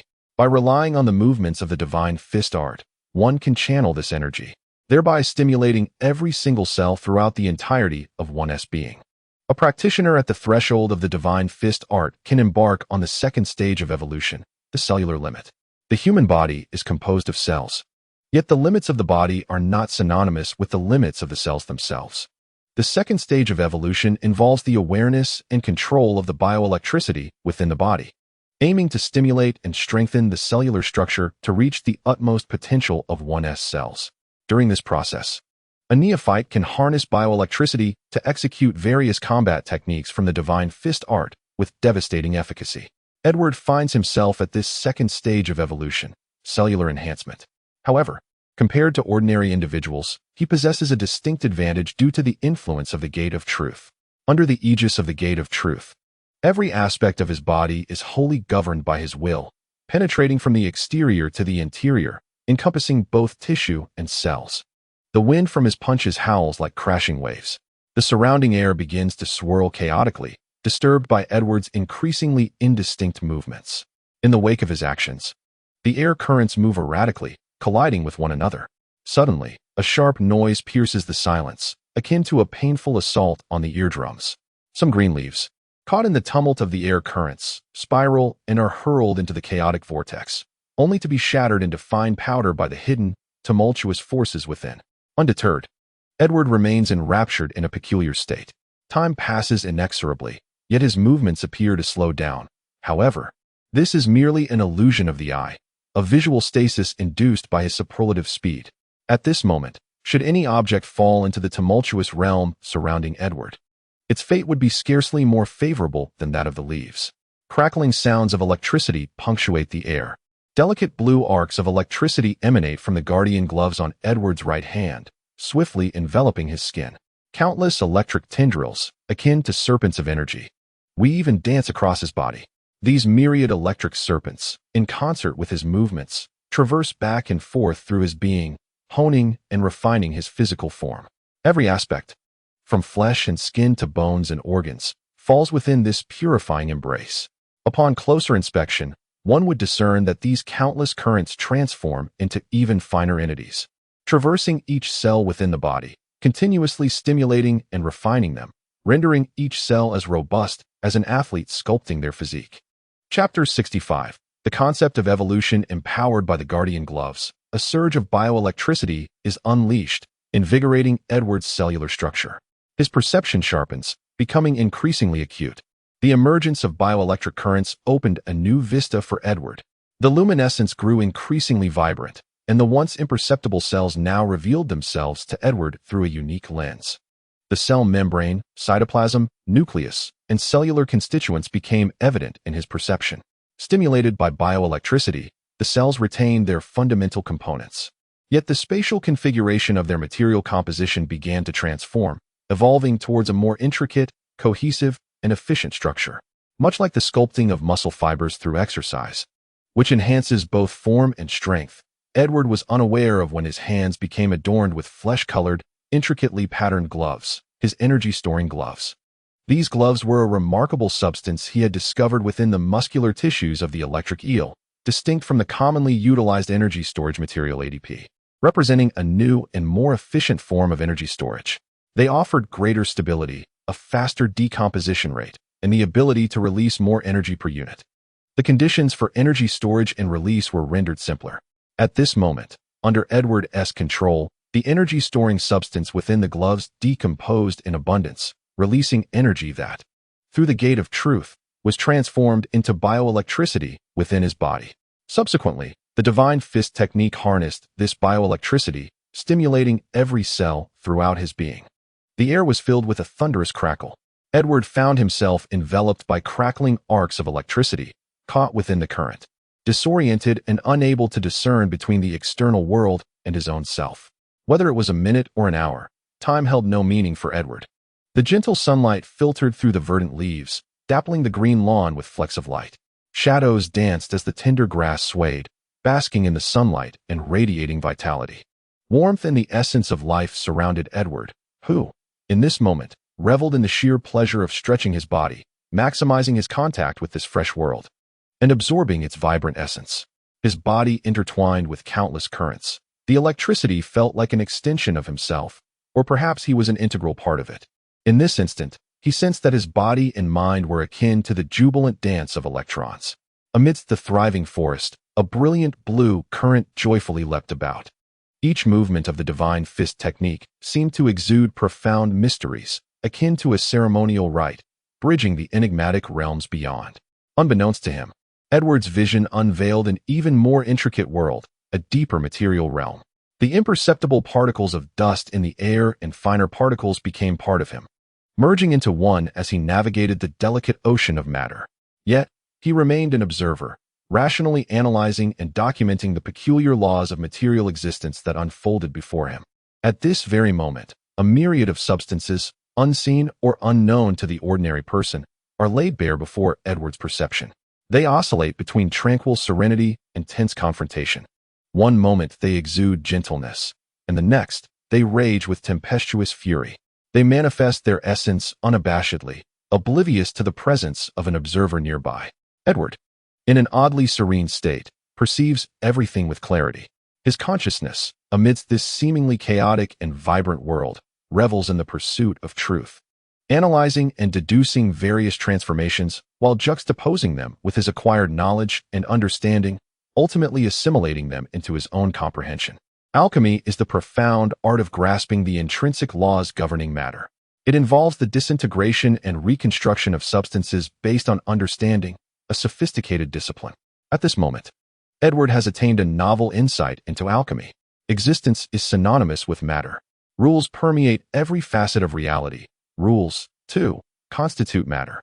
All matter, regardless of its size or type, is constructed from smaller entities arranged in intricate structures.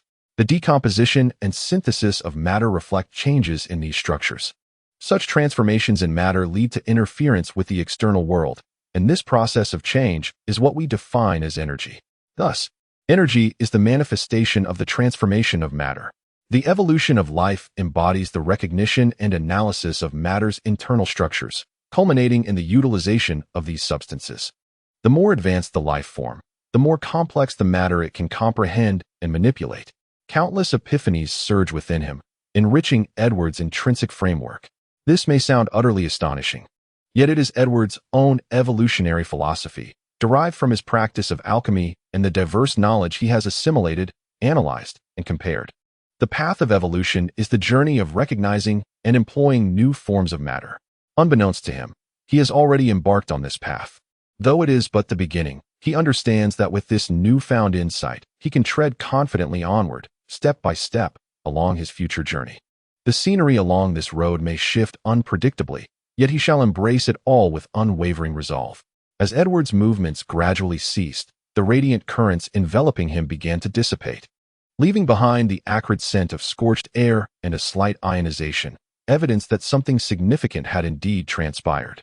The alert gloves and the energy-storing gloves had, unbeknownst to him, completely disintegrated.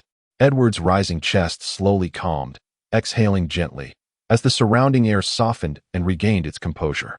A moist breeze rustled through the forest, alleviating the lingering heat. This is the limit of cellular potential. Edward glanced down at his hand, feeling the surging power within him, and even though he had long been prepared, a flicker of exhilaration coursed through him. Is this misfortune or fortune? For over a decade, Physical ailments have paradoxically become the impetus for Edward to touch the limits of his cells. Due to the awakening of the gate of truth, Edward's metabolism is several times that of an ordinary person, which, while shortening his lifespan, has also induced other transformations. For instance, his cells are exponentially stronger compared to those of an average individual. With this foundation, by employing the divine fist technique to stimulate his body without electrical currents, he can naturally reach the cellular limits at an accelerated pace. At present, he has attained the cellular threshold of his physical form, and the information transmitted from the gate of truth resonates within him. Tenfold cellular reinforcement, a strength of 10 tons, and a speed surpassing 300 meters per second. As he closes his eyes to sense the changes within his body, he takes several deep breaths, allowing his excitement to gradually settle. The next phase is to explore the genetic limits. However, he ponders the question, where might the genetic limits of this planet lie? Images of Spider-Man, the Green Goblin, Dr. Lizard, Electro, mutants, and the Hulk flash vividly in Edward's mind. Chapter 66, S-H-I-E-L-D. In the forest, the moist air gently wafts by, pulling Edward from his reverie. His once unfocused gaze brightens with clarity. He looks around at the scarred, uneven lawn he has ravaged, reflecting on the long journey ahead. Uncontrolled power is not what he desires. He chuckles and shakes his head, waving his hand lightly. With a crackle, a brilliant flash of electricity emerges in Edward's grasp. A torrent of destructive energy cradled delicately within his hand. Silence envelopes him. The orb of electricity resembles a radiant sapphire, resting calmly in his porcelain-like palm. Devoid of any visible menace, behaving like a tranquil pet under his command. With a casual flick, the electricity bursts forth, exploding in midair and unleashing a multitude of jagged currents that twist and writhe with abandon before crashing into the lawn below. The ground becomes alive with countless arcs of electricity, resembling paintbrushes that swiftly sketch an extraordinary pattern. In the dazzling center, a pentagram is nestled, a simple design pulsating with enigmatic waves, an alchemical array. In Edward's azure eyes, reminiscent of crystalline skies, the pattern on the ground is mirrored. Beneath his feet, he senses the earth's gentle, rhythmic tremors, as if an invisible hand is smoothing the uneven patches of the lawn, righting the flattened grass. Except for areas where the grass has been entirely obliterated, the damaged parts of the lawn visibly restore themselves to their original state. With his gaze fixed upon the lawn, which had transformed from its initial uneven state to a smooth expanse, Edward felt the shifting force field of the alchemical array and the changes within his own body. As thoughts swirled in his mind, alchemy, as he understood it, was the manipulation of the latent energies within the body to influence the external world. Whether it be the kinetic energy of muscles, the bioelectricity coursing through the body, or the heat generated from metabolic processes, all represented forms of alchemical intervention in the world around him. Given sufficient energy, kinetic force could easily topple a skyscraper. Bioelectricity could summon fearsome lightning, and thermal energy was potent enough to melt steel. The alchemical array served as the medium through which one could affect the world. Akin to the limbs of a body that can exert influence at will, one need only input specific commands to enact these changes. To alter the parameters of an object required consideration of the necessary force, its direction, magnitude, the work done, the energy lost, and the total work required, all of which could be managed through alchemy and the array, as long as he supplied the energy and meticulously calculated the requirements. Recording them within the alchemical array, the process would unfold. While Edward pondered these concepts, everything he undertook was captured by omnipresent satellites in the sky, soon to be observed by another individual. The Potomac River, a vital artery of the mid-Atlantic region of the United States, flowed from the western slopes of the Appalachian Mountains, formed by the convergence of the north and south branches, and emptied into the Chesapeake Bay, ranking as the 21st largest river in the nation. During the Civil War, the Potomac became the boundary between the opposing forces, with the battlefront visible from Washington. In the heart of the Potomac, on an island facing the Washington Monument, stood the iconic Triskelion building of the Department of S.H.I.E.L.D., resembling a trident piercing the clouds. Though the S.H.I.E.L.D. was an intelligence agency, it was as well known as the CIA and the FBI, making its headquarters location no secret, but rather a landmark of the city. To the southeast of the island lay the Lincoln Memorial, and further north, the renowned Watergate Complex, signifying the prominence of the S.H.I.E.L.D.'s headquarters among significant edifices. It was evident that the upper echelons of the World Council desired to prevent the Shield from being perceived as a mysterious organization within the United States. In the office atop the Triskelion building, Nick Fury, clad in a sleek black leather coat, sat before a glass table, his single eye fixed intently upon a liquid crystal display, silent and expressionless, resembling a tranquil sea devoid of turbulence. The screen displayed the scene from the rear yard of Parker Manor, where Edward stood amidst the alchemical array, not only in the present, but just within the past hour. Every action of Edward had been closely monitored by Nick. Due to unprocessed visuals and the interference of energy fields, certain movements remained unclear. However, the violently fluctuating energy curve on the screen unmistakably conveyed a crucial message: a high-energy presence ahead, and the youth depicted was perilously dangerous. Edward Parker was bowing his head, softly murmuring something, his expression betraying nothing of his inner thoughts. Knock, knock, knock. The sudden sound of knocking interrupted Nick's contemplation. Come in, he commanded, casually shutting off the screen. He lifted his gaze toward the office door. Sir, came the response as the door swung open, accompanied by the sound of boots striking the floor. A woman entered, clad in a snug black uniform, her pale skin and short black hair framing a serious countenance.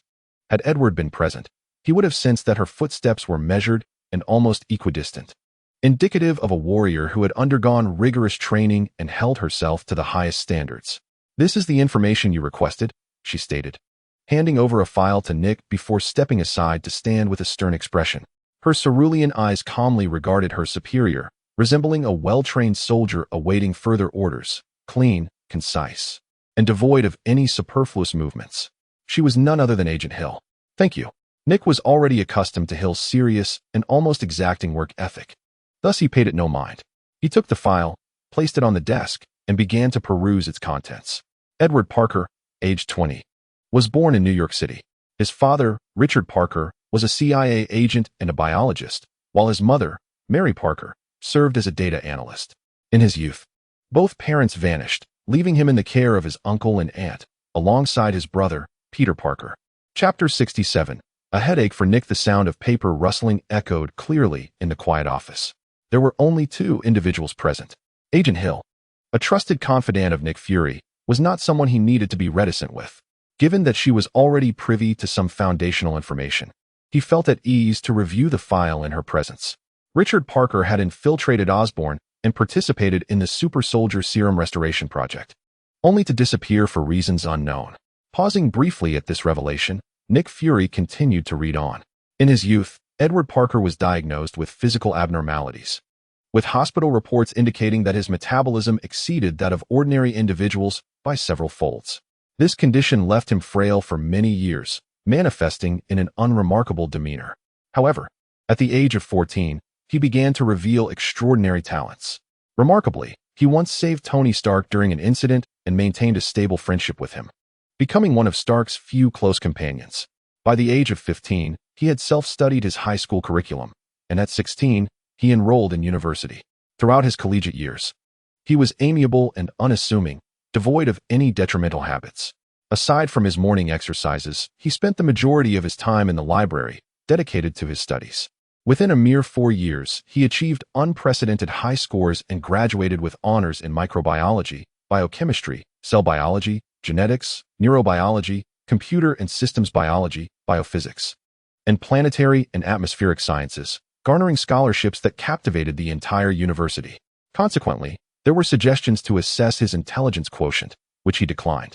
Recently, he graduated and joined the New York Police Department as an officer while also serving as a martial arts instructor, imparting the art of the divine fist. The details of his background are extensive, encapsulating significant aspects of Edward's existence. Yet, this very dossier caused Nick Fury, the director of SHIELD, to furrow his brow in agitation. Upon reviewing the documented events, even a seasoned individual like him, who had weathered countless storms, could not suppress a gasp of astonishment. His lips twitching in disbelief, followed by a throbbing headache. A monster. Even with prior suspicions, the extent of the individual's intellect was utterly beyond imagination. After all, a person capable of researching human evolutionary methods transcended conventional understanding, yet he was still taken aback by the prodigious nature of this dossier. ordinary geniuses. In his capacity as S.H.I.E.L.D. director, did not warrant much of his attention. He was primarily focused on Tony Stark, the son of Howard Stark, a similar type of genius. After all, Stark had begun developing weapons of mass destruction at a young age, which was far more tangible for those pursuing lethal weaponry. Moreover, witnessing Stark's brilliance rendered other prodigies rather lackluster in comparison. However, encountering Edward today was indeed a startling revelation. In Fury's eyes, Edward was no mere genius. He was a veritable monstrosity, a creature of intellect, distinct from those who relied solely on brute strength. The high intelligence exhibited by someone like Edward was far more disquieting. Not to mention, just recently, Edward had unveiled the Divine Fist, a method accessible to all humanity, enabling everyone to gain strength and embark on the path of evolution. What does this represent? He is acutely aware that the evolution of humanity is a subject of study for various organizations. Yet, despite countless resources invested over the years, there have been no significant advancements, yielding only unstable and perilous byproducts, let alone the prospect of widespread application across the human race. Now, however, a mere 20-year-old has discerned the trajectory of human evolution, devising a practical method and publicly sharing it. This intelligence, if harnessed for destructive purposes, poses a grave concern. As these thoughts traversed Nick Fury's mind, his brow furrowed deeper. Agent Hill gazed at her commander in astonishment, perplexed by his demeanor. Super bioweapons, super pathogens, super organisms, these notions incessantly surfaced in Nick's mind. These were not mere speculations. He believed that given the individual's expertise in biology, the creation of such entities was entirely within reach. The potential devastation unleashed upon human society by a super bioweapon would be unfathomable, not to mention the other secrets that might lurk beneath the surface. The enigmatic patterns he envisioned only intensified his furrowed brow, as he felt his mental faculties straining under the weight of the implications. Agent Hill, how do you propose we handle the individual detailed in the dossier? Furthermore, what is your assessment of him? Nick Fury hesitated, torn by conflicting thoughts, which surprised Hill. However, as a subordinate, she was resolute, offering her candid opinion without hesitation. He is exceedingly dangerous. The optimal course of action is to neutralize him. Nick's brow twitched at her suggestion of containment, leaving him noncommittal. In truth, the presence of such highly intelligent individuals posed a significant dilemma for the upper echelons of humanity. These individuals, undeniably, represented formidable challenges and unstable elements. On one hand, humanity required them, for in this tangible reality, the dichotomy of good and evil is merely a fraction of the existence, with many entities that defy human categorization. In the vast expanse of the universe, and even on this relatively small planet, humanity is not the sole intelligent species. Unlike the Earth of a past life, where humanity reigned supreme, here, the leaders of humanity grappled not only with the struggle for greater agency, but also with external threats that lie beyond human existence. Indeed, when compared to many other intelligent races, humanity's inherent strength appears remarkably frail, vulnerable to annihilation when confronted alone. In order to instill fear in other beings, humanity must bolster its own power, and for them, knowledge equates to strength. To realize this truth, they must rely on their own highly intelligent kin. However, the exorbitant costs of experimentation, the terrifying consequences of failed trials, and the potential for catastrophic outcomes should these individuals harbor malicious intentions, all contribute to the exasperation of the upper echelons. Moreover, the current individual possesses extraordinary powers, which only complicates matters further. As for controlling the opponent, without even considering the potential success, one must ponder the consequences of failure, which would undoubtedly lead to an uncontrollable situation. Contemplating these thoughts, Nick's expression remained stoic, yet his face conveyed a sense of helplessness.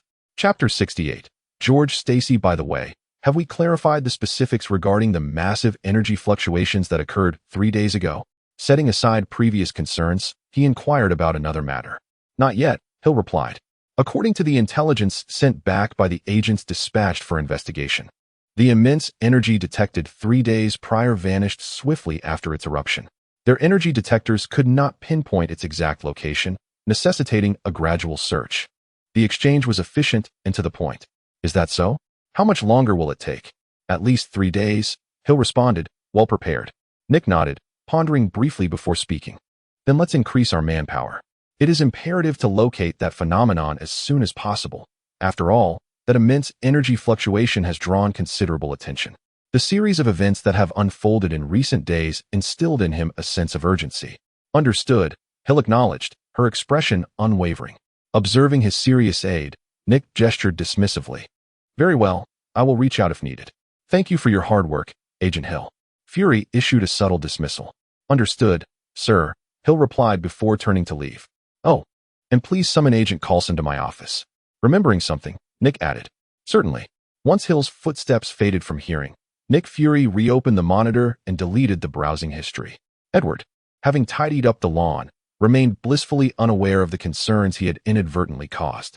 After taking a shower, attending to personal hygiene, changing into fresh attire, and enjoying a satisfying breakfast, Edward drove his car to the police station. Good morning, instructor. Good morning. At the entrance of the station, Edward walked amidst the crowd, smiling and attentively responding to each colleague who greeted him. Edward, a familiar voice called from behind. Good morning, Officer George. The speaker was George Stacy, father of Gwen Stacy. Edward, you remain as popular as ever. George observed the crowd's warm reception towards Edward with keen interest. Edward smiled, not one to feign modesty. Thank you. Within the police station, Edward had forged many connections, with George Stacy being one of the few with whom he shared a good rapport. Haha, Edward. You have certainly made a name for yourself. Just look at today as front page headline. As he spoke, George handed over the newspaper he held. By the way, would you care for a bun? As he lifted the packaging bag in his hand, the sight of several steaming, white dumplings inside brought a familiar comfort to Edward. These delectable morsels, undoubtedly, were dumplings. With the rapid expansion of the Kabbalah biological farm and the growing influence of its products, the landscape of this nation was in constant flux, particularly in terms of dietary habits. No, thank you, he replied, waving his hand dismissively as he accepted the newspaper. His brow arched as he caught sight of the New York Daily. Upon opening the front page, Edward was met with his own photograph. In the backdrop of crumbling buildings and fissured earth, a despairing crowd stood before the wreckage, while a young man with golden hair appeared expressionless, enveloped in a somber hue. The sight evoked an inexplicable discomfort, a sentiment far from admiration. The layout, featuring this image, reflected the considerable effort of the journalist behind it. Indeed, the article bore the byline of Corey. The article spoke of the divine fist martial arts, touted as a potential catalyst for human evolution. Yet, the specifics of its efficacy, let alone any possible side effects, remain shrouded in mystery. It is essential to recognize that even with pharmaceuticals, clinical trials are a prerequisite, and now, we found ourselves as unwitting subjects. The New York Police Department, perhaps seeking to shed its historically inept image, was embarking on a super police initiative, astonishingly inspired by a mere 20-year-old. While the intelligence of this individual might appear disheartening, it hardly justifies the rationale. Such a decision seemed far from prudent. Segments of text flooded Edward's vision. Although the tone was not overtly accusatory, it seemed to emanate from the perspective of an ordinary citizen expressing concern. Yet, the underlying current of distrust towards Edward was palpable, suggesting that Corey was deliberately steering public opinion to portray the divine fist as an untested product.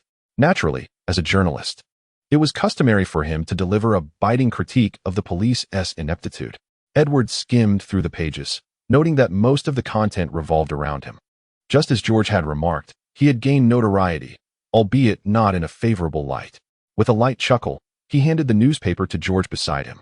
Edward paid little heed to the journalist's report. He was acutely aware of his aspirations. Regardless of the scrutiny, his primary aim remained steadfast. Everything else was of secondary importance. As for whether these articles would sway public choice, Edward shook his head in disbelief. The pursuit of power is an innate instinct among all living beings. Could a few articles truly deter people from practicing the divine fist? As for his own reputation, slander and criticism held no sway over him. The only thing that mattered was that an increasing number of individuals embraced the divine fist martial arts. After handing the newspaper to Edward, George, while savoring the bun in his hand, directed his attention towards Edward, curious about the reaction of this remarkable young man to the revelations before him. Would he respond with disdain, anger, loud curses, or perhaps vow to retaliate? George felt a sense of anticipation, albeit tinged with disappointment when Edward's expression revealed little change. It was both expected and unexpected. Wiping his hands clean of grease, George casually discarded the used napkin into the trash and turned to Edward, his tone laced with disappointment. "Huh, you hardly resemble a young man. I thought you would be furious upon seeing this news. You should know that I am indifferent to such matters. Fame holds no significance for me," Edward replied nonchalantly. George was taken aback for a moment. Then a wry smile crept onto his face. "Indeed, how could I forget? You are already a renowned figure. Such trivialities must seem rather juvenile to you." The young man before him was not only known to him, but to a significant portion of the populace in this country. His formidable resume was enough to leave anyone astounded. Naturally, the so-called fame and notoriety might have long since dulled for him. With this thought, George ceased to dwell on it. Suddenly, George caught sight of someone standing at the entrance of the police station. John. Chapter 69. The second one in the throng of passers-by at the police station, one individual stood out conspicuously, standing at 6 feet tall. With a robust physique clad in a white t-shirt and suit trousers, his grizzled hair framed a stern, cold face, and his gaze often betrayed a harsh demeanor. This was John Hudson. With a low grunt, John's eyes swept over the two men.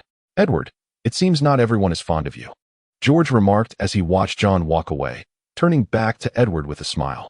"I'm no Franklin. It's quite normal for some to dislike me." Edward shrugged off nonchalantly.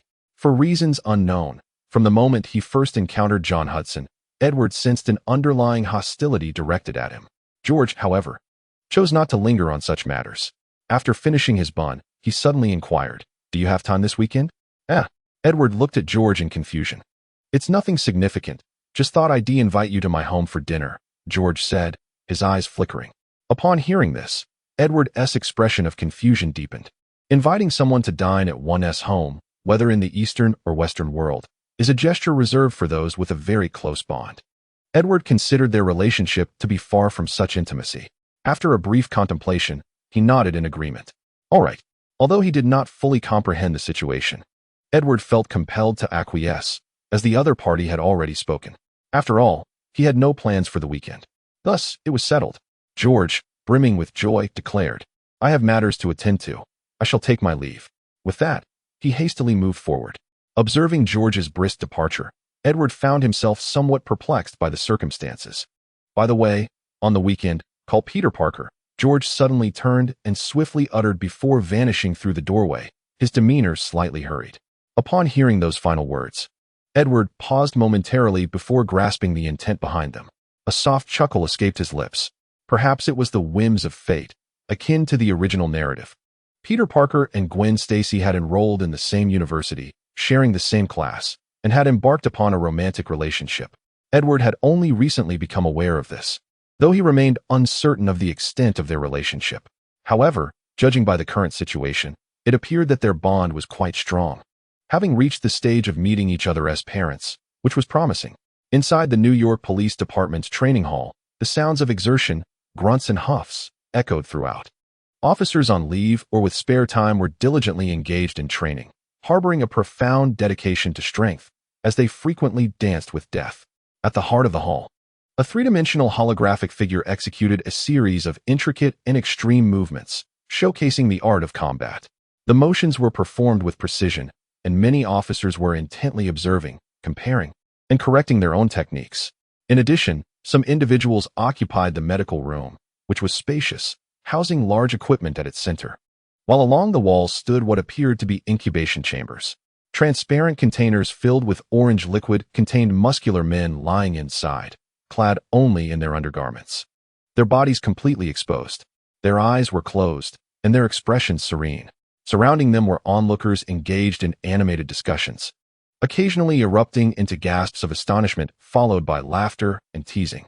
These were the rejuvenation chambers, filled with nutrient solutions that not only facilitated deep sleep and aided in the repair of bodily injuries, but also replenished the nutrients required after rigorous training.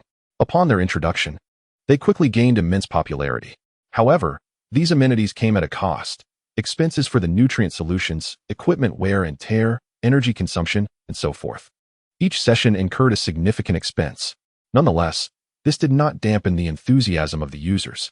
Through the rejuvenation chambers, They could not only mend their injuries, but also gain a clear understanding of their bodily transformations. The chambers provided precise monitoring of physical changes throughout the recovery process, conveying this information to users in data form. This feature captivated countless individuals, as they could witness their gradual ascent to strength. These elements are crucial for the cultivation of the Divine Fist, and equally significant for Edward. Through the rejuvenation pod, he can amass a wealth of bodily data, which he can compare with his own as a point of reference. Suddenly, a thunderous noise interrupted Edward's contemplation. He looked up to behold a colossal figure, Vincent. Strangely, while others who practiced the Divine Fist became robust, yet remained within the bounds of normalcy, this individual had transcended humanity entirely. Standing nearly 3 meters tall, with massive arms and powerful thighs, his body was a tapestry of rock-like muscles, exuding an aura reminiscent of the legendary Titans. Vincent's transformation naturally piqued Edward's interest, prompting him to focus more intently on this remarkable individual. "Vincent, what brings you here?" Edward inquired. Upon hearing Edward's voice, the towering behemoth appeared somewhat bashful. Edward smirked, subtly retreating a half-step to widen the space between them. "Sir, I sense something amiss with my body. It seems I am undergoing some new changes," Vincent confessed, his expression a mix of tension and relief as he looked expectantly at Edward. "Ah," Edward raised an eyebrow, suddenly perceiving a familiar yet distinct sensation emanating from the hulking figure before him. "You have reached your cellular limit," Edward remarked in astonishment. Though his voice was soft, the attentive ears of those around him, coupled with the focused gazes of many, ensured that his words did not go unnoticed. A hush fell over the crowd. In an instant, all eyes were riveted on Vincent. The weight of so many stares made him feel somewhat awkward, and he shifted his bear-like form, offering a rueful nod. Taking a deep breath, he clenched his right fist and struck with tremendous force. Crackling sounds erupted as a surge of electricity coursed across Vincent's body, visible to the naked eye. Accompanied by sharp, explosive sounds and dazzling flashes, the spectacle captivated the attention of countless onlookers. Boom! After a brief moment of stunned silence, the crowd erupted in fervor. "By the heavens, it truly is the cellular limit." He unleashed visible bioelectricity with his bare hands. Laughing in delight, they realized that the Divine Fist indeed holds the power of evolution. Chapter 70. A new beginning. The atmosphere was charged with excitement, exhilaration, and frenzy. The attendees found themselves in a state of extreme emotional upheaval, unable to contain their joy, for they had witnessed a glimmer of hope. Edward's abilities might have been coincidental or exceptional, yet the emergence of a second individual achieving the same feat signified the potential for a third, a fourth. It indicated that they could be next. They too are capable of such feats.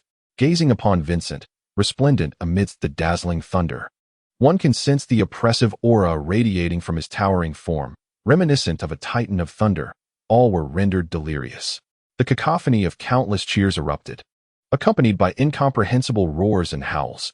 Amidst the frenzy of the police, Edward maintained a serene expression, inwardly exhaling a sigh of relief. Indeed, the notion that the Divine Fist path could lead to evolution is merely conjecture. For him, it is a certainty, as he not only cultivates the Divine Fist path, but also wields the gate of truth to command his very being. However, he remains uncertain about the transformations that others practicing the Divine Fist path might undergo, whether they too would evolve. Such matters are exceedingly complex, belonging to the domain of creation itself. Now, the blue depths of his eyes reflected the brilliant currents of electricity, the tumultuous power heralding a forthcoming era of grandeur. Surely, those who hear this news can no longer contain their excitement. The afternoon air seemed thick with moisture, oppressive under the blazing sun, causing the trees lining the streets, with their verdant leaves, to lose their luster, appearing somewhat lethargic. Crows traversed the sky overhead, their irritable caws echoing, while the clouds loomed low, suffocating in their density. The streets exuded a heavy gloom, the atmosphere thick with a sense of oppression. Occasionally, a breeze would sweep through, akin to the labored breaths of the dying, feeble and tinged with melancholy. The ephemeral cicadas squandered their dwindling time with reckless abandon, akin to rock singers lost in their own worlds, howling in a frenzied release of their existence. Regardless of the sweltering heat, each one reveled in their exuberance. This was their spirit of rock and roll.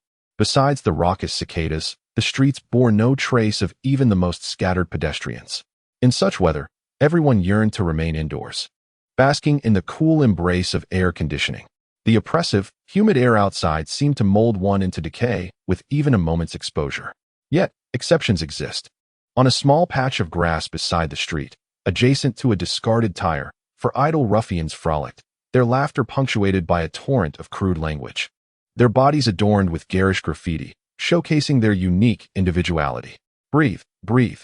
Amidst the stifling streets, an unexpected heavy breath pierced the air, reminiscent of a beast emerging to haunt. The street fell into a hushed stillness. Even the summer rock singers, previously belting out their art, were startled into silence, retreating their ephemeral forms behind the wilting leaves. At the street's crest stood a figure clad in firefighting gear, tightly wrapped and bearing a gas mask, obscuring their visage, save for the rhythmic rise and fall of their chest, hinting at the presence of life within.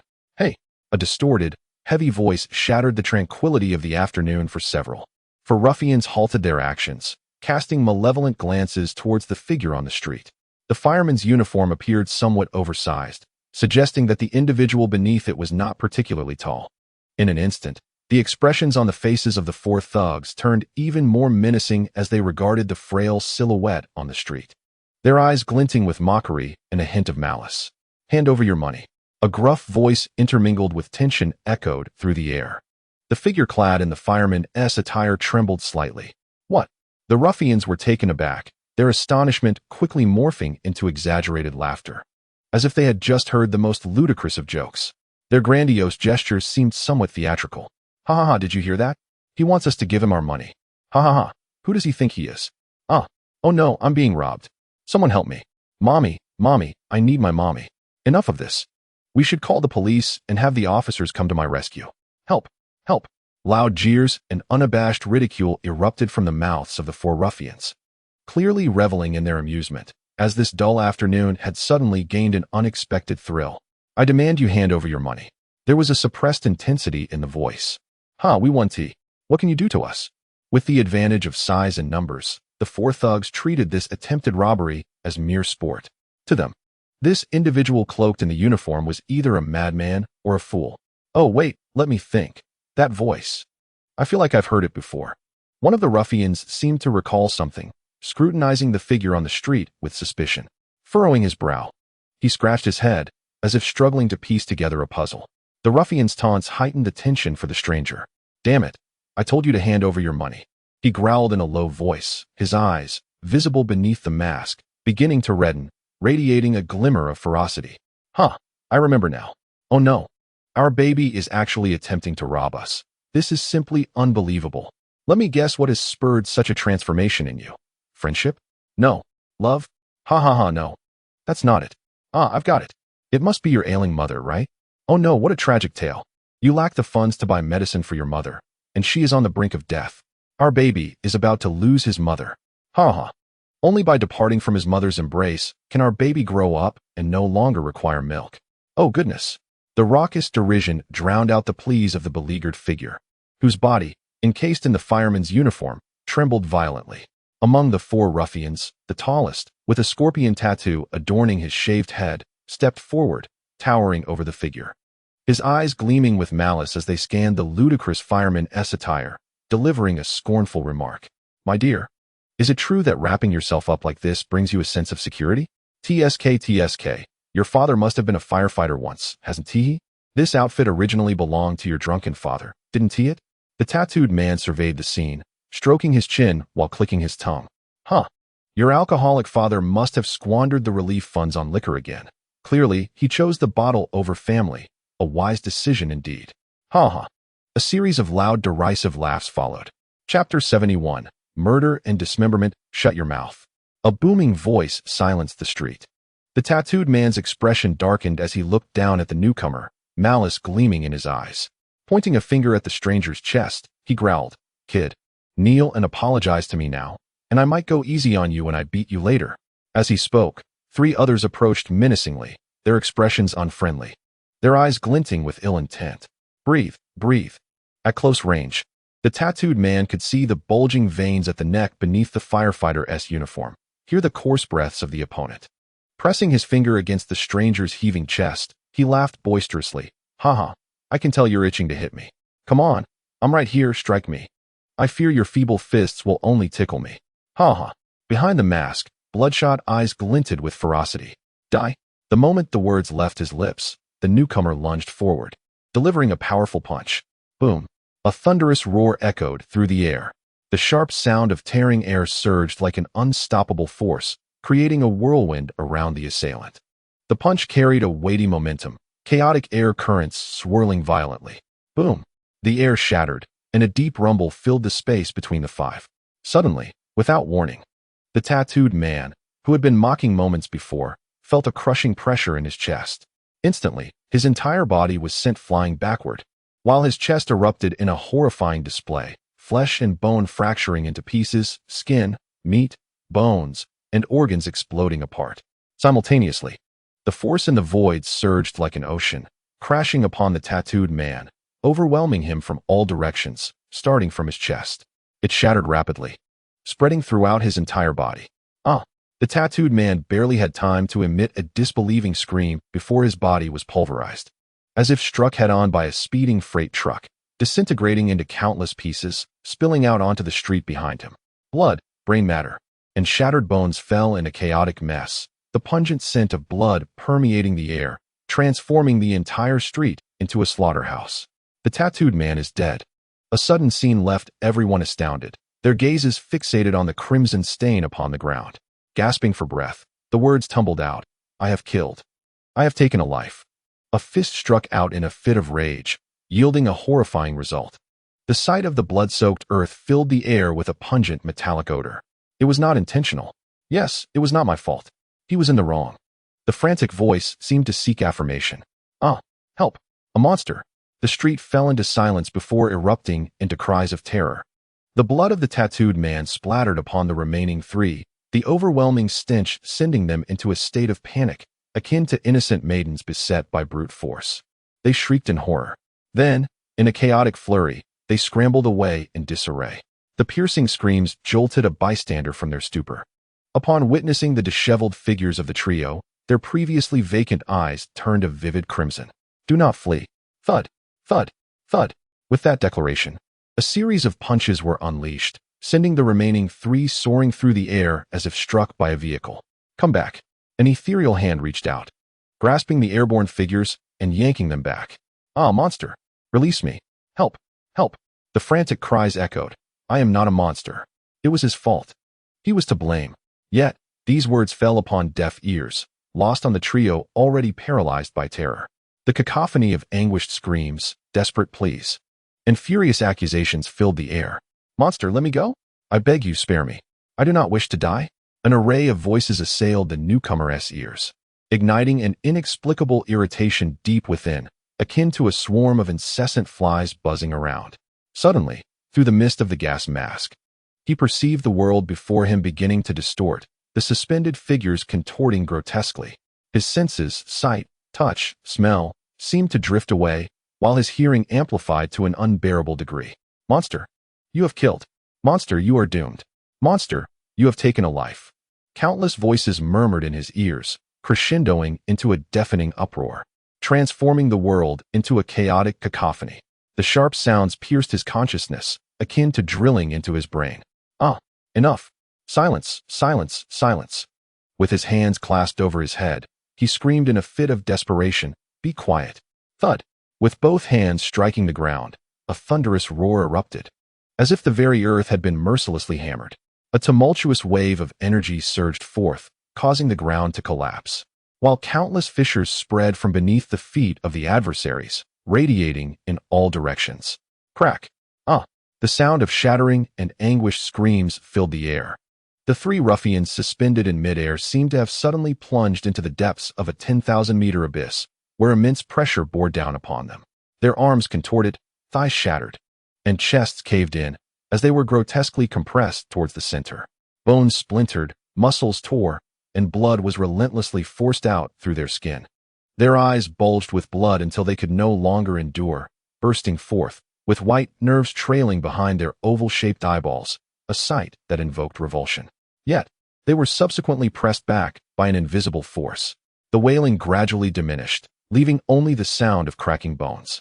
The three ruffians had vanished, leaving behind a grotesque amalgamation of bones, flesh, and entrails. With a clatter, the remnants scattered across the ground. The stench of blood filled the nostrils, and the streets were littered with disarrayed bits of meat. In the face of such chaos, the eyes behind the mask bore no fear, nor was there any exhilaration from vengeance. Instead, they reflected an inexplicable sense of relaxation, albeit tinged with weariness. At last, silence reigned. Observing the desolate ground, the newcomer murmured, "I told you to be silent. It was you who chose not to listen. Now, you will never utter another word. The world has finally quieted." Quieted. The figure clad in firefighting gear muttered, infused with a certain lightness. Chapter 72. The First Call to Duty. Ah, the money. Remembering their purpose, the newcomer busied themselves, once more sifting through the grotesque mass of flesh that lay upon the ground. The pallid remnants of bones, the decaying flesh, and the foul-smelling entrails intertwined in a ghastly mix. In the recent turmoil, fragile banknotes had become utterly unsalvageable, irrevocably entwined with the gore. Damn it! With a furious shout, they unleashed their frustration by delivering a powerful kick to a nearby tire. Under the tremendous force, the tire grotesquely deformed before being sent flying. Watching the tires soar, the individual clenched their fist, sensing the surging power surrounding them. A flicker of realization ignited in their bright eyes. Perhaps I could attempt a different approach. In the training hall of New York, the atmosphere was charged with fervor. Each individual was fully engaged, dedicating every ounce of their energy to learning, training, mentoring, and seeking guidance. No one was idle. The ambience was markedly different from before, as hope illuminated their spirits. In their previous training, they had also strived earnestly. This endeavor was undertaken to enhance one's own capabilities, in hopes of securing a greater chance of survival amidst future perils. As for the notion of evolving into a non-human entity endowed with superhuman abilities, it remained merely a fleeting thought, accompanied by a sense of skepticism. Yet now, with the emergence of a second individual, their ambitions were ignited in full fervor. At that very moment, a jarring alarm blared through the air. The once vibrant hall fell into a sudden hush, soon replaced by a cacophony of murmurs. At last, a mission has arrived. It is our turn to take action. The anticipation was palpable, with excitement and eagerness radiating from each individual at the prospect of the impending deployment. Each person displayed their inner fervor. After all, police officers are but human, and they were no exception. Once again, they found themselves on that familiar street.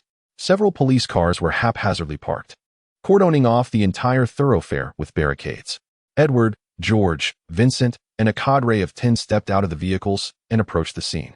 Before them lay a throng of onlookers, citizens, journalists, and vagabonds alike, all craning their necks in an attempt to glean some insight from the police-secured area. Upon seeing Edward and his companions, the crowd parted, yet the journalists surged forward, encircling them with fervor.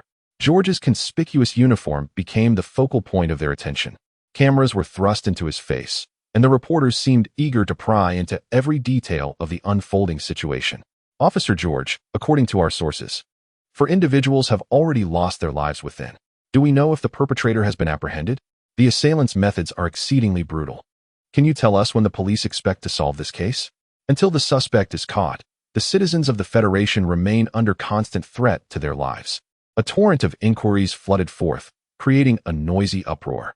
Simultaneously, countless flashbulbs ignited around them. For an ordinary person, the sheer intensity of the light might have been blinding. However, Officer George handled this scenario with practiced ease. The questions posed by the journalists were incisive and cunning, and he deftly sidestepped any potential pitfalls they sought to exploit. Nonetheless, George was not to be underestimated. He navigated the barrage of inquiries with remarkable finesse, akin to an egg without seams, leaving no opportunity for attack. The journalists were fervent, and Edward stood to the side, intrigued by the scene. This was his inaugural mission. Previously, he had only witnessed such events through the lens of television or cinema. Experiencing it firsthand was undeniably refreshing.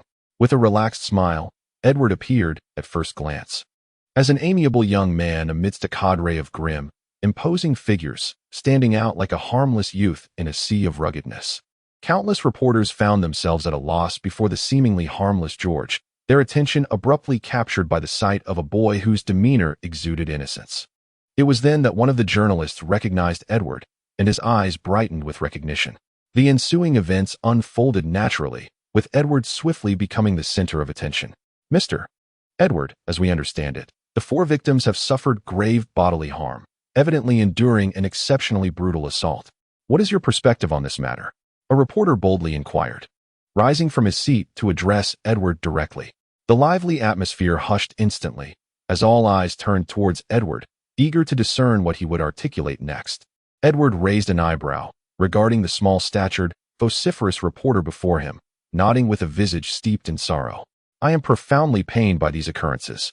This is a blatant violation of federal law, and as a federal officer, I bear the responsibility and obligation to apprehend the perpetrators and ensure they face justice, he declared with resolute conviction.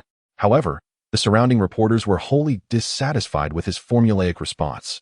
Mr. Edward, given the tragic events at the scene, some speculate that the assailant may not be an ordinary individual, perhaps even a superhuman. What is your take on this? The tenacious reporter pressed once more, unwilling to relent. Edward furrowed his brow, casting a sidelong glance at the journalist, sensing ulterior motives behind the inquiry. His sorrow morphed into bewilderment.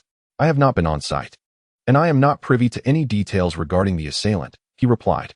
Yet, the reporter stepped forward, disregarding Edward's answer, and proclaimed loudly, Mr. Edward, could it be that this superhuman acquired extraordinary strength through some form of martial art, thereby wielding the instruments of crime? Until the criminal is brought to justice, we cannot ascertain the nature of their weaponry, Edward responded, his good spirits dampened, his expression remaining impassive. To be uncertain is to imply possibilities.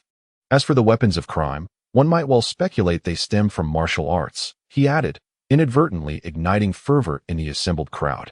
The atmosphere became electric as reporters from various publications rejoiced, fervently jotting down notes about the notion of an assailant mastering martial arts, the implications of such an art enabling malevolence, and the harrowing potential for violence it entailed. The most sensational topics emerged: martial arts, Edward as a super cop, the evolution of humanity. Any connection to these themes guaranteed headlines that would fly off the shelves, leading to an avalanche of peculiar and attention-grabbing phrases being tossed about. In Chapter 73, The Ruthless Assailant, the reporter, now sensing his advantageous position, exhibited an expression of triumph, his tone growing increasingly fervent. Mr. Edward, does the heinous nature of these criminals imply that the practice of divine fist might foster an inner propensity for violence, transforming individuals into mere harbingers of destruction? Perhaps. Edward shrugged, his gaze wandering aimlessly, responding with a casual indifference. The surrounding reporters, sensing that Edward was not particularly forthcoming, began to unleash a torrent of inquiries. Do these audacious criminals draw their confidence from the practice of divine fist? Uncertain, his good mood was soured, and he had little desire to engage further, offering only perfunctory responses. Mr. Edward, I am unsure. Mr. Edward, it could be. Gradually, it became evident to those present at the press conference that no matter the question posed, the answers remained consistently vague. I don't know. I'm not sure. Perhaps. This left them exasperated. How were they to write their articles? Moreover, hey, can't you exhibit a bit of professionalism? What does your dismissive attitude signify? It is essential to understand that regardless of their personal sentiments, one must feign eagerness when addressing these self-proclaimed monarchs of the press. His nonchalant demeanor was utterly intolerable. Countless journalists silently vowed to return with scathing exposés, determined to showcase his shortcomings and remind him of the power wielded by the press. Edward, however, was unconcerned with their grievances. Not wishing to squander any more time, he casually brushed aside the self-satisfied reporter blocking his path, moving forward with sincere apologies. Pardon me, esteemed journalist, but could you please step aside? We must proceed to the scene to gather evidence and swiftly apprehend the perpetrator, ensuring the safety of both you and the federal populace. Should this vicious criminal find you, any ensuing tragedy is something we would not wish to witness. With that, he lifted the barricade and entered, leaving a bewildered crowd in his wake. Damn it, this is a curse. He has issued us a vile curse. The reporter who had previously posed a question, now seething with indignation, shouted in fury. I shall make him pay. Flushed with rage, the journalist bellowed. Instantly, the atmosphere fell silent, with all eyes regarding the agitated reporter with a mixture of disbelief and pity, as if he were a fool. Make him pay. Well, It was evident that this colleague had perhaps indulged in too much drink. The encircled journalists began to disperse, snapping photographs and searching for better material. As for the reporter intent on making Edward pay, he was met with indifference. Edward was not a mere celebrity or a trivial figure, regardless of his current standing. He was far from being someone whom a lowly reporter could easily intimidate. The principal shareholder of the Kabbalah farm, a collaborator of Osborne, a world-class genius, and potentially the progenitor of future evolution. These factors distinctly illustrate the divergence between two realms. They may now seek headlines from one another, akin to Corey not long ago or the current agitated journalist, in pursuit of a momentous opportunity for fame. Yet, deep down, they are acutely aware that while they can indulge in numerous speculative reports, there are certain matters upon which they must remain silent. For instance, they can express concerns regarding the potential dangers posed by the emergence of the Divine Fist sect, and even exaggerate doubts about Edward's youth rendering him incapable of certain responsibilities. However, they must never incite the common populace to resist the Divine Fist sect, for this represents humanity's path to evolution, even if it remains unproven. As for ensuring Edward's favorable portrayal, let us momentarily disregard that unfortunate journalist, for he may well find himself gracing the front page tomorrow, merely a backdrop to the unfolding events. The scene of the accident was grim. A wave of retching erupted. Even seasoned officers, accustomed to the sight of blood, found themselves nauseated by the chaotic mess strewn across the ground. "Tiger, you Haven Tea brought us here merely to assist in cleaning this dreadful pile, have you?" cursed Vincent, a towering figure nearly 3 meters tall, unable to suppress his own heaves. At that moment, none around him mocked. The scene was simply too revolting. Red, green, black, white, various grotesque remnants littered the ground, the pungent stench assailing the nasal membranes, testing the limits of one's disgust. In stark contrast to Vincent's pallor, Tiger, who had arrived earlier, regarded the filth with an expression of calm. The gruesome sights, familiar to a battle-hardened veteran like him, elicited no reaction. Instead, his keen eyes meticulously searched through the disarray, intent on uncovering any useful information. Edward was engaged in a similar endeavor. Upon hearing Vincent's remark, Tiger diverted his gaze, casting a furtive glance at the imposing figure beside him, feeling an oppressive weight emanating from his presence, tinged with a hint of envy. Power, after all, was the paramount pursuit for individuals of their ilk. Observing Vincent's distressed countenance, Tiger shrugged, feigning innocence. "I too wish it were otherwise. But the brutality of this perpetrator is indisputable." Brutal? Indeed, it was common knowledge that this assailant was merciless. Look at the debris scattered everywhere. Damn it. If I were to encounter this scoundrel, I would surely crush his very essence. He exclaimed, exasperated. "Huh, that might not be the case, Vincent. Perhaps it is your own essence that would meet such a fate," Edward interjected with a smile, approaching them. "Instructor?" Vincent inquired, puzzled. The assailant's methods are not only brutal, but his strength is equally formidable. This heap of dismembered bodies belongs to 4 individuals. One appears to have been utterly obliterated by a rapidly speeding truck, while the other 3 seem to have been crushed by immense pressures from all directions. Tiger spoke with a grave expression. Regardless of the method, it indicates that the perpetrator is no ordinary person. Vincent, before you consider crushing your opponent's manhood, ensure that you are not crushed yourself. Edward interjected, casting a mocking glance at Vincent's imposing physique, as if assessing whether such bulk could easily be crushed. Vincent's already pale countenance grew even paler, and he retorted stubbornly, "Humph. Once we find the culprit, I will make him feel the might of Vincent's iron fist." As for the likelihood of this statement, it remains uncertain. Laughter erupted among the onlookers, who regarded the stubborn Vincent with derision. Chapter 74. Lip-reading Edward also found humor in observing the burly man beside him. His gaze swept once more across the scene of the accident, the sunken ground, the cracked fissures, the mangled bodies. "Edward, have you discovered anything?" George, suppressing his discomfort, inquired gravely, his eyes fixed intently on Edward. Both Edward and the surrounding officers could sense the suppressed fury within Officer George. Clearly, such brutal and bloody methods had ignited a fire of rage within him. Retracting his gaze, Edward shook his head and expressed his regret. "There is little left at the scene. Relying solely on this, we cannot ascertain any definitive information regarding the identity of the assailant." George nodded, a hint of disappointment crossing his features as he lifted his head to survey the surroundings. The efforts of collecting bodies, photographing evidence, and interviewing witnesses were in full swing. He turned to Tiger, asking, "Are the video materials from the surrounding cameras ready?" Perhaps due to his previous battlefield experiences, Tiger's psyche had hardened, showing little emotional fluctuation at the scene. He replied calmly, "Authorization has been obtained. I believe it will be transmitted shortly." George nodded in acknowledgement, choosing not to comment further. Suddenly, the thunderous roar of powerful engines filled the air as a convoy of camouflaged vehicles swiftly encircled the accident site. Subsequently, a squad of well-trained soldiers disembarked, quickly forming ranks. At ease. Attention. Count off. 1, 2, 3, 4.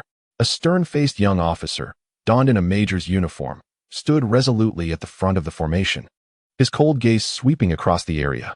First and second squads, disperse the crowd. Other personnel, secure this location immediately. As his orders were issued, hundreds of soldiers, seemingly well-rehearsed, split into two teams, efficiently dispersing the onlookers. We have the right to interview. Citizens have the right to know. Those journalists vying for the headlines were understandably reluctant to be dismissed so easily, their voices rising in protest. It was as if their very rights had been egregiously violated. However, such concerns held no weight for the soldiers, who were merely accustomed to following orders.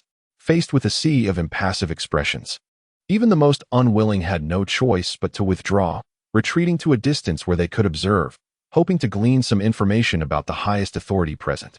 The figure of a stern-faced major approached Edward and his entourage with measured steps, exuding an air of authority.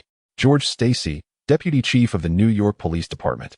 He declared, his brow furrowed as he regarded the officer before him. "We are dealing with a terrorist incident. By directive from above.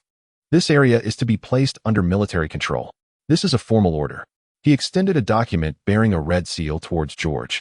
Upon receiving it, George cast a quick glance and recognized its authenticity, noting the unmistakable signature of William Brighton, the Chief of Police. Command of the situation would now transfer to the young major before him. "We will rely on you, Major." Half an hour later, what had once been a crime scene had transformed into a makeshift command center. Inside this rudimentary hub, George, Edward, Tiger, Vincent, and the major stood, their eyes fixated on the incessantly replaying footage. The scenes were fraught with insults, sarcasm, quarrels, and violence, a straightforward occurrence that captivated the attention of all five. Except for Edward, who maintained a calm and intrigued demeanor, the others bore expressions of grave concern. Their seriousness was warranted. A single punch could reduce a person to a mere shadow of their former self, akin to a speeding truck colliding with its target. A release of pent-up fury that could fracture the ground beneath. With a roar, 3 individuals were lifted as if by the hand of a giant, crushed under its might. Such power was beyond the capacity of ordinary men to withstand. The roadside cameras captured the unfolding events in vivid detail, the visuals clear despite the absence of sound. The expressions on the faces of the assailants were unmistakably discernible. "What have we found?" the major inquired, drawing the attention of the group back from the screen. Their expressions suggested a familiarity between the parties involved, though the content of their dialogue remained elusive, preventing them from extracting further valuable insights. After a moment's contemplation, George articulated his deductions. This footage does not capture the suspects' faces, and aside from the time and location of the crime, it cannot serve as direct evidence. Perhaps when the lip-reading expert arrives, we may uncover more information through their exchanges. The young major's brow furrowed.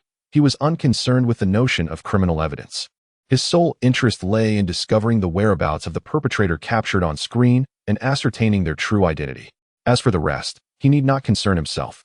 With a shift of gaze, the major's eyes fell upon Edward, revealing a somewhat rigid smile upon his stern countenance. "Mr. Edward, have you made any discoveries? Is it possible to glean information about the perpetrator?" Observing the somewhat awkward smile upon the major's face, Edward raised an eyebrow, inwardly remarking how unappealing the smile appeared. Nodding slightly, he focused on the images displayed on the screen and spoke. The two parties were acquainted, indeed quite familiar. The assailant had a mother suffering from a severe illness and a father, a former firefighter, who had succumbed to alcoholism. This family was in dire straits, surviving on welfare. The perpetrator exhibited a timid demeanor, often bullied, and was likely quite young.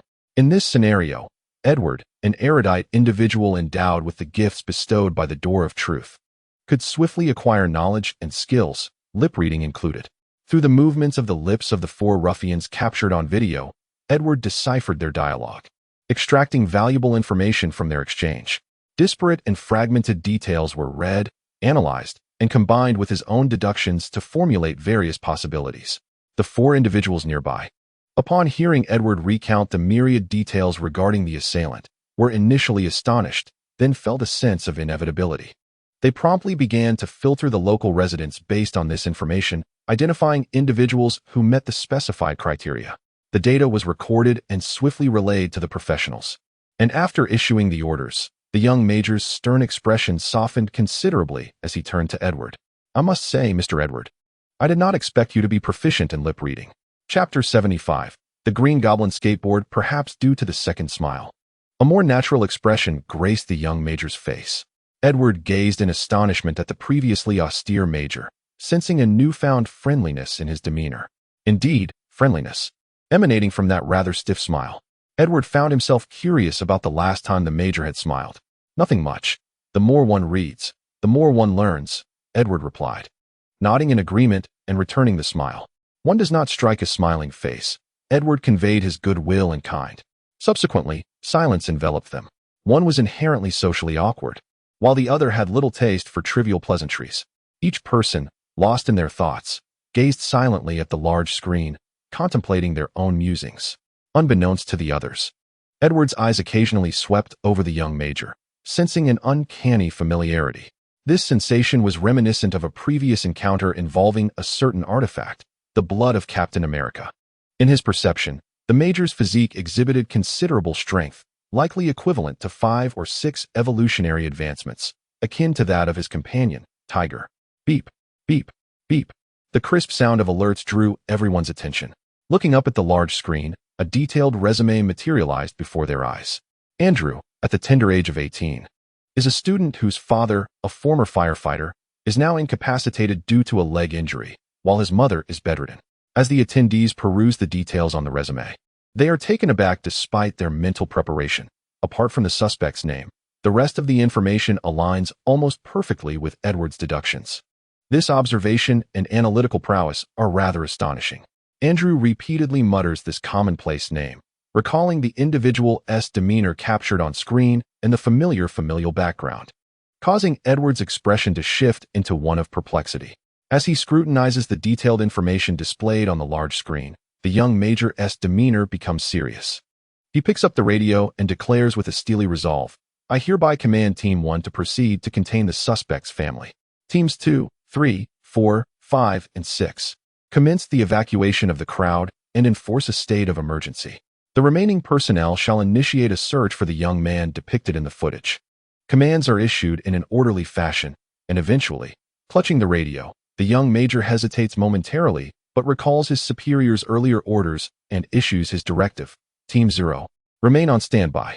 Setting the radio down, the young major regains his stoic demeanor and addresses Officer George. "Officer George, I trust the police can assist us in crowd evacuation. For a great battle is imminent, and we shall have no time to attend to civilians."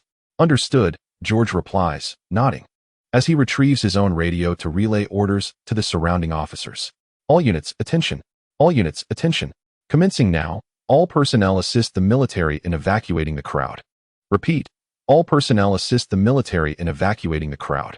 Having viewed the video, George understands that at this juncture, their role as ordinary officers is quite limited. Thus, he does not hesitate to issue the command. After completing these tasks, George hesitates briefly, glancing at the major beside him, and inquires, "Are you planning to eliminate the target?" Upon hearing this, Edward also turns his gaze, intrigued by the military's intentions. It is evident that while the military's response time far surpasses that of the typically late police, their rapid deployment this time raises suspicions. Edward cannot help but wonder if they had anticipated this situation all along, merely biding their time.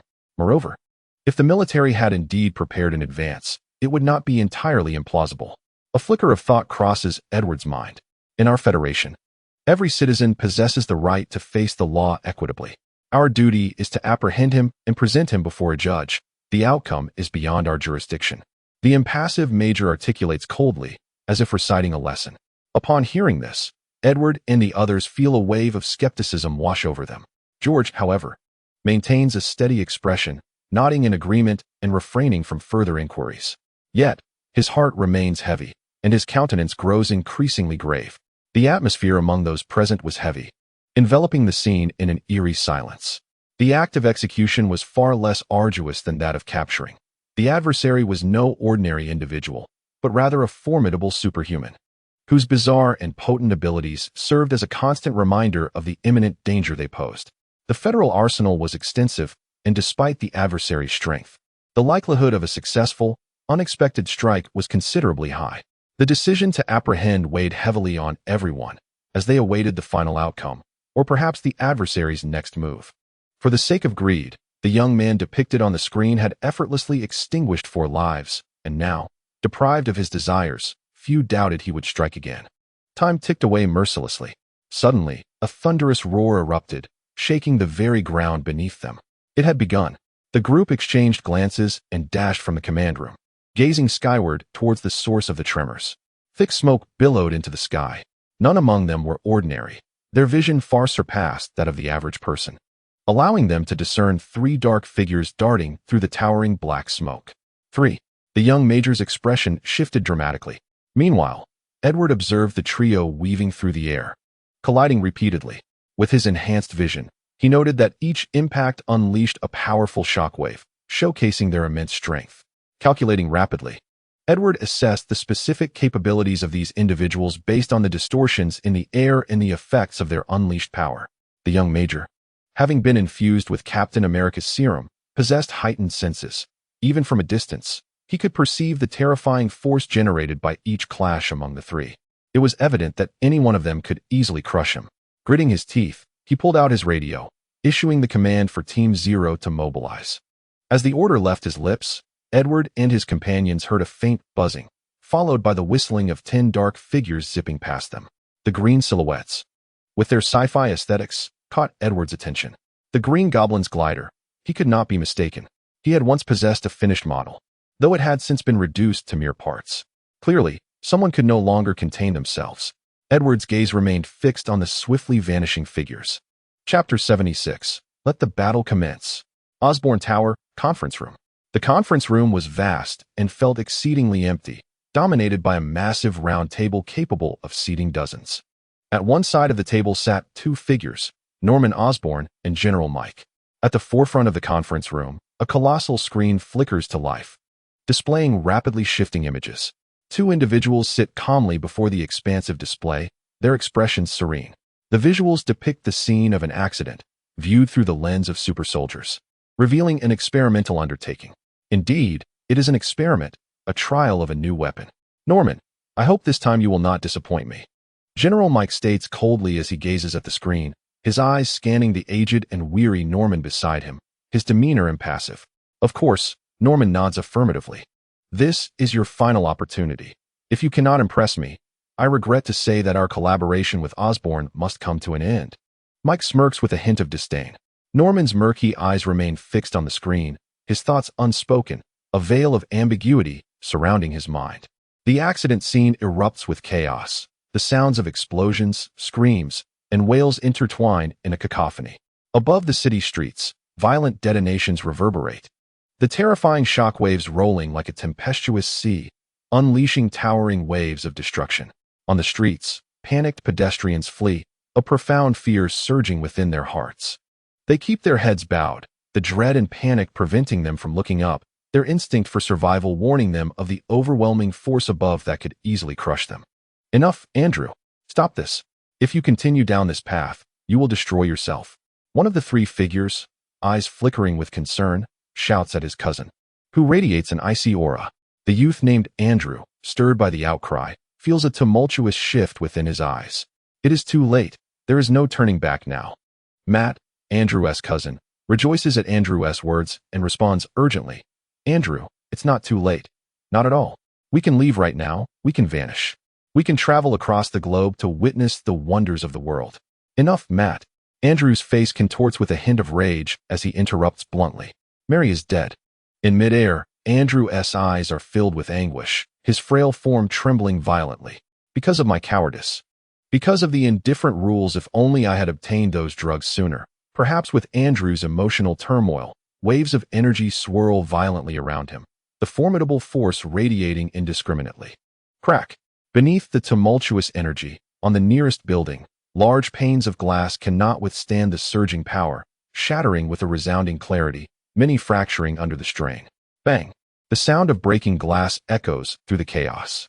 Amidst the towering edifices, countless shards of glass plummeted from the heights, some shattering upon the pavement, while others struck unsuspecting pedestrians or crashed into adjacent structures.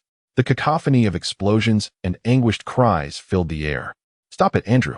What you are doing will ruin you," Steve shouted, his expression shifting in alarm at the sound of the screams. "Spare me your hypocritical sympathy. I have no need for it," Andrew replied, his face devoid of emotion. "What do you mean? I am your closest friend," Steve exclaimed incredulously. "Friend? I have never had friends," Andrew retorted, noncommittal. "Damn it. I spend every day with you and Matt, and now you tell me you have no friends?" Steve bellowed in frustration. Unfazed by the outburst, Andrew continued, "Step aside. I intend to bring him before Mary to repent. Only death can absolve him of his sins." He cast a cold glance at the two. "Enough, Andrew. He is your father," Matt exclaimed in disbelief, unable to fathom how his friend had transformed into this. "We will not allow you to continue down this path." The two exchanged resolute glances. With an unexpected smile, Andrew regarded the approaching duo, as though recalling something amusing. The once conflicted expression on his face solidified with newfound determination. "I recently read a fascinating article about natural selection," he spoke in a monotone. "There exists a creature at the pinnacle of the food chain, the most formidable in the ecosystem. Humans too reside at this apex, impervious to predation because we wield weapons. These weapons empower us and instill fearlessness. We are the ultimate beings. A lion feels no guilt when it devours an antelope, for it possesses greater strength. You do not lament when you swat a fly, for you are unafraid." His voice, almost a whisper, conveyed a peculiar reverence, an unusual faith, as if he were elucidating the world through his own lens. His eyes grew misty, shrouding a realm of survival of the fittest, a jungle where the weak are preyed upon by the strong. "You wish to impose your will upon me, to thwart my actions. Likewise, I have my choices, and I refuse to submit." His gaze, peculiar and indifferent, pierced through to the two before him, and from his lips flowed a blend of detachment and madness. "Thus, to prove who is stronger, let the battle commence," he roared, a feral sound reverberating through the air. With a thunderous crack, the sound of an explosion echoed as Andrew lunged forward, a blur akin to a cannonball, striking Steve with a ferocious punch, while simultaneously, a transparent fist barreled toward Matt, like a speeding truck, crashing into him with a resounding thud. Three figures transformed into fleeting shadows, propelled by a tempestuous wave of energy, collided forcefully against the adjacent building. The edifice, forged from steel and concrete, at that moment, bore little distinction from mere earth, quaking violently in response to the surging currents reminiscent of ocean waves, emitting a cacophony of creaking and twisting sounds. Bang, bang, bang. Within the building, the thunderous sounds of fists and feet clashing reverberated continuously. The trio resembled monstrous beings clad in human guise. Each strike unleashed a force weighing several tons, a terrifying display of power that wreaked havoc upon the structure. Glass shattered, walls erupted, accompanied by desperate screams. Chapter 77. Apex Predator? Crack. Under the force unleashed, the internal structure of the building was instantaneously riddled with countless fissures, and soon, amidst the sounds of breaking, the edifice began to collapse. Boom. Amidst the rumbling, the building disintegrated, large chunks of debris bursting forth. Whoosh, whoosh, whoosh. The sharp sound of air being sliced open echoed as massive stones, propelled by overwhelming force, erupted with lethality akin to bullets, hurtling in every direction. On the streets, panicked pedestrians and innocent civilians within the building found themselves engulfed in despair, as this sudden calamity reduced them to mere fragments alongside the crumbling structure. Gray dust soared into the sky, inexplicably tinged a blood-red hue, the pungent scent of blood-inducing nausea. Amidst the rising smoke, Andrew's right hand grasped a disheveled drunkard, reeking of alcohol, his cold eyes flickering with profound disdain. His icy gaze swept across the debris strewn on the ground, where two figures, gasping for breath, stared with complex expressions at the frail youth suspended in midair. "Andrew, cease this," Matt gasped, making one last effort. In truth, you cannot thwart me. You are utterly powerless against me. For I am stronger than you in both strength and will, he declared, loosening his grip on the inebriated man. Ah! A scream of terror erupted as the drunkard began to plummet freely. Whoosh! The sound of air being torn apart resounded as Matt kicked off the ground, launching himself into the air to catch him. Bang! Blood rained down from the sky. The drunkard, suspended in midair, was violently shattered into countless pieces, blood splattering like raindrops upon Matt's incredulous face. Andrew! A roar erupted as Matt's face contorted in rage, his speed surging as he hurled a fist towards Andrew in midair. Bang! Boom! In response, Matt crashed into the ground at an even greater velocity, causing the earth to tremble and a cloud of dust to rise. Simultaneously, a surge of overwhelming power followed. Steve, poised to act, was struck down by a punch from above, driven directly into the ground. Withdrawing his hand, Andrew gazed down at everything beneath him, speaking with an air of indifference. You are all too feeble, Matt, Steve. Your spirits lack fortitude. Like beasts trapped within a cage, you possess strength, yet pose no threat to me. Suddenly, a cacophony of shattering air resonated as a multitude of bullets surged forth from various directions, transforming into a torrent of steel, imbued with the power to effortlessly rend all asunder, hurtling towards the boy suspended in midair. Futile. These bullets are akin to ludicrous toys, hovering aloft. Andrew regarded the metallic projectiles encircling him, held fast in the void by his formidable telekinetic prowess. At that moment, 10 shadowy figures erupted from the surroundings, accompanied by dozens of crimson flames streaking past as the high-explosive projectiles mounted on the Green Goblin-esque glider whistled through the air, forming a barrage that ensnared Andrew. A glimmer of brilliance flashed in his eyes. With a whoosh, the airborne bullets suddenly distorted, coiling into a colossal steel serpent that circled around Andrew.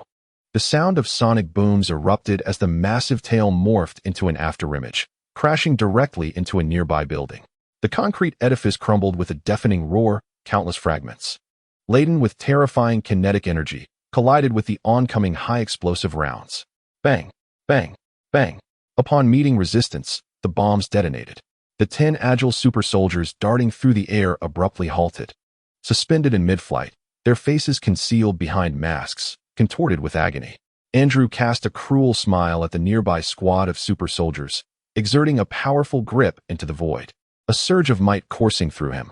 Bang! Bang! Bang! Subsequently, explosions erupted incessantly as the 10 were crushed by an immense pressure, bursting forth like blood-red fireworks in the sky. Sharp, twisted sounds followed as their gliders snapped, blood and debris coalescing into crimson orbs, drifting desolately in the air. On the ground, remnants of shattered walls and lifeless bodies lay strewn about, the scent of blood wafting in the wind. Andrew hovered above, surrounded by 10 sanguine spheres, his face bearing a manic expression. Your weapons are ineffectual against me. I am far stronger.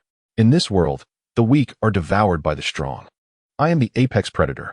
It was a declaration of dominion. In that instant, as the Green Goblin's glider shattered, the clear screen within Oscorp's tower flickered out, leaving behind a flurry of static, plunging the conference room into silence. Norman, you have failed. As if already aware of the outcome, Mike stood, gazing at the aging Norman beside him, his eyes glimmering. Perhaps Oscorp should seek a new master, one who is younger and more capable. With those words, Mike turned and departed. Mainframe, activate satellite imagery. Sitting in silence, Norman spoke with an expressionless demeanor. He appeared unfazed by Mike's departure. Indeed, Mr. Osborne. At that moment, a faint sound of something slicing through the air resonated, as a beam of blue ethereal light surged forth, aimed directly at Andrew, who hovered midair. A disdainful snort escaped his lips, and an overwhelming force erupted from his being, creating a tempest of energy that twisted and surged, directly colliding with the blue light. With a resounding impact, the wave-like force was cleaved apart, yet the blue radiance maintained its relentless speed. As the luminous entity approached with alarming rapidity, Andrew let out a furious roar. The veins on his neck bulged as he concentrated his mental faculties, transforming the intangible air before him into a tangible barrier. Stop! He bellowed, and as if responding to his command, the blue light gradually came to a halt, dissipating to reveal its true form, a metallic disc approximately half a meter in diameter. With ragged breaths, blood streamed from his nostrils. "I am the strongest," he proclaimed, his visage contorted with ferocity. Suddenly, crackling electricity erupted. Upon the gleaming surface of the metal disc, an ethereal blue alchemical array materialized. Amidst the dazzling flashes of electric light, Andrew's fierce countenance morphed into one of terror. A low, ominous hum filled the air as the metallic disc regained its momentum, vibrating violently, unleashing a formidable tearing force that broke free from its constraints, shredding the surrounding energy.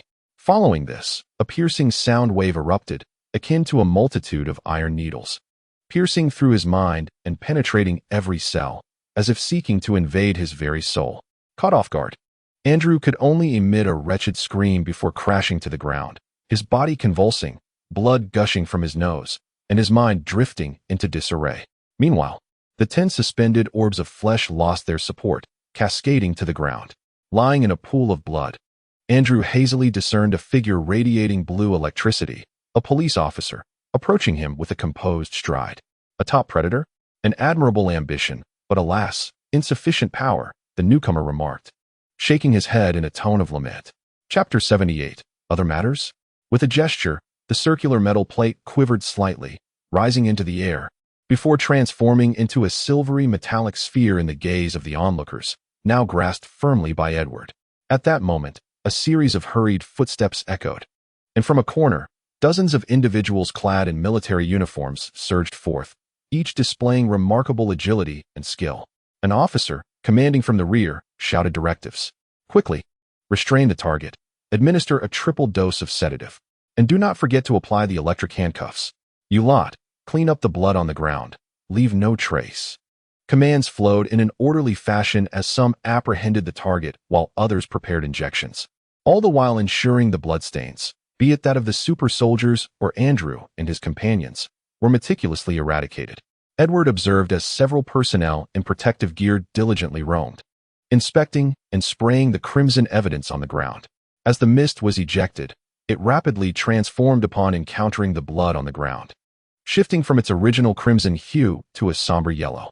Witnessing this scene, Edward's eyes reflected a contemplative glimmer. Reality is not a cinematic spectacle. Battles do not conclude with mere dismissals. In this world dominated by advanced technology, whether it be your blood or any other tissue, as long as it harbors genetic information, it is conceivable that another copy may soon emerge.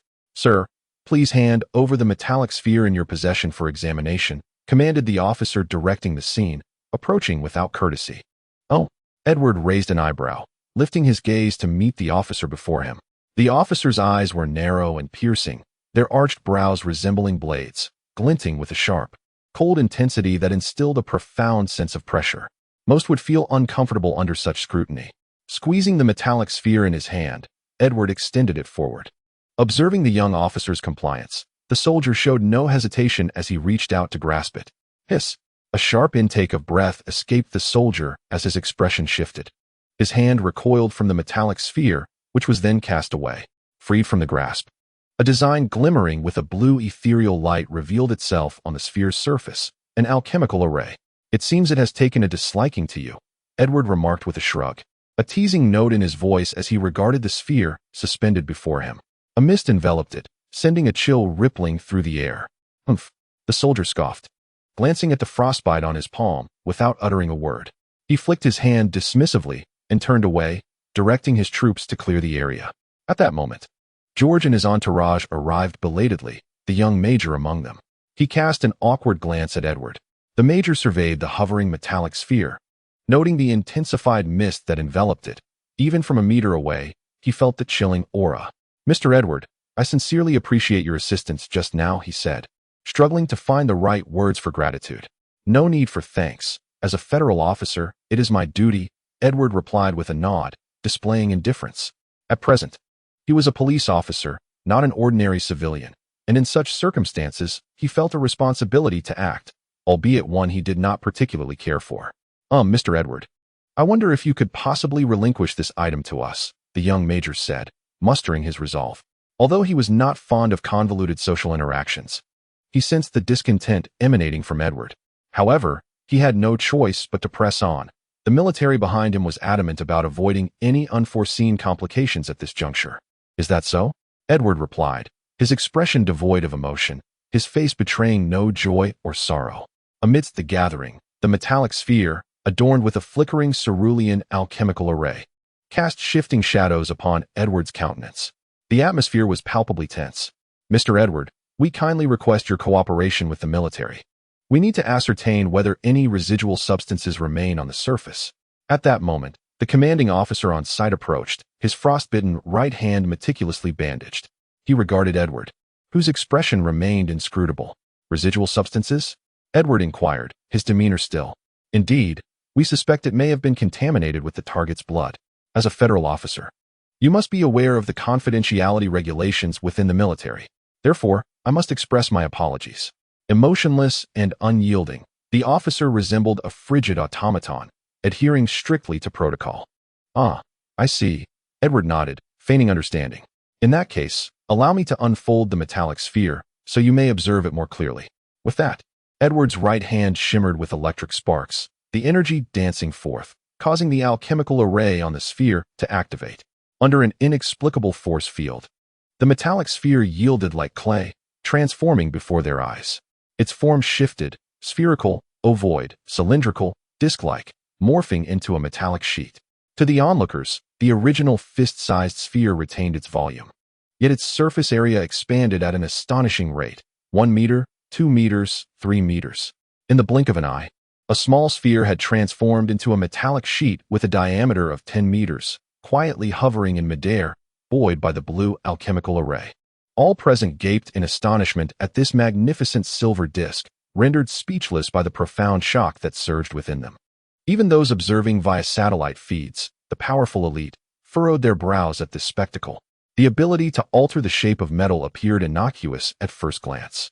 Yet when coupled with the formidable intellect of the individual, it morphed into something unervingly potent.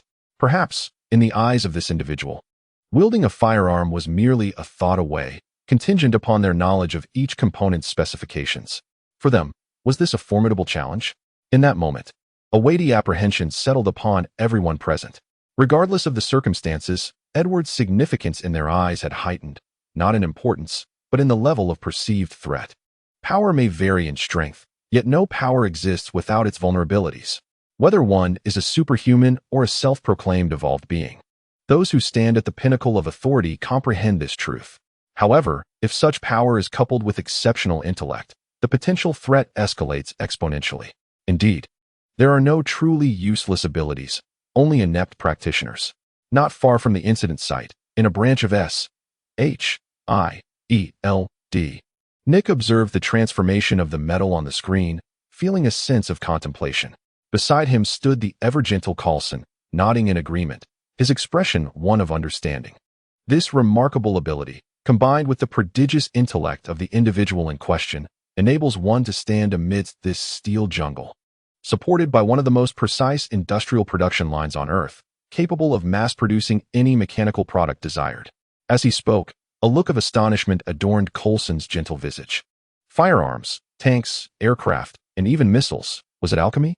In Nick's remaining eye, the ethereal blue patterns reflected upon the metallic foil. With a wave of his hand, the blue alchemical array dissipated. The metallic foil, bereft of its supporting force, began to drift slowly to the ground.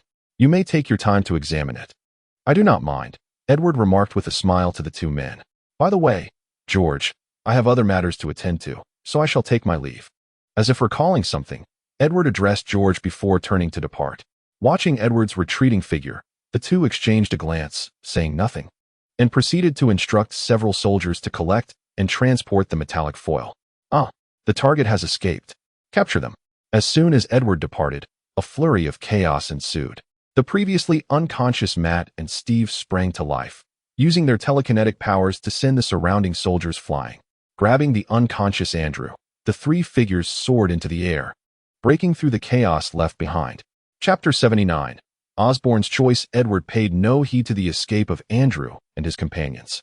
In truth, while he found them intriguing subjects for research, their intangible telekinetic abilities posed a certain threat for which he had no effective means of control. He could easily eliminate them. Yet capturing and restraining them was beyond his current capabilities. Severing limbs would be futile. Even continuous injections of sedatives carried risks. The moment they regained consciousness, one would have to worry about the unpredictable nature of their telekinesis. From his perspective, their escape was advantageous for the military, and so be it. These thoughts merely flitted through Edward's mind as he gradually distanced himself from the crowd. While Edward could depart, the other officers were bound to their posts, assisting the military in clearing the scene.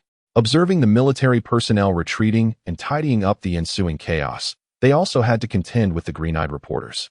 After a brief silence, the accident site descended into disarray. The onlookers, the controlling officers, the interviewing journalists, and the photographers capturing every moment filled the area. Alongside the viewers at home, Osborne Tower, Norman Osborn sat quietly in the conference room, his murky eyes wearily fixed on the large screen displaying the chaotic accident scene. Collapsed buildings, cracked earth, exploding, flaming vehicles, and the weeping, helpless crowd. How fragile it all is, he murmured, his aged voice betraying both powerlessness and exhaustion. Raising his trembling hands, Norman gazed into his murky eyes, which reflected the deep creases of his sagging skin. Upon this canvas of age, he could discern numerous liver spots, a testament to the ravages of time. As his biological knowledge informed him of the signs of aging, the frail body, with its waning functions, could no longer metabolize excess melanin, leading to pigment deposition and the formation of age spots.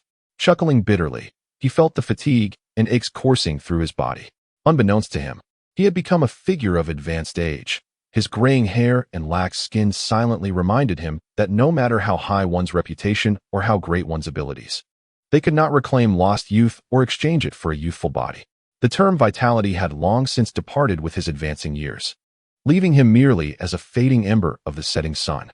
After much struggle, he managed to rise from his chair, only to find himself slightly breathless from the effort. A flicker of reluctance crossed Norman's eyes as he sensed his increasingly frail condition. Mainframe, how is the data from the experiment progressing? What of the serum analysis? Can it fully restore my body? The data has been thoroughly analyzed. Mr. Edward's serum can indeed heal your body. According to the experimental data, after the serum injection, your cellular activity will peak. During this rejuvenating process, your bodily state will revert to that of a 20-year-old. Is that so? Norman refrained from expressing his skepticism. He was acutely aware that everything comes at a cost. As an expert in biology, he understood that restoring one's vitality to the pinnacle of youth without consequence was a notion that defied logic and shattered the laws of nature. No matter how brilliant Edward might be, he could not possibly transcend the fundamental truths of the world. What negative effects might arise from the serum injection? Norman inquired, his expression devoid of emotion. It will consume your life force. Following the serum injection, the unique proteins within it will stimulate cellular metabolism to accelerate. To maintain this peak state of vitality, cells will divide and differentiate at a faster rate, ultimately depleting your lifespan. The electronic voice delivered its message without a hint of sentiment. Ah, the final flicker of life, Norman mused, furrowing his brow, his myriad wrinkles merging into a singular expression of concern, resembling a wrinkled orange. Has Dr. Connors discovered any solutions? Norman felt that his aging body could scarcely endure the strain of further contemplation, so he hesitated only briefly before directly inquiring. Dr. Connors has identified 3 potential solutions. The electronic voice responded. Is that so? Norman's weary visage brightened momentarily, a glimmer of hope piercing through his exhaustion. This was perhaps one of the few pieces of good news he had received. A self-deprecating smile graced his lips. I find myself growing increasingly impatient. Gathering what little energy remained, Norman focused intently on the forthcoming solutions. Superhuman serum, function enhancers, and Mr. Edward's divine martial arts. The electronic voice remained as cold as ever. On the other hand, upon hearing these 3 proposed solutions, Norman's brow furrowed ever more tightly. Although the options appeared numerous, none seemed suitable for him. The serum derived from Superman had become a rarity since the death of Dr. Erskine. While it was not impossible to replicate, after all these years, the serum remained unreplicated. Moreover, even if the serum were presented before Norman, whether he would dare to utilize it remained uncertain. As for the enhancement serum, it could be described as a flawed version of the Superman serum, developed by Norman Osborn himself using remnants of data from years past. However, the side effects were far from commendable. The concept of the God Fist path flickered in Norman's murky eyes. Although some had already succeeded, and this power rooted in human evolution, was undeniably formidable. Whether he could transcend his physical limitations and embark upon the path of evolution remained an unknown. The image of a figure crackling with lightning flashed across his mind, and he murmured to himself, Norman Osborn. Having transformed a decaying Osborn into the colossal entity it was today, was certainly no fool. He would neither underestimate himself nor indulge in blind arrogance. Every endeavor harbors the potential for failure. The distinction lies merely in the likelihood and whether the consequences are bearable. Even the God-Fist path was not exempt from this truth. However, Osborn could not afford to be so disheveled. With a murmured resolve, a chilling light suddenly shot forth from Norman's eyes. As the overseer of Osborn Industries, he had sacrificed far too much for its expansion, more than he could ever have imagined. Thus, he could neither let go nor desire to relinquish it. Trembling, he approached the bedside, where towering buildings loomed hundreds of meters high, and pedestrians and vehicles below appeared like ants. The warm evening sun filtered through the glass, casting its glow upon Norman's aging form. Yet this warmth brought him no solace. At some point, a cerulean vial had found its way into his hand, shimmering with an ethereal hue under the muted sunlight. Osborn could only belong to Osborn. Even in destruction, it could only unfold by his own hand. A cold, chilling voice resonated with a bone-deep malice. Bang! The sound of shattering echoed. Chapter 8. Parker Manor. The ancient sun, adhering to its unwavering course, descended toward the west, leaving behind an orange-red twilight that painted the entire world. Amidst the bustling crowd, the day's labors came to a close in this vibrant metropolis, once again ensnared by throngs of people. Countless office workers wore expressions of fatigue, inching their way home. Each face bore traces of joy and relief. For them, clocking out and returning home was a matter of celebration. The rhythm of work, commute, and homecoming repeated itself among the city's denizens, some reveling in it, while others became numb. Regardless of success or failure, all would ultimately return to the mundane. With the rapid proliferation of the Kabbalah biofarm, the assets of the Parker family are expanding at an extraordinary pace. Although they may still be several tiers below the global giants, it is conceivable that in the future, the Parker family will emerge as a formidable power on this planet, merely awaiting the right opportunity that Edward has long anticipated. The Parker Manor, which Edward financed for his personal use, is situated to the east of New York City, about an hour's drive from the precinct, adjacent to the Kabbalah biofarm and, of course, the Extreme Martial Arts Academy. Perhaps due to the relatively affordable real estate prices in the suburbs, Edward's estate is impressively large, benefiting from Edward's several stellar performances. The sales of his enterprises have surged dramatically, particularly at the Extreme Martial Arts Academy, where the threshold has been trampled by a continuous influx of eager participants. An increasing number of individuals are becoming acquainted with the name Divine Fistway, prompting a multitude to join the academy in pursuit of mastering this extraordinary martial art. After a bustling day, Edward remains invigorated. The workload poses no strain on his current vitality. He turns off the engine, parks the car, and strides forward with a light-hearted step, humming an indiscernible tune. Coupled with the faint smile gracing his lips, it is evident that Edward is in high spirits. Under the dim light, a breathtaking arc of blue luminescence dances in Edward's hands. Upon closer inspection, it is a spherical blue crystal, sparkling with captivating brilliance in the sunlight. As he toys with his newfound treasure, Edward's smile becomes significantly more pronounced. Pardon the interruption, a gentle voice arises from behind, imbued with a hint of embarrassment. The mere sound evokes an involuntary fondness. Turning around, Edward's gaze lands upon two familiar figures, a middle-aged Caucasian man with a warm smile and a stoic black man with a single eye. They emerge from a vehicle and approach him, the middle-aged man initiating the conversation. Both individuals are strikingly distinctive, and Edward surely recognizes them. Nick Fury and Phil Coulson. However, at this moment, Edward does not know their identities. Pointing to himself, he queries me. His expression mirrors that of an ordinary person confronted by strangers, marked by confusion and surprise.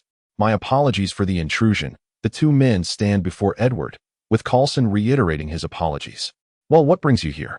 Edward shrugs, directly inquiring about their purpose. Naturally, he refrains from disclosing any affiliation with law enforcement or soliciting their assistance, even without knowing their identities. Their attire and demeanor clearly indicate they are no ordinary individuals. Allow me to introduce myself. I am Phil Coulson, affiliated with SHIELD. This is our director, Nick Fury. Coulson commenced with a self-introduction. Hello. Nick extended his hand with a stoic expression. Well, I felt rather good a moment ago.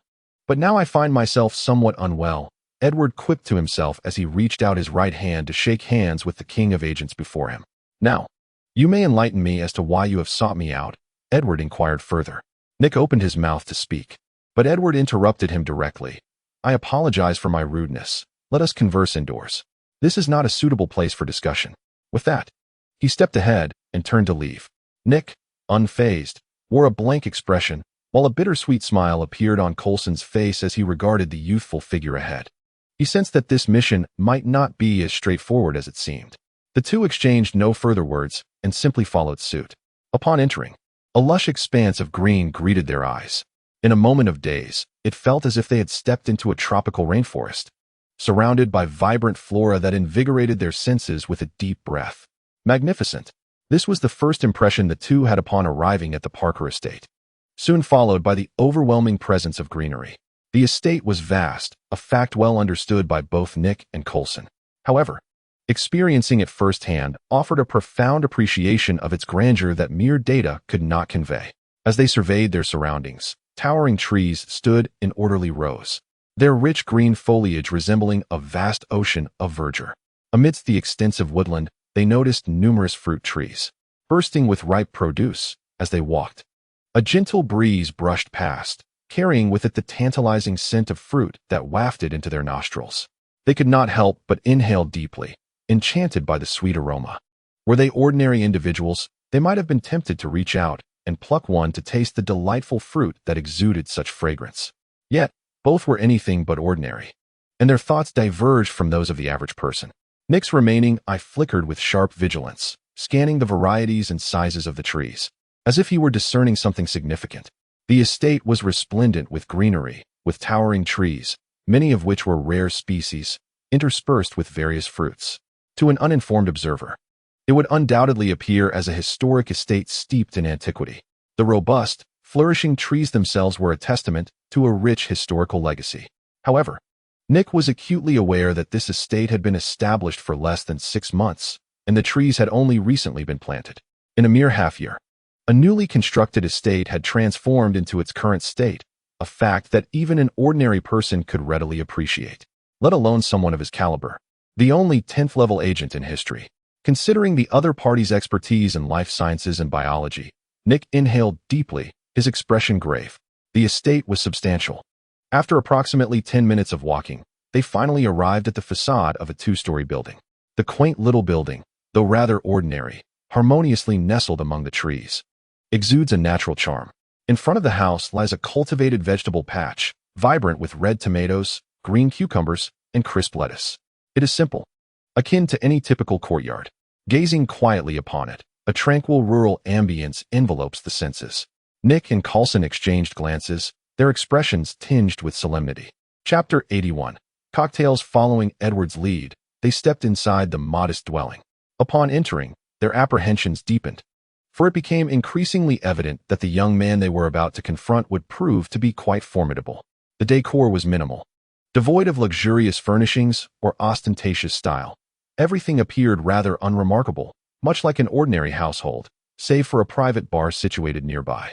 Mr. Parker, to be candid, the scene we encountered here is rather astonishing, Coulson remarked with a wry smile directed at the young man before him. Is that so? Wealthy, talented, and renowned, yet devoid of the pursuit of pleasure. How unconventional, Edward replied teasingly, tilting his head to regard the likable agent Coulson beside him. That was not our intention, Coulson, ever good-natured, brushed off Edward's jest with a persistent smile, his expression still tinged with a hint of amusement. In truth, we are quite impressed by Mr. Edward's talents and hold deep respect for his selflessness. However, our forthcoming endeavors may prove challenging. You see, a young man who is indifferent to fame and fortune, and who does not indulge in pleasures, is not easily deceived, wouldn't you agree? He added, managing a rare jest. Indeed, sir, you possess a fine sense of humor. I find myself rather fond of you already, Edward responded joyfully, his fondness for the amiable middle-aged man growing, for there was a unique charm about him. Would you care for a drink? Edward casually tossed his coat onto the sofa and sauntered toward the nearby bar, which boasted an array of exquisite spirits, diverse in selection. Whether expensive or affordable, each bottle held its own distinct character. Anything will do. A soft drink would be preferable, Coulson shrugged, his gaze following Edward to the bar, where a multitude of bottles captured his interest, despite his unfamiliarity with their contents. The allure of the various bottles was hard to resist, prompting him to admire them a moment longer. Bathed in soft light, each fragrant liquid appeared to don its finest attire: glass bottles, crystal flasks, ceramic jars, and jade containers. All looked like works of art, shimmering under the illumination, almost dreamlike. "I'm afraid I don't have any soft drinks here," Edward replied nonchalantly. Upon hearing this, Coulson's expression grew even more troubled. It was not merely the absence of beverages that weighed on him, but rather the realization that neither of them had seized the initiative in their conversation. "Director Nick, would you care for something?" At that moment, Edward's gaze fell upon Nick Fury, the director of S.H.I.E.L.D., who had remained silent since entering the house. Professional matters ought to be addressed by professionals. This is a lesson every leader must learn. From Nick's perspective, dealing with people would be better suited for someone more affable, like Coulson, rather than himself. "Thank you. I would like a glass of plain white wine," Edward began, his expression slightly softened, just as he opened his mouth to speak, only to be interrupted directly. "How about a cocktail? The ones I mix are quite delightful," he said, speaking to himself as he stepped into the bar, his eyes scanning the array of bottles illuminated by the lights, his gaze warm and gentle. Nick's lips twitched, his mouth still ajar, not yet having closed. His expression, typically stoic, grew even more rigid. Observing the bizarre liquids, their unique colors and peculiar textures, each tasting felt like a collision with time itself. Indeed, one could, through the flowing river of time, glimpse the stories behind every bottle. It was utterly intoxicating, leaving one reluctant to awaken from such reverie. Alcohol is the sediment of time. A melodic and joyous sound flowed gently from Edward's lips, laden with an indescribable charm. His ethereal, resonant voice seemed to have been shaped by the currents of time, evoking a sense of mottled light and shadow within the listener's heart. The cocktail represented the fusion of time, an intersection of narratives. Suddenly, with a soft pop, a subtle electric current began to dance. 10 fingers of Edward's extended to reveal 10 shimmering blue ribbons, fluttering under the light. These radiant blue strands floated and transformed, enveloping the entire bar in their soft embrace.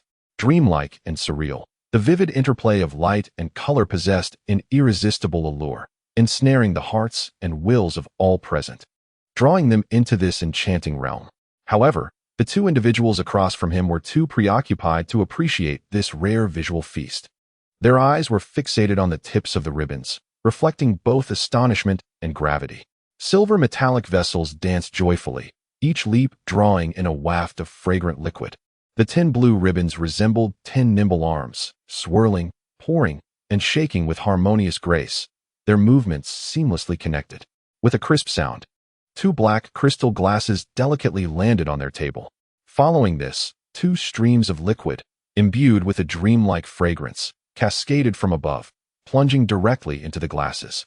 The liquid splashed, and in their eyes, droplets of rounded liquid collided with the black glass walls, dispersing a fine mist of alcohol. At the center of the liquid, a blue current slithered like a great python, rolling and undulating. A resplendent starry sky, the dispersing alcohol mist, the black crystal glasses, and the scintillating electric sparks intertwined, revealing a hazy celestial panorama above the glasses, shrouded in mystery and timelessness. "Please savor the starry night."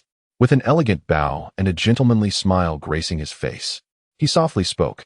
Such a remarkable ability, a terrifying control, and a genius-like imagination that transcends the ordinary.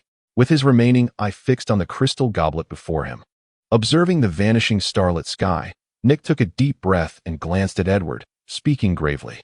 "Edward Parker, state your intentions." Nick, no longer shrouded in silence, posed the question he yearned to have answered with simplicity and directness. He sensed that the young man before him was not a stranger to their affairs. Thus, he chose a more straightforward and effective approach rather than continuing to probe. This was no negotiation, devoid of any upper hand or disadvantage. Nick was confident that his underlying strength was sufficient to confront any challenge. Edward paid no heed to Nick's abrupt tone. With a light chuckle, he twirled his fingers, causing the blue ribbon in the air to dance gracefully. It resembled a painter's brush, sketching the world that resided within the artist's heart amidst the void. People yearn for power, yet simultaneously fear it. However, I perceive power as an extension of the body. It enables a more enriched and effortless existence, adding an element of intrigue to life. As he spoke, the blue ribbon floated, transforming into a spoon, then a knife, a fork, and back to a spoon under the ethereal blue glow. Yet, it was more than merely that. The power I define is the intervention of life's inherent will upon the external world. Take humanity, for instance. The fluctuations of human consciousness generate neural signals that are transmitted to corresponding muscles and bones, facilitating actions such as walking, waving, and running. These are transformations of the self, simultaneously influencing the outside world. We are all aware that this represents an exceedingly inefficient means of exertion, a mechanical endeavor. At this juncture, Edward's face exhibited a look of astonishment, his tone laced with incredulity. Yet, it is this very inefficient method of exertion that has birthed human civilization, a meticulous and prosperous civilization, which is nothing short of miraculous. As a participant and inheritor of this civilization, I feel a profound sense of pride. Edward's heart swelled with pride as a member of human civilization. Although he had yet to enter the interstellar age of a science fiction realm, nor had he truly ventured beyond his own planet, the pride within him remained unwavering, for it was she who had nurtured him. Witnessing the pride upon the youthful visage, akin to the radiant dawn, brilliant and striking, the two momentarily lost their focus. If humanity were to discover a new and more efficient means of exertion, how might our civilization transform? No microscope is required to observe our cells. No additional instruments are necessary for the fabrication of precision components. The properties of materials will no longer constrain civilization, as we can effortlessly uncover various suitable substances, necessitating merely the spark of an idea. What transformations might such changes usher into our civilization? I await with great anticipation. Chapter 82. The Secret Garden. Nick regarded the young man before him, furrowing his brow, a piercing gaze emanating from his single eye, sharp as a blade, capable of penetrating any guise. This penetrating stare locked onto a pair of cerulean blue eyes, deep and tranquil. They were as clear as crystal, as expansive as the sky, and as vast as the ocean. The tranquil blue eyes met the intensity of Nick's gaze with serene composure. Calmness enveloped the moment, yet Nick gleaned no further information, his expression tightening. And the atmosphere grew weighty. Apologies for the interruption, Mr. Edward. Your ideals are indeed grand. However, have you considered whether contemporary society is prepared to embrace such radical changes? At this juncture, Coulson interjected, his gentle voice acting as a soothing balm, alleviating the tension between the two men. Mr. Edward, the peace and stability we currently enjoy are hard-won. The populace may be reluctant to pursue change, would they not? Keep in mind, we reside in a democratic society, and we must heed the voices of the people. We are not autocrats. Coulson smiled, his gentle tone echoing in the room. Nick's expression remained impassive, while Edward offered no response. Democracy? The voices of the populace? What do such concepts signify? Observing their reactions, Coulson's countenance grew somber. Well, it seems this is no laughing matter, Coulson remarked with a self-deprecating shrug. Nick, his face darkened, was beset by a torrent of thoughts as he gazed upon the youthful visage before him. The sudden influx of power resembled wealth descending from the heavens, blinding and driving men to madness. You must understand, among humanity, there exist not only virtuous souls, but also countless malefactors. Power magnifies the ambitions harbored within the human heart, bolstering both resolve and strength for such aspirations. This could dismantle the established order of civilization. Nick withdrew his gaze, contemplating the obsidian crystal goblet before him, and spoke softly. Those who disrupt the order shall inevitably face its retribution. His tone was devoid of any discernible emotion, as flat as water. Regardless, it is too late. The die has been cast. The course has commenced, and I cannot halt it, nor can you. All I can do now is continue onward, be it to success or failure. Edward's smile faded, his expression neutral. Some will rise to thwart your path. Your ideals sound noble, perhaps overly so, even whimsical. Yet it has begun to take effect, already influencing certain individuals. Entering their sight may not necessarily bode well for you. Nick cast a glance at the young man a few meters away, softly divulging some clandestine information. Sitting beside him, Phil Coulson appeared detached, his gaze fixed inward, toying with the black crystal goblet in his hand, as if he had not heard his superior's words at all. Shaking his head, Edward approached the sofa. Settling down before Nick, his sky-blue eyes radiating a crystalline brilliance. With a beaming smile, he resembled a friend engaged in conversation. Yet, his words were anything but amicable. Not only can you and I not hinder them, but they too are powerless to stop it. As you aptly stated, the ambition of humanity is truly formidable, and power magnifies this ambition. I firmly believe that under the primal force of humanity, any obstacles will be obliterated. In this process, human civilization is bound to erupt into a more resplendent brilliance. His eyes sparkled with fervor, his face reflecting a yearning for that radiant world. Moreover, this power is free of charge. We all understand that free offerings are exceedingly competitive. With a teasing smile, Edward jested, observing Edward's nonchalance. Nick furrowed his brow and spoke solemnly. Young man, you may not fully comprehend the individuals you are about to face. Their power is indeed terrifying and will undoubtedly lead you to despair. Well, Director Nick may not be aware of your purpose for coming, but I must say, your timing is quite fortuitous. Not wishing to continue this topic, Edward interrupted, rising to his feet, seemingly disregarding the latter part of Nick's statement, and enigmatically remarked, prepare yourselves, for miracles are about to unfold. With that, Edward stepped forward into the room. Nick and Coulson exchanged glances. Director, shall we proceed? Coulson inquired with a wry smile. Naturally. While the other's abilities may not possess the greatest destructive capacity, they are undoubtedly the most useful. If they were to join S-H-I-E-L-D, it would be a significant boon for us, Nick replied, his brow furrowed, before following suit. Coulson shook his head, opting for silence as he too followed along. The two rose and proceeded to the end of the corridor, where a small glass door was embedded in the wall, soft light filtering through the translucent glass. Though the glass was foggy, obscuring the view within, they could only discern a hazy scene, with green shadows swaying. Without hesitation, they pushed the door open. A colossal plant came into view before them. Both were agents, well-educated and with rich life experiences. Their understanding was not lacking. However, what lay before them felt both unfamiliar and strangely recognizable. The sight rendered them momentarily speechless. What is this? Nick's taut expression faltered as he gazed at the colossal plant before him, a hint of bewilderment evident in his demeanor as he stammered his inquiry. The plant stood approximately 2 meters tall, its apex adorned with 2 massive leaves fused together, resembling a tightly closed maw. The main stem, roughly 30 centimeters in diameter, appeared to be a vine, yet intriguingly, it maintained an upright posture akin to that of a woody plant. Lacking branches, a dense array of green leaves sprouted directly from the vine, while 3 pouch-like appendages extended from the stem about half a meter above the ground. Even from a distance of 4 to 5 meters, both individuals could detect a sweet aroma wafting through the air. Hush! Edward, who had arrived moments earlier, whispered from the doorway, his eyes gesturing towards the scene. They observed a creature reminiscent of a mouse, seemingly drawn towards the gigantic plant, inching closer with every step. However, their presence seemed to unsettle the mouse-like creature, which hesitated, caught in a state of indecision, pacing restlessly in place. At that moment, the 3 pouches on the plant stirred, opening and closing, releasing an even more intoxicating sweetness into the air. The mouse, after a brief struggle, succumbed to its instincts and advanced towards the plant.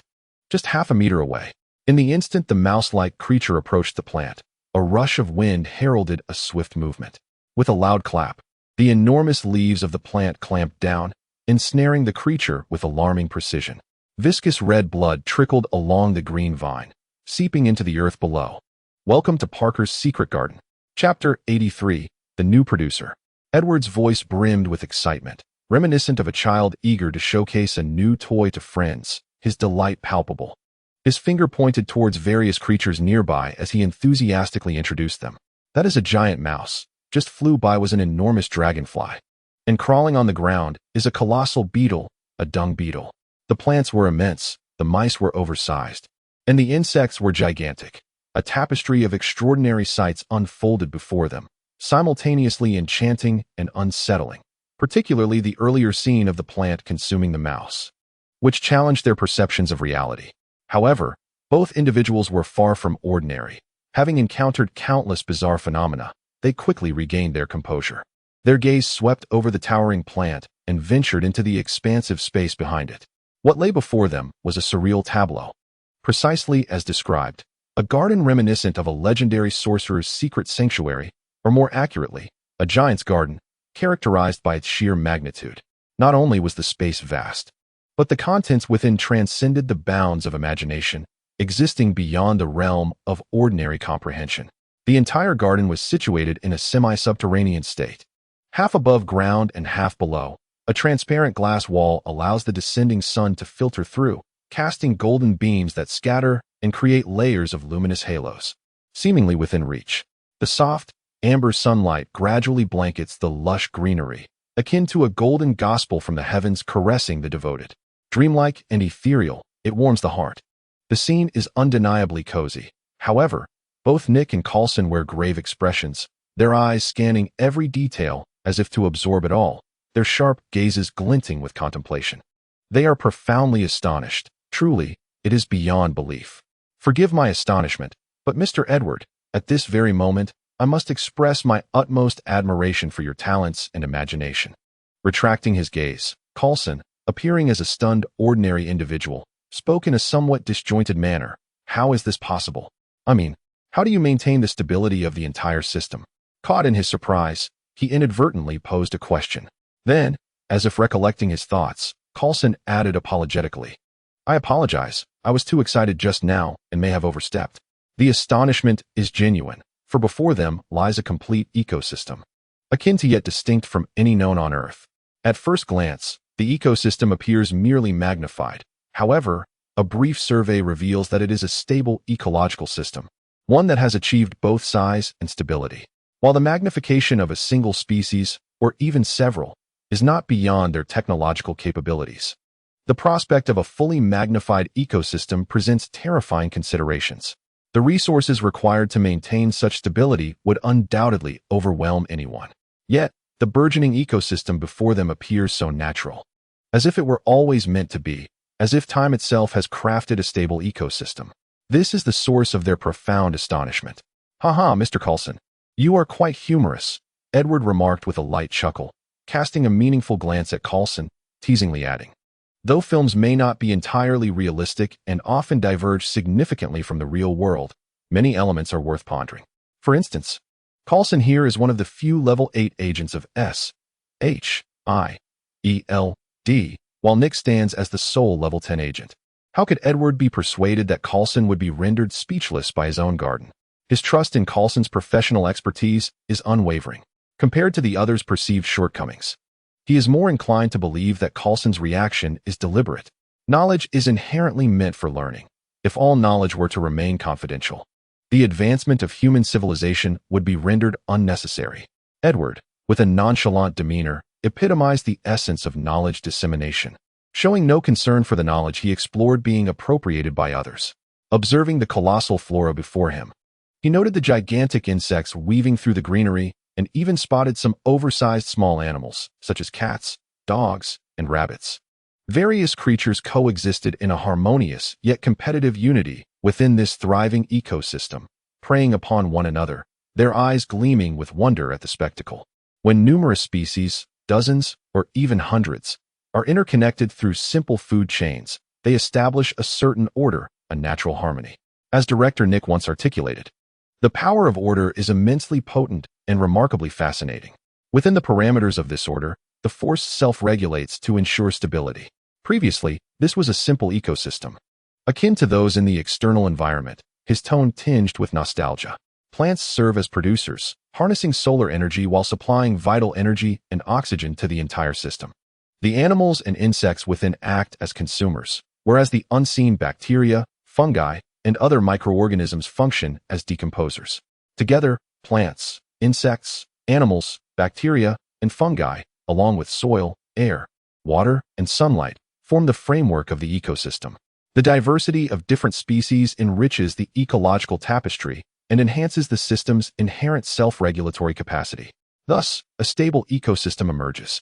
His gaze swept across the surroundings, filled with joy and pride. One could assert that this was his magnum opus. The knowledge he shared was not esoteric. Both individuals had naturally encountered it before. Yet, as Edward articulated these simple concepts, a vivid tableau unfolded in their minds, depicting a stable ecosystem gradually taking shape from nothingness. What I aim to do is introduce certain beneficial external factors into this stable ecosystem, such as a new producer. Edward's eyes were drawn to the immense plant before him, which had just consumed a mouse. A new producer? Coulson's attention was captivated, his gaze fixed on the colossal plant. Indeed, a novel producer capable of generating high-energy substances. Edward nodded, his eyes lingering on the giant flora, his voice somewhat ethereal, leaving one to ponder whether he was merely responding to Coulson's inquiry or alluding to something deeper. External factors beyond the order? A contemplative glimmer flickered in Nick's remaining eye as he silently mused. Chapter 84. Prehistoric flora. As long as a stable system gradually incorporates a changing external factor within its tolerance, the system will transition from initial rejection to eventual acceptance, ultimately assimilating the new element and transforming itself in the process. The process may be protracted or it may prove to be fleeting. Our task is to guide and ultimately await the outcome. Edward seems to be merely elucidating the ecosystem before us. As for the underlying implications, they are open to interpretation. The gazes of the three individuals are fixed upon the promising plan ahead, and the atmosphere grows momentarily silent. Nick and Coulson are absorbed in contemplation, their minds adrift while Edward expresses his reflections. This hybrid plant, reminiscent of the pitcher plant and the Venus flytrap, stands as his greatest achievement and the inception of his forthcoming plans, for it possesses the remarkable ability to generate high-energy substances. Their steps remain unceasing as they wander through the vast expanse of the garden, which is perhaps more aptly described as an extensive ecological laboratory. Nick and Coulson are intensely focused, their eyes darting about, striving to imprint every detail in their memories, while Edward appears to be leisurely strolling through a personal paradise, his eyes gleaming with joy and satisfaction as he beholds his creation. This plant, serving as a vessel for producing high-energy materials, will gradually permeate various aspects of the ecosystem through the circulation of energy and matter, subtly transforming it in the process. As Nick walks, his mind is a whirl of thoughts. He reflects on the earlier plant and the high-energy substances Edward had mentioned, pondering the potential implications these might have on their current situation. The three continue their silent progression until Coulson, pointing toward a distant expanse of lush greenery, inquires with curiosity, "What is that?" Following the direction of his finger, they behold an immense area of vibrant vegetation, markedly different from any flora currently found on Earth. Intrigued by the unexpected sight, Nick raises his gaze. A peculiar plant catches his eye, and as he furrows his brow, a sudden realization strikes him. "Are these prehistoric plants?" he exclaims in disbelief, as a flurry of information cascades through his mind. One particular detail surfaces. The Kabbalah Biological Farm is acquiring an extensive collection of various prehistoric biological fossils, with prehistoric amber being particularly sought after. Nick gazes at Edward with astonishment, truly taken aback. He realizes he had previously underestimated Edward's prowess in biology. Indeed, Edward nods in affirmation. "Have you succeeded?" Nick cannot help but inquire once more. Through fossils or the remnants of other prehistoric organisms, genes can be extracted, cloned, and replicated, bringing prehistoric life back into existence. This hypothesis had been proposed years prior. This concept, which emerged not long ago, sparked an immediate fervor, reaching a level of widespread public discourse. Even he had heard whispers of it at the time, yet the excitement quickly waned as researchers uncovered only fragments of genetic material from numerous fossils and remnants. The complete genetic sequences had long since disintegrated in the sands of time, making the notion of cloning entire prehistoric organisms seem utterly fantastical. Nonetheless, the discourse surrounding this topic did not vanish. Rather, it ascended steadily, albeit at a moderate pace. As a plethora of related literature and films emerged, a new cultural phenomenon, prehistoric culture, began to take shape within society. Notably, prehistoric creatures, particularly the dinosaurs, garnered a significant following. This heightened interest even spurred the rise of new professions, such as dinosaur cultural researchers, and the fields of archaeology and excavation related to dinosaurs flourished as a result. Now, the astonishing sight of living prehistoric plants had captivated Nick, filling him with awe. It was essential to recognize that this not only represented advancements in biotechnology, but also substantial wealth. In the current climate, many were willing to invest in such prehistoric flora. In a capitalist society, wealth serves as a measure of power. Edward shook his head, then nodded, his gaze fixed upon the towering ferns nearby, expressing his regret. One could say I have succeeded, for I have replicated prehistoric ferns. However, while remnants of these ancient plants still exist on modern Earth, many specimens remain well preserved. I can draw upon their genetic sequences to recombine the fragments, ultimately yielding a complete prehistoric plant individual. Yet, I cannot claim full success, as I have merely grasped a thread regarding other prehistoric organisms. The endeavor to replicate a complete entity from residual genetic sequences is no simple task. Not simple. So, there is a possibility, interjected Coulson, suddenly animated. Edward regarded Coulson with surprise, noting his enthusiastic demeanor. Forgive me. I am a fan of Jurassic World. I have perused your works, and your speculative descriptions regarding various prehistoric creatures and the prehistoric world are utterly captivating. Coulson chuckled sheepishly, his excitement palpable. Sensing the fervor radiating from Coulson, Edward recognized that this man was indeed a true admirer. However, the sight of his uncle-like visage elicited an indescribable oddity. Thank you, Edward replied graciously. Indeed. The originator of this hypothesis was Edward Parker, whose influence extended to numerous subsequent literary and cinematic works, either directly or indirectly.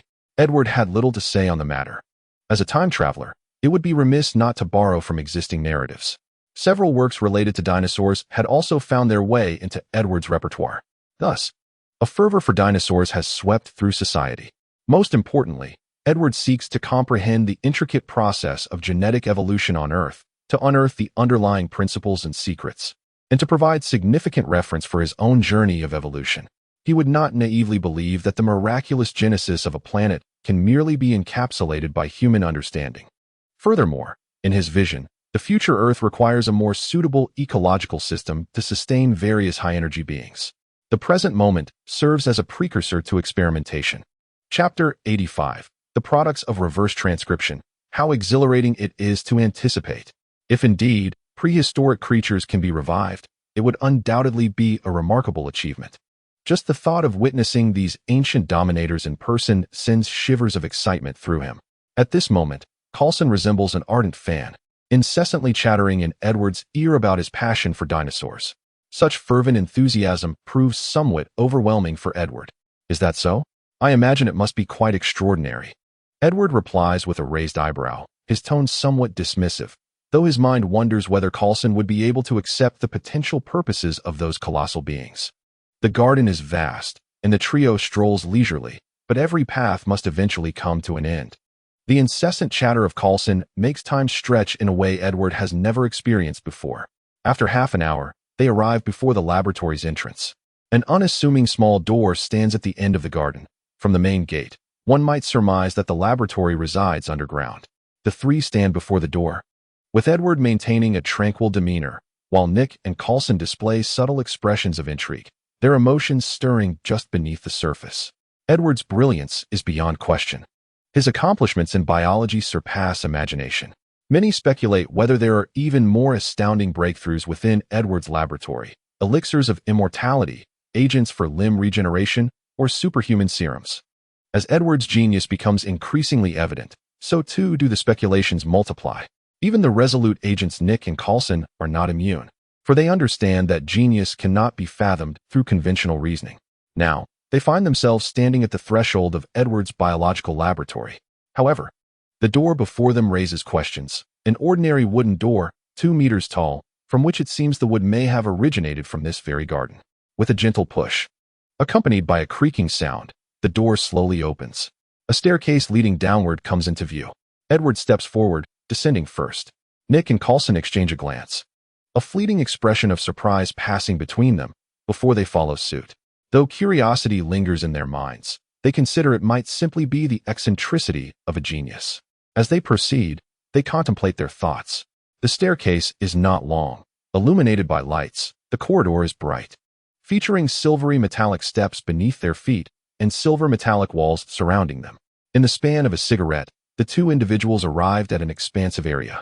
The entire space was encircled by a cylindrical structure, with an inverted hemisphere above, resembling a form cast from metal, radiating a silvery luminescence under the lights. The metallic surface was adorned with countless intricate patterns, imparting a sense of solemnity. Before long, they were captivated by the designs above them.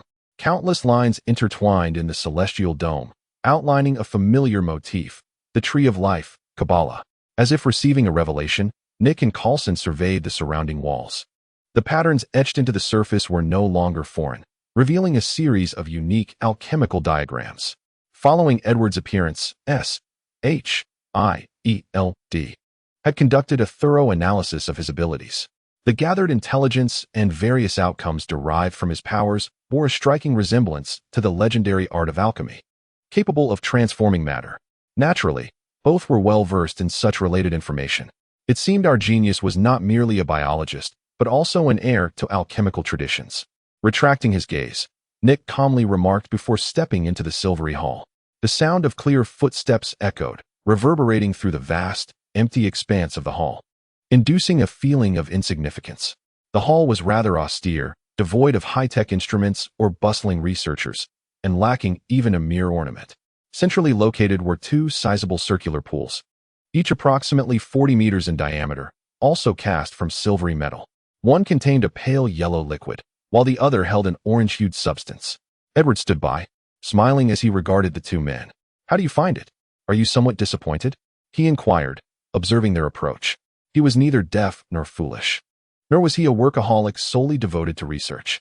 He was well aware of the myriad speculations circulating in the external society. However, such chatter merely served as amusing anecdotes for him.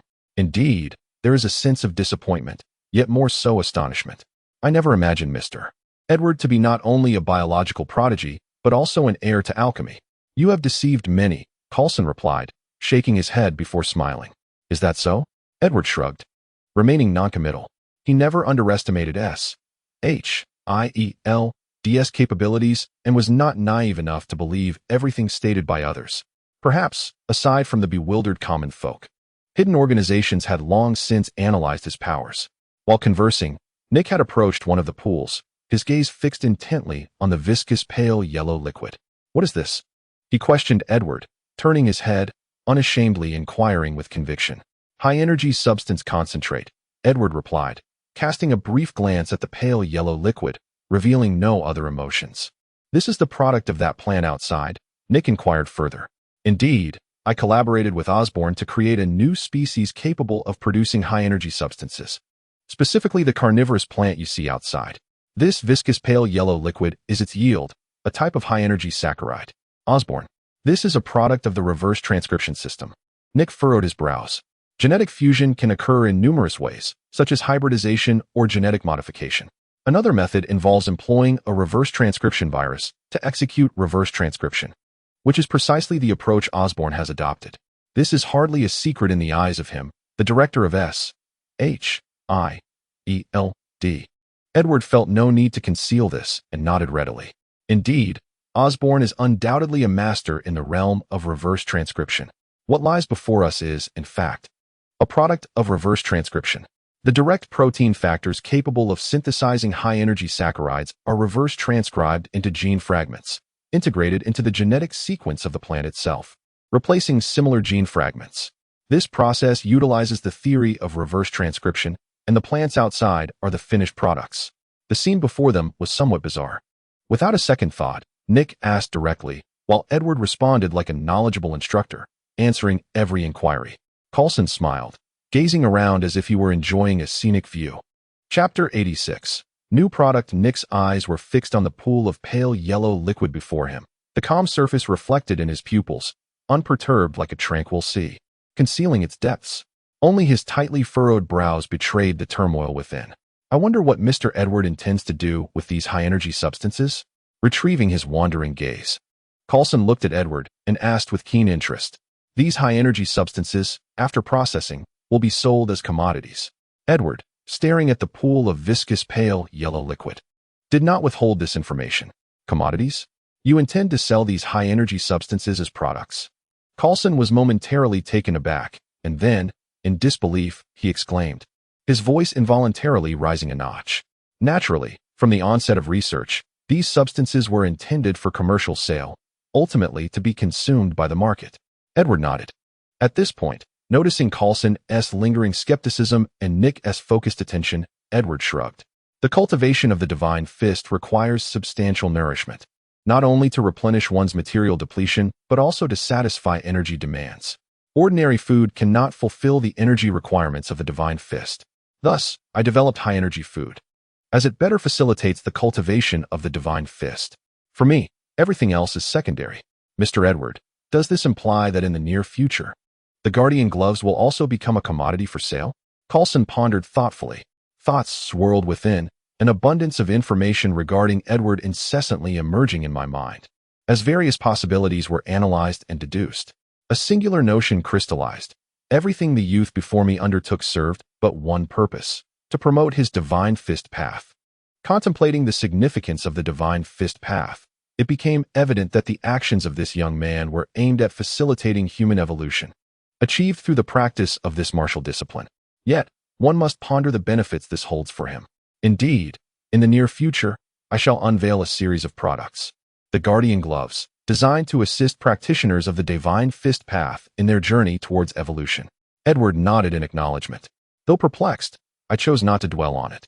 Coulson redirected his focus to the high-energy substances Edward had mentioned. I pondered whether such substances might possess side effects. The extraordinary growth of other creatures could likely be attributed to the ingestion of these high-energy materials, leading to a certain degree of gigantism. While such phenomena may be remarkable in animals, few would willingly embrace the role of an oddity in the eyes of others. Coulson fixed his gaze on Edward and inquired. To become a commodity, surely it cannot have adverse effects. After all, these substances are intended for consumption.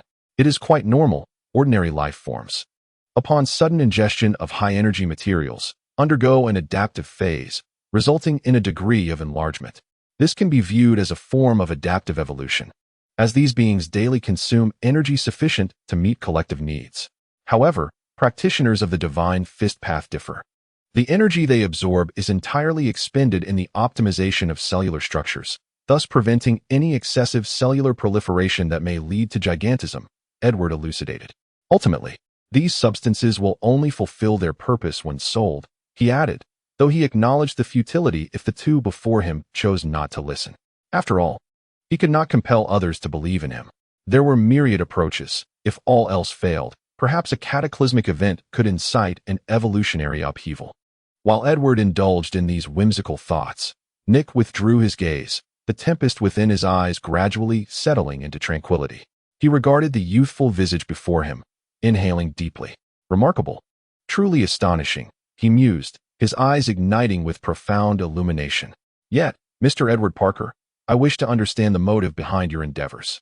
Nick's voice bore a somber tone, his gaze heavy with skepticism. He could not fathom the existence of anyone entirely selfless, offering unconditional aid to others. Wealth? Status? Fame? Power? With each inquiry, Nick's eyes deepened, revealing unfathomable depths. Suddenly, the silvery hall erupted in brilliance, countless minuscule currents of electricity dancing around Edward's hands, resembling myriad electric serpents. The illumination within the room intensified, the currents multiplying and growing increasingly tangible. The blinding radiance rendered both men momentarily unable to open their eyes. Yet, this brilliant light arrived swiftly, only to depart just as rapidly. As the radiance faded, the two squinted their eyes at Edward in the distance. At that moment, he held a swirling orb of blue light in his hand, encircled by a halo of azure luminescence, a manifestation of ionized air. I can manipulate matter, as long as I comprehend it and can touch it, he declared. No sooner had the words left his lips than he flung the blue orb, unleashing a resounding explosion. The orb erupted midair, transforming into countless streams of light that enveloped the entire subterranean space. The brilliance was blinding, forcing Nick and Coulson, who had only just adjusted to the brightness, to close their eyes once more.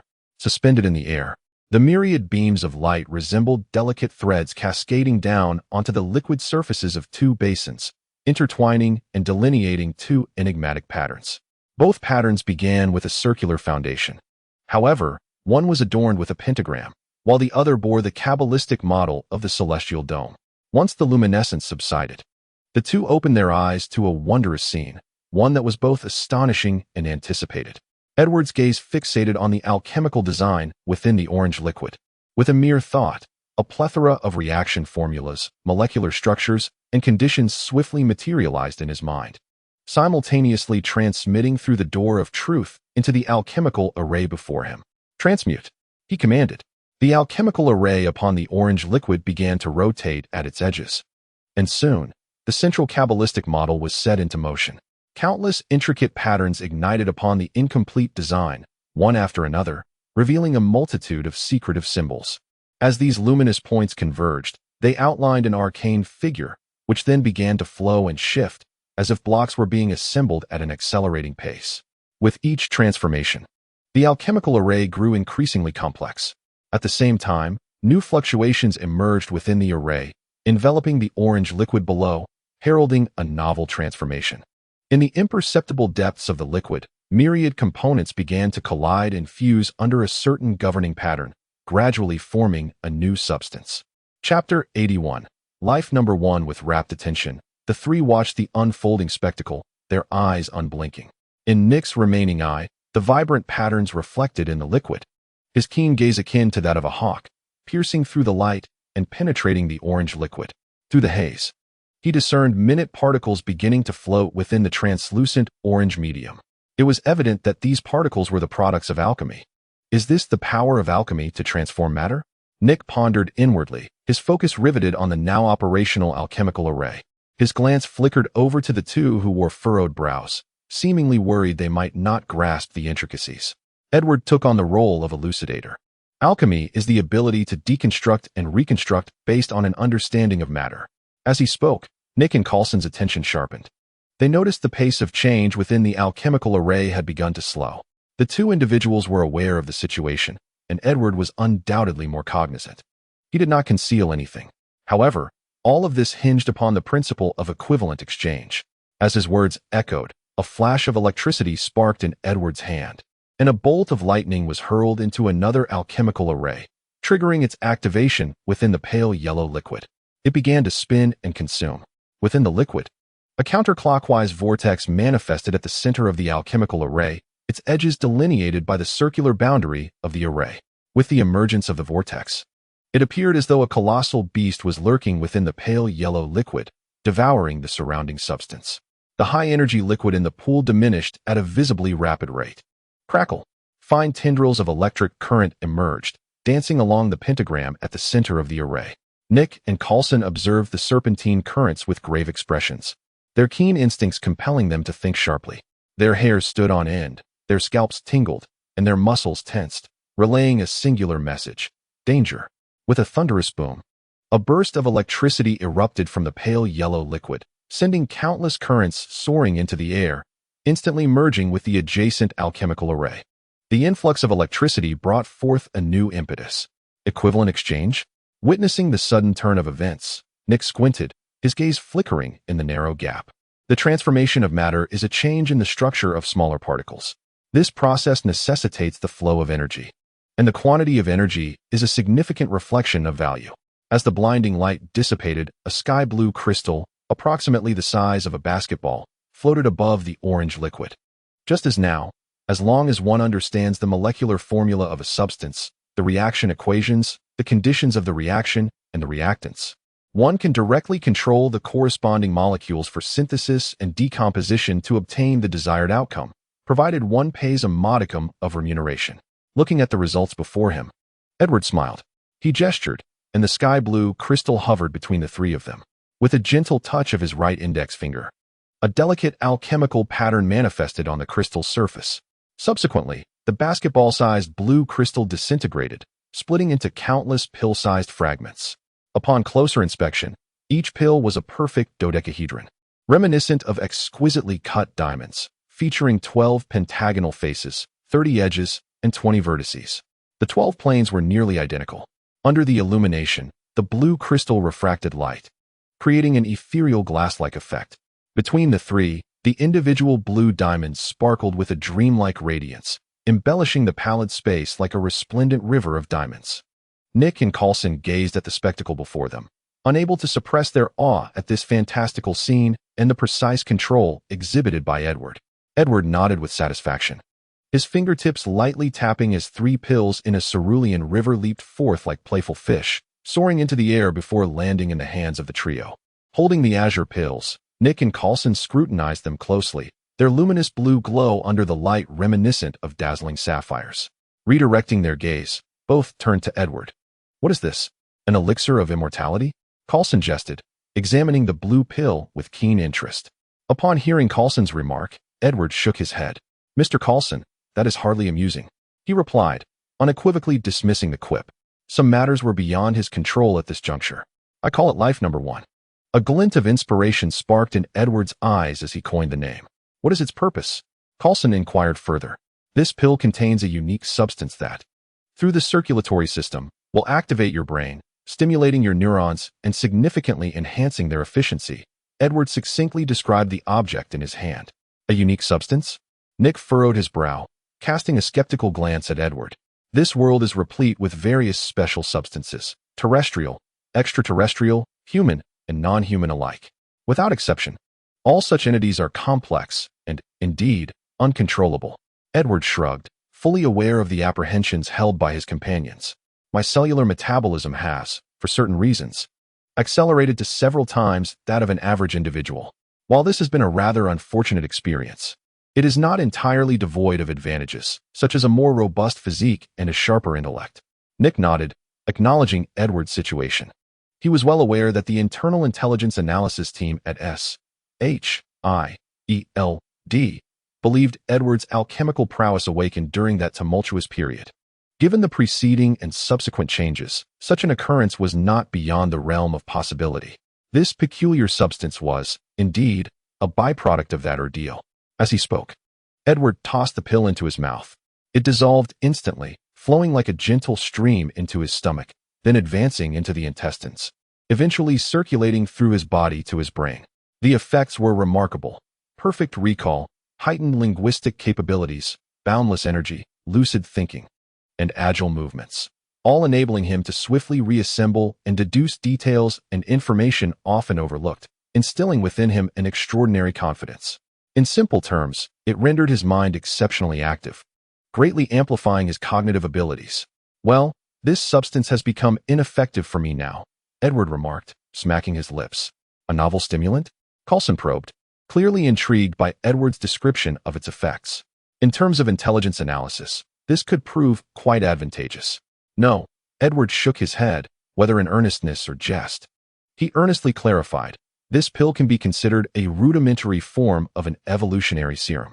Through continuous consumption and prolonged stimulation of the brain, one can fortify neural cells, thereby enabling a certain evolution of the mind. It may even enhance the elusive sixth sense." Chapter 88, Collaboration. "You might wish to give it a try. I am confident you will come to cherish this sensation." With that, he glanced at the two, indicating they could proceed. They exchanged a look of understanding, and without hesitation, Nick promptly placed the tablet in his mouth. With a gulp, he swallowed it down. After a brief interval, a sharp intake of breath resonated in the air. To Edward and Coulson's astonishment, the once unremarkable individual before them suddenly radiated an intensified presence. Nick's remaining eyes sparkled with a brilliant light, as if an inexhaustible well of wisdom and confidence surged within him. In a moment of clarity, it seemed he grasped something profound. His eyes, now shimmering with a cerulean glow, fixed on Edward as he inquired directly, "Can you now perceive molecules?" The straightforwardness of the question did not displease Edward. He chuckled lightly and elaborated, "In theory, as long as I can comprehend a given entity, I can deconstruct its structure. For instance, if I understand the metamorphosis of material forms, I can alter their external shape at will. If I grasp the concept of molecules, then I can manipulate them and construct materials. If I understand atoms, I can control them. As long as I operate within the realm of my understanding and provide equivalent value, I can analyze and construct the substances I desire." Edward, akin to an innocent novice, unreservedly divulged his capabilities. Nick's eyes, unbeknownst to him, began to flicker with a ghostly blue light. Equivalent exchange? At that moment, Nick's mind was clearer than ever. As myriad hypotheses and possibilities surged forth, constantly analyzed and validated. Ultimately, The singular conclusion he arrived at was the principle of equivalent exchange. Yes, the one flaw in his counterpart's abilities was indeed this concept of equivalence. Upon realizing this, Nick couldn't help but offer a wry smile. The more he pondered, the more he understood the formidable nature of his opponent. It was not merely the power he wielded, but the intellect behind it. One could say that infinite wisdom and boundless knowledge endowed him with immeasurable strength. Yet, the sole limitation imposed upon him was the common shackles of creation that bind all living beings. This outcome was far from what he desired. Another sharp intake of breath echoed through the air. Meanwhile, Coulson had also swallowed the blue tablet. The azure luminescence flickered in his eyes as he fixed his gaze upon Edward. The tumultuous blue light suggested the fervent activity of his thoughts. Approximately a minute later, a flicker of despondency crossed Coulson's eyes, and he shook his head with a bittersweet smile. Clearly, he had not attained what he wished for. No longer dwelling on this, he began to relish the extraordinary sensation. It was truly intoxicating, even with his resolute will. The momentary revelation and reawakening to the world left him in a state of enchantment.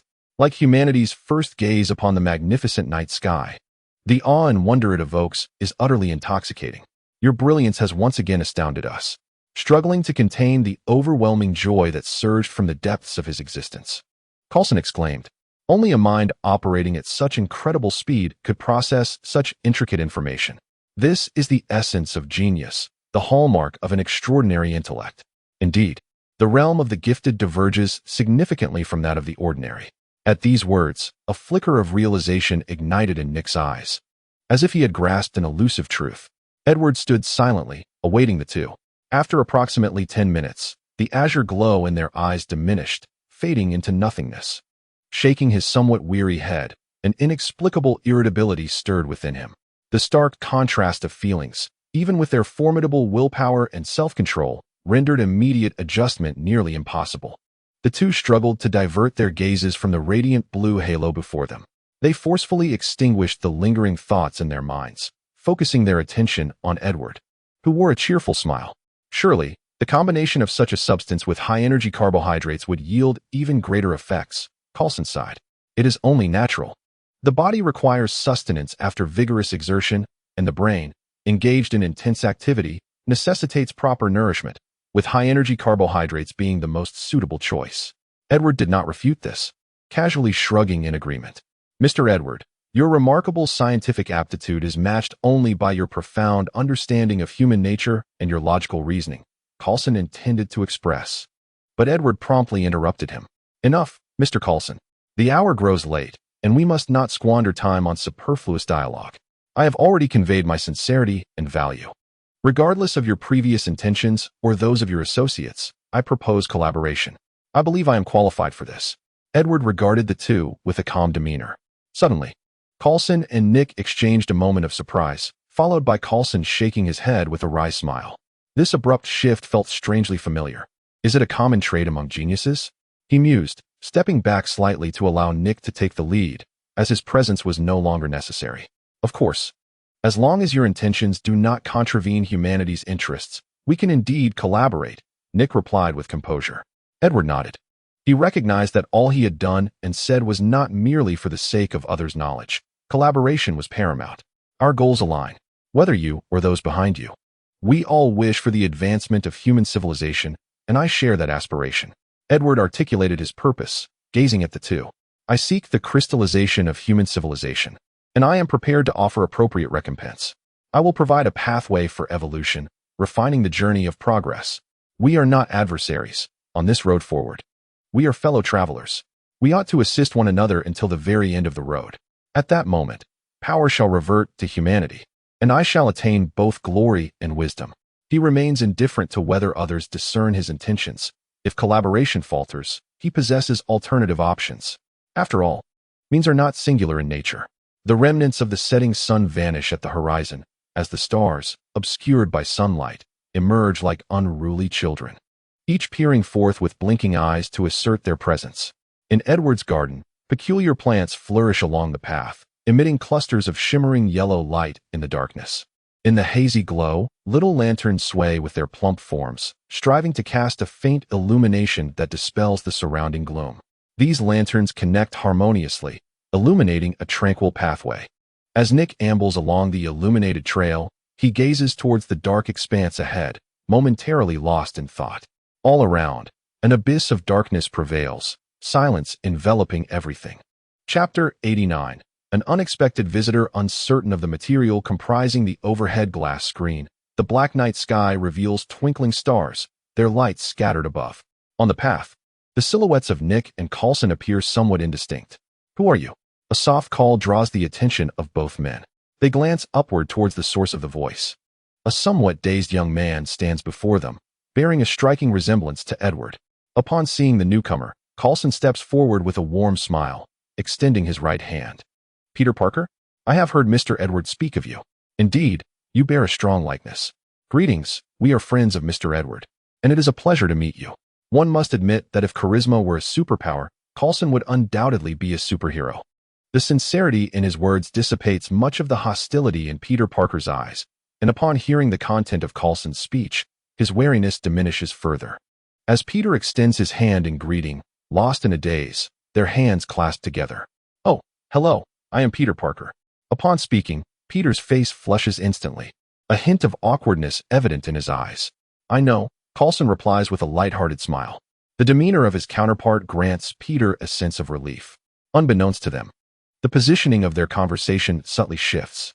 "My apologies, I was a bit distracted," Peter apologizes, attempting to retract his right hand. Yet, unexpected occurrences often arise unbidden. Their hands seem to be glued together at that moment. "Oh, my apologies," Peter exclaims, a hint of panic evident on his face as he tries to separate their hands. Suddenly caught off guard, Coulson stumbles slightly. The strength in Peter's arm is surprisingly formidable. However, this jolt allows their hands to part. "Forgive me. I have other matters to attend to. I must take my leave." With a furtive glance at the two, Peter hastily offered a brief apology before dashing into the depths of the forest. Stretching his arms, Coulson observed the flustered silhouette of the retreating figure. His gaze filled with a hint of perplexity as Peter vanished into the shadows. Was it merely an illusion, or did he perceive a concealed disdain in Peter's eyes? After Peter's departure, Coulson uttered in confusion, "Is that so?" A flicker of insight crossed Nick's eyes. It seemed our analytical pursuits had gained another target. Yet, the nature of this one remained uncertain. With one last look towards the depths of the jungle, Nick turned to leave. As dawn broke, warm sunlight cascaded over the awakening world, enveloping it in a soft golden hue. At Parker Manor, on the second floor of a room, golden rays streamed through clear glass, illuminating the polished floor as if it were coated in gold. The light scattered throughout the space, filling every corner with a comforting warmth. On one side of the room, a large bed was occupied by a figure resembling a silken cocoon, nestled within layers of blankets. Edward lay curled up, lost in slumber. Suddenly, a thunderous explosion jolted the ground, causing the sleeping Edward to spring up like a startled cat. His sleepwear shimmered like flowing mercury, rippling violently, and in an instant, a thin layer of silvery substance adhered closely to his skin, akin to a second layer of flesh, providing a sense of security that relaxed his taut skin. The explosion served as a signal, soon followed by an unrelenting barrage of rumbling sounds, deep and powerful. Furrowing his brow, Edward approached the window. He pushed it open, and a refreshing, moist breeze rushed in, revitalizing him and dissipating much of his earlier irritation. Nearby, on a large tree, two swallows perched closely together on a branch, their feathers adorned with morning dew that glistened like pearls in the golden sunlight. Next to them lay a swallow's nest, housing 4 fluffy chicks, who occasionally poked their little heads out, their beady black eyes curiously surveying the world beyond. The distant explosions evidently had no impact on this family. Perhaps they were simply oblivious. Edward cast a glance at them, internally scoffing, though envy tinged his gaze, for he had been so abruptly awakened. His eyes wandered across the fog-drenched forest, where a thin mist danced through the trees, shifting shape with the gusts of wind, evoking a sense of delight. Of course, it would have been even better without the uninvited guests. Watching the 3 agile figures darting nearby, Edward let out a sigh. In the woods, those 3 figures dashed back and forth, colliding with one another, the air crackling with energy from their movements and impacts. The vast expanse of trees lay shattered, and the once lush grass beneath appeared as though it had been gnawed upon by a dog, riddled with unsightly pits. "We bore no malice," In the midst of the conflict, a young black man, gazing at his familiar peers across the divide, shouted loudly. The trio consisted of Matt, Steve, and Peter. Huh. Trespassing does not seem devoid of ill intent. Perhaps I shall pay you a visit tomorrow, Peter retorted with sarcasm. As he spoke, his body flickered. Boom. A large crater formed where he had stood, as though struck by a heavy hammer. An ambush, too, can hardly be deemed harmless. Peter's eyes fixated on the two hovering before him, dripping with irony.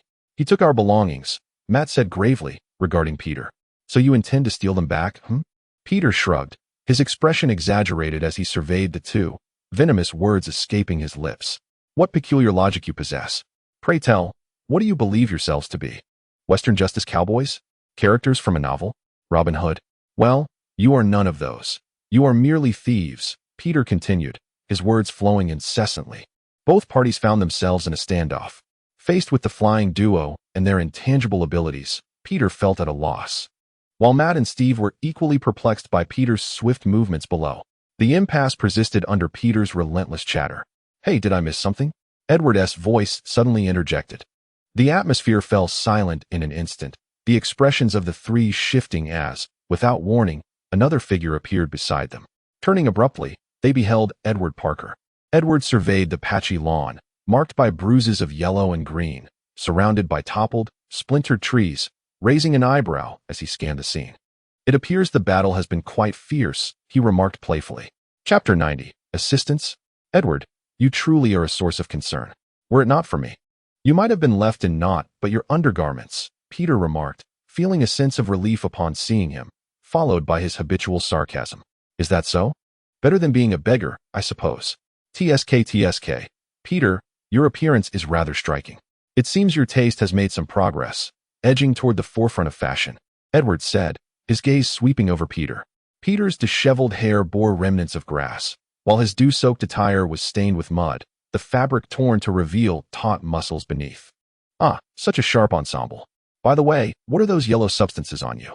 Edward inquired, an expression of distaste crossing his face, as if he were repulsed. Edward. Peter's expression immediately hardened, his teeth clenched. All right. Peter, I was merely jesting, Edward waved dismissively, wearing a look of concern for Peter's agitation. Peter felt his heart race several-fold. Ah, who would have thought we would meet again? Greetings to you all. Feeling considerably uplifted, Edward glanced at the two vigilant individuals beside him and greeted them with a smile. Hello, gentlemen. Observing the beaming, seemingly harmless Edward, Steve and Matt appeared somewhat flustered, awkwardly returning the greeting, their demeanor reminiscent of fans encountering their idol.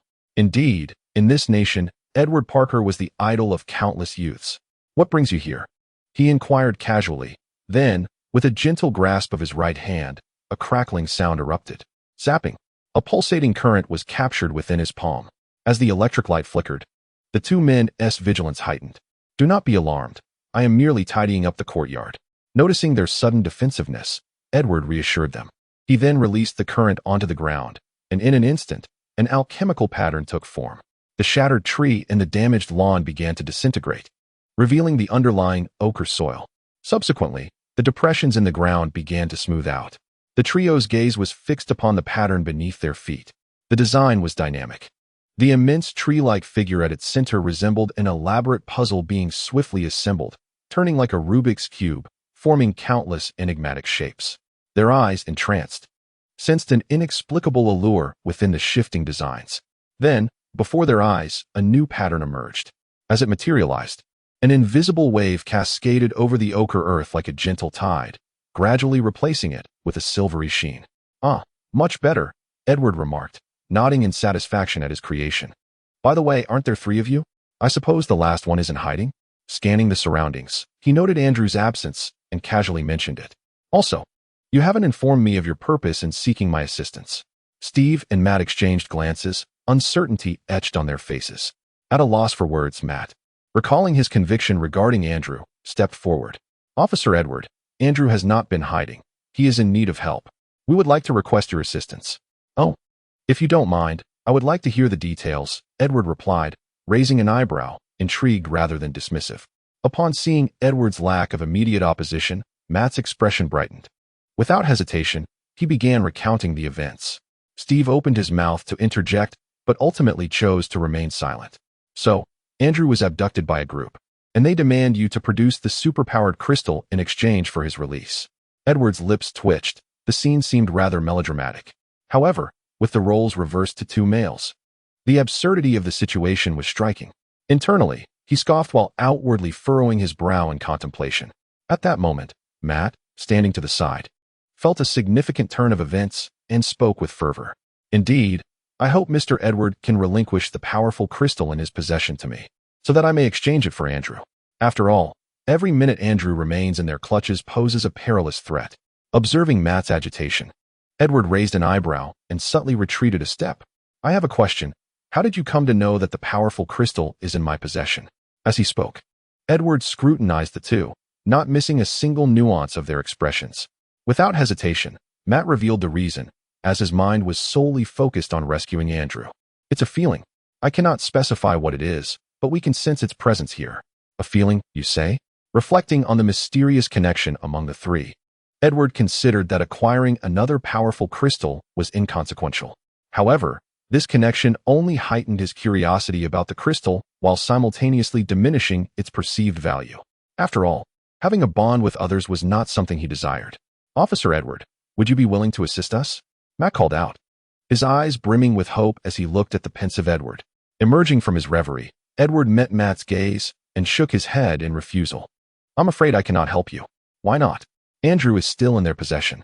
Without the powerful crystal, he may perish. Officer Edward, are you not a police officer? Are you truly going to stand by idly as someone faces death? Matt questioned, unable to contain his agitation. Suddenly, a thunderous roar echoed as the winds surged, and the atmosphere around Matt became charged with turmoil. Waves of energy surged chaotically, unleashing a frightening force. The air swept across the ground, accompanied by a tremendous power that crushed everything in its path. Crackling sounds erupted as the silvery ground began to distort. Under the strain of the immense force, the metallic surface could barely withstand the pressure, emitting a jarring, twisted noise before starting to collapse, as if provoked by some unseen force. The patterns within the alchemical array on the ground began to shift rapidly, and the silver surface transformed as well. The silvery metal was an amalgam of various alloys, possessing commendable hardness and remarkable flexibility. Now, a thin layer of this silver alloy trembled violently under the colossal force, undulating like rippling water. Within the all-encompassing force field, the fragile connections between various substances within the alloy began to fracture, causing large segments of the metal to crumble. Chapter 91. Lending you the silvery alloy was collapsing as the patterns within the alchemical array underwent tumultuous transformations. The old designs were supplanted, giving way to new ones, heralding the emergence of a novel alchemical formation. Within the argent alloy, intrinsic components interconnected in unprecedented manners, leading to the advent of entirely new alloys. Bearing pressure, collapsing. Being replaced, new alloys manifested once more, enduring further stress before succumbing again. Edward manipulated the alchemical array, continuously drawing materials from the depths of the earth below to facilitate this ongoing metamorphosis. Calm yourself. Anger will not resolve the issue, he admonished Matt, who was visibly agitated. Bring me the crystal. With a creaking sound, the force within the air intensified. The alchemical array upon the silvery alloy amplified Edward's perceptive abilities, rendering all occurrences within the alloy vividly clear in his mind. What a formidable power, capable of directly influencing the nanoscale. If further developed, it might even interact with more subtle layers of matter. This extraordinary ability had been acquired with such ease that it was indeed a source of envy. While he controlled the alchemical array, he couldn't help but marvel at the protagonist's fortuitousness. As thoughts of such a being crossed his mind, he glanced towards Peter. Peter Parker was also one of the world's protagonists. The Marvel Universe is a realm of superheroes, fundamentally a world of superpowers. Anyone who possesses superhuman abilities, be they hero or villain, is a central figure in this narrative. Edward was acutely aware of this fact, for he was not the ordained protagonist of this world. Reflecting on this, he stole another glance at Peter. Edward Parker and Peter Parker were not only twins, but also monozygotic twins, theoretically sharing identical genetic compositions. Yet, he could never become Spider-Man. This was a truth Edward had confirmed after his exposure to the spider venom. He had three potential outcomes from the injection: death, failed mutation, or successful evolution. Data gleaned from in vitro cell culture experiments, analyzed through the gate of truth, indicated that his chances of successful evolution were minuscule, on the order of 1 in several hundred thousand. In stark contrast, Peter's probability stood at a resounding 100% success rate. This distinction underscored the essence of the protagonist, transforming a probability of several hundred thousand to a certainty. Edward had even studied the genetics of Harry Osborn, whose success rate was a mere 50%. This revelation confirmed that every individual on Earth who successfully mutated was indeed exceptional. Such beings were invaluable, both to the world and to humanity. Surely, those in the upper echelons of society had recognized this fact as well. Observing the violently morphing silvery alloy before him, Edward mused silently. He sensed the indulgence of the human elite towards these extraordinary individuals. The more he understood, the more enigmatic this world appeared. Mr. Edward, we do not wish to resort to violence. We merely seek to save lives. Steve, observing the violently contorted silver alloy, exclaimed fervently, the crystal is far too perilous. In the hands of an unknown force, it will only bring about greater calamities.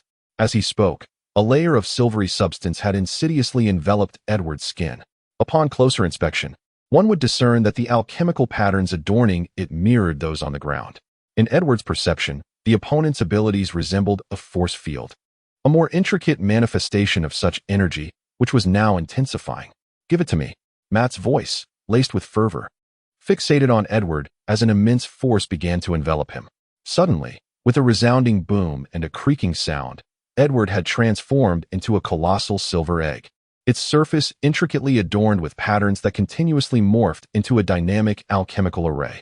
The overwhelming power bore down upon him like an ocean of countless tons, exerting relentless pressure from every angle, causing the alloy egg to twist and warp, as if it were on the verge of shattering.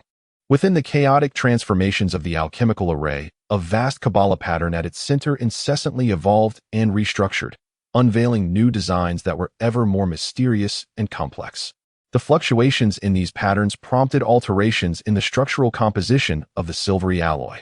From deep within the earth, vast quantities of material were incessantly extracted and decomposed, transmuted into the silver alloy. Various substances collided, giving rise to new structures that soon collapsed under the mounting pressure. As the strain escalated, the material from the earth continued to be drawn forth, causing the silvery alloy egg to visibly swell, its immense thickness enduring the onslaught of pressure.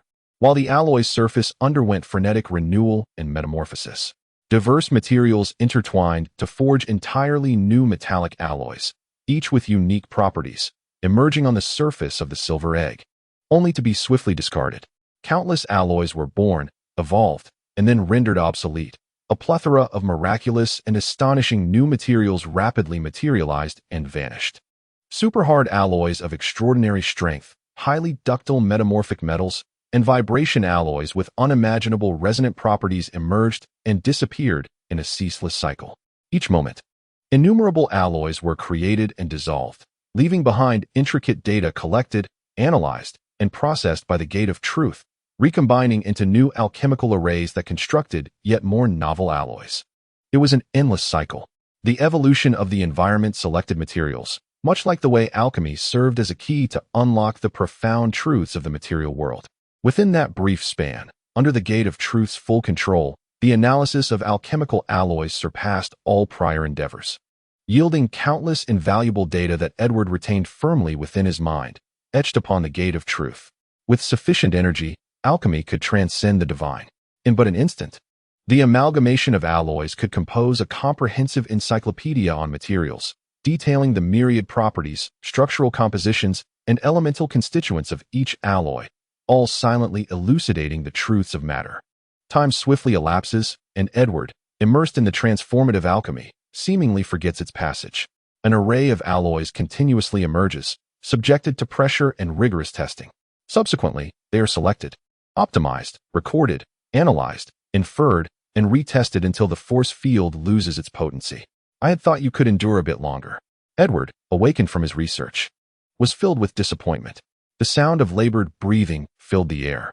At that moment, Matt appeared pale, blood trickling from his nostrils, his body marked by a myriad of blood vessels that had ruptured beneath the surface of his skin.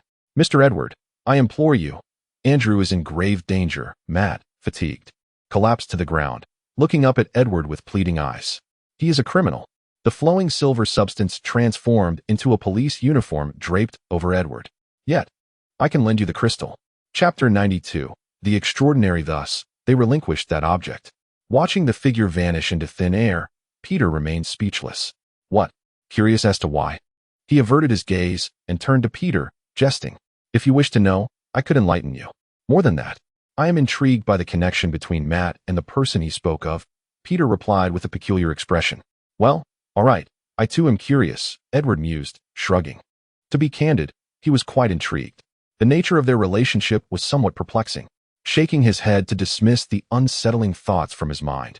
Edward glanced at the expanse of yellow land, reaching out to conjure a surge of electricity, which he cast into the sky. The current erupted, delineating an alchemical array, and an invisible force field began to manifest. A breeze began to stir. Edward murmured softly. As he spoke, the rustling of leaves echoed through the woods. A gentle breeze caressed the trees like a lover's touch. Within mere breaths, the vegetation around began to tremble, the mist in the forest swelled, rapidly coalescing under the wind's influence. The gentle breeze escalated into a fierce gust. Peter Parker struggled to keep his eyes open as the wind howled, causing his garments to flutter and the surrounding trees to sway violently. A dense fog gathered. The sky became shrouded in dark clouds, the mist transitioning into vaporous formations, myriad droplets colliding and amalgamating into clouds. The tempest persisted, and the water vapor multiplied. A cloud, roughly the size of a small hill, materialized in an instant. Within the fog, the alchemical array shimmered with electric light, its central pattern shifting rapidly. Under the power of alchemy, the clouds above transformed into ominous, dark masses. The sky dimmed, and the heavy moisture rendered the air stifling. An oppressive sensation surged within. A storm approaches, flowers bloom amidst the chaos, dark clouds loom over the city, threatening its very foundations. Crack! Thunder rumbled as the tempest unleashed its fury. Torrential raindrops cascaded like a deluge, swiftly saturating the uneven, parched earth. In an instant, the dormant lives nestled within the soil stirred awake, greedily parting their lips to drink in the nourishing rain, revitalizing their existence. Sprouting roots and burgeoning shoots swiftly cloaked the barren, ochre landscape in vibrant green. The newly emerged seedlings danced joyously, swaying their tender forms in exuberance, celebrating life with fervent delight. Each raindrop fell, splattering against the silvery surface of an umbrella, shattering into a fine mist. Beneath this shelter, Edward beheld Peter, now drenched and resembling a drowned rat, his face illuminated with joy. As the winds subsided and the rain ceased, golden rays of sunlight poured forth, revealing a delicate rainbow shimmering upon the umbrella. The harmonious melodies of birds filled the air, and following the refreshing downpour, the atmosphere felt invigoratingly crisp. Isn't it enviable? Edward mused, as the silver umbrella morphed into a liquid form, seeping into his clothing. Humph, Peter scoffed, curling his lip in disdain, disregarding Edward's playful antics. He busied himself with removing his coat and wringing out the water. Finding the situation somewhat mundane, Edward shifted his focus back to Peter. By the way, Peter, how did you acquire your abilities? Sensing the vibrant life force emanating from Peter, Edward inquired with genuine curiosity. Indeed, he was intrigued. Under his influence, the current Peter was a far cry from the past. Not only had his living conditions transformed, but everything about him had changed remarkably. So, what was the origin of this newfound prowess? Upon hearing Edward's query, Peter's excitement bubbled forth, even bordering on exhilaration. He eagerly recounted the events that had transpired. As Peter spoke, Edward's expression morphed into one of incredulity. So, you discovered your father's notes in my laboratory, subsequently engineered a super spider, and just yesterday, you were inadvertently bitten by it, gaining these abilities. Edward's voice escalated in pitch, his gaze fixed on Peter, filled with disbelief. Is it truly that simple? I find myself at a loss for words, Edward internally lamented, while he understood that the retroviral elements within Peter's body harmonized with the spider venom, allowing for effortless integration into his genetic structure and subsequent evolution. The sheer ease of this transformation sparked feelings of envy and resentment within him. What brings you to me? Edward's tone turned sharp, a reflection of his displeasure. Oh, nothing much. I just wanted you to examine whether there are any side effects from my bodily changes. Peter shrugged nonchalantly. Indeed, the unexpected abilities had brought him considerable distress. In a state of turmoil, I rushed to Edward's side. However, he would not speak. After approximately half an hour spent organizing the thoughts in his mind, Edward cast a jealous glance at Peter before him. Is jealousy not evident? Edward's emotional fluctuations were not lost on the perceptive Peter, who, filled with a sense of triumph, remarked on the matter. At that moment, he felt an unprecedented sense of exhilaration, his spirits soaring high. It must be said that that wretched deity often bestows peculiar favors upon those of lesser intellect. Now you are a Superman, Peter, Edward stated, his face a mask of envy.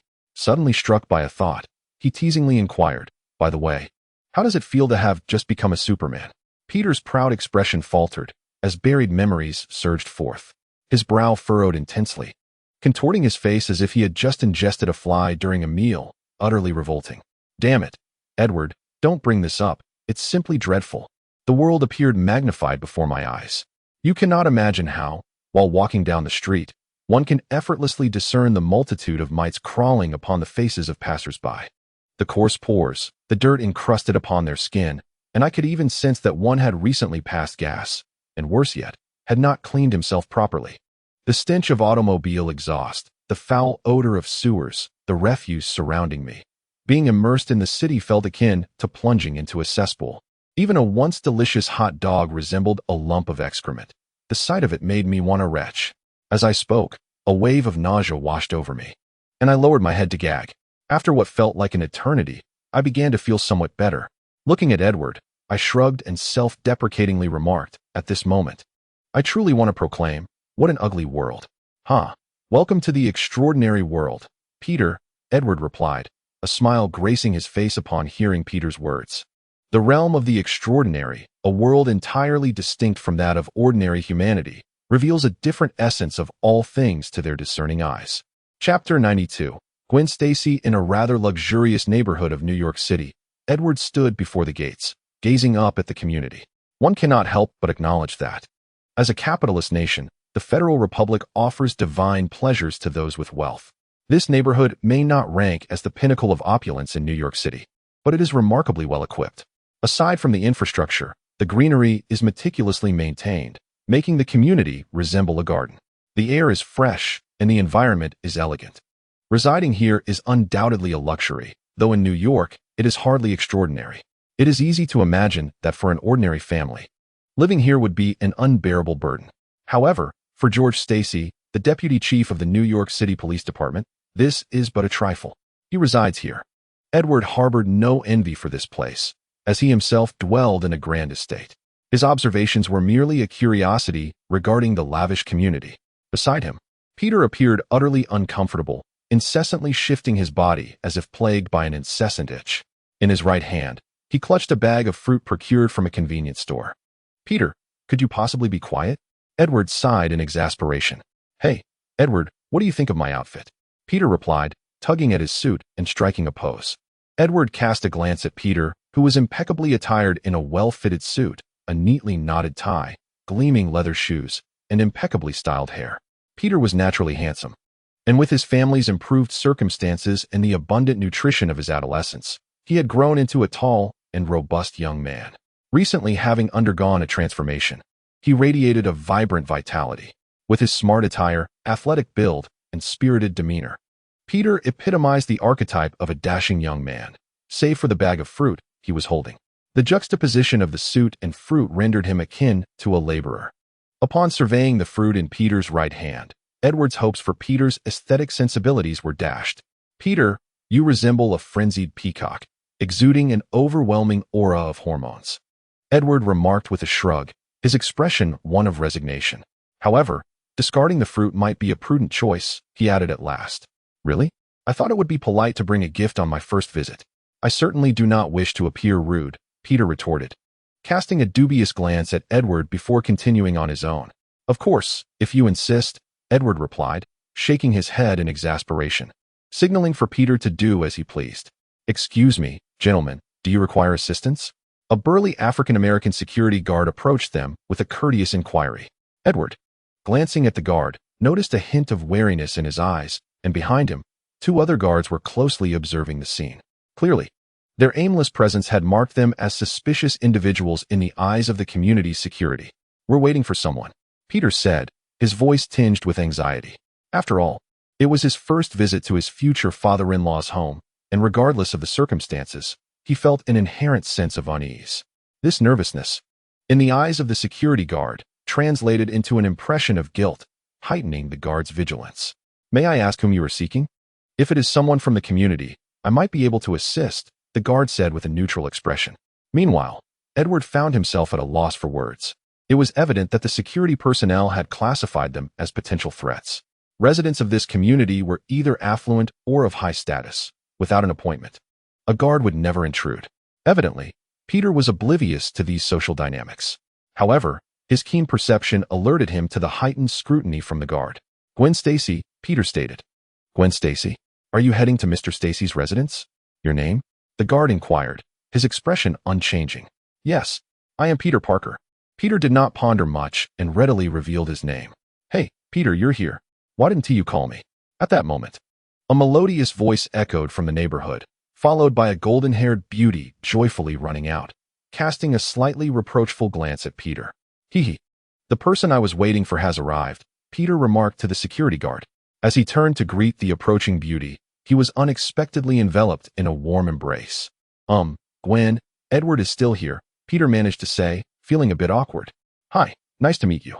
You must be Edward Parker, the genius. My father often speaks of you. It's a pleasure to finally meet you." Gwen greeted him with genuine enthusiasm. Her cheerful voice, striking physique, and gracious gestures radiated an aura of youth and vitality. "Hello, it's a pleasure to meet you," he replied with a smile. Upon reaching the door of Gwen's home, Peter felt an overwhelming sense of anxiety. Taking a deep breath, he was unsure where to place his hands in Edward's presence. "Hey, Peter, come on in.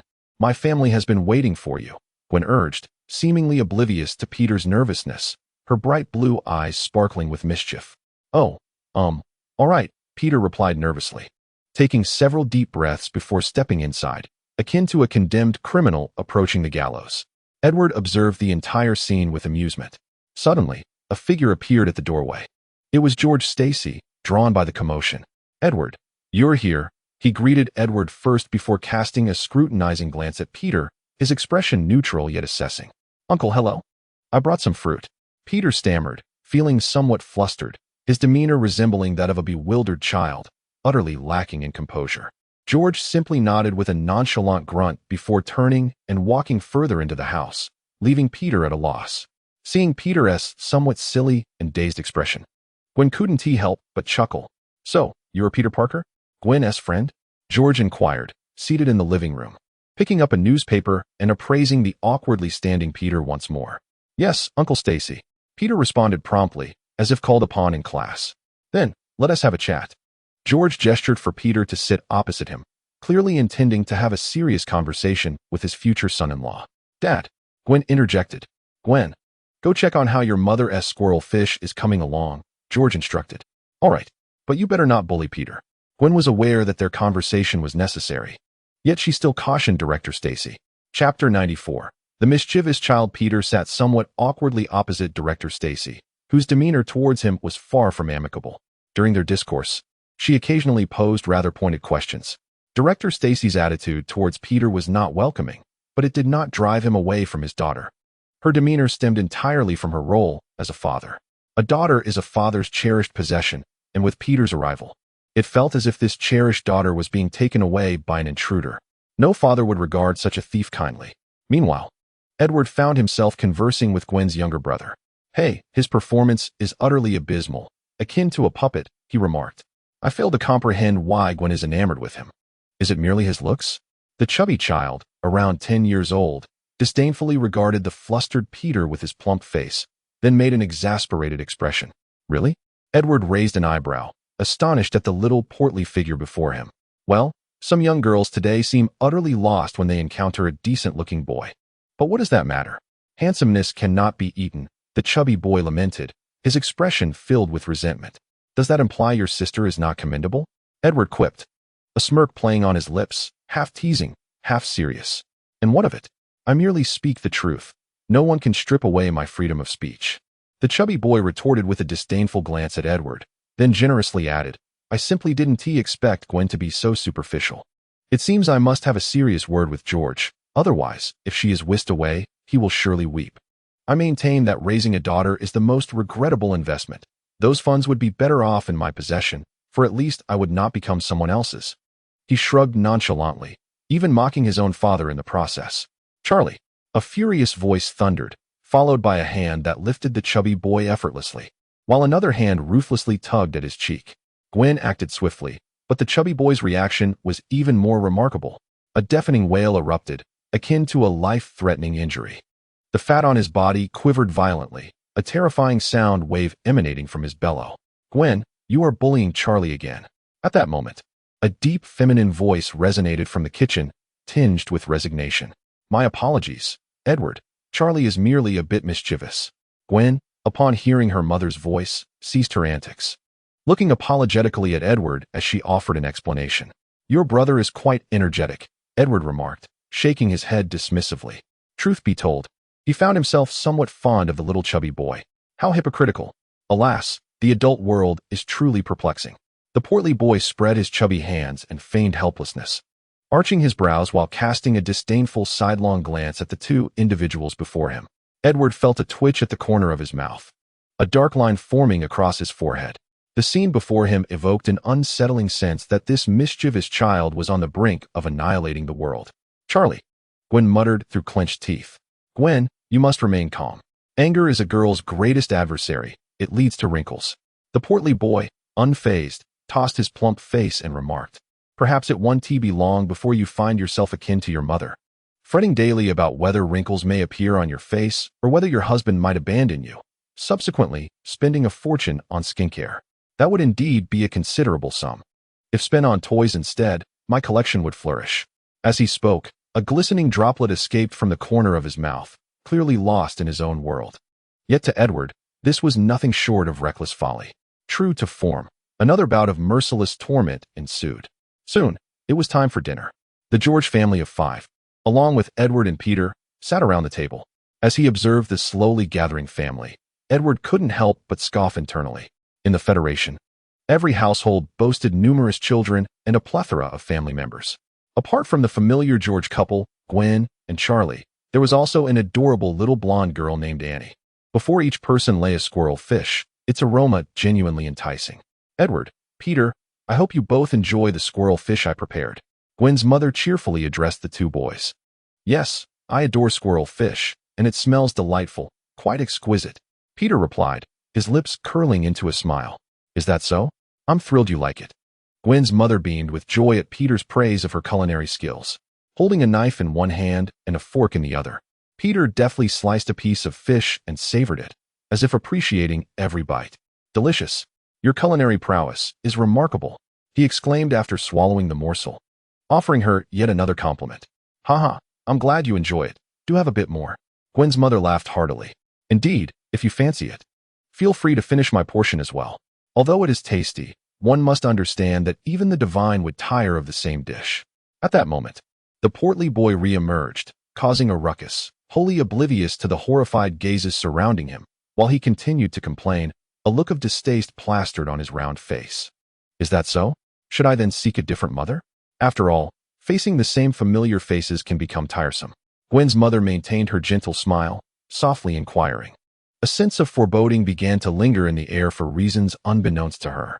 Unaware of the impending danger, the portly boy boldly nodded, addressing the impassive director George across the table with utmost seriousness. George, you should contemplate finding a younger wife. In doing so, we would not only escape the monotony of eating squirrel fish, but you would also save a considerable sum of money, allowing you to acquire a new set of golf clubs, while I could enhance my collection. Charlie, how could you speak of mother in such a manner? Although her culinary repertoire is limited to squirrel fish, the little girl admonished the chubby boy loudly. Annie, do not presume I am unaware. You have already been won over by mother. She has bought you numerous dolls, yet that is but a fraction of what could be. If mother were not to engage in upkeep, I could procure more toys, and you could acquire additional dolls. But, mother also helps me tidy my room and arrange my dolls. The little girl appeared momentarily shaken. Annie, These are responsibilities you ought to undertake yourself. Know that lazy girls are seldom cherished, and in the future, no gallant prince will take a liking to you. The chubby boy remarked with a sidelong glance at the little girl, muttering under his breath, "How dare you speak of a lady in such a way?" The little girl flared up, resembling a cat with its tail stepped on. With a swift motion, her porcelain-like arm shot from behind the chair, seizing a doll of her own height, and delivered a fierce elbow strike, followed by a relentless tugging and thrashing. Edward stared in astonishment at the two unruly children before him, his gaze rigidly fixed on the impassive director George, while a profound admiration welled up within him. Meanwhile, Parker had already been rendered speechless. "Heh. They are quite clever," Peter stammered, managing to utter a comment. Chapter 95. A dramatic turn on the bridge. Despite a few minor mishaps, the meal concluded without incident. Overall, Peter's visit was markedly successful. Gwen's parents, along with her siblings, did not regard him with disdain due to his earlier awkwardness. On the contrary, they graciously accepted Peter as their daughter's boyfriend. In fact, if the two wished, they could even apply for a marriage license. Of course, this was merely a figurative expression, as they were still in school. Nevertheless, Peter had gained the approval of Gwen's family, which undoubtedly boded well for both Peter and Gwen, as well as for Edward and George. The bond between the two families would undoubtedly deepen as a result of this event. The night sky was black, profound, and expansive, appearing as clear as if it had been washed. Bright stars adorned the heavens, while the resplendent full moon cast an ancient, cold luminescence. Gazing upwards at the vast, solitary expanse of the starry sky, one could see the Brooklyn Bridge. Vehicles, linked from front to back, filled the bridge, and even in the dead of night. This congestion exemplified a nation on wheels. The cacophony of honking horns and sirens permeated the air, interspersed with shouts, vividly illustrating the restlessness of urban life. At one end of the bridge, a large truck lay overturned, effectively blocking the entrance and impeding the passage of vehicles behind it.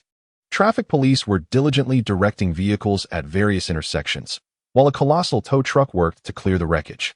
Uniformed New York officers navigated through the chaos, maintaining order and soothing irate citizens. On the bridge, within a luxurious black executive vehicle, Dr. Emma, with a stoic expression, toyed with a bottle containing a green aerosol substance. The cacophony around her, coupled with the prolonged wait, etched dissatisfaction upon her features. "Alfred, can you not step outside and ascertain what is occurring?" she called impatiently to the driver ahead. Amidst the line of vehicles, a figure stood out conspicuously, clad in a tattered white lab coat, stained with sporadic marks. Their disheveled hair obscured their face, imparting an aura of desolation akin to that of a homeless person beneath the bridge. The individual appeared to have a purpose, weaving swiftly between cars with their head bowed, eyes scanning like a predator in search of prey. The cold moonlight cast a lengthy shadow. "Hey, who goes there?" Such an unusual scene naturally caught the attention of a patrolling officer, who, vigilant, shouted a warning at the figure. However, the person paid no heed to the police, engrossed in their own affairs. "Stop! Raise your hands." Surrounding officers converged, drawing their firearms and aiming at the individual, issuing another stern warning. Sensing the chilling threat of the weapons, the figure halted, head lowered in obscurity. Slowly raising their head and hands, they approached, muttering as they moved. While 5 officers inched closer, the distance dwindling to a mere 5 meters. Raise your hands, the figure chanted, their eyes glimmering with an eerie green hue beneath their untidy hair, pupils resembling those of a reptile, radiating a foreboding chill. The individual raised one hand, not two, causing the surrounding officers to furrow their brows in confusion. There was no right arm. "What do you have in your hand? Drop it," an officer bellowed, gripping their weapon tightly. In the figure's left hand rested a glass bottle, approximately 20 centimeters in diameter, filled with a strange green mist that swirled and flickered with an uncanny luminescence as they moved. "Is that so?" A low, gravelly voice emerged, akin to the harsh scraping of rusted metal. The sound sent a shiver through those present. Suddenly, with a loud crash, the bottle slipped from their grasp, shattering on the ground, releasing a dense green fog that rapidly enveloped a 100-meter radius. "What is that? Damn it, what is this abomination?" The sudden emergence of a green mist caught many individuals off guard. Instinctual fear often accompanies the unknown, yet the mist dispersed with alarming swiftness, enveloping many before they could react. Piercing screams reverberated through the air, As a crowd drawn by the commotion faintly discerned several grotesque dark figures rapidly materializing amidst the fog. A loud crash echoed as a vehicle was sent soaring through the air. On the opposite side of the bridge, Edward sat in the driver's seat, his arm resting on the steering wheel, head propped in a gesture of resignation. Beside him, the incessant chatter of Peter filled the space. "Edward, Gwen's family has accepted me." "Haha, isn't that splendid?" Peter exclaimed from the passenger seat, his face alight with excitement, as if he might leap with joy were it not for the constraints of the vehicle. Yes, fortunate Peter," Edward replied lethargically. "Hey, what sort of attitude is that? I've vanquished my greatest foe in life. Shouldn't you be thrilled for me?" Peter retorted, his dissatisfaction evident in his tone. Since leaving Gwen's house, a total of 12 minutes and 42 seconds have passed. And with that last remark, you have repeated the same sentiment 30 times. "Peter," Edward quipped bluntly, "you are behaving like a randy male creature." However, it was clear that Peter, lost in the realm of love, was conversing with himself. Observing Peter's occasional silly laughter, Edward sighed, resigning himself to silence. His companion was utterly oblivious to everything around him. The traffic in New York City was akin to the excrement of a feline, sluggishly moving in segments and occasionally experiencing a frustrating stagnation. Edward sat in the car, discontentedly accepting the cultural nuances of New York's traffic. He glared at the long line of vehicles ahead. Suddenly, a thunderous noise erupted, causing both Edward and Peter to feel the bridge tremble violently. In the distance, they witnessed a car soaring into the air, followed by chilling screams. "Monsters! Help! My God! Dinosaurs! The Jurassic has invaded!" came the frantic cries of the panicked crowd, as terrified citizens rushed toward them, shoving and shouting in hysteria. The unexpected chaos transformed the expressions of both men, compelling them to turn toward the source of the commotion. Chapter 96. Dr. Lizard, what on earth? Both men were no ordinary individuals. Their keen eyesight was more than sufficient for discerning the happenings a mere 100 meters away, and they observed the scene with clarity. In the distance, a colossal creature, towering approximately 5 meters high, roared defiantly toward the heavens. Its immense tail lashed powerfully, effortlessly shattering nearby automobiles. A layer of green, menacing scales enveloped its body, and its razor-sharp claws glimmered with a chilling sheen. Even from several hundred meters away, two observers could feel the tremendous strength pulsating within its robust form. It resembled a magnified version of an upright lizard, instinctively sensing the presence of onlookers.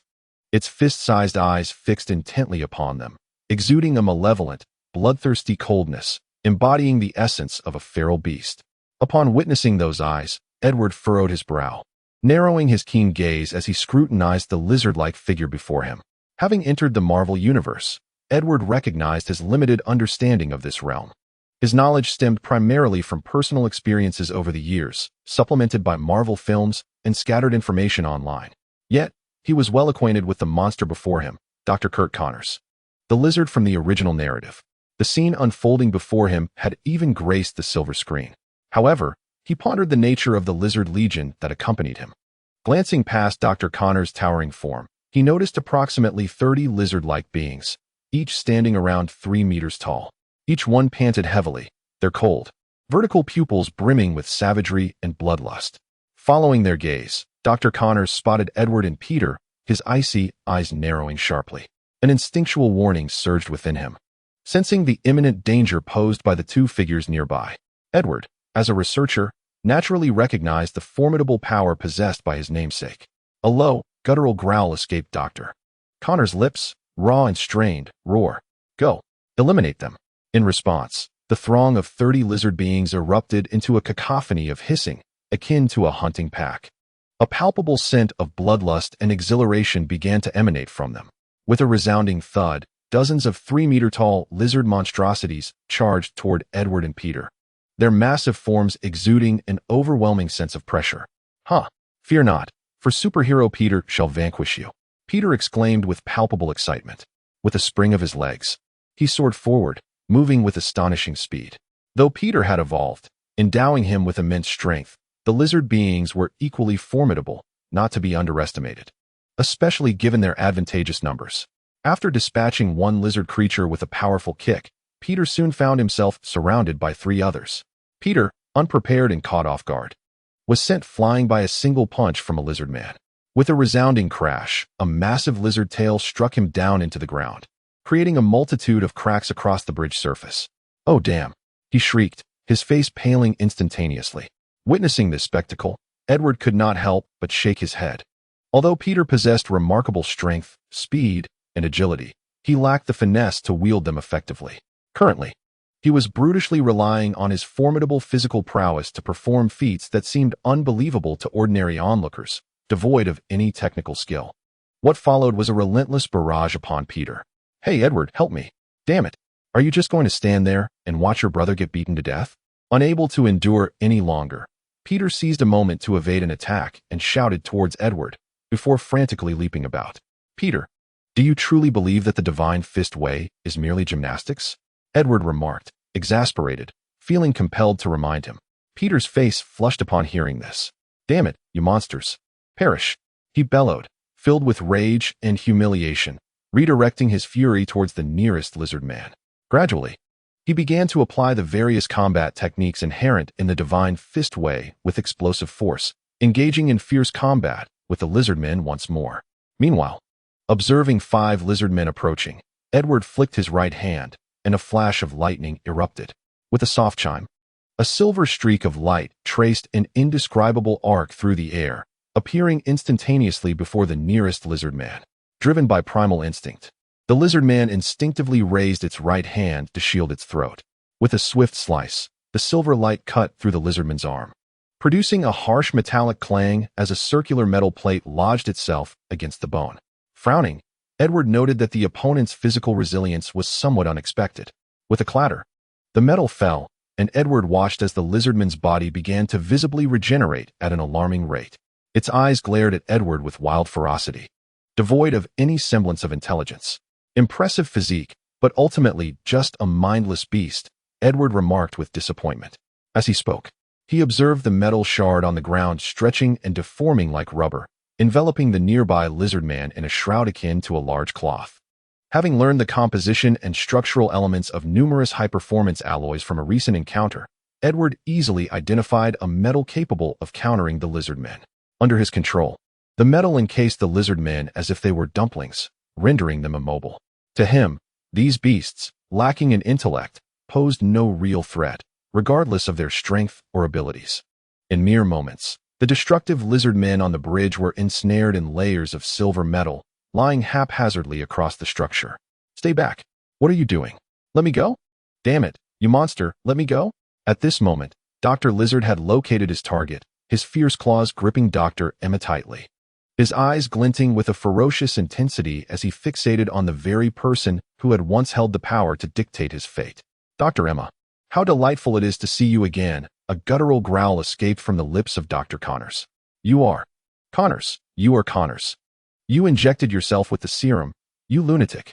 Upon hearing his voice, Emma lifted her gaze to the grotesque, scaly visage before her, shock etched across her features, followed by a disbelieving cry. "Madness. Yes, I am mad. You have driven me to this insanity. What was it all for? What was it all for?" His roar reverberated like thunder across the bridge. Chapter 97. Feigned Death. The research was merely a step away from success. If only I were granted another year. No, even half a year, I could achieve it. Yet, he terminated the project. With a mere utterance, "You are no longer of use," he dismissed all my efforts. "I shall never permit this, even if he is Norman Osborn." As Dr. Lizard bellowed, the scales on his cheeks bristled, his expression twisted in rage. He turned with a menacing grin towards Emma. "Behold my new form. Is it not magnificent? Look at it, so perfect, so strong, brimming with power." Connors thrust his right arm before Dr. Emma's eyes, growling with a savage obsession reflected in his slitted pupils. "It is truly beautiful," he murmured, his enormous, cold eyes fixed intently on the terrified Dr. Emma. "I have succeeded. Now, I shall wield this power to exact revenge upon Osborn. To make him realize that canceling the research was a foolish decision, starting with you. Dr. Connors, you are surrounded. Please release the hostage and seek leniency." Edward, now clad in a police uniform, called out from a distance of 10 meters away from Dr. Lizard. "Heh," turning abruptly to face Edward. A malicious grin spread across his face as he let out a roar of defiance, his grotesque claws striking with ferocity. "No." Bang. With a horrifying scream, Connors crushed Emma's skull with a brutal squeeze. With a casual flick, he tossed her lifeless body to the ground, where it fell like a rag doll. Crimson blood and white brain matter splattered across the floor. A pungent gust of the metallic scent of blood invaded Edward's nostrils, causing him to grimace as he stared at the headless corpse sprawled before him, unable to fathom the ruthlessness with which Connors had executed the deed. Kurt Connors, you have now compromised public safety. I am placing you under arrest for premeditated murder. As soon as the words left his mouth, a deafening roar erupted. Roar, Doctor! Lizard bellowed, offering no further words. He charged directly at Edward with powerful strides, his formidable strength reverberating across the bridge. The ground fissured, and the formidable force propelled Dr. Connors, transformed into the lizard, with astonishing speed, akin to a roaring, powerful tank, savagely charging towards Edward. In moments of lucidity, when not in his reptilian form, Dr. Connors could maintain rational thought, analyzing his circumstances with clarity. However, once he transformed into the monstrous lizard, the primal instincts hidden within his genetic makeup would obliterate his reason, rendering him impulsive, irritable, and steeped in brutality and bloodshed. With a furrowed brow, Edward clasped his hands together, summoning a massive alchemical array that spread across the bridge, extending 10 meters in every direction. Disassemble. Reassemble. He commanded, and instantly, countless vehicles above the array began to disintegrate. The rubber from their tires morphed into a viscous liquid, splattering onto the lizard's face, clogging his nostrils, obscuring his eyes, and sealing his mouth. This sticky substance acted as a potent adhesive, immobilizing Dr. Connors. In an instant, the lizard was compelled to halt, clawing at the solidified glue that encased him, forcefully tearing it away. Almost immediately, a vast net, under Edward's control, materialized, enveloping the lizard. With a furious roar, the restraints ignited a wrath within the lizard, his cold gaze replaced by a crimson fury, and his already formidable physique began to swell, reaching beyond 6 meters in the blink of an eye. With a resounding crack, his enhanced strength strained against the confines of the net. The sheer force radiated outward, causing the bridge to fracture and warp under the pressure. Yet, there was more to come. With a powerful kick, the lizard's massive form was propelled, while beneath the bridge, a column of water surged skyward, inundating Dr. Connors. Under Edward's watchful gaze, the alchemical array flickered upon the churning water surface, and the submerged lizard exhibited no response, his body visibly encased in ice. The lizard's resistance waned, a revelation dawning upon Edward. Could the lizard, like its namesake, be a cold-blooded creature, entering a state of hibernation? Although he had previously speculated that the lizard's genes would significantly influence Connors, witnessing the diminishing vitality of the lizard astonished Edward. The impact of the genes proved to be profound. At that moment, Connors resembled a cold-blooded animal, succumbing to the sudden drop in temperature, entering a hibernation-like state. A bone-chilling cold began to spread across the bridge, prompting Peter, approaching, to shiver involuntarily, his arms covered in goosebumps as he fixated on the now motionless lizard. Was he dead? Observing the lizard, encased in ice, utterly still with closed eyes, Peter exhaled with relief, albeit accompanied by an unsettling sense of disorientation. After all, Dr. Connors was a mentor whom he held in considerable esteem, and witnessing his demise at the hands of someone so close was an undeniably complex feeling. You might want to take a look, Edward remarked casually, shrugging his shoulders, showing no particular sentiment towards Dr. Connors. Casting one last glance at the lifeless form of the lizard on the ground, confirming that the essence of life within him had dwindled to a mere whisper, he retrieved his phone to contact Officer George. Peter, remaining silent, took a couple of steps forward until he stood before the frozen lizard, exhaling a sigh. Ah, Dr. Connors. Before Peter could utter anything further, the completely encased lizard suddenly opened his eyes, crackling with electricity. A tremendous surge of power erupted, unleashing an astonishing shockwave that sent Peter flying backward, shattering the ice that bound him. Simultaneously, the lizard's tail swept up a nearby wrecked vehicle, hurling it violently towards Edward. In quick succession, an even more potent surge of electricity erupted from Dr. Connors, transforming into countless electric serpents that roared toward Edward, exuding an aura of destruction that seemed capable of tearing everything asunder. Having accomplished this, the lizard did not spare a glance behind him. With a decisive leap, he plunged into the river below without a moment's hesitation. Though influenced by the genetic serum, The lizard was not merely a mindless beast, facing insurmountable odds. He chose to escape rather than confront Edward Parker directly. The overwhelming pressure he felt from Edward, both from the information he had gathered and from first-hand experience, instilled within him a sense of impotence against such formidable strength. The mysterious alchemy that allowed Edward to manipulate matter filled him with trepidation. As a scientist, he understood the terrifying implications of such power, especially when wielded by a prodigy. Chapter 98. The Wrath of George Feigning Death? The Way of the Divine Fist. Edward furrowed his brow slightly. No wonder the opponent could control his breath and magnetic field. Could this also be a hereditary ability from the lizard's genes? He pondered, casting a glance toward Peter, recalling that in the original narrative, Spider-Man possessed the ability of electrostatic adhesion. Is this the power of genetics? In nature, myriad creatures have acquired astonishing survival wisdom through eons of evolution. And feigning death is but one of them. As for the capacity to control biological magnetic fields, it likely stemmed from the practice of the Divine Fist. Lost in thought, Edward refrained from pursuing Dr. Connors, instead directing his attention to the headless corpse on the ground. With a gesture, he summoned a vial of green serum that floated from the lifeless figure's grasp. Damn it, he actually got away? Peter wobbled to his feet, the effects of the electric shock still lingering, his hair standing on end as he muttered curses. Yet upon seeing that Dr. Connors was still alive, he felt an inexplicable sense of relief wash over him. Edward, shall we pursue them? Peter inquired, his body trembling uncontrollably. No, it is too late. They have already escaped. Edward replied, shaking his head. Moreover, I am not accustomed to underwater operations. Perhaps you should go instead. Edward cast a sidelong glance at Peter. On second thought, I think I'll pass. I just experienced a shock, and my head is spinning. I'll take care of him once I've recuperated. Peter shrugged, feigning nonchalance. As Edward and Peter descended from the bridge, the view ahead was shrouded in darkness. A large crowd had gathered at one end of the bridge. While numerous police vehicles cordoned off the area, Chief Stacy, who had just been dining, was now vociferously issuing commands, directing a group of officers clad in bulletproof vests to maintain vigilance. Soon, he spotted Edward and Peter approaching. Are you both all right? By the way, where is that monster? Chief Stacy inquired, noticing only the two of them and frowning at the absence of the creature. Peter was about to respond when a jubilant voice interrupted from the side. Peter, are you okay? Are you hurt? Oh, for heaven's sake, why did a monster appear? Do you know? Concern laced the voice as a figure emerged from behind a police car, rushing towards Peter with outstretched hands, inspecting him closely. Upon noticing only a few rips in his clothing and no significant injuries, she sighed in relief. Gwen, I'm fine, Peter said. His heart lightened at the sight of his girlfriend. Just as he was about to say more, he was cut off by Officer George, whose expression had darkened.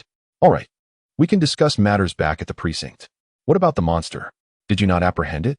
George scanned the surroundings again, seeing nothing, and asked in a low, serious tone. We allowed it to escape. Its abilities were somewhat unexpected, Edward admitted without hesitation.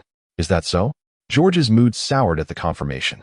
He furrowed his brow, anxiety creeping into his mind. This was no ordinary criminal. The potential consequences of failing to apprehend the perpetrator within a day sent shivers down his spine. By the way, what is the situation inside? How are the civilians?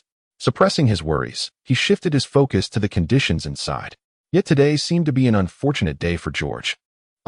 I think you should go in and see for yourself, Edward replied, his tone peculiar, and his gaze toward George tinged with sympathy.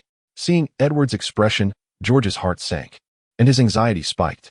Taking a deep breath, he turned to the officers behind him and shouted, Team 1 and 2, hold your positions. The rest of you, gear up and follow me to secure the scene. With that, he donned his bulletproof vest and drew his firearm, leading the charge inside. No matter what, he had to take a look. The others followed suit without hesitation. Peter? Gwen gazed at her beloved with a hint of concern. Everything will be all right, Gwen. The creature inside has been dealt with. George merely went to tidy up the aftermath. He will be fine, Peter reassured her, observing the worry etched on her face. Gwen's anxiety began to dissipate. The cracked surface of the bridge, the charred wreckage of vehicles belching thick smoke, and the chaos strewn across the ground painted a grim picture, with remnants of walls and ruins in the backdrop. Damn it. Shit. In the midst of the devastated scene, the once serious Officer George had lost his composure, unleashing a torrent of expletives that began with F. His police cap had long been torn off and cast aside on the ground. His furious gaze swept over the numerous shattered bodies and the moaning injured, the fire in his heart capable of igniting an entire river. In this world, in this nation, the police were certainly not politicians. The staggering casualty rate determined that this vocation was suited only for true heroes, those willing to shed blood for peace and order. Call an ambulance immediately. There are injured needing assistance. George bellowed, his face dark with anger. Striding over to Edward, he fixed him with an intense stare, grinding out each word through clenched teeth. Tell me, the creature's escape was a mistake. Faced with the suppressed fury of George, Edward nodded without hesitation. With a resounding thud, George kicked a nearby damaged car, leaving a deep imprint on its surface, and shouted at the busy officers, "Damn it. Contact the fire department at once and have this debris cleared away." Confronted with the wrathful officer, none dared to slack off. Everyone moved swiftly to clear the scene. Most officers had honed their skills in martial arts, and every member of the New York Police Department was a powerhouse, expediting the cleanup with remarkable efficiency. Approximately an hour later, the once-blocked bridge lay cleared, though the shattered remnants required professional handling, beyond the police's purview. On the ground, 32 silver metallic objects were neatly arranged in a single line. George's gaze darkened as he regarded these items, each housing a monster, the perpetrator responsible for the near 100 casualties on the bridge. At that moment, George wished he could execute every one of them. Yet he understood he could not. Taking a deep breath, he turned to Edward, his expression grim. Can these monsters ever revert to their former selves? Regardless, those within were victims. Whether they bore guilt would be left to the judgment of the courts. Do not tell me there is no solution, George demanded, his fury palpable. Edward rubbed his nose and offered a rueful smile. I have no immediate means to resolve this, but we can seek the source of all this chaos. Osborn. George furrowed his brow. Upon his arrival, he had already acquainted himself with the information and naturally understood that the source of it all was Osborn. Indeed, Osborn must possess relevant research data. As long as there are detailed research findings, I can immediately synthesize the serum, Edward affirmed with a nod. Chapter 99, Max. Dylan, the ceaseless bustle of downtown New York City, remained as vibrant as ever. Towering edifices of steel and concrete loomed across the landscape, forming a unique urban jungle that exuded the essence of human civilization, distinct from nature. Among the diverse architectural marvels, one building stood out conspicuously, the Osborn Building. From the exterior, the building was adorned with a silvery gray facade that reflected mysterious hues under the sunlight. Its orderly honeycomb structure allowed for optimal sunlight exposure, casting a distinctly futuristic aura as it soared amidst the steel jungle, its nearly 100 stories rendering it remarkably prominent. True to its name, it embodied the extraordinary. At 7:50 a.m. in New York, the traffic was once again ensnared in chaos. Hurry, we're going to be late. Hey, watch it, buddy. The throngs of people navigated the Osborn Building, employees, collaborators, and opportunistic prospectors alike. The Osborn Building resembled a voracious beast, consuming all that passed by in its quest for growth. How magnificent, Edward marveled, gazing at the towering structure before him. Both the surname Parker and Edward himself were inextricably entwined with Osborn, their relationship a complex web. Whether it was the elder Osborn or the current Harry, both held an indelible connection to Edward. Friends, foes, collaborators, yet until now, he had only witnessed the Osborn Building through television reports. This was his first encounter with the tangible edifice. It must be said, the Osborn Building was indeed breathtaking. Standing before it, its imposing stature evoked a sense of insignificance. Our time is limited, George, clad in police uniform, merely cast a glance at the building before dismissing it. His brow furrowed, his face betraying irritation and urgency. For someone living in this city, he had grown accustomed to the sight of the Osborn Building. Those people are still waiting for us to provide aid. That is our duty, he declared, striding purposefully toward the Osborn Building. Of course, after all, we are police officers. Edward shrugged, following suit. The security guard at the entrance fixated on them as they approached. In such a location, their police uniforms were decidedly conspicuous. After exchanging a few words over the intercom, the guard approached them. Excuse me, gentlemen, do you require assistance? A burly security officer, exuding an aura of strength, extended his hand to block their path, inquiring politely. Hey, that's our line, Edward quipped, eyeing the guard who stood before him. As a police officer, this phrase is frequently uttered. I am Edward Parker. We are here to locate Norman Osborn, and we have made prior arrangements. Eager to avoid wasting time, Edward stated directly. By the way, you may verify this. With a glance, Edward signaled to his companion to inquire further. After a brief verification of their information, the security guard allowed them entry, and the two proceeded into the Osborn building. Thanks to the guard's prior warning, the security personnel inside the building did not impede their passage, granting them unobstructed access to the interior of Osborn Tower. The building's interior, meticulously designed, made excellent use of space, bustling with people yet never feeling congested, instead exuding an air of spaciousness.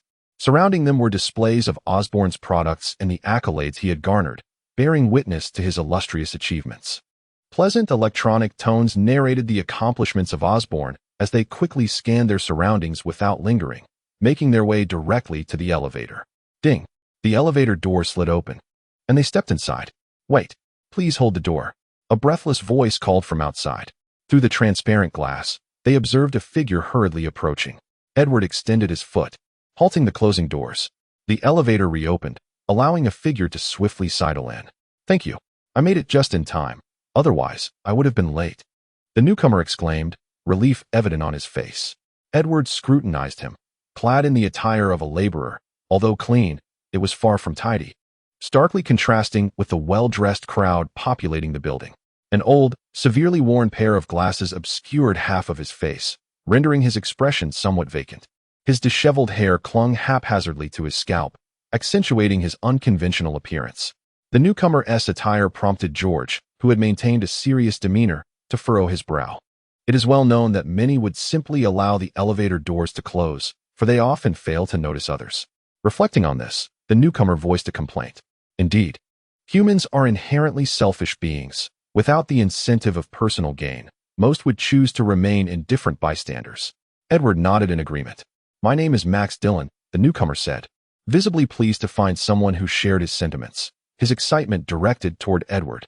Edward Parker, Edward replied, waving his hand dismissively as he introduced himself while his keen eyes assessed the individual before him.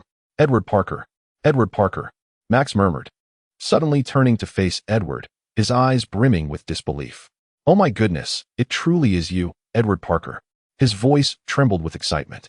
Today must be my lucky day. I am absolutely thrilled to meet you. You know, I have read many of your theories in your numerous books, particularly your captivating visions of Jurassic World.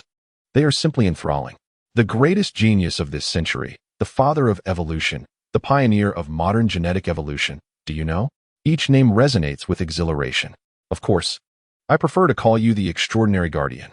May I have your autograph? At that moment, Max resembled an ardent fan, rendered speechless in the presence of his idol, his hands tightly clutching Edward's arm, unwilling to let go. Observing the fervent older man before him, on the verge of offering anything in admiration.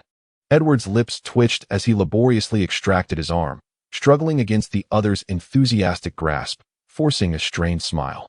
Of course, it is my honor. Upon hearing Edward's agreement, Max was overwhelmed with excitement, his body trembling slightly as he fumbled through his bag in a flurry, finally retrieving a thick tome. George, standing nearby, could clearly see the cover adorned with a depiction of a jungle, where several fearsome creatures lurked, with 5 bold characters emblazoned across it, Jurassic World. Sign here, Max implored, his eyes gleaming with anticipation. Certainly, Edward replied readily as he took the book and pen.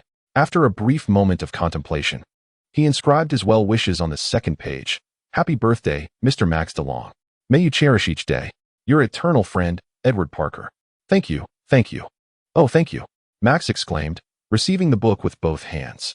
As he gazed at the words inscribed, his shoulders quivered slightly, his voice thick with emotion. Max DeLong, a product of society's lower echelons, bore the burden of a disadvantaged upbringing that rendered him somewhat unconventional, leading to feelings of exclusion and isolation, lacking recognition. He had once despaired, struggled, and fantasized about the day he could become a luminous presence, the center of attention. Yet reality gradually drowned him. I apologize. I am just a bit overwhelmed, Max stammered, his eyes reddened as he wiped away the blur. You are the first person, apart from her, to acknowledge me. Are we friends? After uttering those words, Max's gaze faltered, unable to meet Edward's eyes. Absolutely. Edward replied with unwavering certainty, devoid of hesitation. Thank you, thank you. The assurance brought forth an immense wave of joy in Max, a euphoric swell that crashed upon him like a relentless tide, pulling him to the shore and back again, over and over, leaving him entranced and gradually lost. As Edward observed the ecstatic yet somewhat dazed Max, a fleeting glimmer of regret flickered in his eyes. George shot a surprised glance at Edward. Meanwhile, in the conference room on the top floor of Osborne's building, a series of loud knocks echoed. A rhythmic and resonant knocking echoed continuously, its sound modest yet capable of permeating the entire conference room, where silence reigned. The atmosphere was thick with tension. At the head of the grand conference table sat an elderly figure, Norman Osborn, his murky eyes scanning the bowed heads of all present. Behind him stood a matured Harry, exuding a gentle demeanor. Retracting his slightly trembling, aged arm, Norman's gaze lingered upon his own wrinkled hands, lost in profound contemplation. What is the purpose of this shareholders' meeting? His voice, gravelly and ancient, reverberated through the room, reminiscent of a sigh from the abyss. Instantly, the atmosphere grew even more oppressive.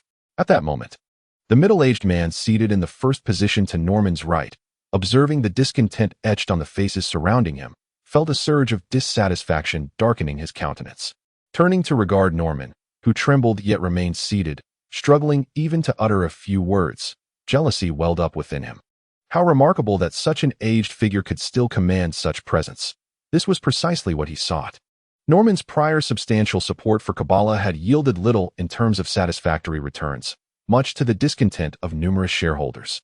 Thus, the purpose of this meeting was to propose the withdrawal of Osborne's support for Kabbalah. Is that so? Norman queried, his expression placid, as he shifted his gaze past the man to scan the others present. Is there anything else? His murky glance sent a chill through the attendees, causing them to shrink back instinctively. Norman, Osborne currently faces a monumental crisis of credibility. We cannot afford further wastefulness. We must concentrate our efforts to address the imminent threat. A crisis? Norman inquired, fixing his gaze on Oliver, the second largest shareholder, with a calm demeanor. To be honest, I do not perceive a crisis. Norman, you have aged.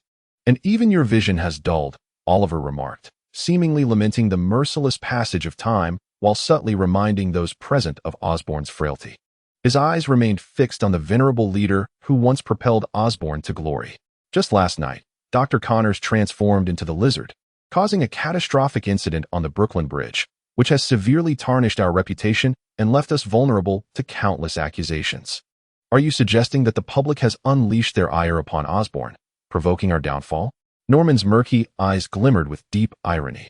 Disregarding Norman's sarcasm, Oliver pressed on, recognizing that there was no turning back. His resolve was firm, to dethrone this aged ruler and lead Osborne towards renewed greatness. Narrowing his eyes, he met Norman's gaze without flinching. The emergence of Dr. Lizard has resulted in the tragic loss of hundreds of lives, and it is now widely acknowledged that he hails from Osborne. Numerous voices have begun to assert that Osborne is engaged in the development of biological weaponry and conducting inhumane human experiments. Norman Osborne, who had previously remained silent, suddenly lifted his head, his murky eyes igniting with a fierce intensity, his tone resolute and unwavering. Osborne may permit errors, but it shall never be tarnished by scandal. Any attempt to defame the existence of Osborne shall be met with my personal obliteration. In this moment, the frail and trembling figure of Norman exuded an aura of terror, reminiscent of an abyssal darkness. His murky gaze resembled the malevolent eyes of a chasm, and the flickering fury within him was akin to molten lava, permeating the air with a pungent scent of sulfur. For an instant, all present were rendered speechless, paralyzed by the gravity of the situation. What do you intend to do? Norman inquired, surveying the shareholders around him with a somber tone. All hybrid projects and related research must be halted. We need to reclaim investor confidence and simultaneously provide the public with an explanation. Oliver, too, rose defiantly, locking eyes with Norman. Yet, everyone in attendance understood that he was no match for the man before him. His defiance resembled that of a subordinate desperately striving to assert his presence. Indeed, a quintessential tactic of Osborne, Norman acknowledged with a nod, his demeanor turning cold. The atmosphere grew even more oppressive. Any impediment to Osborne's advancement must be discarded. This is imperative for Osborne's progress. Norman, Osborn thrived under your stewardship and has reached its current zenith. Yet now it faces a crisis that necessitates your intervention. At that moment, a previously silent figure rose from his seat, regarding Norman with a stoic expression. General Mike. Norman furrowed his brow. The individual who had abruptly stood was none other than General Mike, the mastermind behind this entire debacle. Observing the situation spiraling out of control, he internally cursed the incompetence displayed, yet found it necessary to intervene personally. Taking a deep breath to suppress his mounting fury, Norman directed a pensive gaze toward this former ally. Norman, we need you to step forward and assume responsibility for this incident to quell public outrage, thereby restoring Osborn's reputation. The discomfort in Mike's expression was evident, and he no longer beat around the bush, speaking plainly. I will also liaise with the military to secure increased orders for Osborn following this incident, thereby stabilizing investor confidence. A commendable decision, an aging relic fulfilling his final purpose. Norman remarked, nodding in appreciation. But why should I acquiesce? Chapter 101, The New Dawn. But why should I acquiesce? A peculiar smile graced the aged visage of Norman Osborn. Beneath the depths of his abyssal gaze, a flicker of green flame began to dance. An eerie aura emanating from the aged figure of Norman Osborn, pervading the entire conference room. All eyes were fixed upon Norman at the head of the table, filled with astonishment. This strange essence was beyond that of any ordinary human. General Mike narrowed his eyes, scrutinizing the peculiar green glow radiating from Norman's eyes. Enhanced serum? Norman, have you succeeded? Osborn is not merely a name. It signifies a legacy.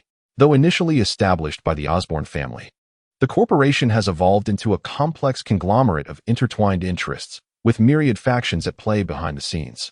This collective is primarily led by Osborn, where various powers converge for diverse purposes, not solely for profit, but with a clearer aim, to research and perhaps replicate the superhuman serum, thus advancing human evolution.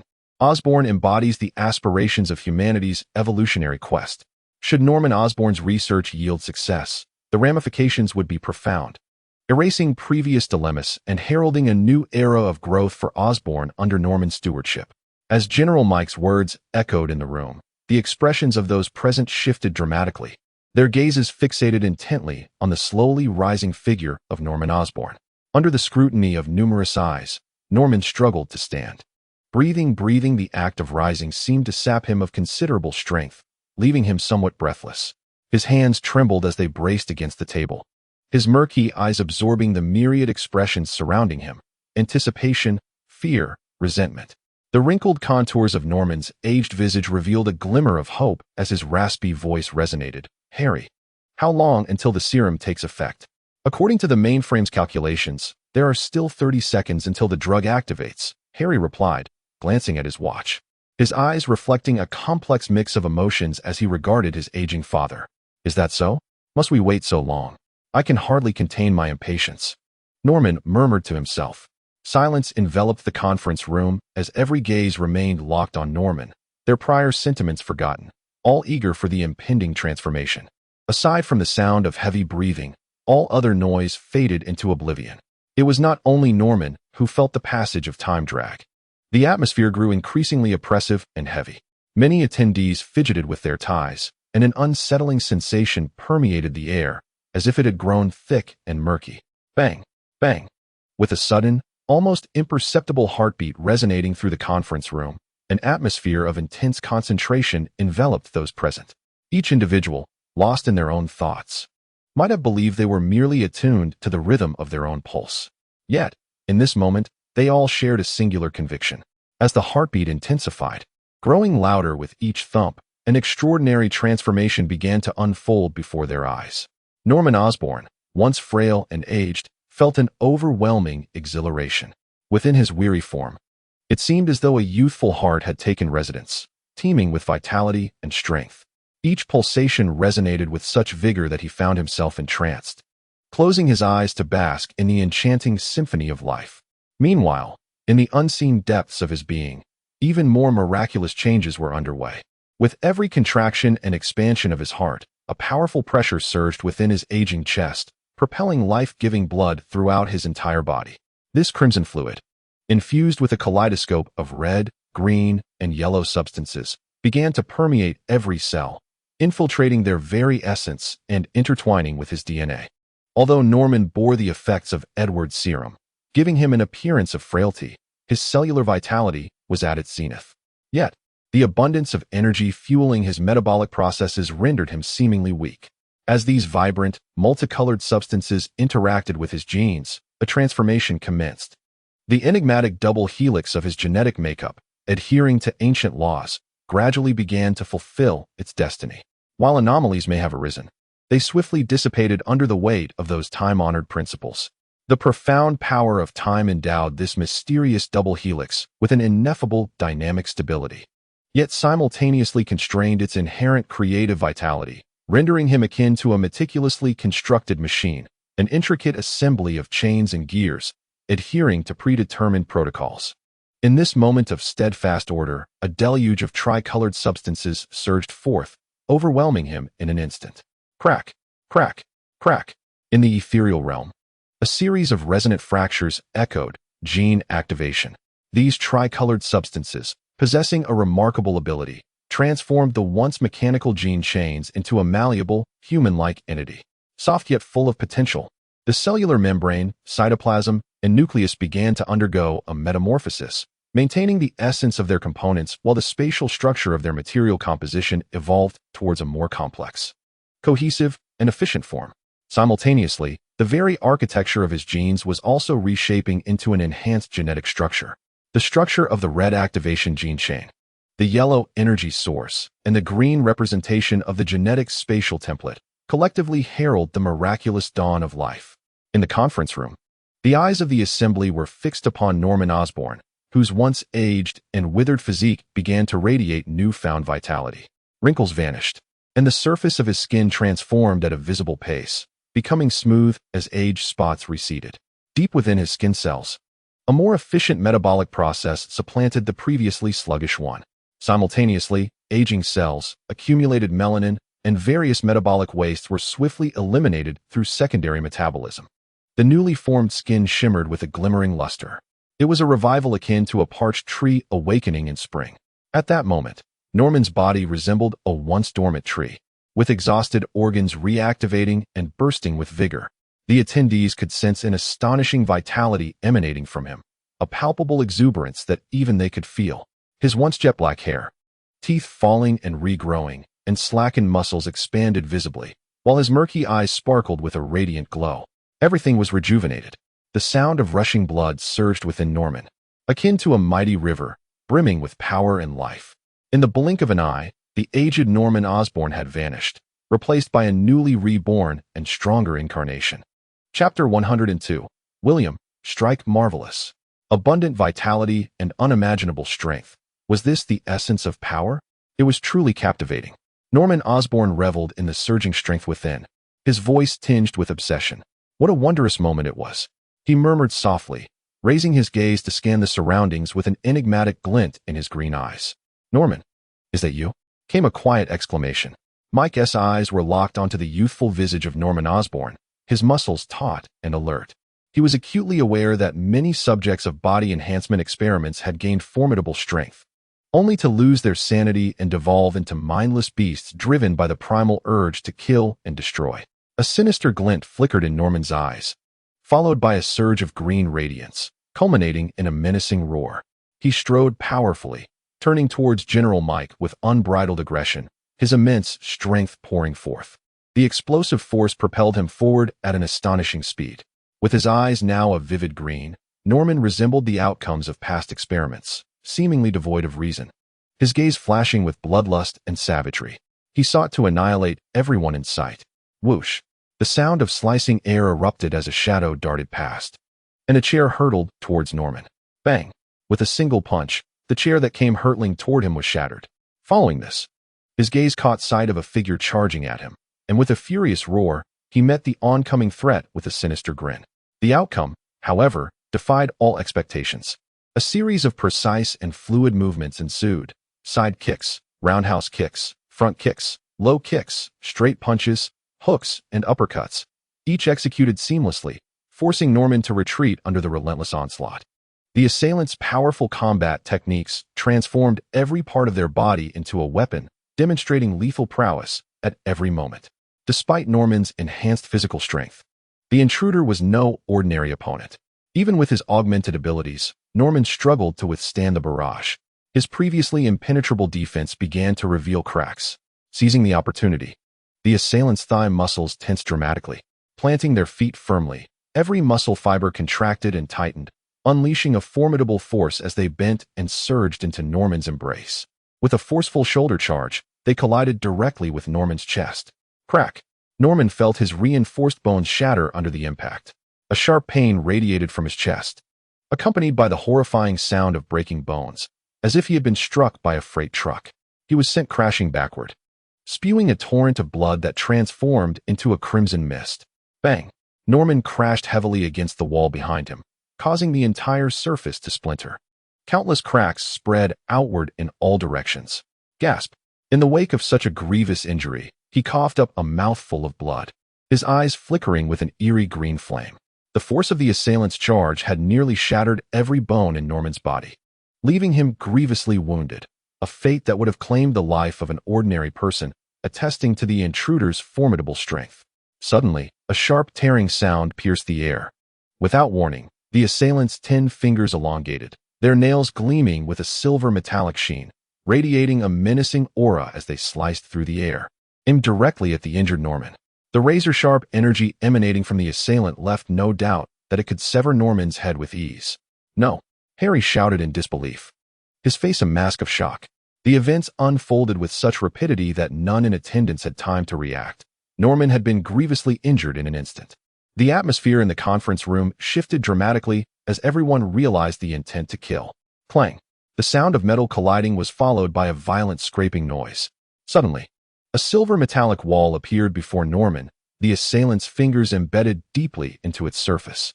With a stoic expression, the assailant made a decisive swipe, and the metallic wall was cleaved through as if it were mere tofu. TSK, TSK, TSK. Truly, the Edmund metal is as sharp as they say. Accompanied by those words, 2 figures emerged through the gaping hole in the wall, Edward and Officer George. As they assessed the easily severed metallic barrier, Edward expressed his admiration aloud. "Allow me to introduce myself. I am Edward Parker. I wonder if I might be fortunate enough to learn the name of this young lady." With a gentlemanly smile adorning his face, he spoke softly, yet his gaze remained fixed upon the other's dull, lifeless eyes. Suddenly, as anticipated, the response came in the form of a sharp, aggressive counterattack. "My dear lady, I assure you, I am not easily dealt with," he remarked, shaking his head. With a rumble, the fractured metallic wall beneath them erupted, launching itself towards the advancing woman. In a swift motion, akin to swatting a fly, she was sent hurtling away without so much as a flinch. The reverberating shockwaves cascaded throughout the conference room, akin to a tempest's fury, plunging the space into chaos. The attendees could only perceive a ringing in their ears as the metallic scent of blood began to permeate the air. Yet, the ordeal was far from over.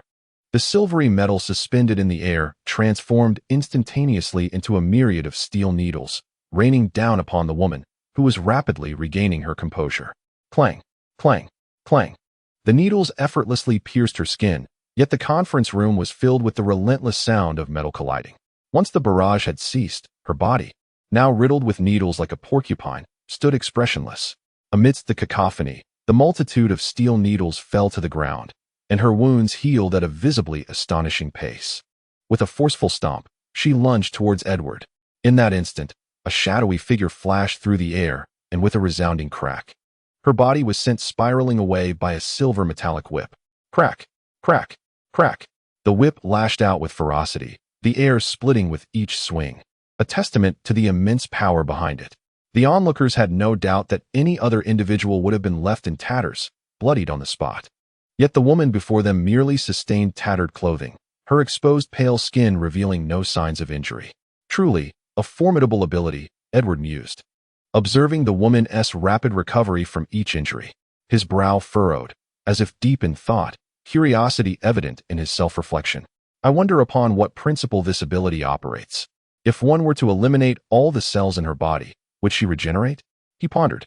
Perhaps it is worth testing. With a crackle, the silver whip suspended in midair began to emit sparks of electricity, illuminating the conference room in an instant. "Come forth, Death Woman." A series of distinct footsteps echoed as a disheveled figure emerged slowly from the corner of the room. William Strick. Upon seeing his arrival, Edward furrowed his brow. Chapter 103, Allies. The one who had taken action was none other than Deathwoman, possessing abilities akin to those of Wolverine from the Marvel Universe. Although Edward speculated upon his first glance at Deathwoman that William Stryker was present, the actual sighting of this prominent character from the film did not bring him any joy. This was not merely due to Stryker's notoriety, but rather because he was the focal point of countless scrutinizing gazes, particularly from mutants. This group, endowed with extraordinary abilities, posed no direct threat to Edward. Yet many among them were individuals he had no desire to provoke, merely a source of complications. To my surprise, Mr. Edward, you are acquainted with me, William Stryker remarked, a hint of astonishment in his tone upon hearing his name spoken. Ah, to be recognized by the father of human evolution is indeed a delightful revelation. Perhaps I should toast to this honor tonight, he added, humorously, despite his disheveled appearance. Indeed, it is my privilege, Edward replied, maintaining a neutral expression. Being recognized as the father of evolution is a rather considerable pressure for me. The man before him was not only burdened with numerous troubles, but also possessed a formidable presence, an individual Edward was keen to avoid entangling with. Sensing the distance in Edward's tone, William remained unfazed, accustomed as he was to such reactions. Regardless, your contributions to humanity are indelible. As long as human civilization endures, your name will be remembered, he stated sincerely. In truth, following their previous meeting with S.H.I.E.L.D., a collaboration had been established, bestowing upon Edward the illustrious titles of the father of evolution and the pioneer of modern genetic advancement. Whether this was due to external influences or not, such accolades were entirely warranted, as he had indeed discovered a pathway for the evolution of the human race. However, when it came to engaging with women, Edward's actions were decidedly lacking in chivalry. With a shift in conversation, William glanced at Deathwoman, who had resumed her position beside him, and remarked, Deathwoman is in quite a predicament, her garments tattered from Edward's attack, exposing large swathes of her pale skin. Yet, those present were a group of unromantic realists. Is that so? Yet I do not believe someone who manipulates others is in a position to utter such words, Edward retorted, shrugging as he diverted his gaze from Deathwoman to William Stryker, his tone laced with irony. Ah, it appears Mr. Edward has misconstrued my intentions, William responded, unfazed by the remark, and chuckled lightly, seemingly at ease. He was eager to engage in a deeper conversation with the man before him. Now is not the time for such discussions, Edward thought, wishing to avoid any profound connection with Stryker, at least for the moment. He then turned and surveyed the ground. Cracked earth, shattered fragments of tables, and scattered remnants of paper littered the scene. The conference room lay in disarray, resembling a scene that had just endured a brazen burglary. Scattered across the floor, numerous individuals clutched their heads, emitting subdued groans that hinted at their discomfort. The recent collision had unleashed sonic waves that rendered the ordinary attendees dizzy and their ears ringing. With a mere wave of his hand, a surge of electricity coursed through the air, enveloping the room in an alchemical array. In an instant, the debris on the floor disintegrated, the cracked ground mended, and the shattered walls were restored.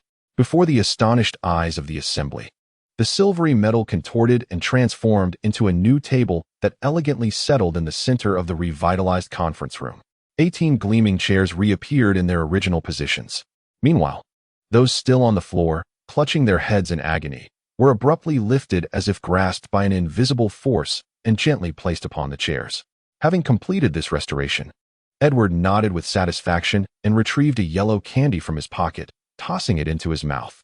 Noticing William Strick's inquisitive gaze, he shrugged and mumbled indistinctly, "Apologies. I exerted myself earlier and needed a quick sugar boost." The arrival of the security personnel post-incident was an adage that could aptly apply here as well. A series of heavy footsteps echoed, followed by a group of formidable, fully armed security officers bursting into the room. Leading them was a towering figure, at least 2 meters in height, whose imposing physique was accentuated by a scar that slashed across his face, resembling a formidable centipede and lending him an even more menacing appearance. Upon surveying the chaotic scene, his expression shifted, and his team immediately aimed at the few unscathed individuals. In the midst of this, several officers deftly maneuvered to protect Norman and Harry, who had been standing by the wall. "Mr. Osborne, are you all right?" the scarred man inquired, striding purposefully towards Norman, who lay bloodied on the floor. He extended a hand, ready to assist him. "I'm fine," Norman replied, shaking his head to halt the man's advance. Leaning against the wall, he gradually rose to his feet, unaware that the horrific injuries he had sustained had somehow healed. The enhanced formula he had taken possessed remarkable regenerative properties. However, his pallor indicated that he had expended considerable energy. "Stand down," commanded their employer, prompting the security personnel in the conference room to lower their weapons. Nonetheless, the tension in their taut muscles revealed that they remained vigilant, their watchful eyes scanning Edward and his companions. "Here, take this," Edward offered, tossing a yellow square solid towards Norman. Without hesitation, Norman accepted it and swallowed it whole. Taking several deep breaths, Norman's complexion transformed from ashen to a healthier hue before the crowd's eyes. Witnessing this transformation, the onlookers exchanged glances, contemplating the yellow solid in Edward's hand, their thoughts diverging. William Strick and General Mike's eyes gleamed with intrigue.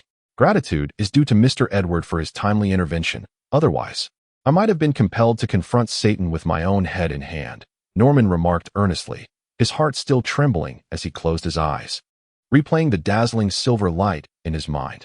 "We are allies, after all. It is only natural to extend a helping hand to a comrade in distress," Edward replied with a charming smile. Norman opened his mouth as if to speak, but ultimately nodded in agreement, refraining from any debate. Edward's smile grew even more radiant upon seeing Norman acquiesce. Chapter 104, Loss of Control. "Ladies and gentlemen, I sincerely apologize for the recent occurrence. I had not anticipated that the surge of power following the injection of the serum would result in side effects that rendered me a creature of destruction, devoid of reason." After a moment of contemplation, Norman surveyed the room, his expression heavy, and bowed deeply. "It is of no consequence. Scientific experiments invariably harbor unpredictability. Such is the nature of our work," General Mike interjected with an understanding demeanor. "Thank you for your understanding," Norman replied with a wry smile, as if still ensnared by the disillusionment of his earlier loss of control. At that moment, General Mike resembled a skilled psychologist, continually guiding Norman through his turmoil. The conference room was enveloped in silence, with only the two voices breaking the stillness, while the others observed quietly, their attention focused inward. "By the way, did the enhancement serum fail?" After offering his consolation, Mike casually inquired, casting a discreet glance over Norman, particularly at his profound eyes. In those depths, there was no hint of brutality or madness. One could say it was a success, though there are minor side effects post-injection, much like what transpired earlier. As he spoke, he paused, furrowing his brow, his gaze flickering with contemplation, as if genuinely pondering something. After a brief moment of thought, he continued, "However, I have devised an improved plan, which I believe will soon be perfected." Norman Osborne proclaimed with apparent confidence. "Is that so?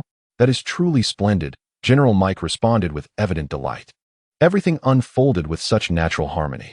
As for the events that had just transpired, did Norman truly lose control? Was there a flaw in the enhancement serum? Did these questions even matter? After all, there were no casualties, were there? Norman's face was adorned with a smile. Yet his deep-set eyes scrutinized the death maiden behind William Strick, recalling her earlier display of effortless dominance, a wave of apprehension surging within him. It appears imperative to expedite the future weaponry program. The enhancement serum? A success? Edward, standing aside, felt as though he had missed something significant. He regarded Norman with astonished eyes, scanning him up and down with penetrating scrutiny, instilling a deep sense of unease in Norman. Following the augmentation, he realized just how formidable the individual before him truly was, especially in the presence of the powerful Death Maiden. His life instinctively reminded him of the inherent danger posed by the other party. Yet, in the presence of Edward, that instinct failed to elicit any response, as if the individual before him was merely an ordinary person, devoid of any threat. Could this be true?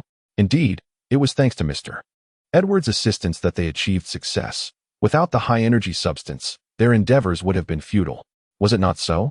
With a fleeting glance, Edward gestured, and the bloodstains scattered across the ground transformed into a single droplet of blood, floating delicately in his palm. Upon witnessing Edward's actions, a flicker of green light flashed in Norman's eyes, followed by an unsettling calmness that revealed no discernible emotion. Gazing at the droplet suspended in his hand, Edward activated his insight technique, enveloped by an intangible wave. Immediately, torrents of information surged into the gateway of truth within Edward's consciousness. A vast array of data was analyzed, the various material components deciphered, and their structures unraveled. Gradually, a familiar yet foreign piece of information emerged before Edward's eyes. This was the blood orchid. A thought struck him, and Edward lifted his gaze to Norman, furrowing his brow. Upon meeting Edward's gaze, Norman Osborn understood that the other had uncovered something significant and wasted no time in articulating it. We are studying the genetics of Captain America. Through comparative analysis, we have discovered that his abilities stem from an extraordinary genetic spatial structure. The moment Norman's words echoed in the conference room, every attendee instinctively leaned in, captivated by the enigma surrounding Captain America's powers. After unraveling this secret, Osborn's research on the enhancement serum aimed to replicate this genetic structure, a process far more arduous than one might assume. At this juncture, Norman seemed to reflect on decades of effort, innumerable obstacles, and countless failures.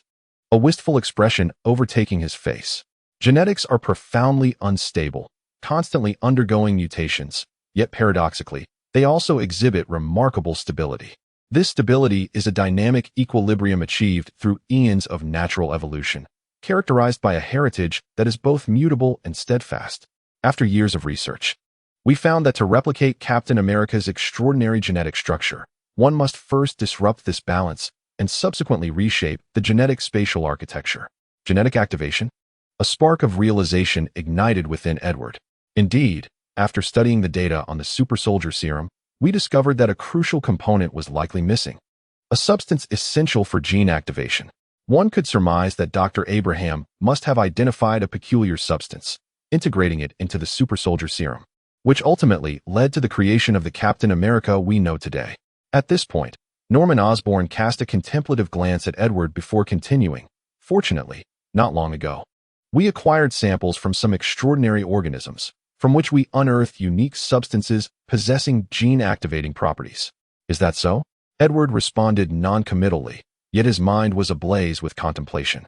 The peculiar creature must be that great serpent, and the strange substance discovered from it may indeed hold some truth. However, Edward was aware that merely a day after the serpent was dealt with, the associated company was swiftly acquired, and the acquirer was none other than Osborn. The blood orchid. Gene activation? In Edward's eyes, the blood droplets magnified continuously, revealing cells and nuclei, ultimately unveiling the double helix of DNA. The unique structural gene chains and the overly active gene fragments ignited a brilliant spark in Edward's gaze. It was as if he glimpsed a new horizon. As he extended his hand, he grasped the blood droplet, and a minuscule alchemical array emerged within his palm, causing the droplet to decompose and vanish. Feeling the energy transmitted through the gate of truth, an enigmatic expression crossed Edward's face. Congratulations, congratulations. Osborn has once again made a groundbreaking invention, benefiting humanity.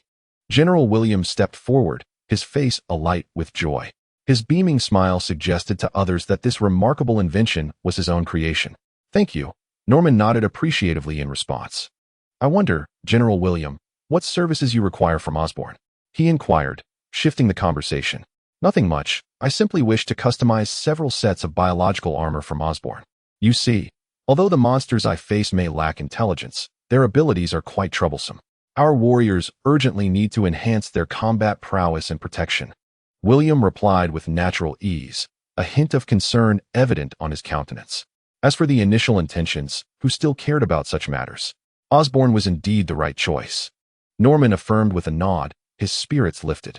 Chapter 105. Seeking collaboration. There's nothing more to discuss here. You may leave. Ensure the area is secure. I wish for no disturbances. Norman waved to the security personnel, signaling that their presence was no longer required. Understood, Mr. Osborn. The guards nodded and departed promptly. With their exit, the atmosphere in the conference room lightened considerably. After all, even the most knowledgeable among them felt somewhat uneasy under the weight of numerous firearms. By the way, I am curious if Mr. Edward has any particular business with Osborn. Norman inquired, directing his gaze toward Edward. There's a saying that one does not visit without purpose, and that certainly applies to Edward. The relationship between the two parties is complex. Neither wishes to encounter the other unless absolutely necessary. I have come to seek collaboration, Edward stated plainly, avoiding any circumlocution. Collaboration? With Osborn? Norman initially appeared taken aback, staring at Edward in surprise. Yes, of course, if possible, the more participants, the better, Edward remarked, surveying those present with a meaningful glance. A stirring of interest rippled through the assembly, their gazes instinctively drawn to Edward. The individuals present are not merely members of the Osborn family shareholder group. They may also be stakeholders in other enterprises, and some might even serve as agents themselves. When they extend their hands, it is likely that they are acting on behalf of other conglomerates or factions, which is quite commonplace. Good day, Mr. Edward. I am Jacob Bright. Might I inquire if your collaboration concerns the Kabbalah farm? A rotund Caucasian rose to his feet, his voice resonant with anticipation. Upon hearing the name Jacob Bright, Edward's gaze swept across the man's visage, prompting recollections of his dossier. The formidable rise of Kabbalah farm has inevitably impacted numerous individuals and enterprises, with those related to agricultural products suffering the most. Among them is the prominent Bright family. As Jacob's words lingered in the air, a dozen pairs of eyes in the conference room fixated intently on Edward, their gazes shimmering with keen interest. The attendees, all shrewd businessmen, were acutely aware of lucrative opportunities. In their eyes, Kabbalah Biologic Farm represented a veritable treasure trove.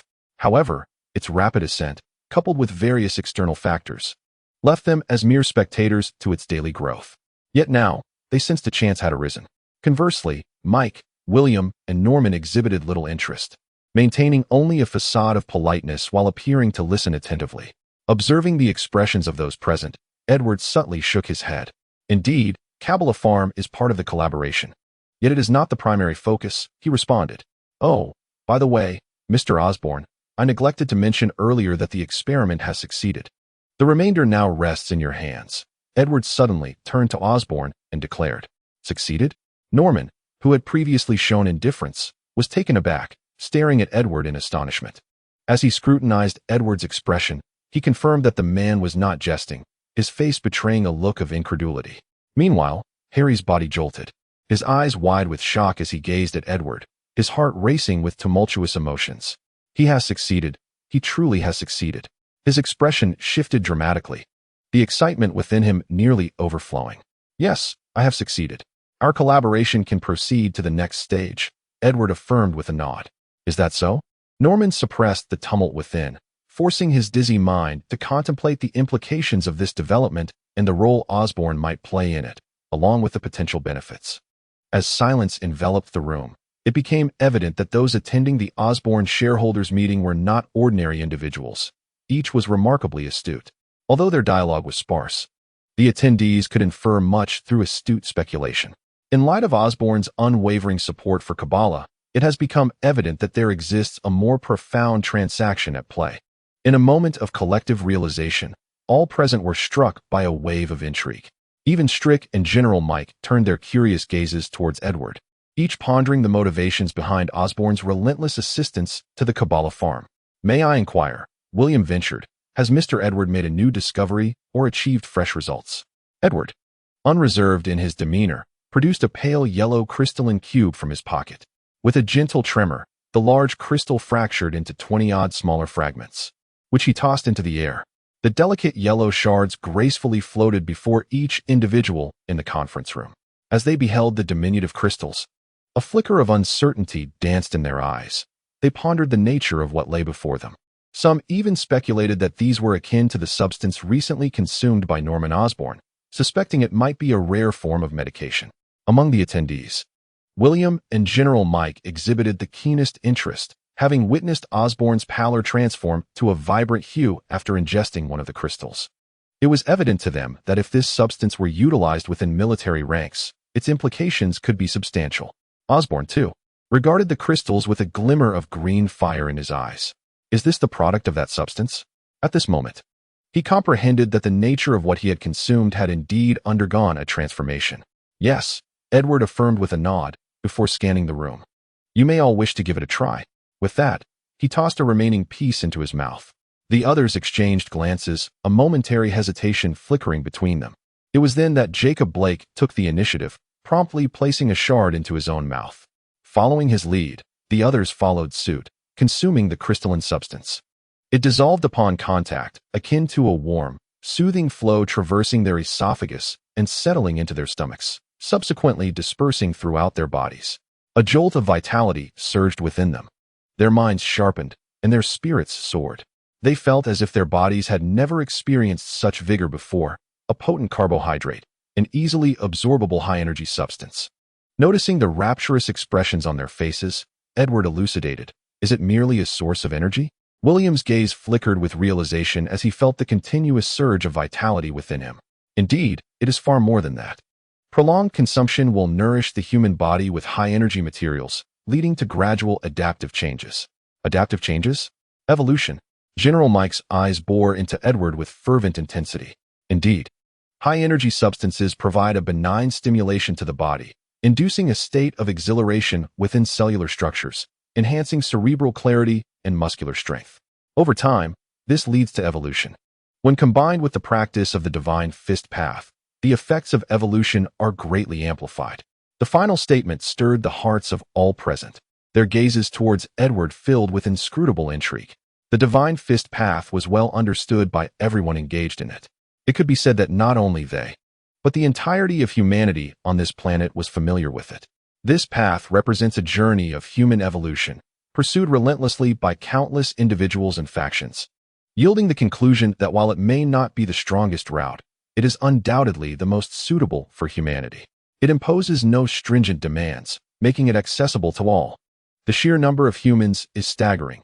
The resources required for each individual's evolution, multiplied by such a vast population, could potentially lead to the collapse of any race. In contrast, the divine fist path offers an exceedingly economical avenue for evolution, showing considerable promise. The control of electromagnetic forces is undeniably a formidable ability. However, it must be noted that the practice of the divine fist path entails significant energy expenditure. It can be stated that with persistent training, each individual's energy consumption could be tenfold that of an ordinary person, and in the future, it may escalate to dozens or even hundreds of times more. Although the evolving cells during the training process will enhance energy utilization efficiency, this is far from sufficient. Consequently, the only solution lies in the massive intake of food. Yet, this is not a sustainable long-term strategy. This predicament is also the reason why numerous clandestine factions have not exerted their full efforts. They remain observant. Now, it is evident that the progenitor of evolution before them has discovered a resolution, perhaps in the form of a new and affordable high-energy substance. High-energy substances. The divine fist path, evolution, and immediate heaviness enveloped the conference room. The atmosphere thickened as each breath grew labored, with all present acutely aware of the implications behind these revelations. Their eyes reddened, faces twitching as they fixated upon Edward's youthful visage. "Mr. Edward, greetings. I am Hunter Washington. It is an honor to meet you." A tall, strikingly handsome young Caucasian rose from a corner of the conference room, respectfully addressing Edward. Upon his rise, an eerie silence fell over the others, their mouths closing, as if in deep reverence for this young man. "Washington." Edward noted the subtle shift in the room's dynamics, chewing over the significance of the surname. While many might bear the name Washington, few would possess such commanding presence. Your talents command respect, and your contributions to humanity are worthy of historical acclaim. It is indeed a divine blessing to participate in this meeting today, the striking young man expressed, each word imbued with sincerity, evoking a sense of genuine earnestness. "Thank you." Edward replied nonchalantly to the flattery, yet his curiosity was piqued regarding the young man's identity. Noticing Edward's lack of enthusiasm for flattery, Hunter maintained a respectful demeanor and promptly addressed the matter at hand. "Sir, when you mentioned collaboration earlier, were you referring to high-energy materials?" "Indeed," Edward affirmed with a nod. "Does this include the sources of high-energy materials?" Hunter inquired without hesitation. As his words echoed, an almost palpable silence enveloped the room. Edward regarded the young man across from him calmly, his expression remaining respectful. "Yes," he replied, articulating the conclusion he had long contemplated without a moment's pause. A wave of astonishment swept through the conference room. Countless individuals sprang to their feet, their eyes ablaze with curiosity, bombarding Edward with an array of questions. "Mr. Edward, in what manner do you envision this collaboration? Mr. Edward, do you have any specific requirements for potential partners? If we proceed with this collaboration, how will the obligations and powers be distributed?" Standing in the hall of the conference room, Edward's eyes sparkled like blue crystals, reflecting the fervor of the crowd. "Silence," he commanded, his voice soft yet distinctly articulated, resonating in the ears of every attendee amidst the clamor of the room. It carried an inexplicable charm, akin to a clear spring, gently flowing through their hearts, washing away excitement and frenzy, instilling a sense of tranquility. As the excitement faded from their eyes, the attendees gradually regained their composure. The faint traces of red in their gaze served as a testament that the preceding moments were no mere illusion. They displayed no outward signs of discontent, all gazing at Edward with fervor. Both they and their associates were deeply intrigued by this potential collaboration. Surveying the now calm crowd, Edward spoke again. "I will establish a new company, which will oversee all related affairs. I will hold 1/10 of the shares, while the remaining shares will be divided into 12 portions to seek collaborators." Edward's voice resonated softly. As he concluded, another wave of excitement rippled through the room. Regarding the requirements for potential partners, Edward scanned the assembly, paused thoughtfully, and then stated firmly, "My requirements are quite simple. I need my collaborators to possess sufficient influence to propel the company's growth and promote the art of Divine Fist. Collaborators will bear the responsibility and obligation to advocate for Divine Fist. In return, each collaborator will hold corresponding shares and enjoy the benefits that come with them." The eyes of the crowd gleamed with fervor. Edward was pleased with their reaction. "Furthermore, I hope those present will help disseminate this news. In 3 months, I will reconvene here to discuss collaboration matters, and I hope by then you can present terms that will impress me. Lastly, let me remind you that all my endeavors are for the advancement of humanity, outside the Osborn building, regardless of the circumstances. We have finally obtained the experimental data and even produced a finished product. The task is accomplished. This journey was not in vain." Gazing at the bottle of verdant mist in his hand, George remarked with a sense of wonder. The hardships encountered can only be truly understood through personal experience. To speak candidly, the acquisition of this potion is entirely due to Edward's capabilities. Though he holds the position of chief of the New York Police Department, his influence pales in comparison to the significance of the potion in hand. "My heartfelt gratitude for this," George said earnestly to Edward. "Osborn is my ally. Naturally, I cannot refuse a small favor," Edward casually replied. "Moreover, we are allies now, are we not?" Haha. George remained non-committal regarding Edward's small favor. Yet he felt a sense of joy at the notion of their alliance. Chapter 107. The Carnival Gaba. What could Osborn be thinking? With the mess he's in, rather than seeking solutions, he is orchestrating a carnival. Shaking the invitation in his hand and listening to its crisp crackle, Edward wore an expression of confusion. His face largely reflected complaints. In contrast, George appeared entirely unfazed, as if such behavior was commonplace. Organizing a carnival is, of course, a strategy to alleviate the negative impressions created by Osborn's recent actions. It showcases Osborn's past glories and presents a vision for the future, allowing the public to engage with him closely while crafting an image of his formidable prowess. This is a typical tactic employed by capitalists, George remarked with a hint of sarcasm. Huh. Edward looked astonished, touching his nose, his expression a bit awkward as he cast a sidelong glance at Officer George. Surely not all capitalists are villains. That would be too absolute. There are always those who uphold their principles. Upon hearing Edward's words, George's face twisted into a more pronounced sneer, and he retorted without mercy. Humph, capitalists uphold principles? Indeed, they do. However, their principles have no foundation. Observing George's deeply troubled demeanor, Edward shrugged, adopting a meditative silence. George was merely venting his frustrations. After all, with nearly 100 casualties, Osborn bears a share of the blame. Yet, due to the influence of capital, those responsible remain unscathed, which irks him greatly. Of course, I am not implying you are among them. George shot a glance at Edward. A critical blow, damage doubled. Well, thank you. Edward shrugged with a wry smile. Ignoring Edward's rueful expression, George continued, I shall not attend the carnival tomorrow. You can invite Peter and the others to go together. I will pass the invitation to Gwen. Very well, Edward nodded. Tomorrow's carnival holds little significance for George. After all, he is merely a bystander. However, he himself must attend. The matter concerning the serum demands urgent attention, as we owe an explanation to those involved. After imparting this reminder, George departed alone. As Edward watched George's retreating figure, he grasped the potion in his hand. Within the transparent vial, Green mist swirled like a cosmic nebula, exuding an aura of mystery and peculiarity.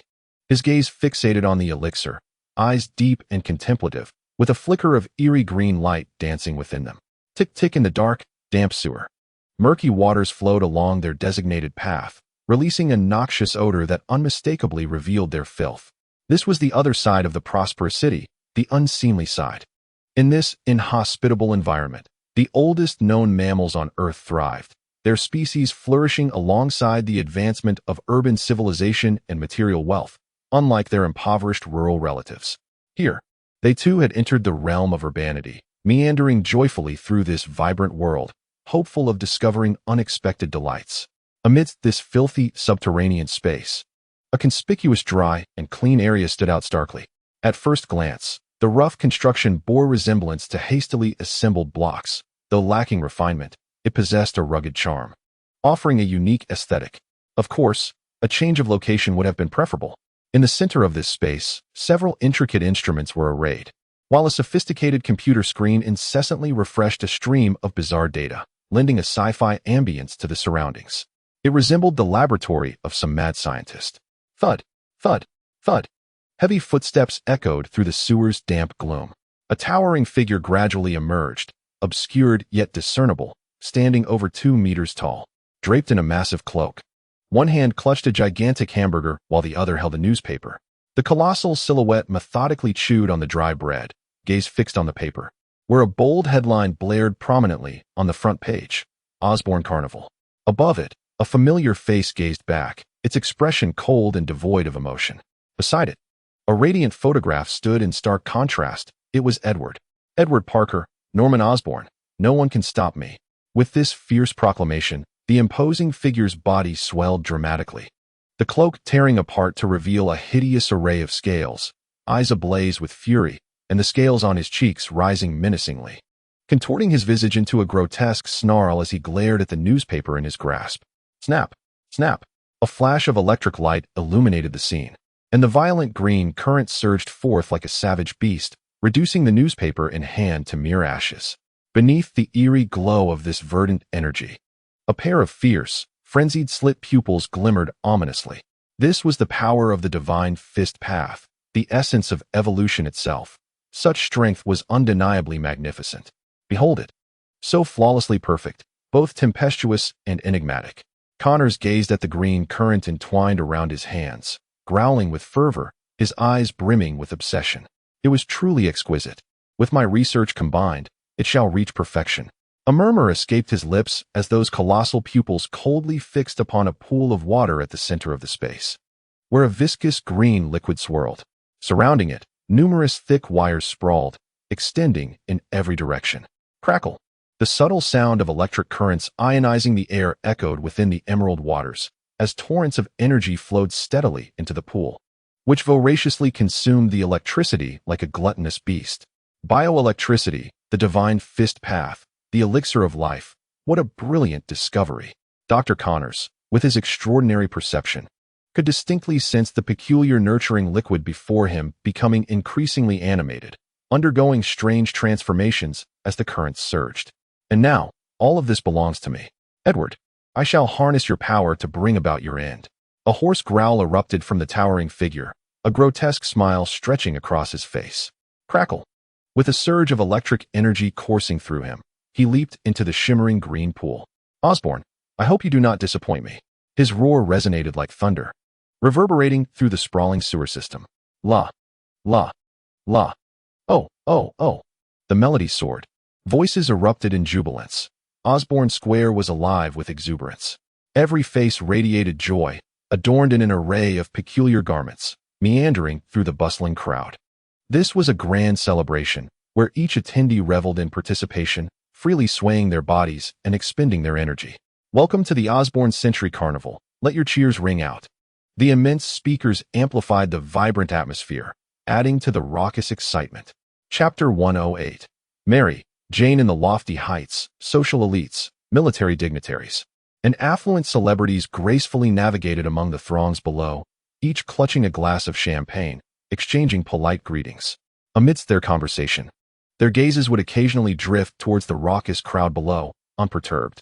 With poised smiles, elegant gestures, and tailored ensembles, each individual radiated the unmistakable aura of high society. Those of noble birth were destined to rise above, both in demeanor and in stature.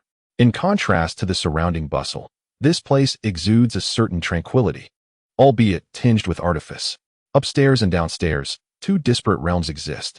In the corner of the hall, Edward sits quietly, bathed in golden sunlight, exuding a unique charm that compels those nearby to lower their voices and gradually retreat. Beside him, Peter and Gwen are seated, both clad in formal attire. Yet their presence feels incongruous amidst their surroundings. Their fidgety gestures, tugging at ties, picking at fingers, glancing at watches, betray their discomfort in this environment. "Hey, Peter."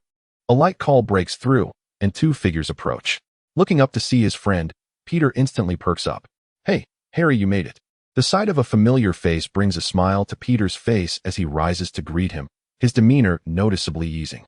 Harry, equally delighted to see his friend, returns the greeting. "Who is this?" Peter inquires, glancing at the young woman beside Harry, who possesses an inexplicable allure. Turning to Harry, he expresses his curiosity. "Allow me to introduce you to Mary Jane, my girlfriend," Harry replies, pride evident in his voice as he places a hand on the girl's shoulder. "This is my good friend, Peter Parker." "Oh." Peter raises an eyebrow, taking a moment to assess Harry's companion before extending his hand. "Pleasure to meet you." "Likewise," Mary Jane responds, shaking his hand in a courteous exchange. Meanwhile, Edward observes this interaction with keen interest, stepping forward. "Hello, I am Edward Parker." "It's a pleasure to meet you, Mary," he says with a warm smile, extending his hand. "Thank you," Mary Jane replies, somewhat excited as she shakes Edward's hand. "It's an honor to meet you. I'm a fan of your work and have read several of your pieces, which I greatly admire." "Is that so?" Edward raises an eyebrow, a glimmer of intrigue in his eyes. "I wonder which of my works you favor, the primordial soup of human life, the divine code of genetics, or the significance of bioelectric currents in human evolution? Those three are my proudest achievements." As he speaks, Edward adopts an expectant demeanor, gazing at Mary Jane. Well, stunned by the titles mentioned, Mary Jane falters, her cheeks flushing with embarrassment, unsure of how to respond. Meanwhile, Peter, observing this exchange, feels a wave of exasperation. He is no longer the naive individual he once was. After years of a prosperous life, his experiences have broadened his perspective. Although he may sometimes appear awkward, he understands the nuances of conversing with women. "No wonder you'll be single forever." "I'm sorry, I've only seen your Jurassic World," Mary Jane admits, her enthusiasm waning as she acknowledges the disparity between herself and this intellectual peer. "Not a problem," Edward reassures her. Edward waved his hand dismissively, accepting the apology from the girl before him with an air of indifference. This girl was none other than Mary Jane, the former girlfriend of Spider-Man in his past life. Due to his interference, Peter had never met her, while Harry, as before, had struck up a connection with her. Ignoring the girl, Edward turned his gaze toward Harry and greeted him with a smile. "Harry, I never expected you to bring your girlfriend to this masquerade ball." "A masquerade ball?" Harry looked at Edward, puzzled. In response to Harry's confusion, Edward shrugged, his eyes sweeping over the elite crowd that occasionally cast furtive glances in their direction. With a hint of disdain, he remarked, "Is it not? Everyone is wearing masks." "It is, indeed, a masquerade ball." As he spoke, Edward glanced at Harry, who opened his mouth but found himself reduced to a wry smile, shaking his head in silence. "By the way, Harry, how did you come to know Miss Mary?" Edward inquired, genuinely curious, without any pretense. The people around them raised their eyebrows at Edward's directness. To broach such a question upon first meeting was quite audacious. "What, are you feeling shy? Come on, Harry, you are a man. There's no need to be afraid. Just say it openly." "Edward, you handle this yourself. I'm taking Gwen out for a bit." Peter could no longer endure the awkwardness, rolling his eyes as he decided to employ the strategy of out of sight, out of mind, and led Gwen away from this uncomfortable scene. Harry glanced at Edward, whose expression seemed to demand an answer, feeling as if a stampede of wild horses was racing through his mind. "Well, it's not much. In fact, we owe our acquaintance to you. Mary lives in your neighborhood. I met her when I visited there." Harry spoke candidly, without any need for concealment. "Speaking of which, Mary, is your family still in partnership with Edward?" Harry shot a sidelong glance at Edward. "Partnership? The Kabbalah farm?" Only then did Edward notice that the girl before him differed somewhat from the original depiction. Her demeanor did not reflect that of a child from a destitute family. Thanks to Edward's Kabbalah farm, many people in the impoverished areas had begun to lead prosperous lives. Whether by working at the farm or through small gardens that collaborated with it, amassing considerable wealth. Many had altered the trajectory of their destinies, including Mary Jane herself. Mr. Edward, regardless of everything, I must thank you. You have transformed my family and changed my fate, granting me the opportunity to pursue my dreams. Mary graciously extended her hand, her tone sincere in gratitude. Adversity matures individuals. The hardships of her family had forced Mary to mature early. She could sense that without Edward, her future would have been far from the affluence she now enjoyed. What lies ahead in her life can only be discerned by observing her mother. Each takes what they need. Edward shook his head dismissively. After their conversation, his interest in the girl before him waned significantly. Ultimately, she was merely an ordinary individual, one among the countless masses, possessing little value. Chapter 109, The Lizard Strikes Again. In contrast to these commonplace individuals, it was the exceedingly unique entities that captured Edward's attention. Reflecting on this, he suddenly realized he had not encountered Norman Osborn. Edward scanned the surroundings, confirming Norman's absence before turning to Harry and inquiring, "By the way, Harry, where is Mr. Norman?" Before he could finish his sentence, an ear-piercing scream interrupted him. The shrieks pierced the air like sharp arrows, seemingly intent on tearing the heavens asunder. "Damn it, what is that? No. Help. I don't want to die. Monster, monster. Stay away." The cacophony of screams, wails, cries, and pleas for salvation melded together. The once vibrant and bustling square had, in an instant, transformed into a hellish nightmare. The sounds of despair echoed through the square, accompanied by anguished howls and low growls. The sudden turn of events caused the faces of all present in the hall to shift dramatically.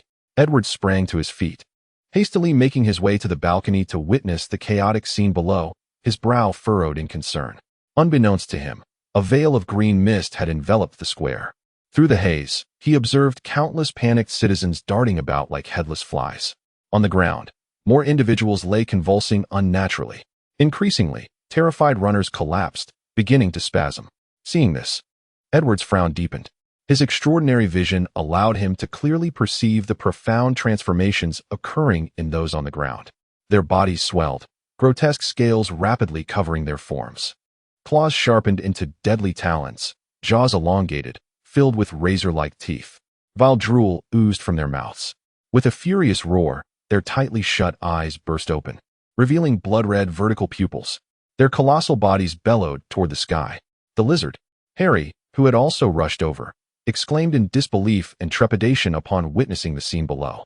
"Ah!" Mary, approaching the scene, screamed in horror, covering her mouth in disbelief as she beheld the monstrous figures on the ground, her eyes wide with terror. Edward's gaze swept across the square, where beneath the green mist, a series of grotesque creatures continuously materialized. Towering, menacing, and frigid, the reptilian beings, each exceeding 3 meters in height, stood upright, their bodies adorned with scales of a vivid green hue that glimmered with a cold metallic sheen under the sun. From a distance, the colossal figures resembled statues forged of bronze, exuding an overwhelming aura of oppression. An inexplicable, grotesque scent pervaded the air, reminiscent of the foul stench emitted by reptiles, inducing a wave of nausea. The lizard men lifted their fearsome heads, their ferocious slit-like eyes fixated on the source of the screams emanating from the building above. Their cold, reptilian gazes betrayed a chilling cruelty. Suddenly, a thunderous roar erupted. The powerful bodies of the lizard men trembled, and their tails swept through the air with blinding speed, unleashing a devastating force. The sound of rending air was haunting as a muscular tail struck a writhing figure nearby with tremendous force. With a resounding crash, the onlookers beheld the horrific sight of the person on the ground. Their chest exploded under the immense pressure, their body crumbling like fragile tofu. In an instant, they were shattered into countless pieces, blood, viscera, and shattered bones scattering across the ground. The pungent aroma of blood filled the air, transforming the square into a veritable slaughterhouse. The intoxicating scent of carnage seemed to invigorate the lizard men, their cold eyes now veiled in crimson. They emitted a series of low, excited growls. With a swift motion, One lizard man seized a twitching individual from the ground and unceremoniously stuffed them into its maw, its sharp, menacing teeth biting down with ferocity. A sickening crunch echoed as the victim's head was severed in a haze of unconsciousness, and in mere moments, the lizard man consumed the entire figure amidst the grating sounds of chewing. In the misty atmosphere, the relentless crunching resonated, each transformed lizard man resembling a ravenous specter from the depths of hell, insatiably devouring those who once were their kin. A collective gasp arose from many who stood on the balcony, witnessing the gruesome spectacle below. One voice, piercing through the horror, bellowed, "Quick, retreat indoors." At the sound of the urgent call, a moment of silence enveloped the crowd, followed by a chaotic surge as individuals frantically pushed and shoved their way back inside. In that moment, the veneer of civilization evaporated, revealing the grotesque visage of fear and death in all their faces. Heavy breaths echoed within the hall, each inhalation punctuated by trembling muscles, beads of sweat forming on foreheads, and pupils dilating in terror. Every soul present was engulfed in dread. Yet, as they returned to the sanctuary of their homes, a semblance of safety washed over them, momentarily alleviating their fear. However, beneath that surface, an uncontrollable surge of rage began to swell, prompting them to voice their indignation. Damn it! Damn it! Has Connors lost his mind? Where has Norman gone? Amidst the crowd, General Mike surveyed his surroundings, frowning as he inquired, "Are you searching for me?" A deep, gravelly voice resonated, akin to the harsh friction of rusted metal sheets. Upon hearing it, the onlookers instinctively frowned. Turning towards the sound, they beheld a corner of the hall that had previously appeared empty, now rippling like a disturbed water surface. As a towering figure gradually emerged, as the voice echoed, the enigmatic figure stepped forth from the shadows, the hall's illumination casting a stark light upon him, revealing a formidable presence. It was none other than Dr. Connors, the lizard. At that moment, Connors had undergone a complete transformation. Once a slender researcher, he now donned a green trench coat, and his form-fitting leather attire accentuated his robust physique. Standing nearly 2.5 meters tall, he exuded an overwhelming aura of menace. The crowd instinctively recoiled at the sight of him, while General Mike narrowed his eyes, a glint of danger flickering within them. Recognizing the altered figure before him, he intently remarked, "Dr. Connors? Huh. I never imagined the General would remember a minor character such as myself. What an honor." Connors responded with a sardonic smile upon realizing he had been recognized. "Connors, do you comprehend the gravity of your actions? You are challenging our boundaries. The consequences are far beyond your capacity to bear," General Mike replied, his expression darkening. Chapter 110. A new species, is that so? The figure emerging from the shadows lifted his head, reptilian eyes shimmering with a dangerous glint, surveying the crowd with keen interest. Observing their expressions of fear, anger, and panic, he calmly performed a bow. "It is a pleasure to meet you all. Help! A monster!" echoed through the chaos. Amidst the wreckage, broken walls, crumbling buildings, and vehicles engulfed in flames, belching forth black smoke, Edward stood upon a balcony, facing the gentle breeze with a tranquil gaze upon the turmoil below. His azure eyes mirrored the serene surface of a lake reflecting the clear sky, undisturbed by the chaos. Osborne Plaza, once vibrant, now lay desolate. Nearby, overturned vehicles bore the scars of fire, and through shattered windows, charred remains could be discerned. Puddles of crimson blood marred the ground, stark against the devastation. The once thriving street had devolved into a scene of horror, with lizard-like creatures prowling about, their low growls resonating as they gnawed on something, producing an unsettling crunch that heightened the atmosphere of dread. In an instant, the lively square had transformed into a wasteland. A fierce wind swept through, scattering debris, the desolation reminiscent of an apocalyptic film. "Edward, what shall we do?" Standing to one side, Harry observed the brief yet chaotic events unfolding below, swallowing hard with an expression of sheer discomfort. "I don't know," Edward replied, shaking his head with an odd look. "Perhaps we should await orders from above." Mary, her eyes filled with terror, gazed at the lurking lizard men. As she watched them incessantly gnawing on human limbs, a wave of fear and revulsion engulfed her. "I don't understand. Aren't you a police officer? You should intervene and stop those monsters."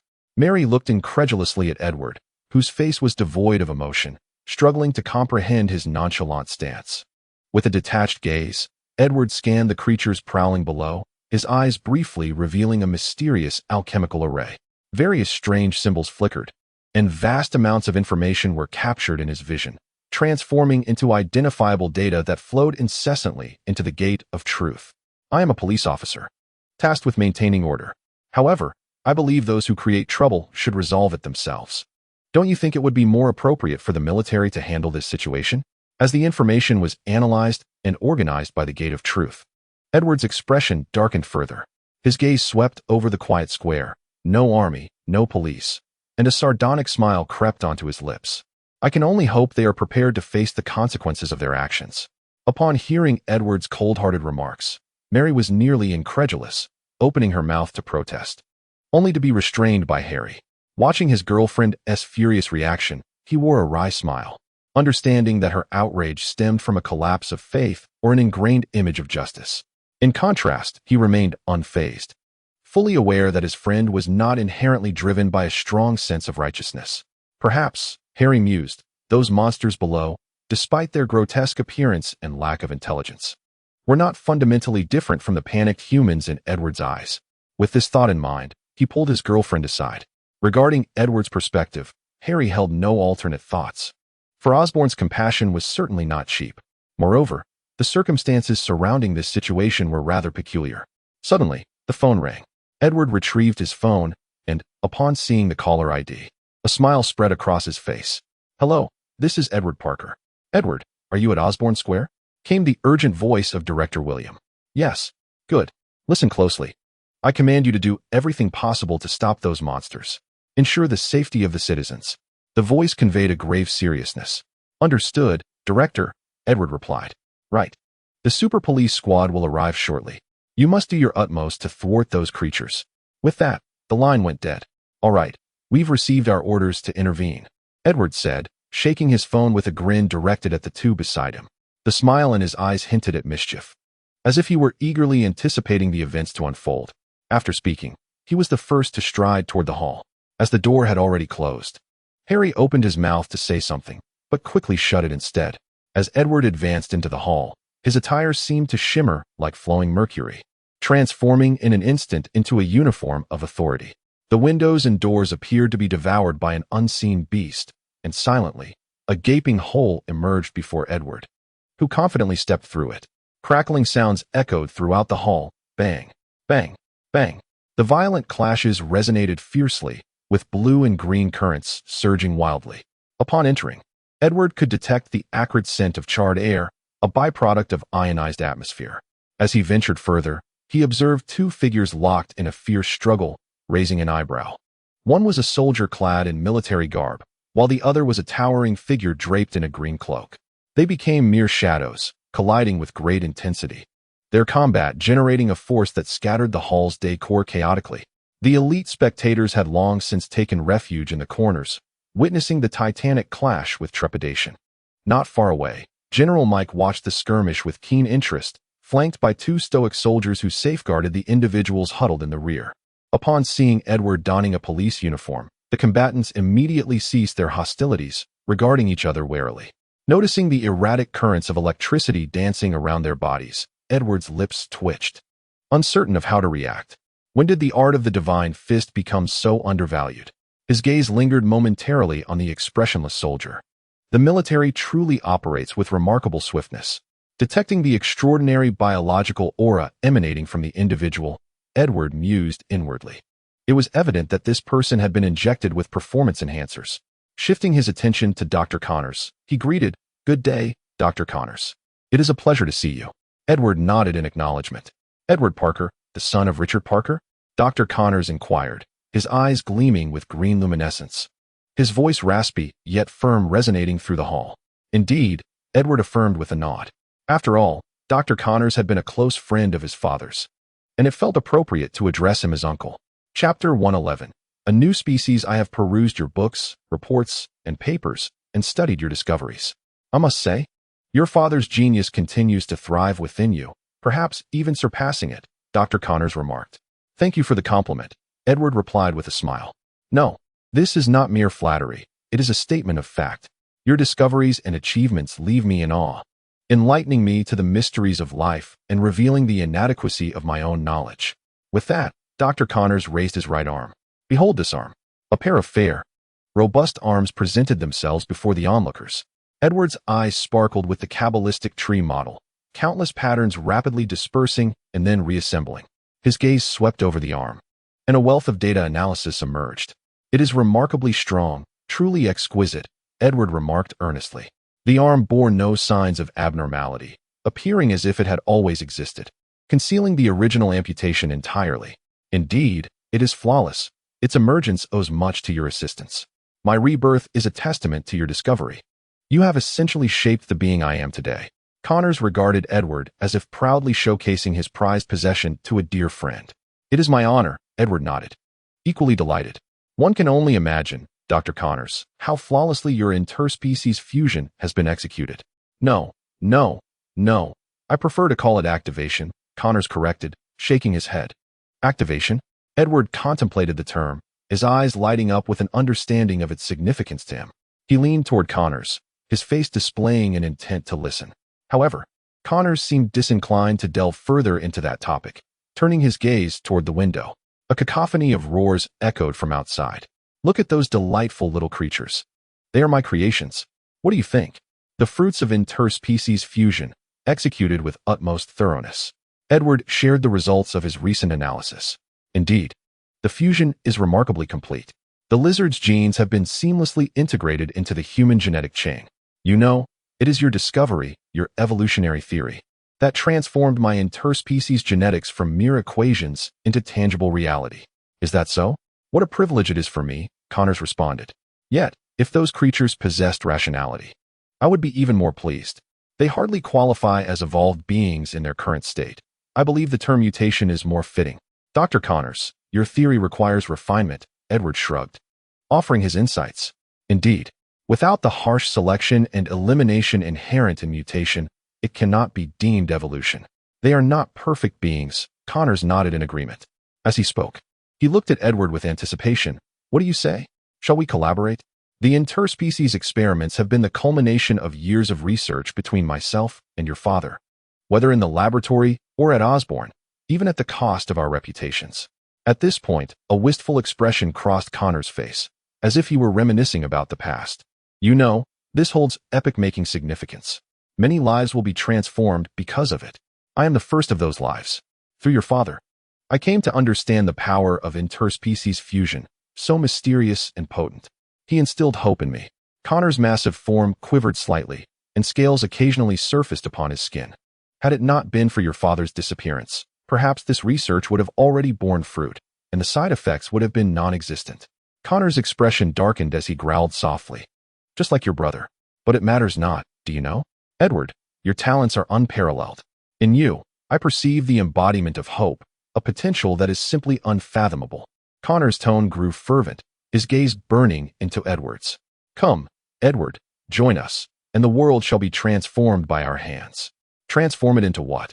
Terrorism? Releasing toxins everywhere? Then, while being pursued by the government, we would scurry and hide, living perpetually in the shadows. I don't find such a life appealing, Edward shrugged, rejecting the proposition without hesitation. You refuse, Connor's demeanor cooled, his eyes now calmly fixed upon Edward. I see no reason to acquiesce, Edward replied with a shrug. Edward, you will acquiesce, Connors said, a peculiar smile gracing his face as he regarded Edward. I have long desired to change this world through my existence. I have strived for this goal, even in the absence of hope. And now, I can achieve it. I can rescue countless lonely, ostracized souls. Those fractured spirits. I can heal them, grant them sound bodies, even empower them with greater strength. With a roar, Connors transformed before their eyes into a monstrous figure towering nearly 5 meters high. His massive tail lashed powerfully, shattering the ground beneath him, while a layer of grotesque green scales enveloped his form, and sharp claws glimmered with a chilling light. The onlookers could feel the surging strength within his imposing physique. His fist-sized eyes locked onto the crowd, a wicked grin etched across his face, brimming with bloodlust, savagery, and an icy demeanor, each beastly emotion pulsating within those colossal vertical pupils. Edward, we are engaged in the same endeavor, to propel humanity's evolution. Yet, prior to that, Humanity must adapt to survive. Huh. Like serpents shedding their skins, you shall be liberated, discarding the filthy, fragile remnants of your old selves to embrace a new beginning. With a menacing grin and a defiant roar, his powerful, grotesque claws struck down. Crack! A sharp sound echoed as a dense green mist began to emanate from his hand, enveloping the entire hall in mere moments. What is this?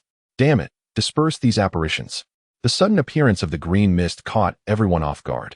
Witnessing the transformation below, the attendees instinctively understood the nature of this phenomenon, and their desire to flee became palpable. However, the mist spread with alarming rapidity, and many had yet to react before being engulfed. The hall was filled with piercing screams, as shadowy figures rapidly emerged from the enveloped crowd. Behold, I am in the process of creating a new species. Let everyone be the same, devoid of racial differences, and without unique individuals. Naturally, loneliness and exclusion would cease to exist, for we are united. Observing the multitude amidst the upheaval, Connors let out a fierce roar. Chapter 112, Edelman Alloy Whoosh. A sound of air being cleaved resonated as a burst of blue light suddenly emerged within the crowd, resembling a streak of azure lightning, transforming into a stunning arc of deep blue radiance, leaping along an unusual trajectory. The green mist parted, and in the blink of an eye, it appeared beside Connors. Sizzle! The blue light dissipated, revealing a flash of silver, accompanied by a piercing sound as the air was torn apart, a razor-sharp aura slicing through the crowd, aiming mercilessly at Connor's neck. Thud! The blade penetrated. A cascade of blood droplets erupted. Bang! In a moment of peril, primal instincts surged forth. At a critical juncture, Connors tilted his body slightly, his left arm moving to shield his front. Just then, he felt a chill in his arm as it was severed cleanly. The assailant twisted their wrist, the dagger glinting like a viper's strike, a silver flash aiming once more at Connor's throat. The sharp aura made Connor's hair stand on end, his pupils dilating to pinpricks. He sensed that if the dagger found its mark, his life would be forfeit. He couldn't fathom the prospect of losing his head and somehow regrowing it. However, the assailant had lost the initiative. Crackle! Electricity surged throughout Connor's body, unleashing a tremendous shockwave that instantly shattered the assailant before him. Following that, an even more potent current erupted from Connors, transforming into countless electric serpents that tore through the green mist, forging a clear path as they roared toward the intruder. The assailant also unleashed a fierce surge of electricity, followed by an explosive sound. With a muffled grunt, their body was hurled backward. Clang! The silver dagger was knocked from their grasp, crashing to the ground. Seizing this opportunity, Connors attempted to advance and discern his opponent's identity. At that moment, two bolts of electricity surged toward him, engaging Connors in battle. Yet the outcome was far from favorable. The transformed Connors, with his formidable strength and extraordinary regenerative abilities, fought without restraint. He unleashed a barrage of martial techniques with reckless abandon, overpowering the two adversaries. The two, barehanded and lacking lethal capabilities, found themselves at a disadvantage against the lizard man with exceptional regenerative prowess, and were soon sent flying. "Mr. Edward, I implore you to intervene," observed General Mike, his expression darkening as he witnessed the two being swiftly overpowered. Beside him, the assailants stood pale, electricity crackling across their body, a force field isolating them from the surrounding mist, though the field's range was limited. Only a portion of the crowd could be isolated. A mere handful of individuals huddled in the corners, as the limited reach of the force field left many unattended. Half of them were succumbing to the effects of the agent, their bodies undergoing unsettling transformations. The individuals present were prominent figures from various industries, and any sign of trouble would undoubtedly incite chaos. As he surveyed the elite now convulsing on the ground, Mike's expression soured. His gaze filled with fury as it met Dr. Connors. The tension in his clenched jaw suggested a desire to devour his adversary whole. Should these individuals encounter issues, Osborne would not remain unscathed. Yet, Mike himself was not in a better position. The wrath of the consortium was a burden he could scarcely bear. "You and I are inextricably linked." General Mike's piercing gaze locked onto Edward, his voice low and grave. In Edward's eyes, the Kabbalah model flickered into view, with countless patterns dissolving and reforming. The force field surrounding the young soldier transformed various changes into a continuous stream of data that he absorbed, infusing it into the gateway of truth. A commendable skill, he mused. Following analysis and transformation, the information was meticulously reorganized in Edward's mind, prompting him to reminisce. He nodded, expressing admiration. Rest assured, General Mike. I will intervene with Dr. Connors immediately. Fear not, esteemed colleagues. You are the elite of the Federation. The endeavors of the Federation require your contributions, and I shall ensure your safety. Redirecting his gaze, Edward's expression hardened as he glanced past the somber-faced General Mike towards the panicked crowd, declaring resolutely, "Ladies and gentlemen, please remain calm. This is merely a precautionary measure that requires no alarm." However, his reassurances seemed futile. The overwhelming fright had reached a fever pitch.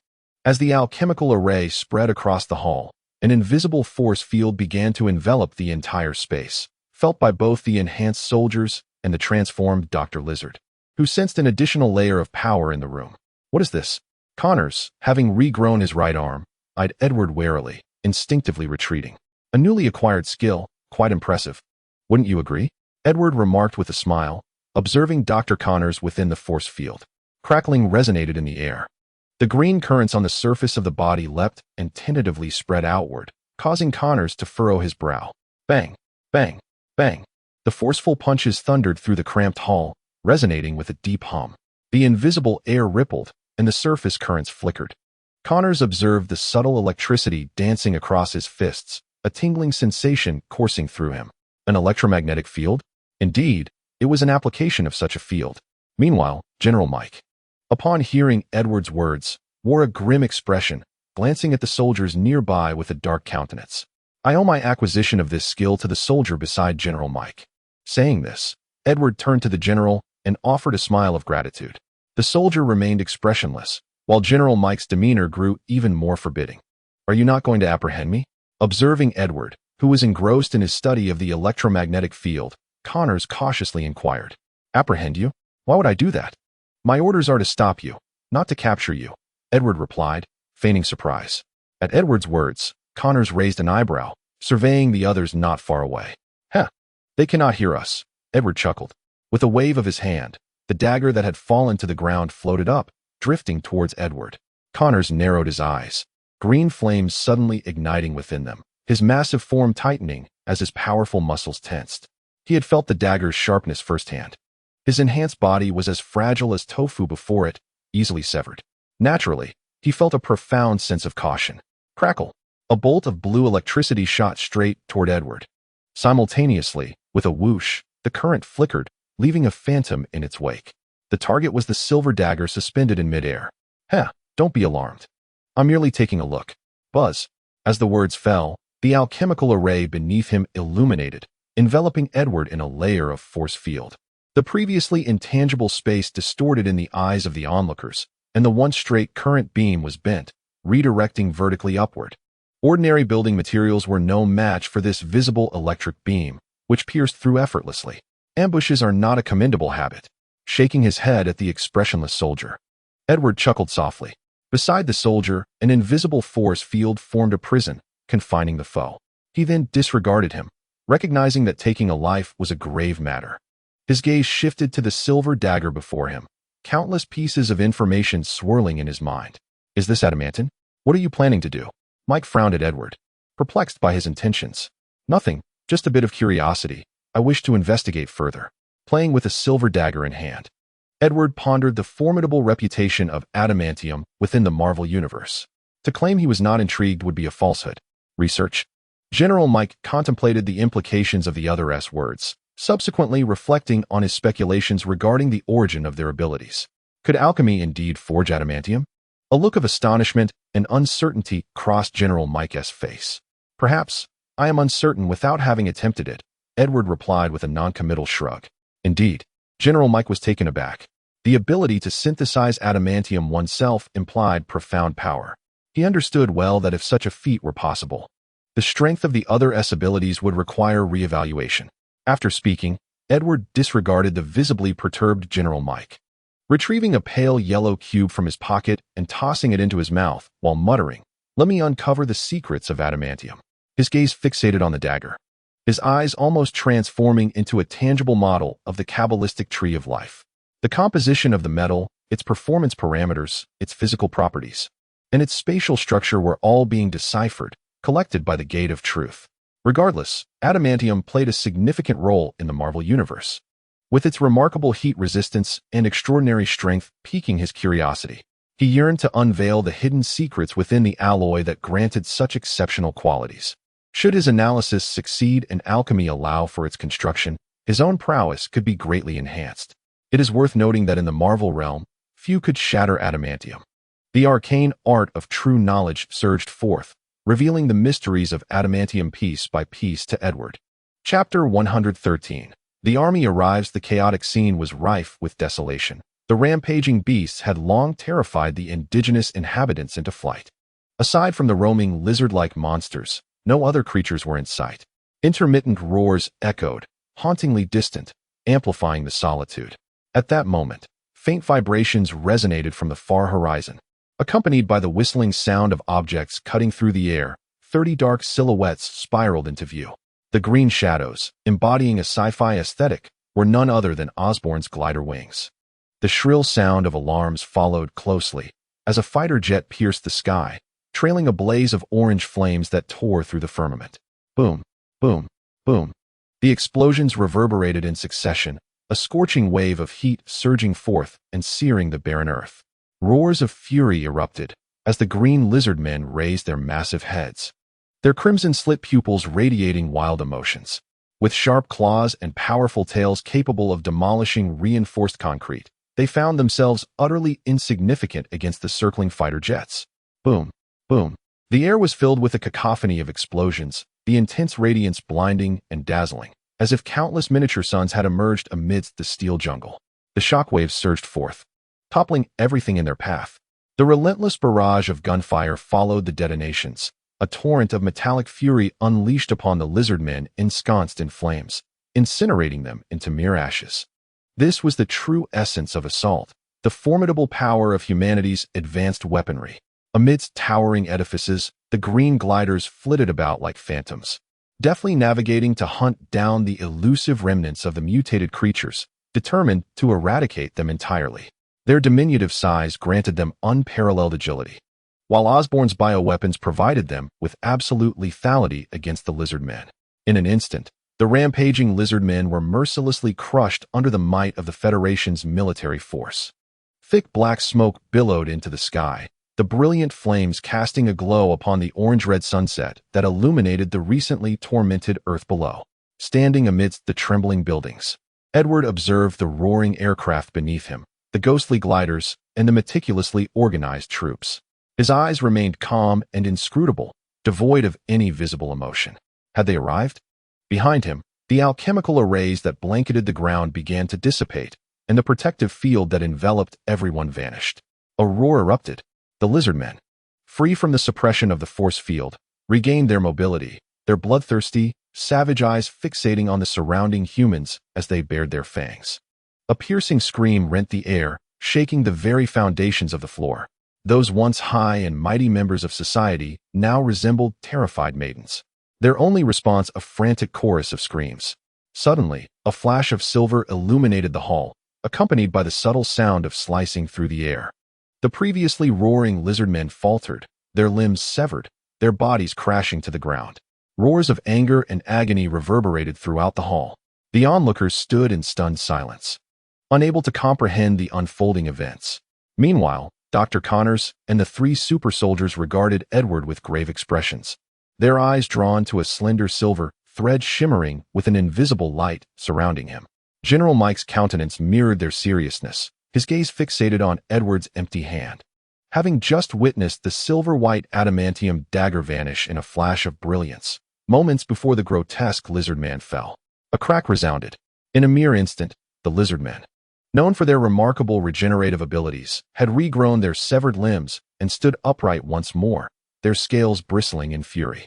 Despite their rage, the recent events instilled a sense of caution among several of the lizard men, causing them to hesitate in their next move. Gazing at the food tantalizingly close, uncertainty gripped them, causing restless pacing and low growls to escape their throats. An aura of agitation enveloped them, driven by an instinctive urge to feast. Crack! A group of lizard folk restlessly traversed the area, seizing severed limbs from the ground and voraciously devouring them, the sound of their gnashing teeth filling the air. Ugh! Witnessing this grotesque scene, the onlookers in the hall turned pale, some even bent over in retching distress. The horrifying thought of consuming one's own limbs struck a visceral chord within them. To eat, a primal instinct for survival? Edward's eyes gleamed momentarily as he utilized his insight to continuously gather and analyze information on the lizard folk. The transformation of their bodies would necessitate energy consumption and material replenishment. To achieve complete metamorphosis, sustenance was indispensable. For these mindless creatures, the living humans surrounding them represented the ideal prey. Fresh blood and flesh would provide essential carbohydrates and proteins, aiding in their physical evolution. With an overwhelming hunger driving them, they were beyond rational thought, roaring as they advanced toward their quarry.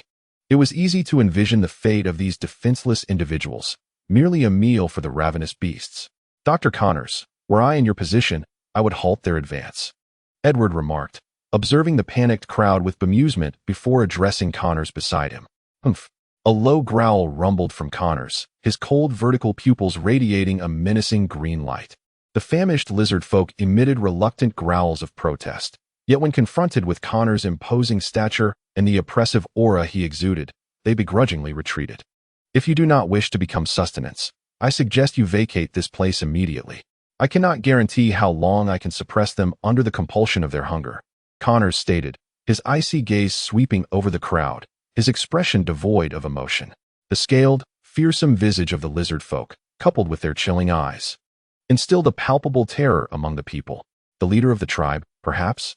In Edward's eyes, the ethereal Kabbalah tree diagram flickered into view, revealing the primal, instinctual communication taking place among the lizard folk, a language unique to their kind. Clap, clap, clap. Edward clapped his hands to capture the attention of the crowd, a gentle smile gracing his features as he spoke soothingly.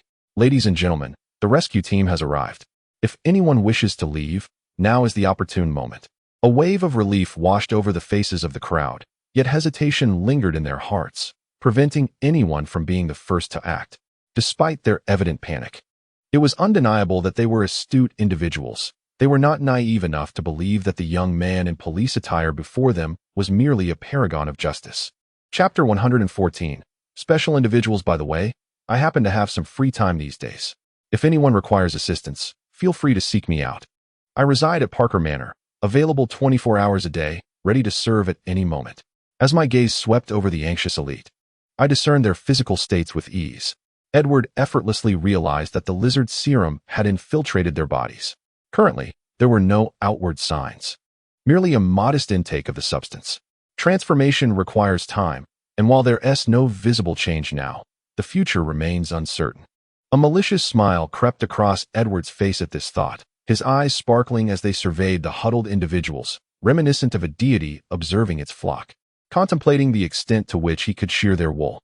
Given our familiarity, I can offer you a cost price. Edward stroked his chin, uttering nonsensical remarks, wearing an expression that suggested they were fortunate.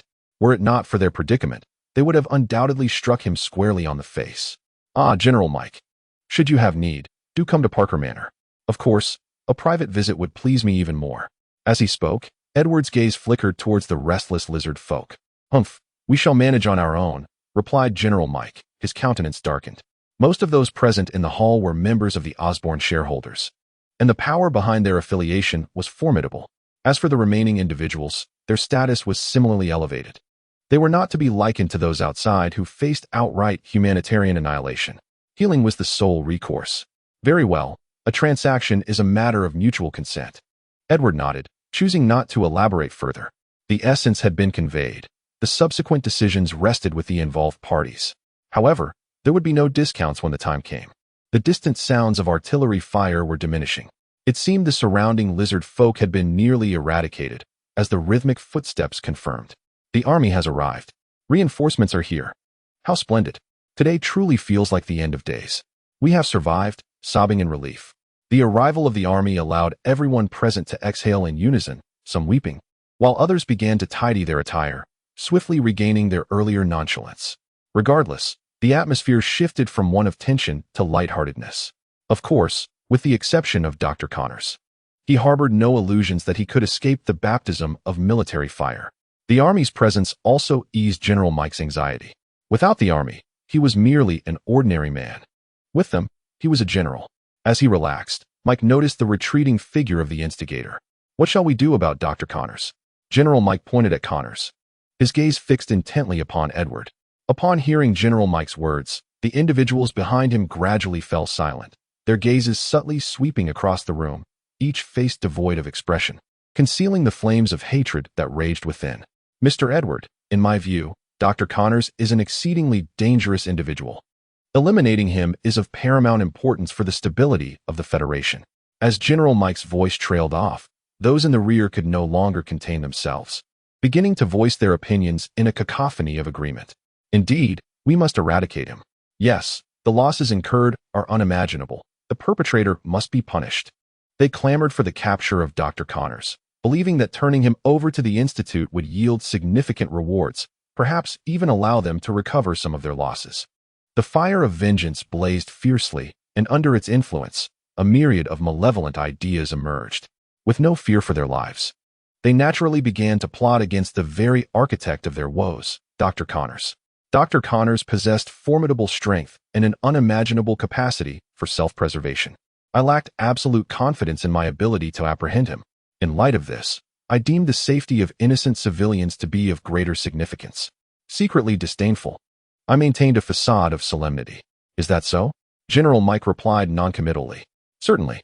Once we engage Dr. Connors in battle, I cannot guarantee the safety of everyone here amidst the ensuing chaos.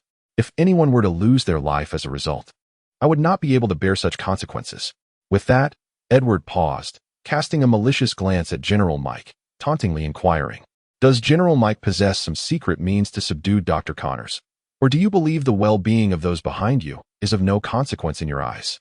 With a disdainful snort, General Mike's eyes flashed with anger, falling silent thereafter. The others, upon hearing Edward's words, also ceased their chatter. In the face of such hatred, preserving their own lives took precedence. As for everything else, it could be addressed later. As long as they lived, they would have time aplenty. Edward's gaze flickered. He held little regard for these individuals. Though they might possess wealth and status, amassing resources, to him, they paled in comparison to Dr. Connors. From Connors, he could glean insights into evolution and unravel the mysteries of life. Those of high status were merely ordinary people. The same potion that allowed Dr. Connors to transform while retaining his sanity rendered these individuals mindless lizard men, illustrating that Connors was indeed a unique entity, incomparable to any ordinary person. The death of elevated ordinary individuals could easily be replaced, but the demise of such exceptional beings was irrevocable, leaving one to rely on the world to give birth to another.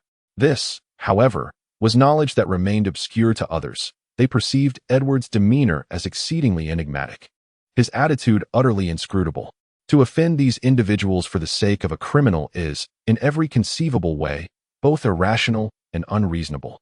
General Mike, the elite surrounding him, and Connors are all engulfed in confusion, unable to comprehend Edward's stance or the reasoning behind his actions. However, at the very least, they feel a semblance of safety for now.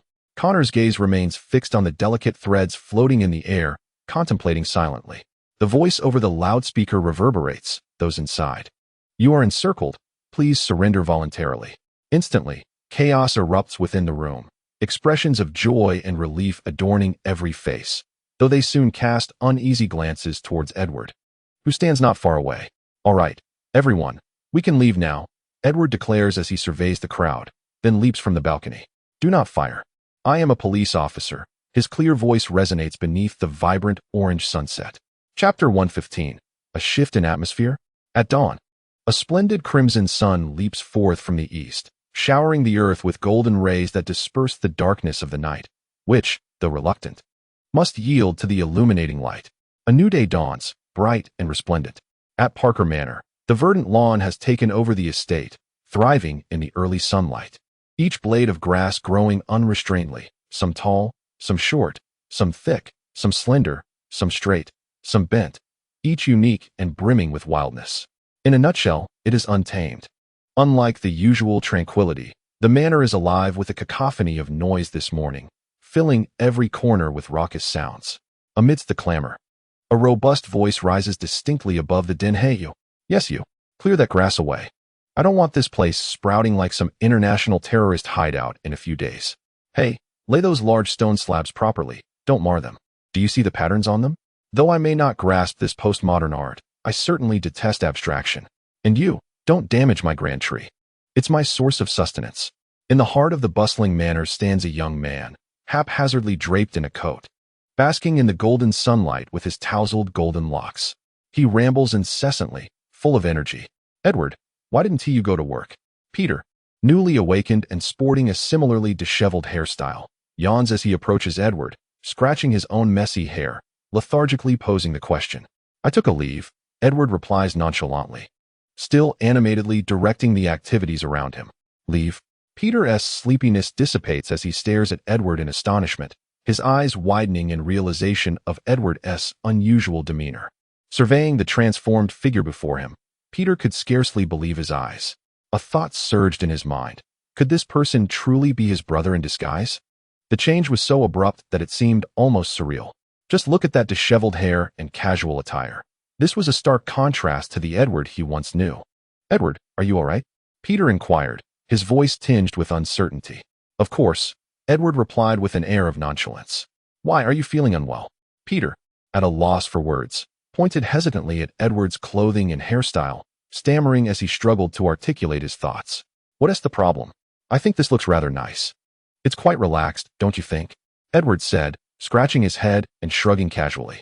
True, Peter muttered absent-mindedly, instinctively scratching his own head in agreement. Damn it.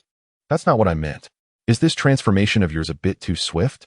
I'm starting to suspect you might be an imposter. Snapping back to the moment, Peter raised his voice at Edward. Calm down, Peter. There's nothing to worry about. I've just come to a realization. Life is fleeting, and why not enjoy it to the fullest while we can? Edward's cerulean eyes held a serene wisdom, as if he had transcended the mundane. Peter felt a wave of frustration wash over him as he watched Edward indulge in his newfound pretentiousness. Shaking his head vigorously, Peter chose not to delve into the reasons behind Edward's transformation. Fine, do as you please, as long as you're alive, he waved dismissively, adopting a stance of indifference. By the way, what was that about taking leave? Peter recalled Edward's earlier statement with curiosity. It was worth noting that since becoming a police officer, Edward had never taken a day off, showing up for work punctually each day, a model employee in every sense. Responding to Peter's inquiry, Edward shrugged, adopting a serious demeanor. I feel I cannot devote my entire passion to this profession, hence I decided to take a few days off for self-reflection and to recalibrate my mental state. Not fully committing oneself is a desecration of the duty of a police officer, and that is absolutely unacceptable in my view. As Peter listened to Edward's earnest yet nonsensical rationale, he felt his heart race. Taking a deep breath, he managed a strained smile. A few days off? Hope flickered within Peter. Perhaps it was merely a short break. Yet reality often proves to be harsh. A few days? Who knows? It could be 3 or 4 days. Maybe a month, or even years.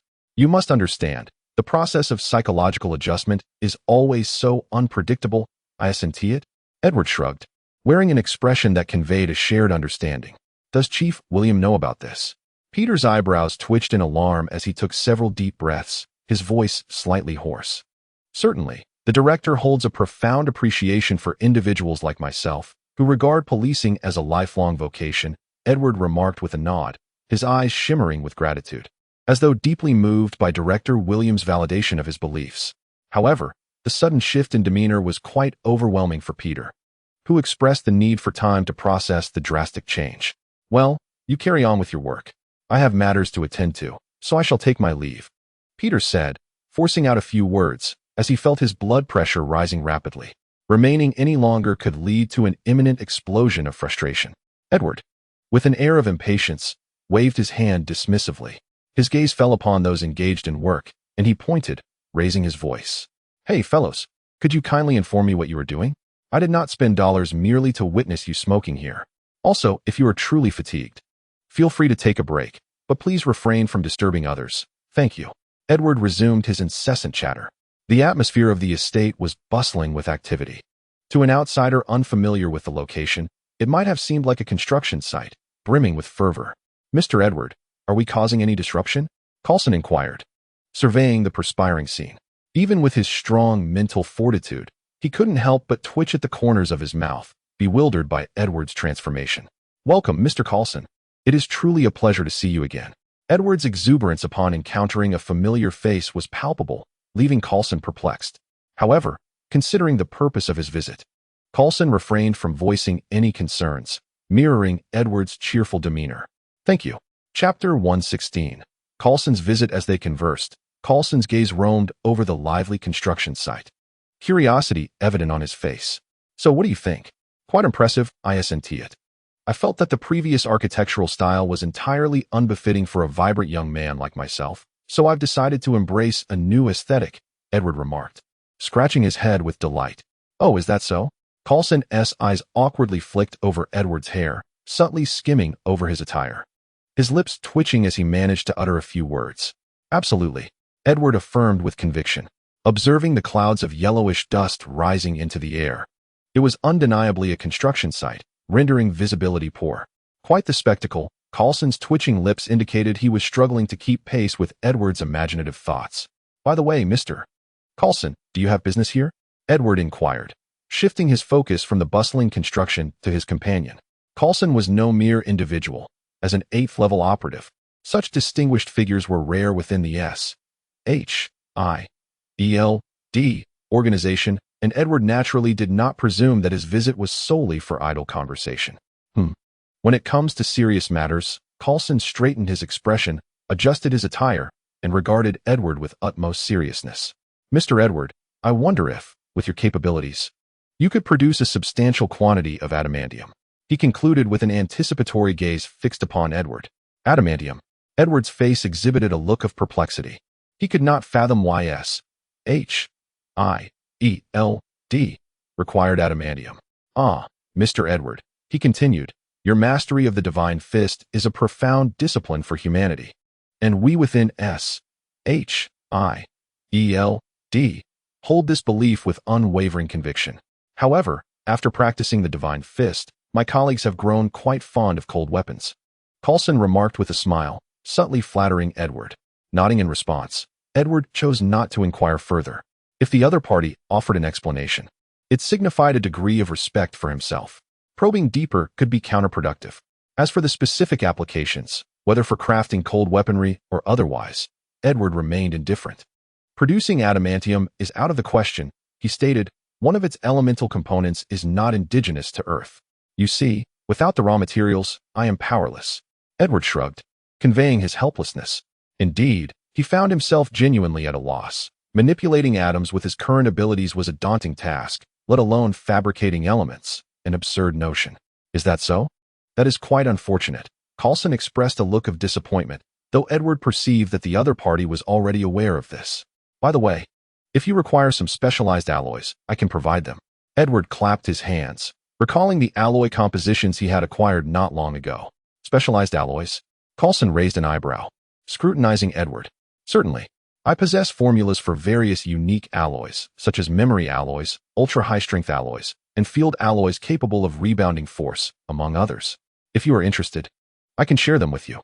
As he spoke, a magnificent alchemical array shimmered beneath Edward's feet, and a silvery metal floated between the two of them, transforming in accordance with Edward's words. There were self-suspending alloys, metals that morphed like dough, and even alloys sparking with electricity. All manner of alloys hovered in midair, a testament to Edward's alchemical prowess. He unabashedly showcased the more significant components of the alloys he had recently developed. Coulson found himself momentarily at a loss, somewhat taken aback by Edward's demeanor. "Nothing much. I am merely intrigued by the alloy used in Captain America's shield. If possible, we could arrange an exchange," Edward stated, revealing his intentions. For him, the knowledge of secrecy held no value. What he sought was knowledge that could be continuously refined and perfected, and thus he had no hesitation in offering these alloys. As for the possibility of being surpassed by others, Edward expressed no concern, firmly believing that he would not be outdone in the realm of learning. He asserted that, given the right circumstances, his alloys could serve as a medium for exchange. He was confident that these high-performance alloys would significantly benefit the industry, provided that an equitable exchange was established. This, of course, was only natural, as Coulson remarked with utmost seriousness, without a hint of hesitation. In comparison to these alloys or other inventions, it was evident that Edward himself held greater value. He and his associates were far from being so short-sighted. By the way, Edward inquired, I wonder if SHIELD could supply substantial electricity to the Parker estate. Substantial electricity? Coulson's expression turned to one of confusion.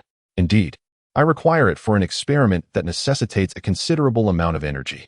Therefore, I seek unrestricted power supply. I am curious if SHIELD could assist in this regard, Edward explained. Upon hearing this reasoning, Coulson found himself both amused and exasperated. Setting aside the impracticality of requesting such a thing from SHIELD, the excuse Edward provided seemed rather superficial. An experiment? Well, Coulson had witnessed Edward's experimental methods not long ago and had visited the laboratory. He felt an overwhelming urge to rise and confront Edward, demanding, is this really acceptable? Nevertheless, he took Edward's query seriously and pondered before responding. SHIELD is an official organization, and to requisition electricity on such a scale would require consensus from various parties. If it is merely a one-time request, I believe Osborn would be a suitable option, considering that New York's electricity is predominantly supplied by Osborn. Edward appeared suddenly enlightened. He recalled that in the original story, Tony Stark's laboratory was indeed a significant consumer of electricity. Thus, these large enterprises must possess their own power systems. Truly, it seems so. With that thought, Edward promptly retrieved his phone and dialed Norman Osborn's number. Hello, Mr. Osborn. This is Edward Parker. I have an experiment that requires a substantial amount of electricity, and I am wondering if Osborn could assist me with this. Certainly, thank you. Edward disregarded Coulson and continued his conversation. Observing Edward's disregard for his presence, Coulson felt a sense of foreboding regarding his future. Then, another genius crossed Coulson's mind, eliciting a wry smile upon his face. Scanning the estate, a peculiar scene caught his eye. Not far away, two individuals resembling bodyguards surrounded a cloaked figure carrying a briefcase, who hesitated momentarily, casting glances in their direction. Upon meeting Coulson's gaze, the figure ceased to hesitate and approached. Ending the call and resolving his troubles, Edward felt quite jubilant. Humming a cheerful tune and nodding his head, Edward cast a glance around. Mr. Coulson is still here? Your idea is simply splendid. However, it has alleviated a considerable concern of mine. With a look of surprise at the still present Coulson, a broad smile spread across Edward's face as he expressed his joy. Oh, it's nothing, Coulson replied, shaking his head, his gentle smile remaining, though a tinge of bitterness lingered in his heart. At that moment, a cloaked figure accompanied by two bodyguards approached the two men. The figure lifted his gaze to meet theirs momentarily before quickly lowering his head, a deep voice emanating from beneath the cloak. Good morning, Mr. Edward. The tone was somewhat stiff and dry. Mr. Jacob Bright? Edward, undeterred by the arrival, scanned the newcomer and, after a brief hesitation, called out the name.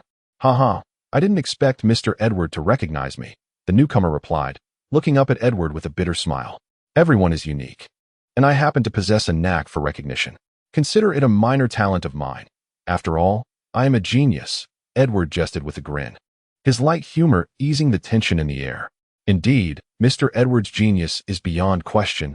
Bright nodded in agreement, acknowledging the compliment. Edward graciously accepted the praise with a nod, his gaze sweeping around. By the way, I wonder what brings Mr. Bright to Parker Manor? Their unfamiliarity prompted Edward to cut straight to the heart of the matter, lacking the inclination for idle chit-chat. Bright hesitated, casting a furtive glance at Coulson, clearly not wishing for others to overhear the impending conversation. Mr. Edward, you may continue your discussion. I was rather hurried during my last visit. This time, I intend to thoroughly explore Parker Manor, Coulson interjected with a smile, demonstrating his understanding of the situation as he proactively suggested stepping away. Well, feel free to explore. Except for my bedroom, Edward remarked, waving his hand dismissively. Observing Edward's casual demeanor and carefree expression, Coulson managed a wry smile and, accompanied by his two bodyguards, made his way to a distance. Now, Mr. Bright, what matters do you wish to discuss? Edward inquired with keen interest, gazing at the figure before him, shrouded in mystery. Though he posed the question, his eyes revealed no trace of uncertainty, continually appraising the changes in the other's physique. This could serve as a new experimental subject. Edward mused inwardly, his gaze growing increasingly amiable, akin to that of a father admiring his beloved child. Upon hearing Edward's words, Bright raised his head to confirm the departure of the others. His movements hesitated slightly before he finally shed his cloak, unveiling the physique that had been concealed. "Wow!" Edward exclaimed, taken aback by the impressive figure before him. The effects of the enhancement serum, though not his first encounter, still filled him with astonishment. Yet, each time Edward encounters such a seemingly transformative change, he cannot help but marvel. It is the allure of life's evolution. Jacob Bryant, a man in his 50s or 60s, frail and aging, despite his meticulous care, Edward naturally understands what his physique once resembled. However, the individual before him now exceeds all imagination. As Jacob sheds his cloak, his new form is revealed to Edward's gaze. Standing over 6 feet tall, with a robust build, sinewy muscles, and an intricate network of veins resembling a circuit board, they crisscross throughout his powerful frame, while a barely perceptible layer of keratin extends to his neck. By Edward's perception, the spread of this keratinous layer suggests it will soon reach his face. "Mr. Edward, you jest," Jacob said with a wry smile. Panic and anxiety flickered in his eyes, clearly indicating that the transformation of his body had stripped away his former composure. "No, I am not jesting.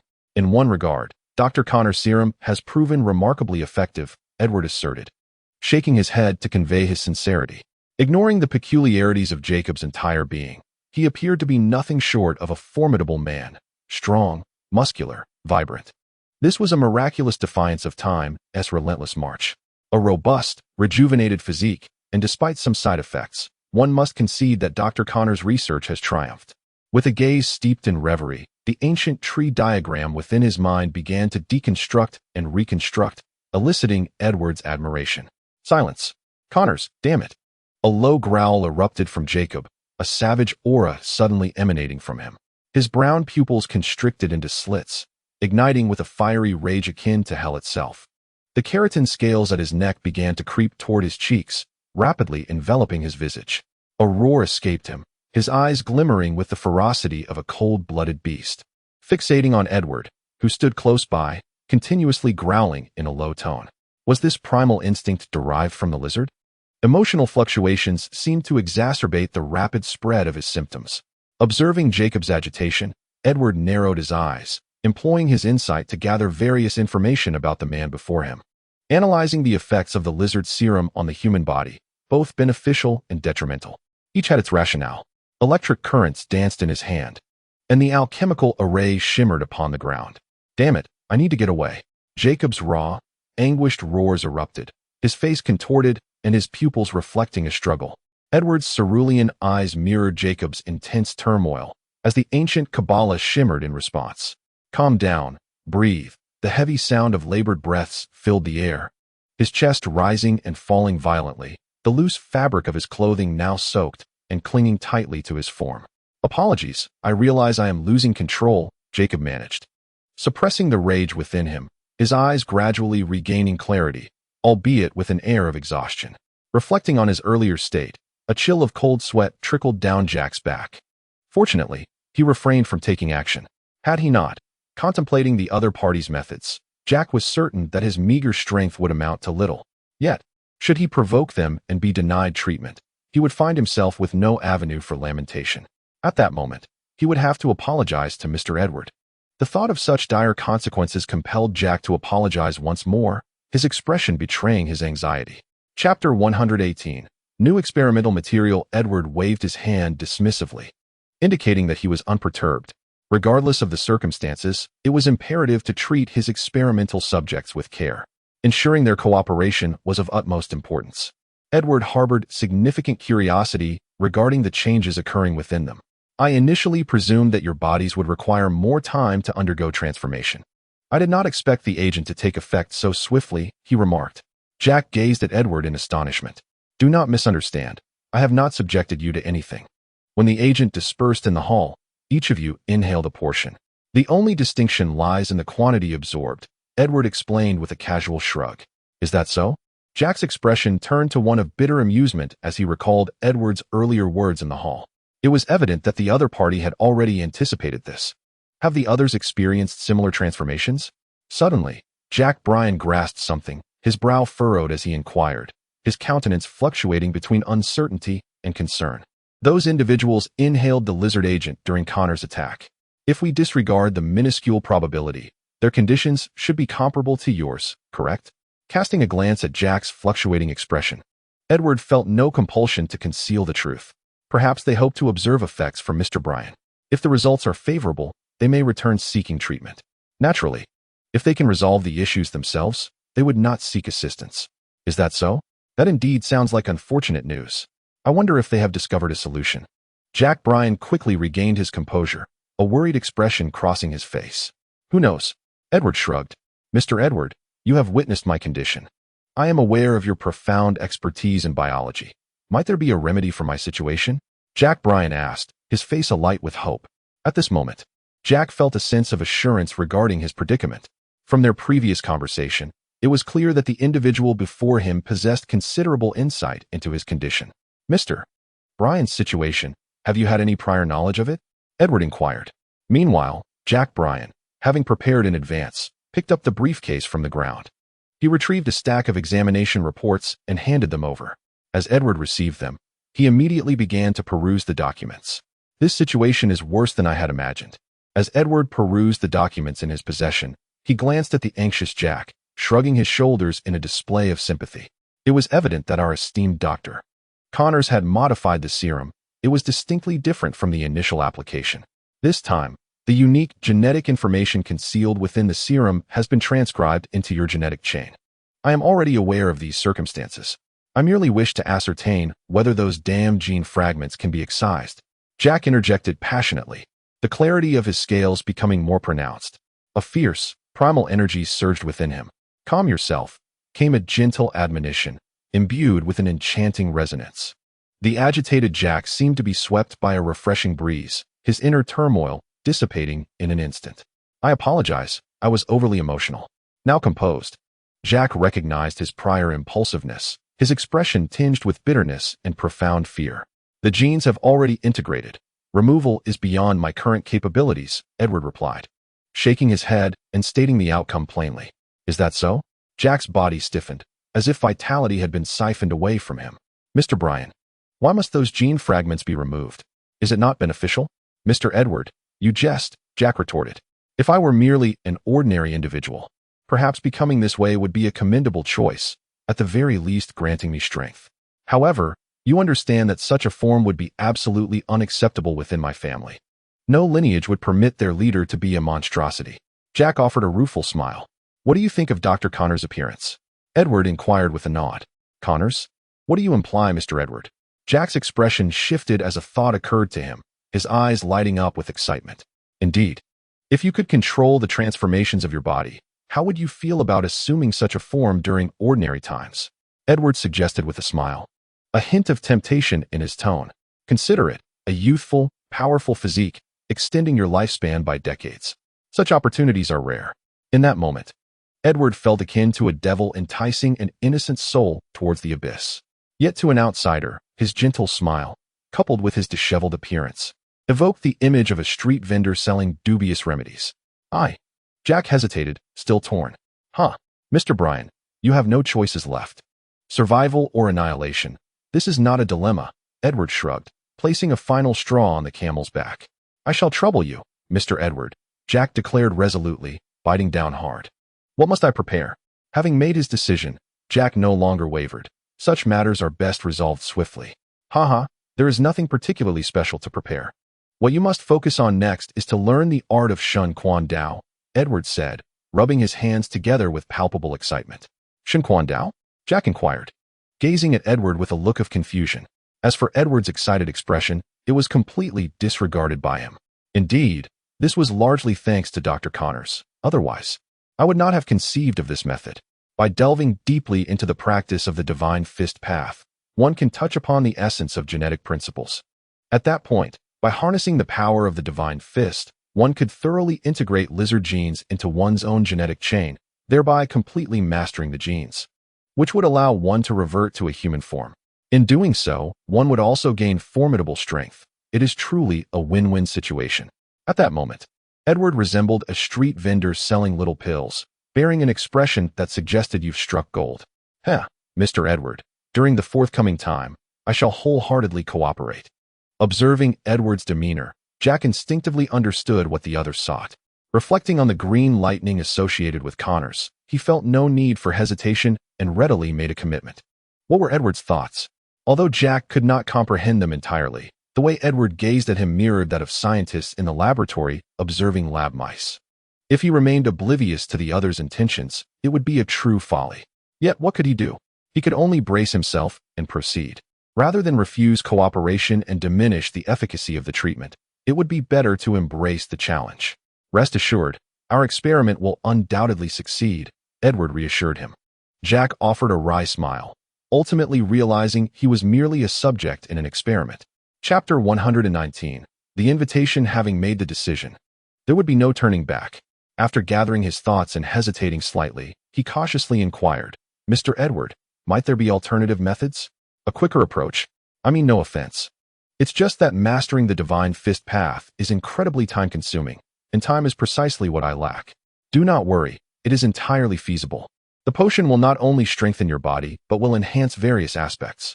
You can now consider yourself a prodigy, Edward replied gently. He felt it was his duty to guide the subject's mental state to facilitate better performance. A prodigy? Jack Bryan furrowed his brow. Indeed, a prodigy. The lizard serum not only augments your physical strength, but also enhances your perceptual abilities, cognitive functions, and learning capacity, among others. You could say that you are now a genius. All you need to do is focus entirely on mastering the divine fist path. As for the rest, you need not concern yourself. I will manage everything else to ensure you swiftly attain mastery of the divine fist and fully control those foreign genetic fragments. Edward patted him reassuringly, exuding an air of confidence that suggested he had everything under control. Observing Edward's unwavering confidence, Jack felt a slight easing of his anxiousness, bolstered by a newfound sense of assurance. By the way, let me ponder where you might study, Edward mused, scratching his head and mumbling to himself. Jack opened his mouth to speak, but was interrupted by a frustrated exclamation. Oh, alas, I forgot. The Extreme Martial Arts Hall has been exceedingly popular lately and is completely booked. What shall we do? I sincerely apologize. When the Martial Arts Hall was established, the limited funding resulted in an insufficient number of facilities, leaving us in a predicament. With a snap of his fingers, as if an idea had just struck him, Edward began to speak, his expression fraught with concern. No problem, Jack asserted, clenching his teeth. I shall contribute the funds to construct 50 extreme martial arts halls as compensation for this endeavor. At that moment, his heart bled. Not only was he to be a guinea pig, but he was also required to finance his own experimentation. Such a sensation was utterly unbearable. Ah, that is truly splendid, Edward exclaimed with delight. All your contributions to the martial arts hall shall not be forgotten. Once these halls are completed, you will be honored as a distinguished member. The two then engaged in a lively exchange, and regardless of the process, both were quite satisfied with the outcome. Mr. Edward, are you truly capable of alleviating the physical ailments of others? At some point, Coulson had approached Edward, gazing at the departing trio with curiosity. How can one ascertain success without conducting experiments? Edward shrugged nonchalantly. Wait, Coulson stammered, pointing at the retreating figure. It was evident that the individual had left with an exuberant expression, one that unmistakably suggested he was to be cured. When doctors treat their patients, do they not assure them of a successful recovery? Edward wore a look of incredulity. I merely wish to foster a positive mindset. After all, he is beyond saving. Even if he ultimately fails, it is better for him to depart this world with joy rather than despair, don't you think? Edward shrugged, adopting an air of benevolence. Do you wish for him to perish in anguish? He cast a bewildered glance at Coulson. Chuckling, Coulson's lips twitched as he internally raged, given your stance. How am I to respond? Under a serene sky with a gentle breeze, Edward emerged from the New York Police Department, clad in loose-fitting casual attire, strolling leisurely through the entrance. He turned, stood tall, and gazed upon the bustling flow of pedestrians entering and exiting the building. In the midst of it all, Edward's demeanor was strikingly conspicuous. Alas, farewell to my first time, he sighed, shaking his head. With a melancholic gaze and a distant expression, an aura of desolation began to emanate from him. This somber presence inexplicably caused the hurried passers-by to slow their pace, their eyes drawn towards him involuntarily. Inwardly commending himself for the dramatic display, he turned and sauntered towards the parking lot. "Mr. Edward, greetings," a voice emanated from a sleek black sedan parked by the roadside. Surprised, Edward turned to see the source and promptly beamed a radiant smile as he approached. "Mr. John Hudson, I am immensely grateful that you could come at this juncture." Moved beyond measure, he implored for a farewell embrace. Ignoring the shadowed countenance of his companion, he initiated a perfunctory hug. "To speak candidly, Mr. John Hudson, there is no need for such fervor. It is detrimental to your health." Observing the distressing rise and fall of his partner's chest, Edward expressed his concern. "Hypertension, cardiovascular issues, cerebral hemorrhages. Do remember, you are no longer in your youth. I would rather not lose an old friend at this parting." Breath. John felt a tempest of anger brewing within him, a seething desire to draw his firearm and obliterate the loathsome visage before him. Yet, recalling the purpose of his visit, he quelled his wrath and forced a strained smile. "Mr. Edward, I wonder if there is still time for us to converse?" His voice trembled, a manifestation of suppressed fury, carrying an unnaturally commanding tone. "Director John, whatever you require of me, I assure you it shall be accomplished," Edward proclaimed with military precision. "Stand at attention." Breath. John interjected, "Mr. Edward, you jest. You are no longer in my employ." He had never perceived Edward as so insufferable. "Is that so? I was rather overwhelmed upon seeing you and momentarily forgot. My sincerest apologies for my oversight." Edward feigned a perplexed expression, a half-smirk gracing his lips as he regarded John Hudson. Realizing the mockery directed at him, John fell silent, retrieving an invitation from his coat and presenting it to Edward, his countenance as frigid as ice. "This is an invitation. Mr. Jean Bing wishes to invite you to dinner and hopes you will not decline." Jean Bing. Edward accepted the invitation, his brow furrowing in confusion. He could not fathom why this underworld figure sought his company. With Edward now in possession of the invitation, John completed his mission and turned to depart, eager to distance himself from the man before him. He feared that if he lingered, he might lose control and end the wretched existence of the person standing there. As he departed, Edward's eyes glimmered with contemplation. Chapter 120. The underground monarch in the streets of New York. Night had descended, and a torrential downpour ensued. Cold, unyielding raindrops cascaded from the heavens, striking the city below with emotionless intensity. The cobblestones glistened under the streetlights, casting a soft glow upon the entire metropolis. Amidst the cool veil of rain, the vibrancy of New York's streets had waned, replaced by a hurried rhythm, as dark umbrellas flitted past. Under the shelter of his own umbrella, Edward strolled through the rain-soaked urban landscape, surveying this alternate facet of the city. This rain-drenched New York was familiar to Edward. Yet this particular experience of a rainy night was novel, a uniquely enchanting perspective. The towering buildings, the cobblestone streets, and the myriad of neon lights create an atmosphere imbued with a sense of mystery amidst the rain. Jean Bing, delicately holding a black and gold invitation, gazes into the distance, his expression inscrutable. The Jean Bing Tower.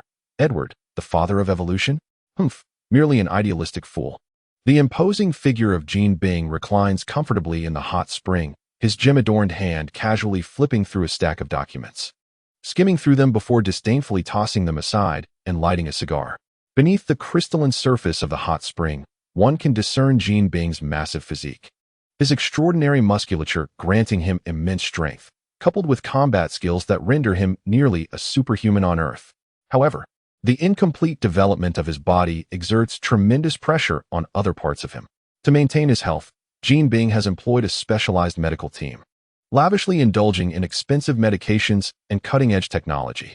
His frequent visits to the hot spring have become a cherished ritual for relaxing his muscles. The sensation of ease is delightful. Immersed in the warmth of the spring, he allows his body to stretch comfortably, feeling the surge of his powerful muscles.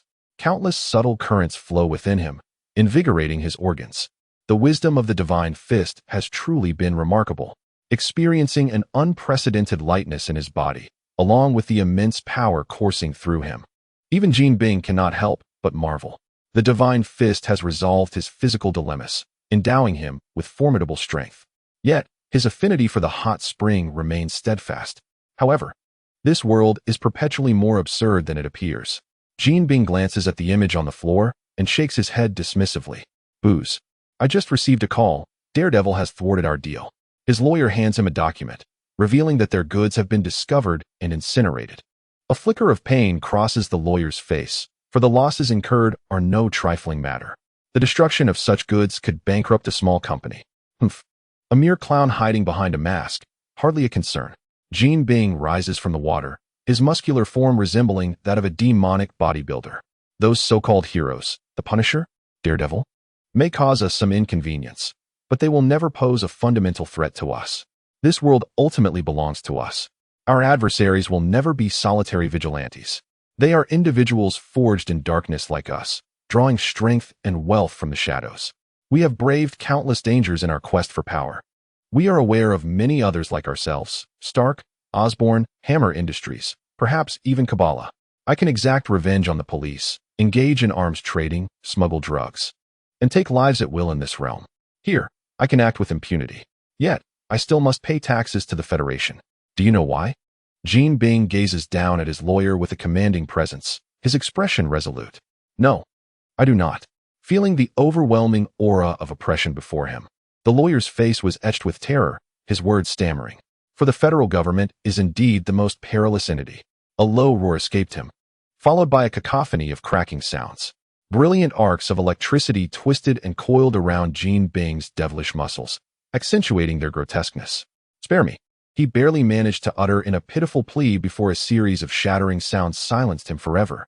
In an instant, a living being was reduced to countless fragments, each no larger than a fingernail, strewn across the ground, the rich scent of blood permeating the room.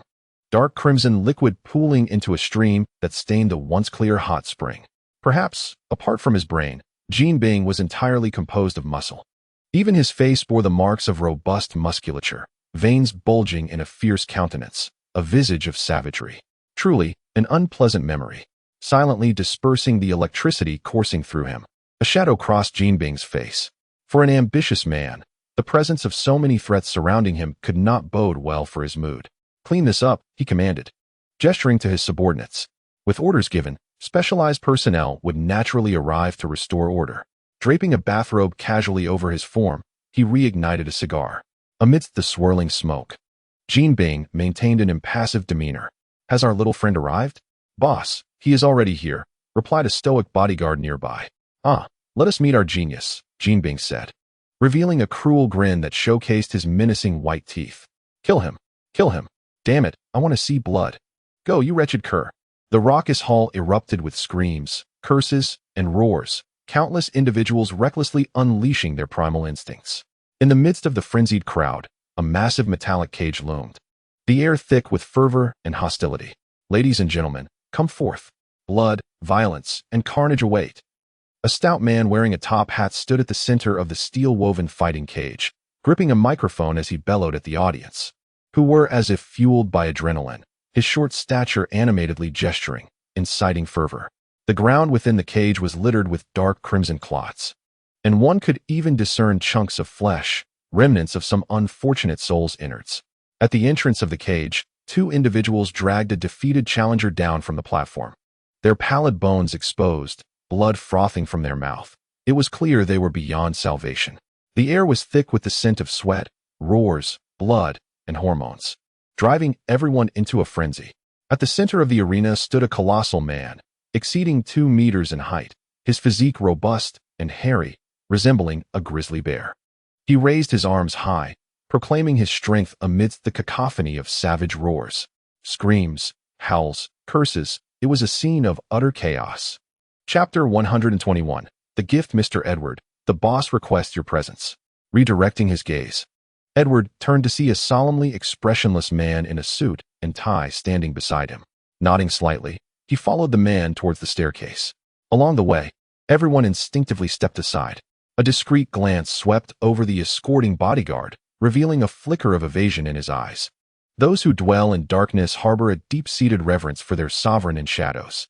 Conversely, as Edward trailed behind, strangers simply ignored him, while acquaintances exchanged furtive glances, their minds rife with speculation.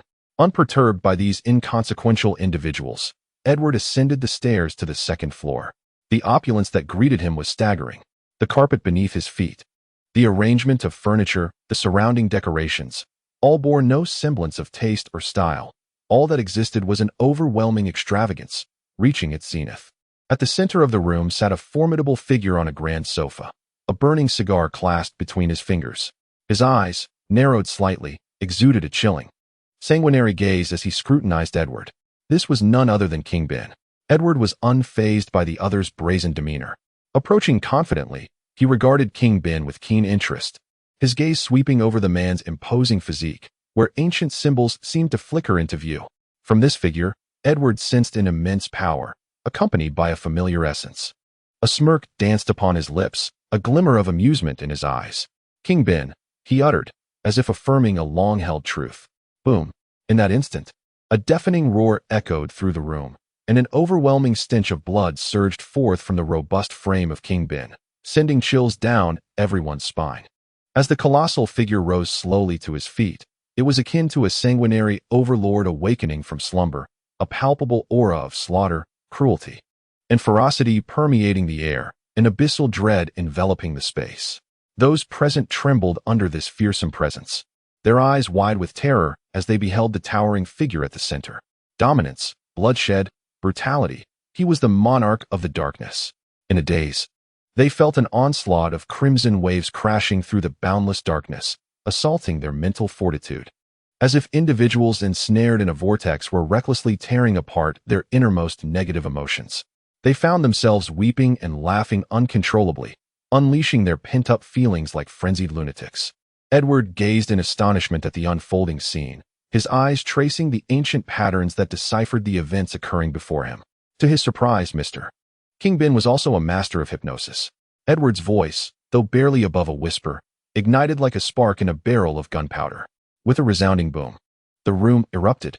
The frenzied individuals, their bodies jolted, suddenly crumpled to the ground, as if rendered boneless, lifeless heaps of flesh. Upon witnessing the ease with which the other party dismantled his probing, Jean Bing's expression shifted dramatically. "May I inquire, Mr. Jean Bing, what seems to be the matter?" Edward inquired with a hint of curiosity. Truth be told, he harbored an intense intrigue regarding Jean Bing, the clandestine sovereign of the Federation, and the purpose behind his search. As for the recent probing, it was reminiscent of how humanity seldom regards the raucous clamor of insignificant ants. Edward perpetually regarded those who relied solely on brute force with a condescending gaze. His voice, though soft, successfully recaptured Jean Bing's attention. Breathe. Taking a deep inhalation, the crimson ember atop his cigar glimmered, while Jean Bing's narrowed eyes were veiled in swirling smoke. "Ha ha ha, my sincerest apologies. A flaw from my youth that I have yet to master, my temper. I hereby extend my apologies for any offense caused." Jean Bing boomed with a hearty laugh, effortlessly dismissing the earlier incident. "You are too kind, Mr. Jean Bing," Edward replied, observing the other's performance with indifference as he shook his head. "Ha ha, Mr. Edward is indeed a magnanimous gentleman," Jean Bing remarked, clapping his hands in cheerful approval. "However, as a gesture of apology, I have decided to present you with a gift. Bring him forth." As the words left his lips, a menacing bald brute emerged from the shadows, dragging a person with him. With a cruel gaze, he cast a fleeting glance at Edward before unceremoniously tossing the individual onto the ground. "Corey?" Edward's brow furrowed as he surveyed the trembling figure on the floor. Turning to Jean Bing beside him. "Ha ha, what do you think? I trust you find this gift to your liking," Jean Bing declared with boisterous laughter, striding toward Corey, where he crouched down and seized Corey by the collar, his cruel eyes fixated on Corey's expression of sheer terror. This world is a duality. It is marked by the glory and praise of the light, as well as the agony and despair of the shadows. These two realms are distinctly separate, yet intricately intertwined. We require the cover of light, while those who bask in that light equally depend on us to carry out tasks they wish to remain hidden. Thus, they need me, Jean Bing, to handle certain matters. His eyes glimmered with a sardonic glint. "People like you," he continued, his voice laced with an unmistakable scent of blood. "Heh. A mere journalist's role cannot satiate your ambitions. In pursuit of fame and success, you have chosen to take reckless risks, daring to touch the untouchable. You have never considered that they could easily crush you, leaving you utterly powerless," Jean Bing exclaimed, yanking the man's hair and mercilessly slamming his head against the wall. "Because you are insignificant," he sneered, revealing his menacingly white teeth. Wiping the perspiration from his palms with a towel, Jean Bing gazed down at Corey. who lay like a defeated dog, exuding a blend of cruelty and exhilaration. "Now, I can offer you an opportunity," he said, gesturing with his thick fingers towards the steel cage below, his tone filled with a thrilling malevolence. "Participating in the unrestricted combat below, victory grants you freedom, while defeat, well, the cruel and exhilarating gaze of the onlookers reveals their delight in such spectacles, relishing the sensation of absolute control. Corey lies prone on the ground, his body trembling slightly, his eyes fixated intently on the carpet before him, filled with profound resentment. The veins in his neck are taut, and his quivering muscles betray an overwhelming desire to annihilate the two individuals before him. Yet, he is acutely aware that resistance is futile. "Mr. Edward, shall we enjoy the splendid performance that Mr. Corey has in store for us?" cackled Gene, his voice tinged with a morbid excitement, shrugging his shoulders without even glancing at Corey below. Compared to the utterly ordinary Corey, the person in front of him piqued Edward's interest far more, whether it be the other's intentions or the individual himself. From his vantage point above, he observed every detail of the arena. Chapter 122.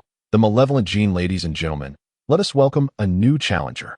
The fervent and inciting voice rang out. Simultaneously, a short finger pointed backward, directing the crowd's attention to where the rotund figure indicated. Corey's frail silhouette emerged before the audience, momentarily stunning them before a cacophony of noise erupted. "Boy, go throw him down.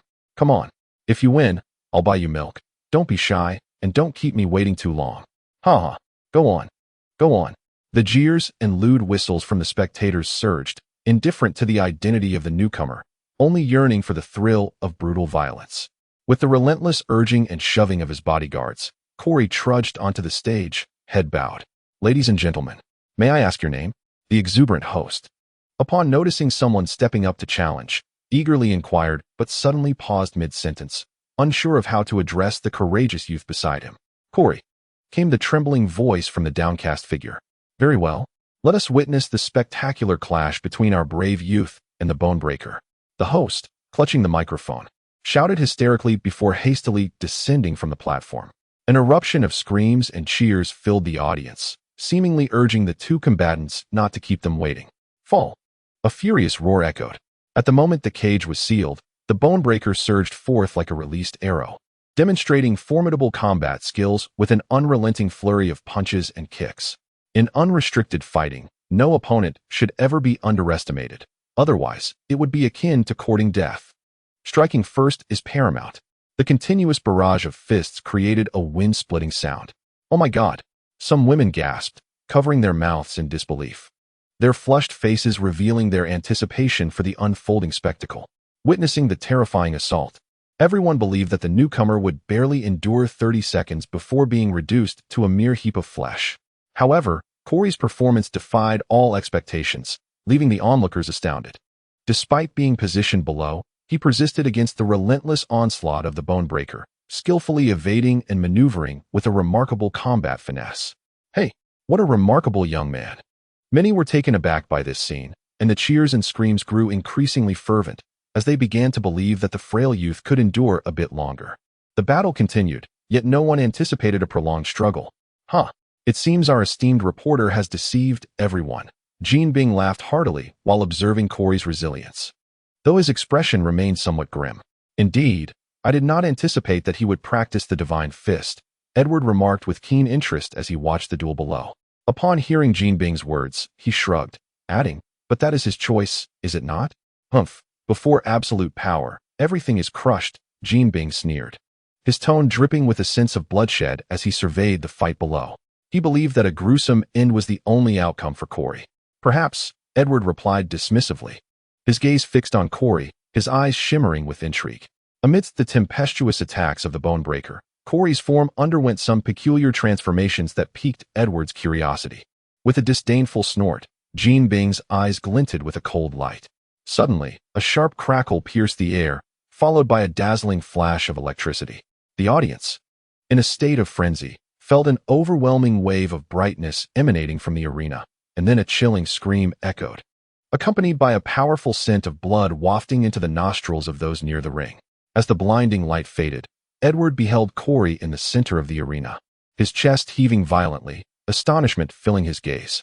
He marveled, How remarkably favored humans are by the Creator, endowed with the power comparable to that of creation itself. This gift of miraculous ingenuity renders humanity unparalleled. As he spoke, Edward's eyes rapidly dissected and reconstructed an ancient tree diagram. In his perception, Corey's body radiated a tumultuous array of life signals, continuously broadcasting his unique essence to the surrounding world. Edward collected, converged, and analyzed this information, realizing that every individual is distinct. The torrent of data flowed through Edward's mind, revealing insights that left him in awe as he observed the pallid-faced Corey. Could this be the fabled protagonist archetype? At the brink of life and death, he transcends himself. Ah, damn it, Bonebreaker, you worthless fool. Bastard, you scoundrel. My dollars. After a moment of shock, a cacophony of desperate wails erupted, followed by an incessant stream of curses. It was apparent that these individuals were gamblers. Certainly, there are many who are merely spectators, seeking the thrill of bloodshed and violence. Ah, I love you. Absolutely splendid. Regardless, the atmosphere at the scene is more electrifying than ever before. The triumph of the underdog remains an eternal source of exhilaration. In the arena, at Corey's feet, the formidable Bonebreaker has already been reduced to a mere heap of mangled flesh, while the frail, pallid Corey trembles as he raises his hands before his eyes, wide-eyed with disbelief. I have won. I have triumphed. I have emerged victorious. Suddenly looking up, Corey's ecstatic gaze fixates on the second floor where Edward and Jean are standing. Observing Corey, trembling with excitement, Edward's expression is one of pity. Beside him, Jin's face remains impassive as he regards the fervent Corey below. Ha ha, miracle? With a wide grin revealing his pearly white teeth, Jean resembles a predatory beast, sending chills down one's spine. I only believe in absolute power, capable of crushing all. A cruel smile blossoms on Jin's face. Target the journalist, shatter his limbs, and discard him among the refuse. His words drip with brutality and bloodshed. Humph. Our strength lies not only in being the rule makers, but also in our ability to interpret those very rules. And those who dwell at the bottom of society will never comprehend any of this. Jean gazes down at the fervent Corey, his eyes brimming with mockery, akin to a cat toying with a mouse. I promised him he could leave, but I made no assurances regarding his safe passage. Like a devil's promise, twisting the rules and dragging one into an abyss of despair. Mr. Jean, your wicked intellect leaves me in awe. Redirecting his gaze to Jean beside him, he exclaims, You possess an exceedingly malevolent mind. There is no hint of sarcasm, only pure admiration. All wisdom deserves respect. Thank you for the compliment. Chapter 123. Self-destruction. The exhilarated Corey is evidently unaware that his fate has already been sealed. He remains enraptured by the joy of newfound freedom and the surge of power coursing through his veins. Hastily exiting the arena, he pushes through the frenzied crowd, racing towards the entrance. He longs to escape from this place immediately. Amidst the chaotic throng, the target moves like a phantom, weaving through the crowd, swiftly approaching his objective. No one can defy me, not even a miracle. Observing the two fading from view, Jean speaks darkly and cruelly. My apologies, Mr. Edward, for delivering such a dismal gift. With a radiant smile, Jean turns to Edward, feigning regret. Ha ha, the element of surprise is indeed the finest gift, wouldn't you agree? Retracting his gaze, Edward replies cheerfully, indicating his satisfaction with the gift. I hear Mr. Edward is in search of partners. I wonder how I, Jean, would fare in that regard. With a wide grin, he gazed at Edward, reminiscent of a ferocious beast poised to devour its prey. Upon hearing Jean Bing's words, Edward appeared momentarily bewildered. He then scrutinized the sovereign of darkness before him, a light chuckle escaping his lips. Ah, Mr. Jean Bing, you are the ruler of shadows in this nation. The weak tremble before your might, the denizens of darkness fear your authority, and the greedy beseech your favor. You are the devil of the abyss. As he spoke, his smile vanished, replaced by a cold indifference, observing Jean Bing's expression darkening. You may manipulate the rules, yet you must abide by them. There are matters you must not touch. You are the sovereign of darkness, and that is your sole identity. This is the consensus among all, and it is a pact we both must honor. Before the aloof figure, Jean Bing's massive form suddenly trembled, a cacophony erupting as his once sturdy physique surged with an imposing presence. The air thickened with a sanguine aura. Edward Park, you dare to defy me. His voice resonated like the breath of an abyss, instilling a palpable dread. Who is he? He is Jean Bing, the king of the underworld in this nation, presiding over a realm that is both formidable and grand. He is not a mere brute, nor an ordinary gang leader. He is an evil mastermind. His cadre of superpowered enforcers numbers in the hundreds, and his bases for superhuman research are scattered across the globe, yielding a plethora of experimental results daily to bolster his kingdom. He wields boundless riches, which procure him an arsenal of weapons to fortify his army, making him the formidable sovereign of darkness in this land. Any who dare to slay him must first contend with his empire, vanquishing his fiercely loyal and heavily armed guards, as well as his merciless superhuman assassins, all while navigating an array of perilous technological remnants and altered beings. Even the United States government must brace itself for the upheaval that would ensue should they challenge him. This reality empowers him, granting him the audacity to act as he pleases. He will not tolerate any rejection. Believe me, defying me is decidedly unwise. Jean Bing's brooding gaze fixed upon Edward, his eyes gleaming with an intense light, eager to discern any shift in his expression. Ah, Mr. Jean Bing, today has brought an unexpected delight, for which I am truly grateful. As for collaboration, perhaps another time. Farewell. With a bemused shake of his head and a dismissive wave, he turned to leave. As he walked away, Jean Bing's cold, emotionless voice echoed behind him. Once, the most vital concern for me was merely survival. Everything else held little significance. Yet, as I grew stronger, I believed I could pursue my desires.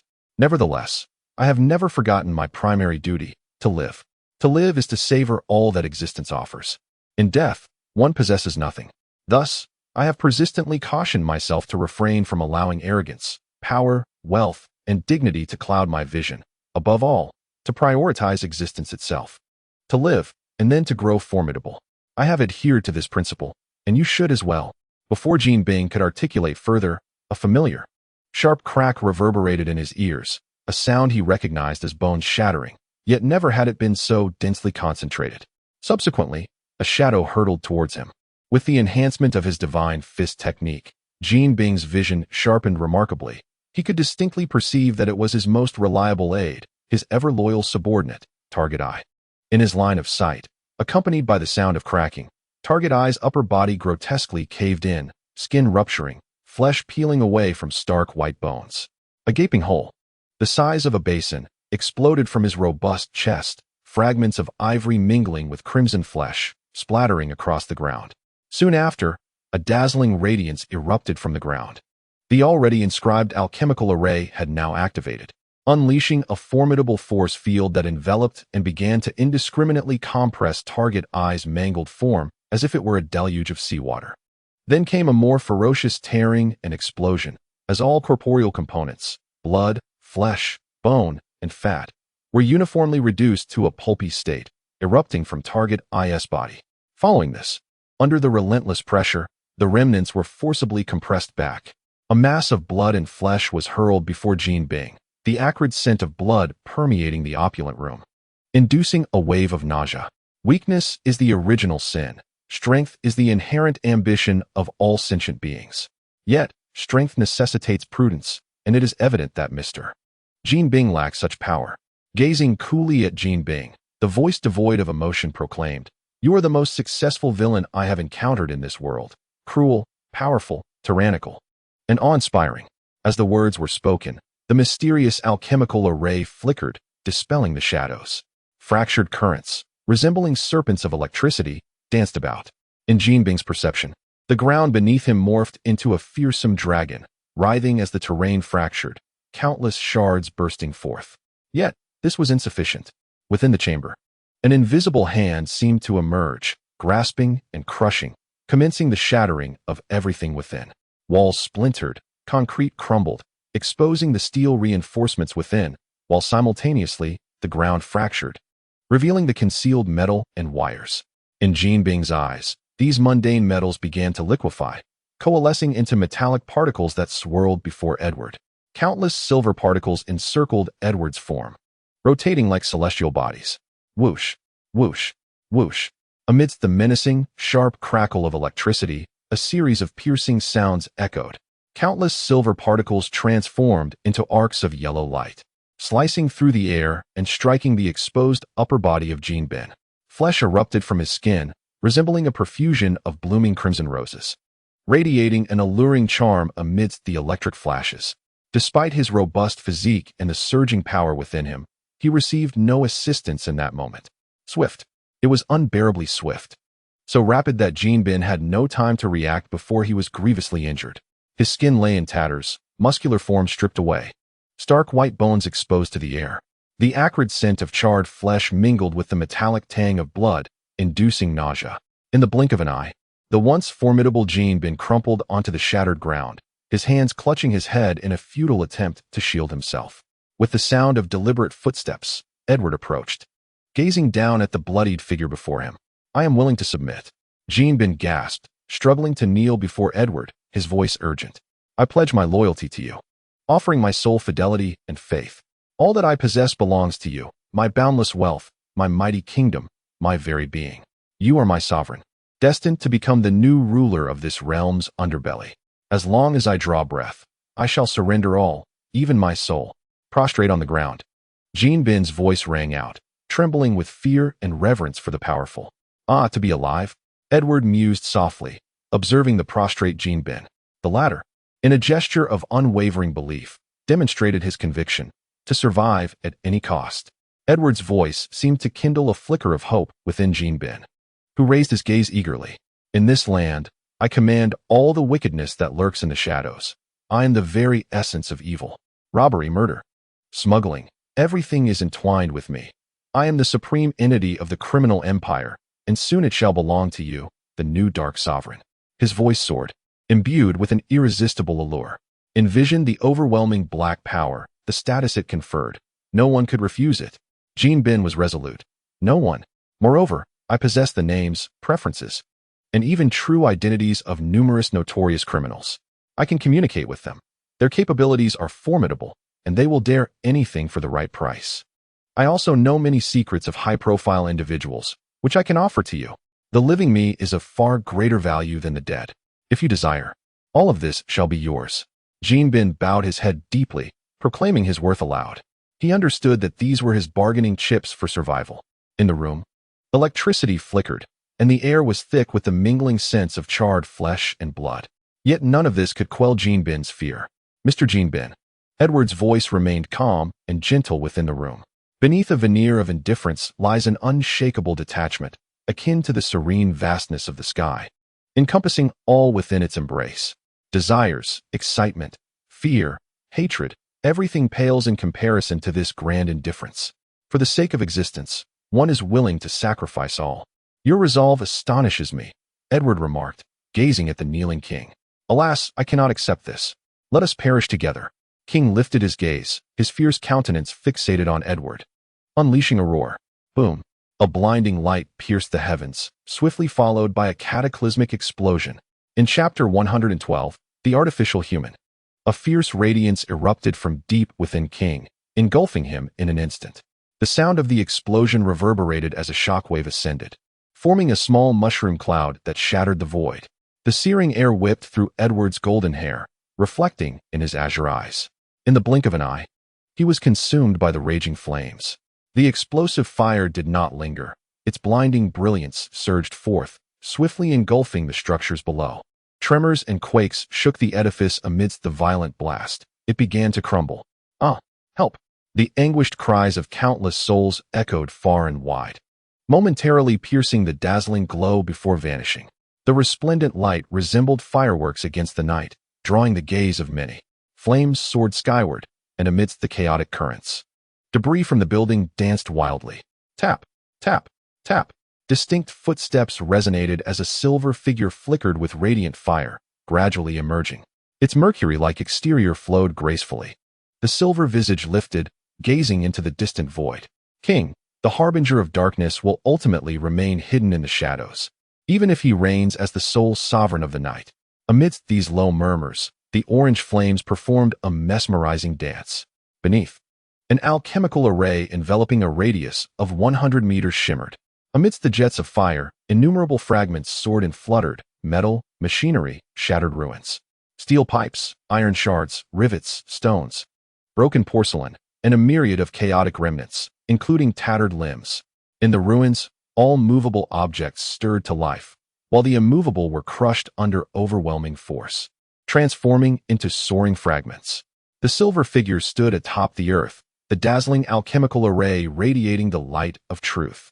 A tremendous force descended, winds howled, and a colossal gray tornado morphed into a torrent of matter. The silver figure observed it all, understanding, deconstructing, reconstructing. The brilliance of alchemy flickered. The materials within the gray vortex shattered, decomposed, and began to reassemble under the enigmatic laws of truth. The material is shattered and decomposed into a more diminutive state. Then, under the influence of the alchemical array, it begins to swiftly reorganize, using Edward's original form as a template. Countless silver-white micromachines are born, rapidly converging before Edward. Toes, femurs, pelvis, vertebrae, ribs, and skull stacked together like building blocks, and in an instant, a silver-white skeleton materializes before Edward's eyes. Simultaneously, on the ground, innumerable flesh writhes, enveloping the silver skeleton. Under the radiant light of truth, everything mutates, everything grows. Cells proliferate, flesh spreads, and numerous thick blood vessels intertwine like tentacles. They traverse through the flesh, unabashedly merging in mere moments, the scattered flesh coalescing. Thud, thud, thud. The harsh, mechanical footsteps resonate clearly amidst the flames, where blurred, bloodied forms shift. Upon the gory chest, a dazzling alchemical array sparkles. As it walks, the blood saturating the earth is collected, and flesh is consumed. The cold corpses on the ground transform into chunks of bloody flesh, melting down to become nourishing sustenance for the body. Within the frigid metallic chest, countless crimson fluids converge, and in an instant, a pulsating heart emerges, followed closely by the complete formation of the vital organs. Simultaneously, within the resolute metallic cranium, a brain, glimmering with silver light and etched with furrows, is constructed in the blink of an eye, swiftly perfected.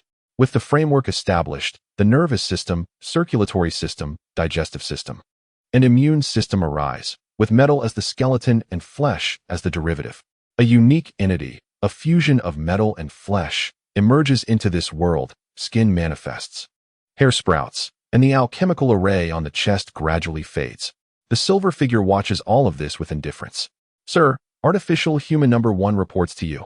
A new, stern-faced Edward stands before the silver figure. Countless patterns tracing the truth adorn his bare chest. Go find the goldsmiths and eliminate them. A dry, raspy voice emanates from the silver figure's body. Command accepted. With a rumble, the austere Edward seems to be formed of sand, instantly transforming into countless minute particles, merging into the ground, as silver fluid infiltrates the soil, spreading and vanishing from sight. Goldsmiths, since you have chosen death, do not appear in this world again. The silver figure's hoarse voice declares. Crash. Snap.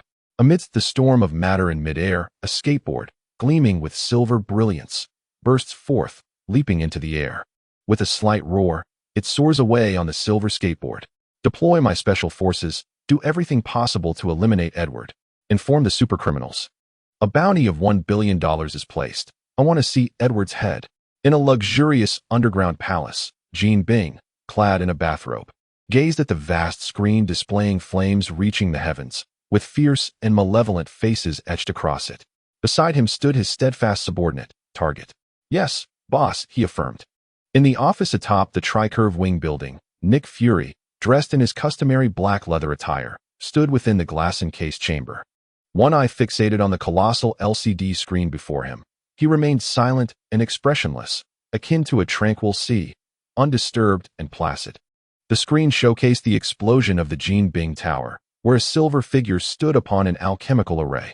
Even in the aftermath of the explosion, every movement of the silver silhouette was captured in Nick's observant gaze.